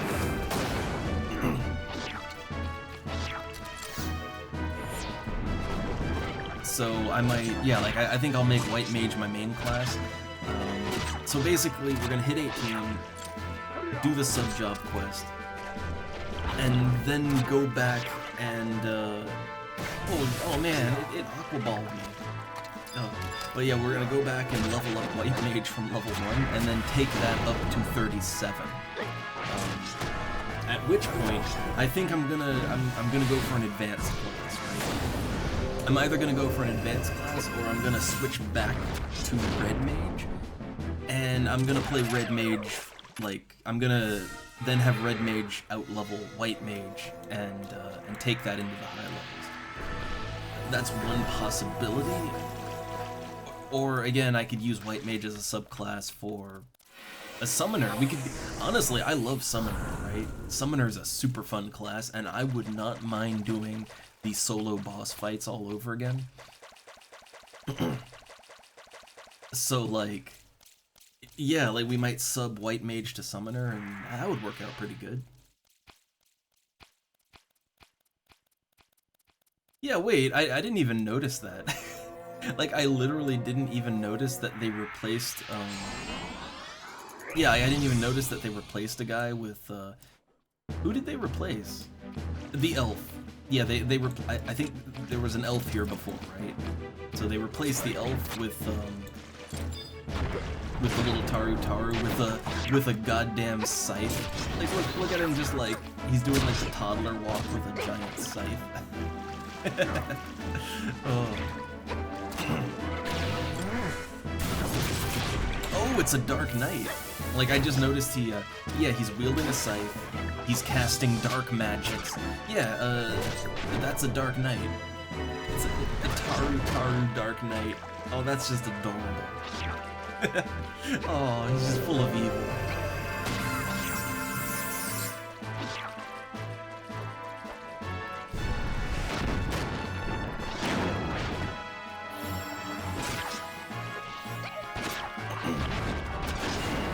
Like it always. Oh my god! I just noticed he's hitting for 0 damage. His little Taru arms. Like look at that! Oh, he's hitting for. I'm literally out damaging the Taru Dark Knight. I'm a red mage and I'm out damaging him because his little Taru arms just they can't deal damage. They're so tiny.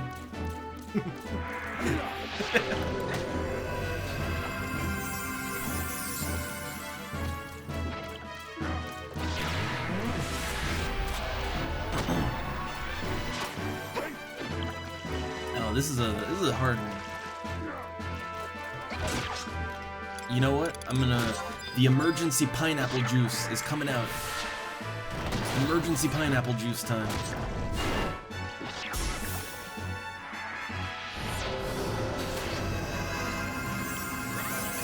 Oh, I guess I didn't need it. That's okay. Oh yeah! Dance 2. Yeah! Oh, well now I really don't need the pineapple juice. Oh well.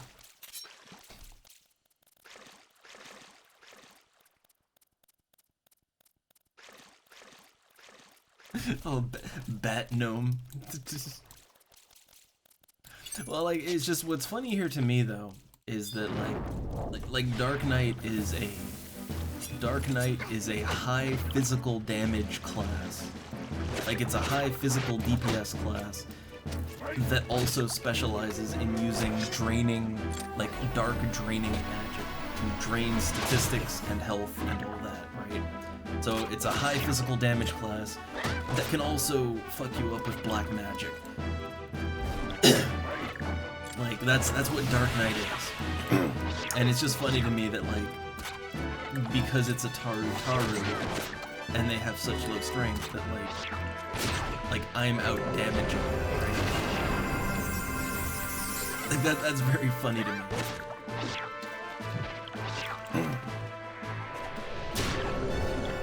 Oh, Jesus, he's about to die. He has literally 15 HP.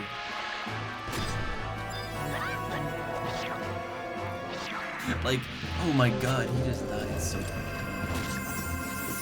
He almost died. Like, he was 15 HP away from death.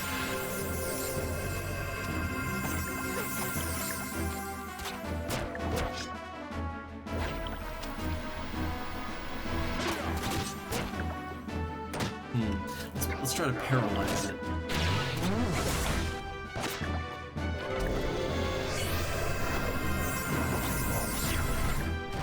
Paralyze got resisted. Stone got resisted.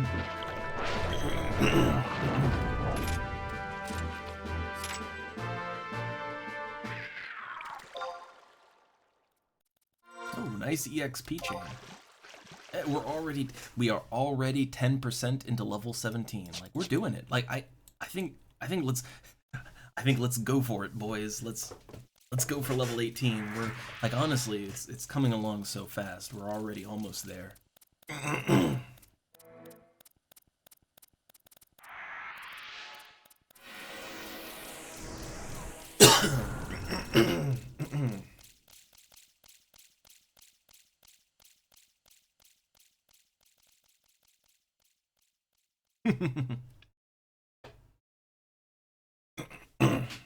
I don't know, like, I think, like, to me, I can never play a Taru, like, that's just not my, that's not my thing, that's not my world, but, I don't know, like, they can look kind of adorable in certain outfits. Like, in certain outfits, they can look very, very adorable. And some people like that. Also, they do have really good stats for being a spellcaster.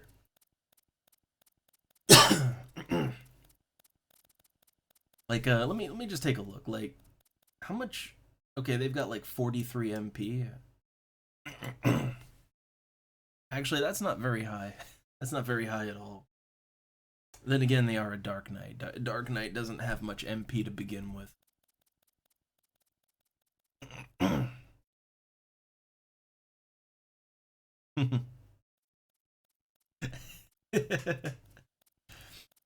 I mean, look, it's all fun and games until someone sexualizes the gnome, right?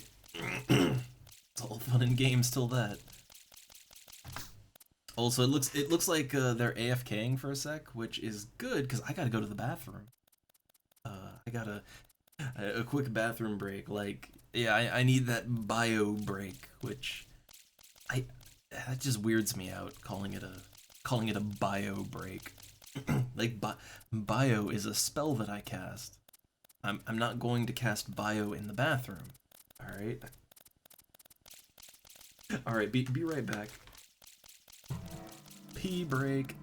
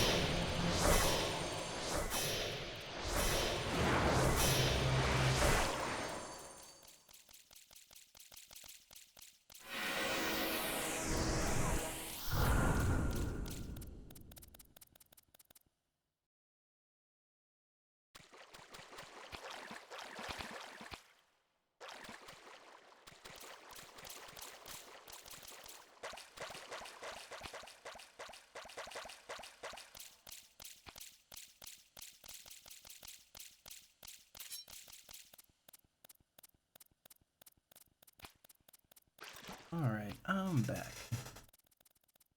Oh, I just forgot. I wanted to get some water. I wanted to grab it quickly. I don't think I'm nearly as high energy with these streams, but I'm gonna try to be a little quieter because it is after midnight. It's after midnight. If I have to, I might conclude the stream and just quiet. I would really like to get another 18, and this group is really, this is one of the better groups I've been in the games. Like I would really like to ride through the group. I would really love to do that. We'll see. We'll see what we gotta do. It's just like how far. Okay. I guess they should. Took a little break. There's the screwdriver. That's the screwdriver. And now it's on you.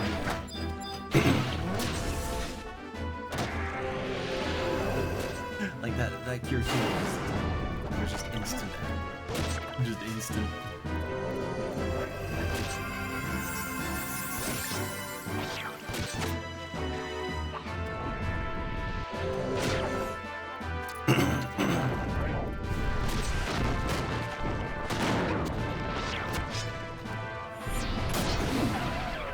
Was that? Oh my god. I just did 48 damage. I just did 48 damage with a burning blade. That felt good. Felt really good.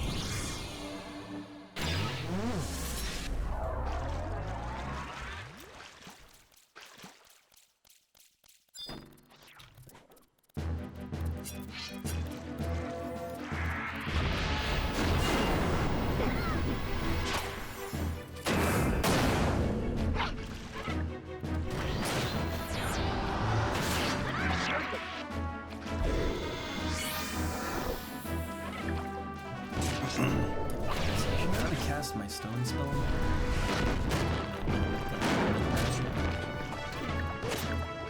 Because honestly, my element magic isn't bad. It's not bad. It feels okay damage. It just needs to level up a little bit more.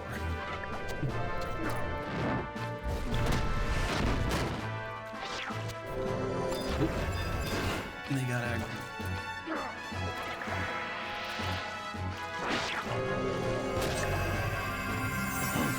I'm just gonna like spam stone.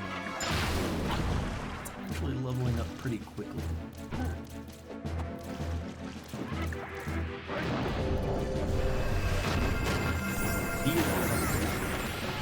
Stack that back on again. Yay, level 26 element magic. Like really, I know I'm wasting MP, but I'm trying to level up. And this really is the best opportunity I have to level up.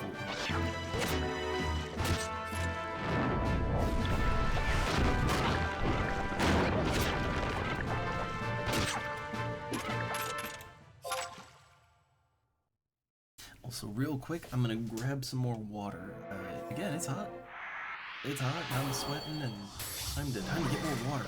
I'll be right back.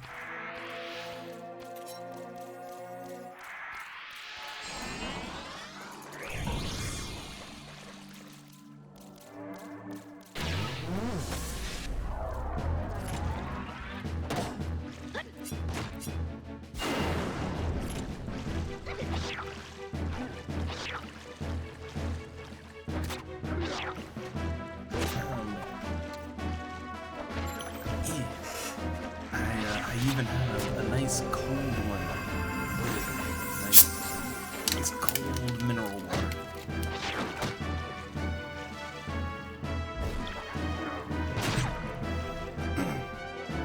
Which I know, like, a hot drink is supposed to be better, but a nice cool drink feels like it feels good, damn it.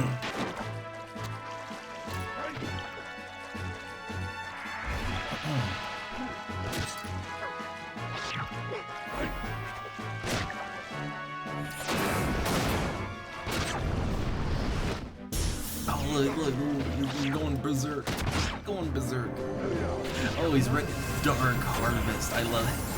Man, I love that this little guy has a weapon skill called Dark Harvest.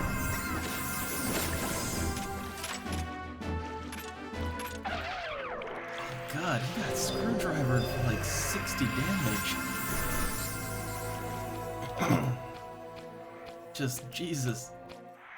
They get hit so hard. Their little bodies just break.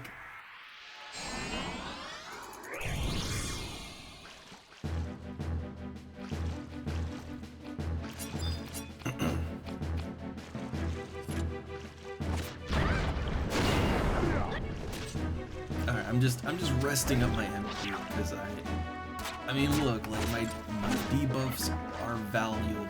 I am a valuable member of the team. I have self-worth.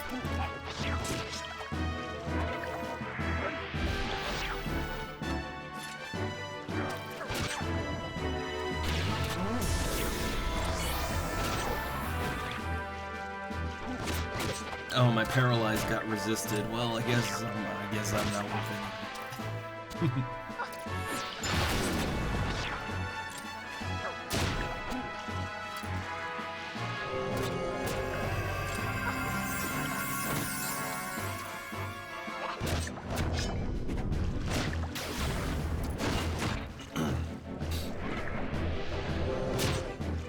So he did a defense boost, so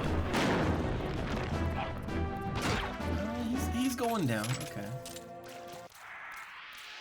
Yeah, 250 XP. Like so here's the thing, right? Like this group, and like the reason why. Yeah, look, we're already 1,300 into the level. Like the reason I really want to stick it out with this group, which I don't think it will take that much longer to get level 18. Like the reason that I want to tough it out with these guys is because this is an amazing group by low-level Final Fantasy XI standard. This is amazing. Like I have been in Dune's parties that people are dying every other fight, right? Like, I've been in these parties where somebody was dying every fight, where they'd constantly, like every, 5 minutes they'd have to take a break, where nobody knows how to play their class, and everything is going super slow, and I've been in really bad Dunes parties that were not fun, and just a drag. And the only reason you would stick in them is because it's just slightly faster than if you were soloing, right? Like, just slightly faster than if you were soloing for 15 EXP a kill. So you try to tough it out and try not to die.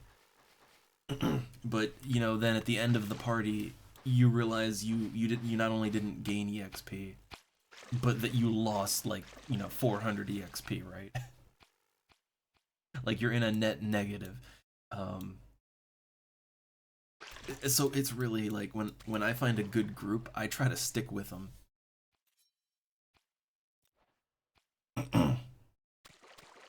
Yeah, I know, right? Like, I almost didn't join these guys, because, like... yeah, like, I was basically just about to say, well, I guess...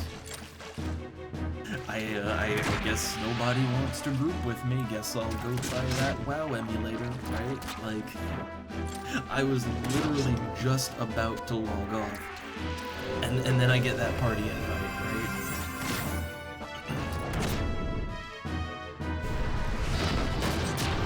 Like, it almost didn't happen, and then I got in the best group ever.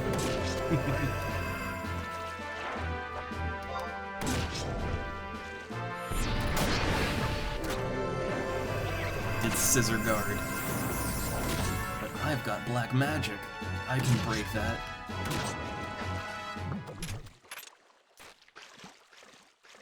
So yeah, that was just a crab, just fighting a crab. Which, hey, the apron of the crab is, like, well, okay, yeah, it'd be like right here. It's the apron of the crab.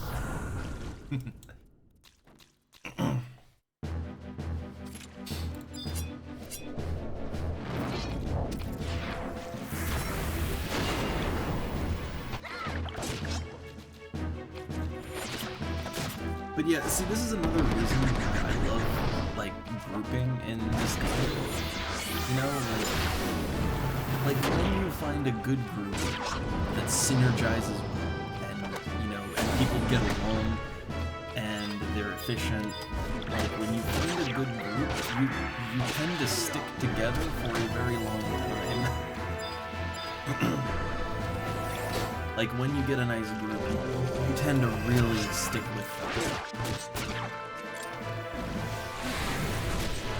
Like, you have a long, healthy group with them.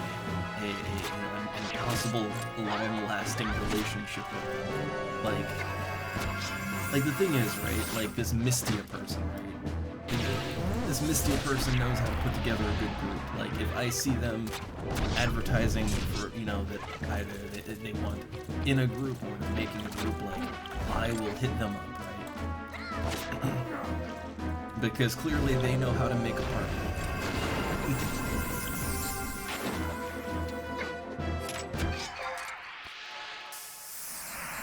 Oh hey, they got level 19. Nice. Man, I'm halfway to level 18 already.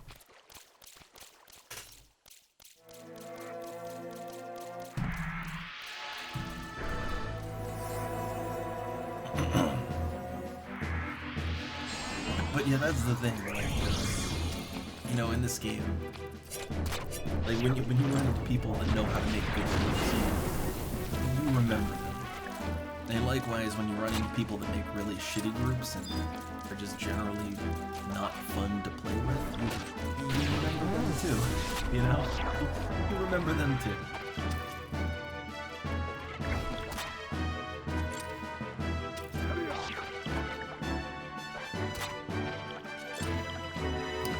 Getting my points back. Which I'm gonna eat enough gold.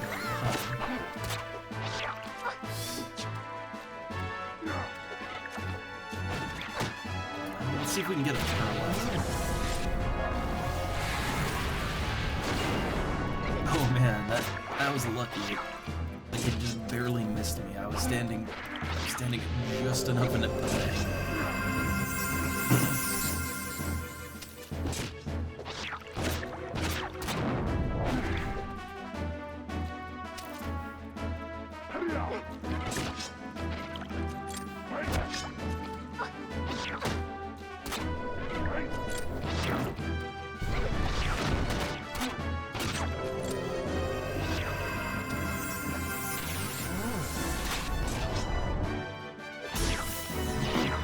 Also, my sword skill is up to 49.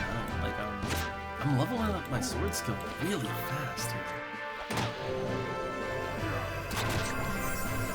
Both my sword skill and my magic skills, they're all leveling like crazy.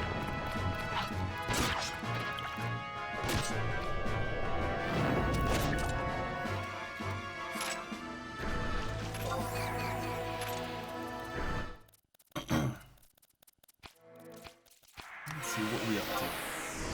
Yeah, over halfway now.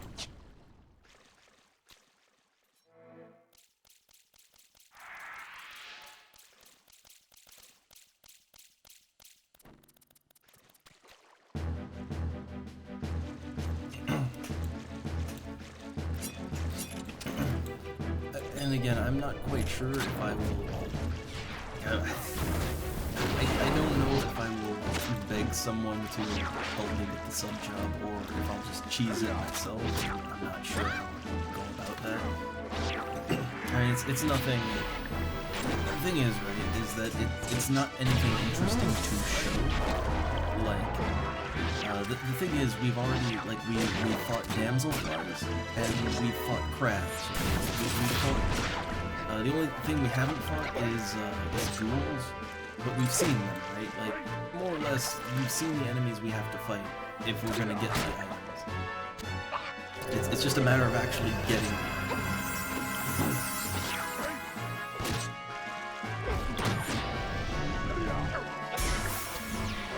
But maybe what I'll do is, maybe what I'll do is I'll, do a little offline to, you know, to get the items and have them ready.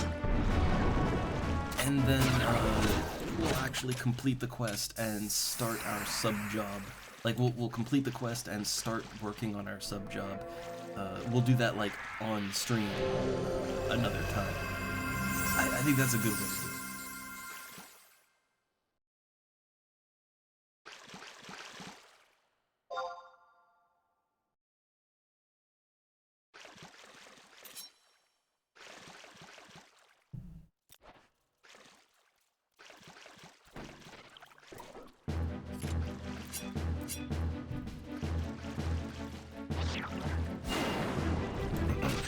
But going forward, man, so once we get the sub job done, there's a lot of other things we need in quick succession. Like around level 20 to 25-ish, we should do the Chocobo quest. There's a quest to allow you to rank Chocobos in the capital cities and at certain outposts. Like the Chocobo quest, that's another one we should definitely do. And that's like level 20 to 25-ish.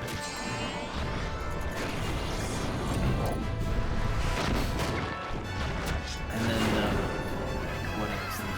Yeah, like we should, I believe level 20? It's either, no, I think it might be 30.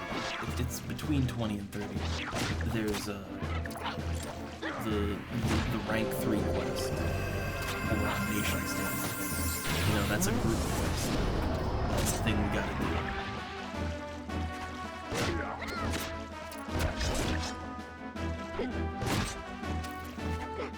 then once we get level 30, so like once we get level 30, then we have to deal with unlocking advanced jobs, you know?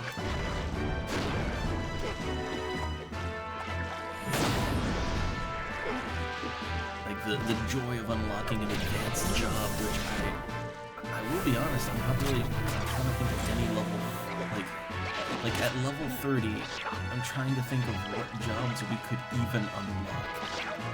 Like there's not many that are easy enough to unlock at level 30. Maybe Bard. You could probably do Bard. Let's see what else, maybe. Technically Summoner. Summoner could be... we could get that at 30. It would be challenging just for the travel part of it, but like, I can get it through. Also, this thing is not dying. Okay, there it goes. There it goes. Like, it did not want to die. Only 2,620 out of 4,000. Getting there.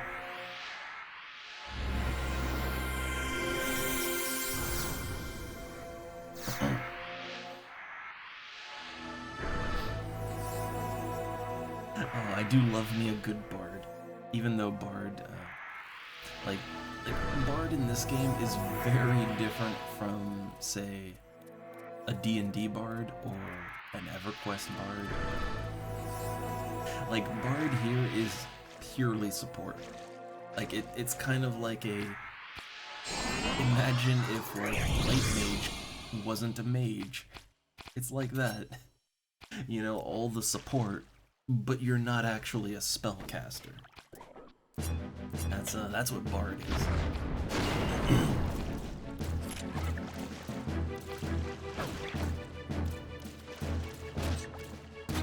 One more tick of MP. Give me that tick of MP.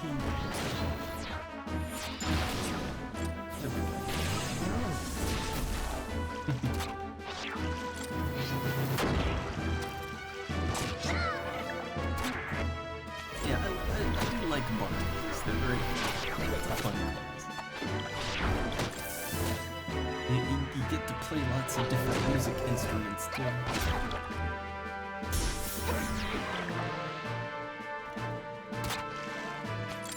But really, I think probably we'll just go Summoner. I like Summoner. I don't really like Summoner as sort of a main class, you know? Like, I don't really enjoy Summoner as like my primary class that I play, but I do enjoy it as... I enjoy it as a fun class to play. You know, you just want to dick around and... You want to dick around and show off cool spell effects and stuff like that. I like it for that. But I don't really like it as far as like a strong standalone I'm gonna go do stuff kind of class. I don't really like it for that. So, though it is good for it. Like, it is good for that. It's just, I think for that kind of thing, I prefer like Red Mage / Ninja. Or Beastmaster. You can go with Beastmaster.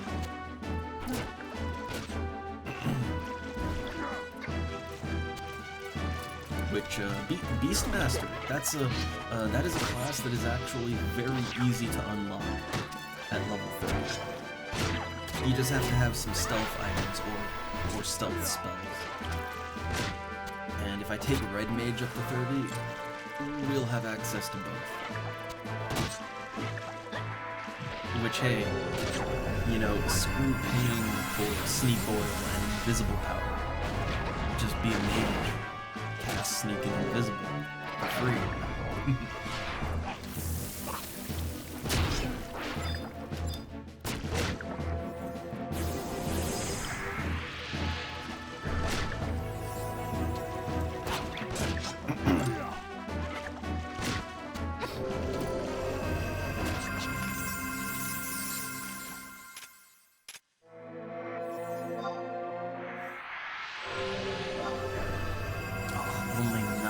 400 EXP to go.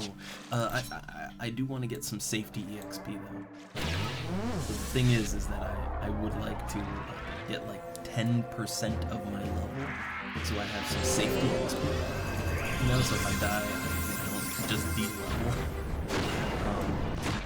So yeah, like we'll get like that safety EXP, and then we will politely say like, oh, I gotta go. It's really just late.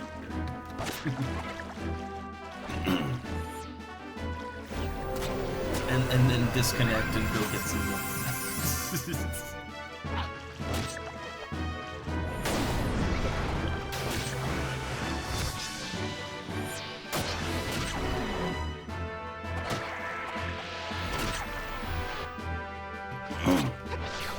Yeah, you know, like the gnome was doing really shitty damage, but their damage it's doing fine now. I don't know. They were really bad, but now it's like they're actually trying, right? Maybe they, oh my god, 32 fucking damage. Yeah, like, I don't know why they were underperforming so badly. Maybe they weren't eating food or something. It's like they all of a sudden started trying. They were hiding their power level.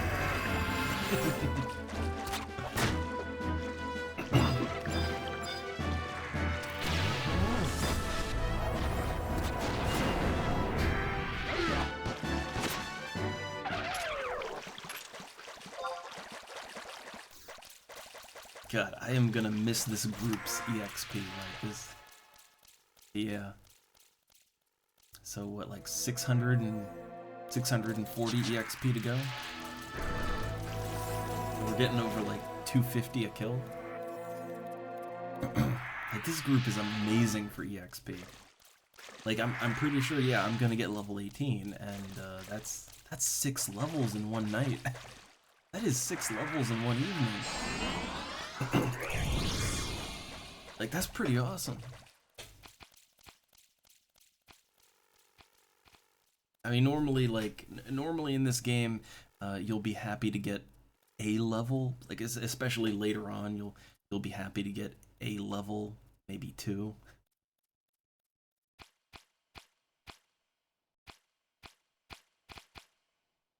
But yeah, oh man, doing good here.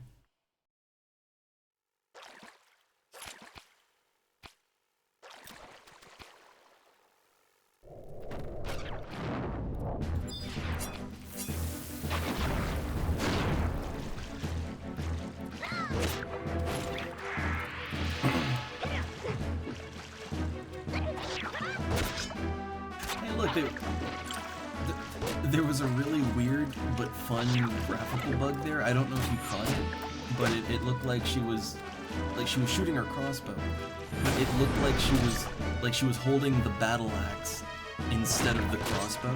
So it looked like she was aiming the battle axe at the enemy.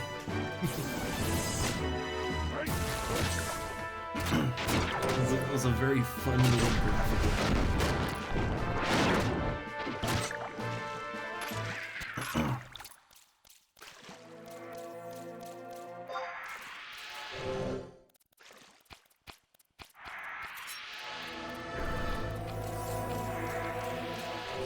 Yeah, it's a weird graphical bug that can just like it can just happen every now and then when like it's a result of pulling out your weapon at the same time you initiate a ranged attack. Like you're doing a ranged attack at the same time you're pulling out a weapon, and like every now and then that causes a weird bug where yeah, you're holding your melee weapon instead of your ranged weapon. It just looks awesome. Like it looks hilarious.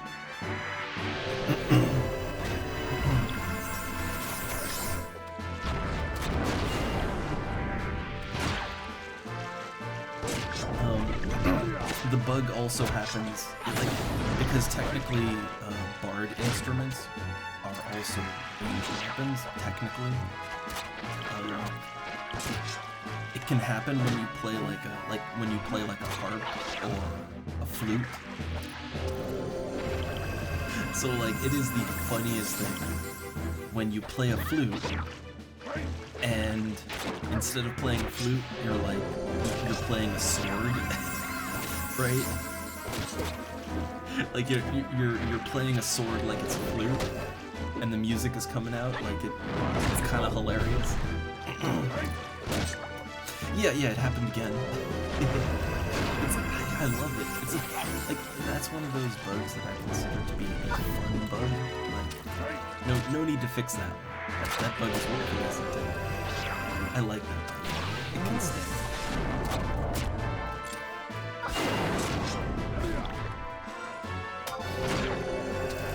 Very close. Like I think 2 more kills should get us to the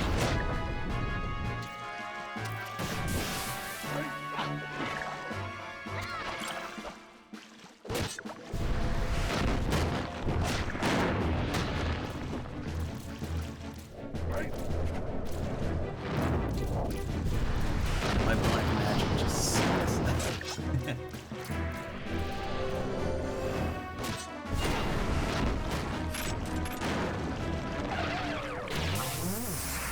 Ooh, nice. 2 people leveled up. They got 49 and 24. Yeah, so close. So close.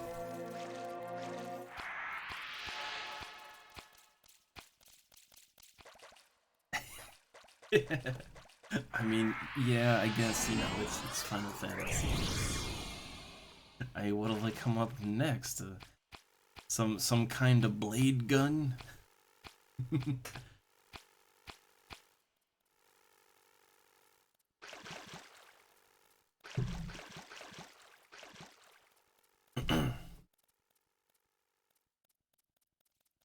It looks like we're doing like a full mana thing here.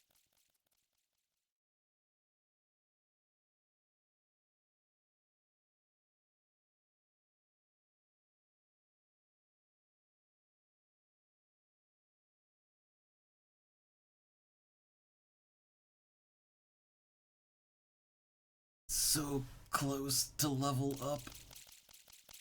So close.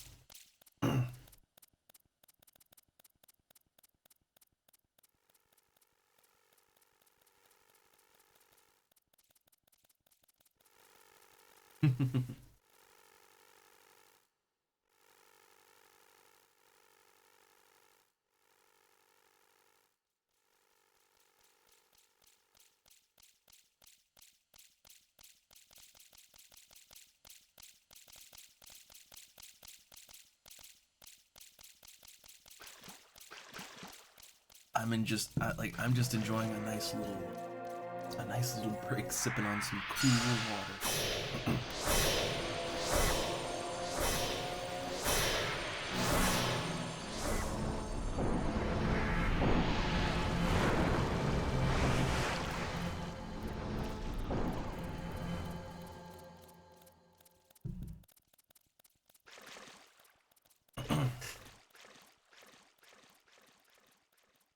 Oh, I got full MP now, too. Full MP. Oh.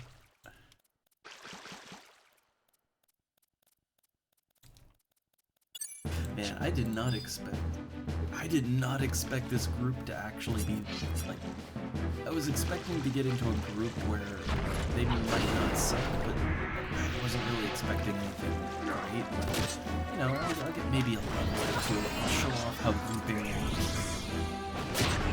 You know, to show off how grouping works and call it a day, right? Like, that's what I was gonna do. And then I got the best group in the world. Uh-oh. I did too much damage.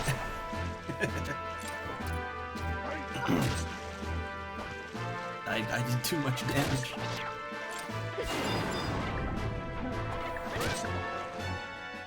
Oh, apparently the gnome is disconnected. they're getting a pack of smokes from the convenience store. I don't know if you've noticed, but like I think like everyone that's left the party pretty much left by disconnecting and just dipping out. Yeah, think maybe one didn't. I think the elf guy, I think he just legitimately said he had to go and he left. But like most people, you know, they went on a smoke break and never came back.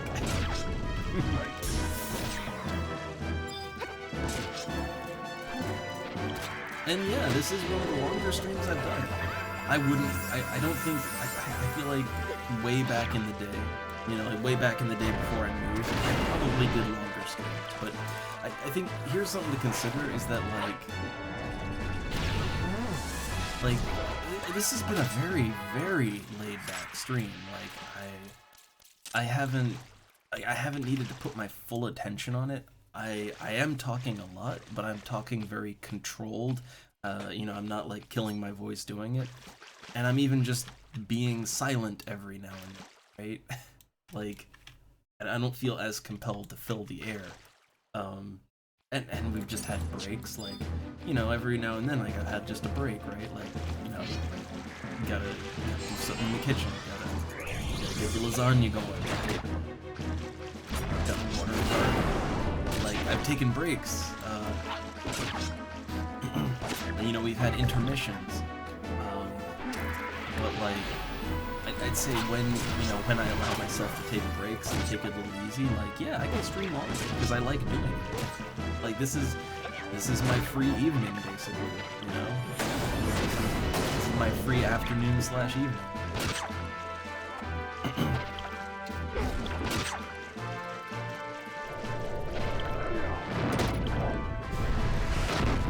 I think it's kind of harder to do that.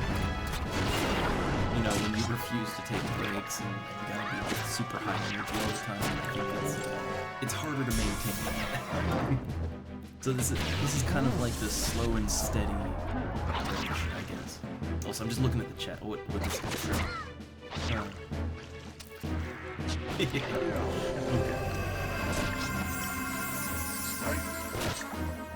Kind of bugs me that like the combat text and the group text, it's all the same thing.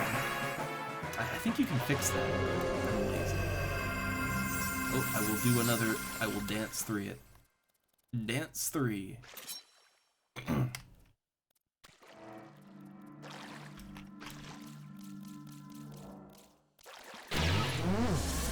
So I am high enough level to get my sub-job items and do that quest. I'm high enough level to do it now. But again, I'll do that on my own you know, I can Velveeta cheese that. Oh wait, no, I don't want to buy it. But it overrates the. There we go.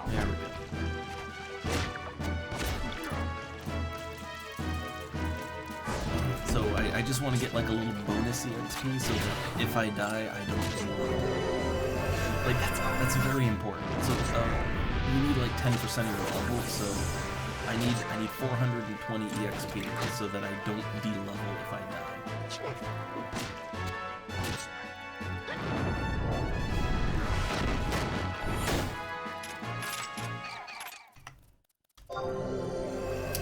Almost. We're at 411. I mean, honestly, like 10%, maybe 20%'s a little safer, you know? Like, I can die twice if I get 20%.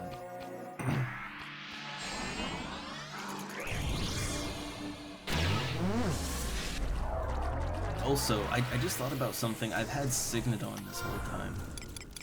How's my conquest points looking? 28,290. Like, I had spent my conquest points down to about 25,000. So, I've gotten some of my conquest points back. Because you can get conquest points just by killing enemies that give you EXP. And I've been making a lot of EXP.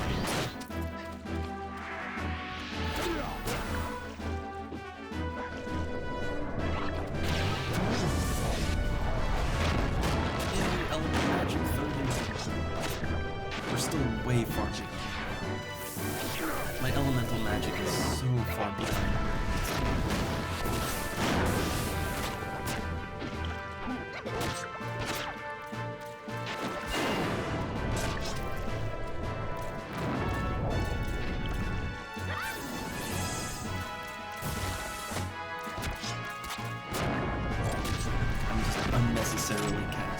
just a little bit. So let's see, that puts me at 661. If we, so if we get up to like 840, like 840 would put me at, at a good 20%. I'm not sure. The thing is, the level cap of your skills is purely determined by, well, I mean your character level, but also your class's limit. Like for instance, like a level 18 warrior can level sword higher than a level 18 red mage. Like an equal level warrior would have a higher threshold, higher skill level, higher maximum than a red mage. So, like, I'm not sure how high our limits are right now because we haven't hit our limit yet. So I have no idea. I have no idea what it should be right now. Like all I know is that we're leveling it up very fast. And when you level up very fast, that means you are under leveled.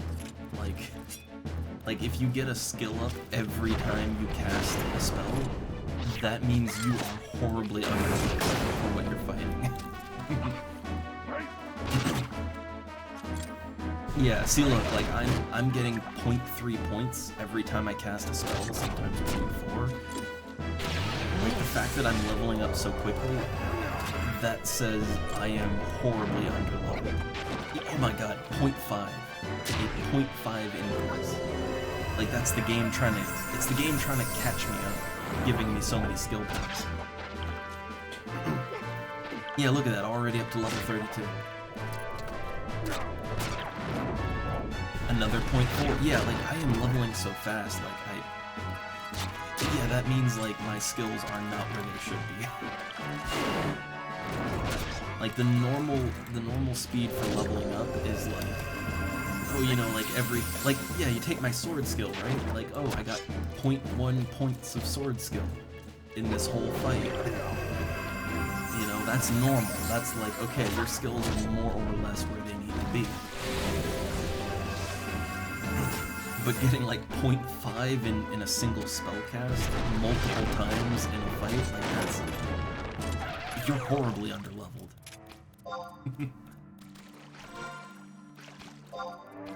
Okay, I've hit where I need to be, so two more kills. Right?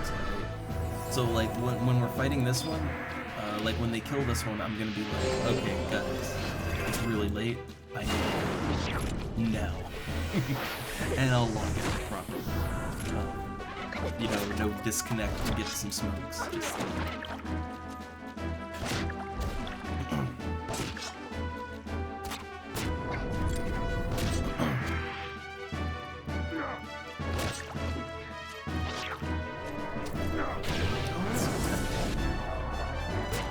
it is so tempting to just maybe a few more.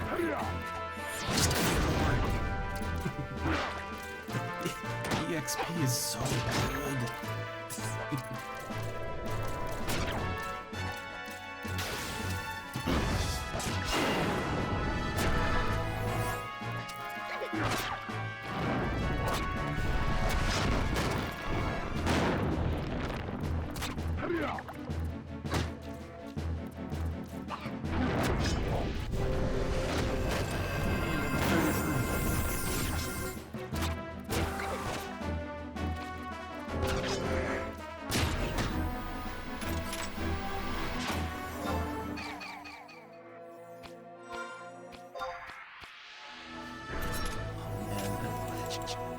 EXP so good. Too good. I just want to stay forever, but like, no. It's sleep. Gotta sleep.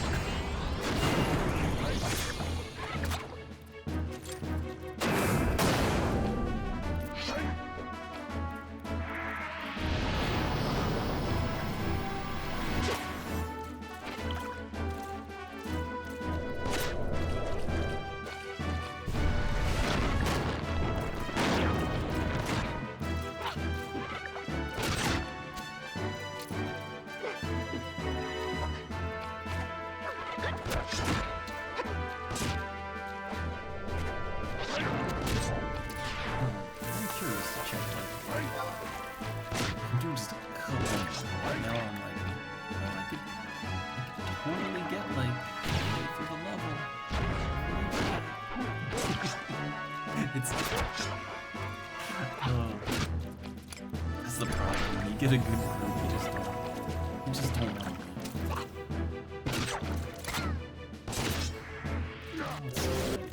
Highest magic skills 33. Highest combat skills 52.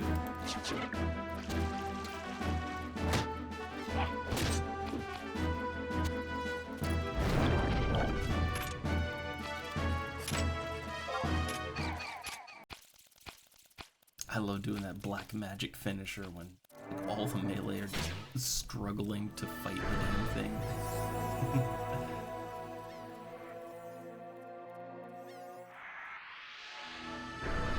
Huh. Interesting class combination. Bard slash ninja. Not one I'd normally roll with.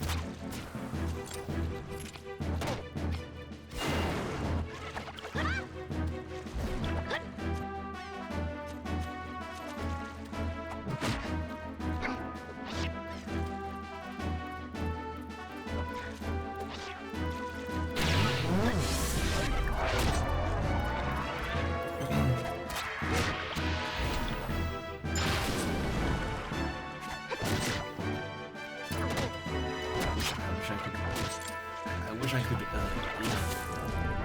weapon skill change that big damage the thief is putting out. Oh god. Gotta fix that. Okay. I think he did a little too much damage. Got a little too greedy with his damage. Ah, okay. I kinda like the EXP is so good.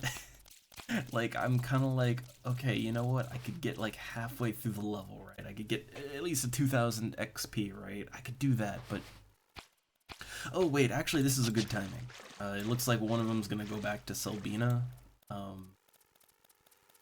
Okay, this is a good timing, and I got, like... I'm 1,500 into the level. Like, I can die a couple times, and I won't de-level, so... Yeah, this was a... Man, I'm high enough level to get a sub-job. Awesome. Okay, this is perfect. Okay, it's late. Oh god, are they gonna pull that? Okay. Okay, yeah, leaving after this one. Leaving after this one.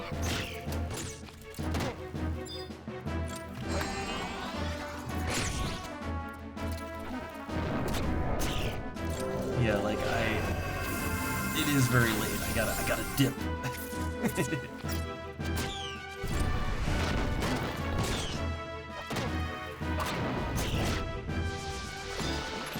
Alright, I'll throw one last heal.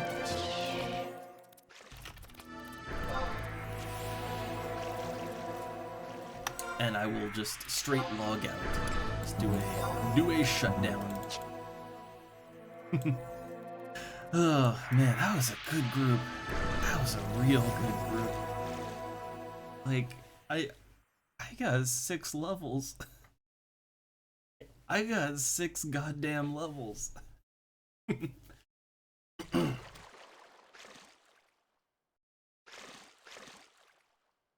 Oh man, I kind of feel bad because I was the level sync. Like I was the level sync, so when I leave, their party's kind of done. Oh man, I feel bad about that. I just killed the party. I feel bad. Yeah, I know, like oh, I killed him. I killed him. Okay, all right. So that is all for tonight. I thank you one and all for showing up to this strange little stream where I don't do much and I play very slow games. I gotta say thanks. So okay, the next one, which I don't know, maybe tomorrow, maybe not. The height of the heat wave is supposed to be tomorrow. Like tomorrow is the height of the heat wave, so I don't know if I can survive it tomorrow, but we'll see. But next time, I would like to take a look at the World of Warcraft uh, private server emulator for a classic version of the game. I would like to take a look at that, and also I know nothing about World of Warcraft, so it'll be an interesting experience. I think for both me and everyone. So yeah, we'll do that next time, and I'm not sure. I will say this, depending on how much I enjoy my time with it, we may do that for the whole daytime stream, the whole weekday stream. We might just do that. Or if I'm not 100% feeling it, we may go back to FF11 and level up that sub job, right? We'll see. We'll see how it goes, right?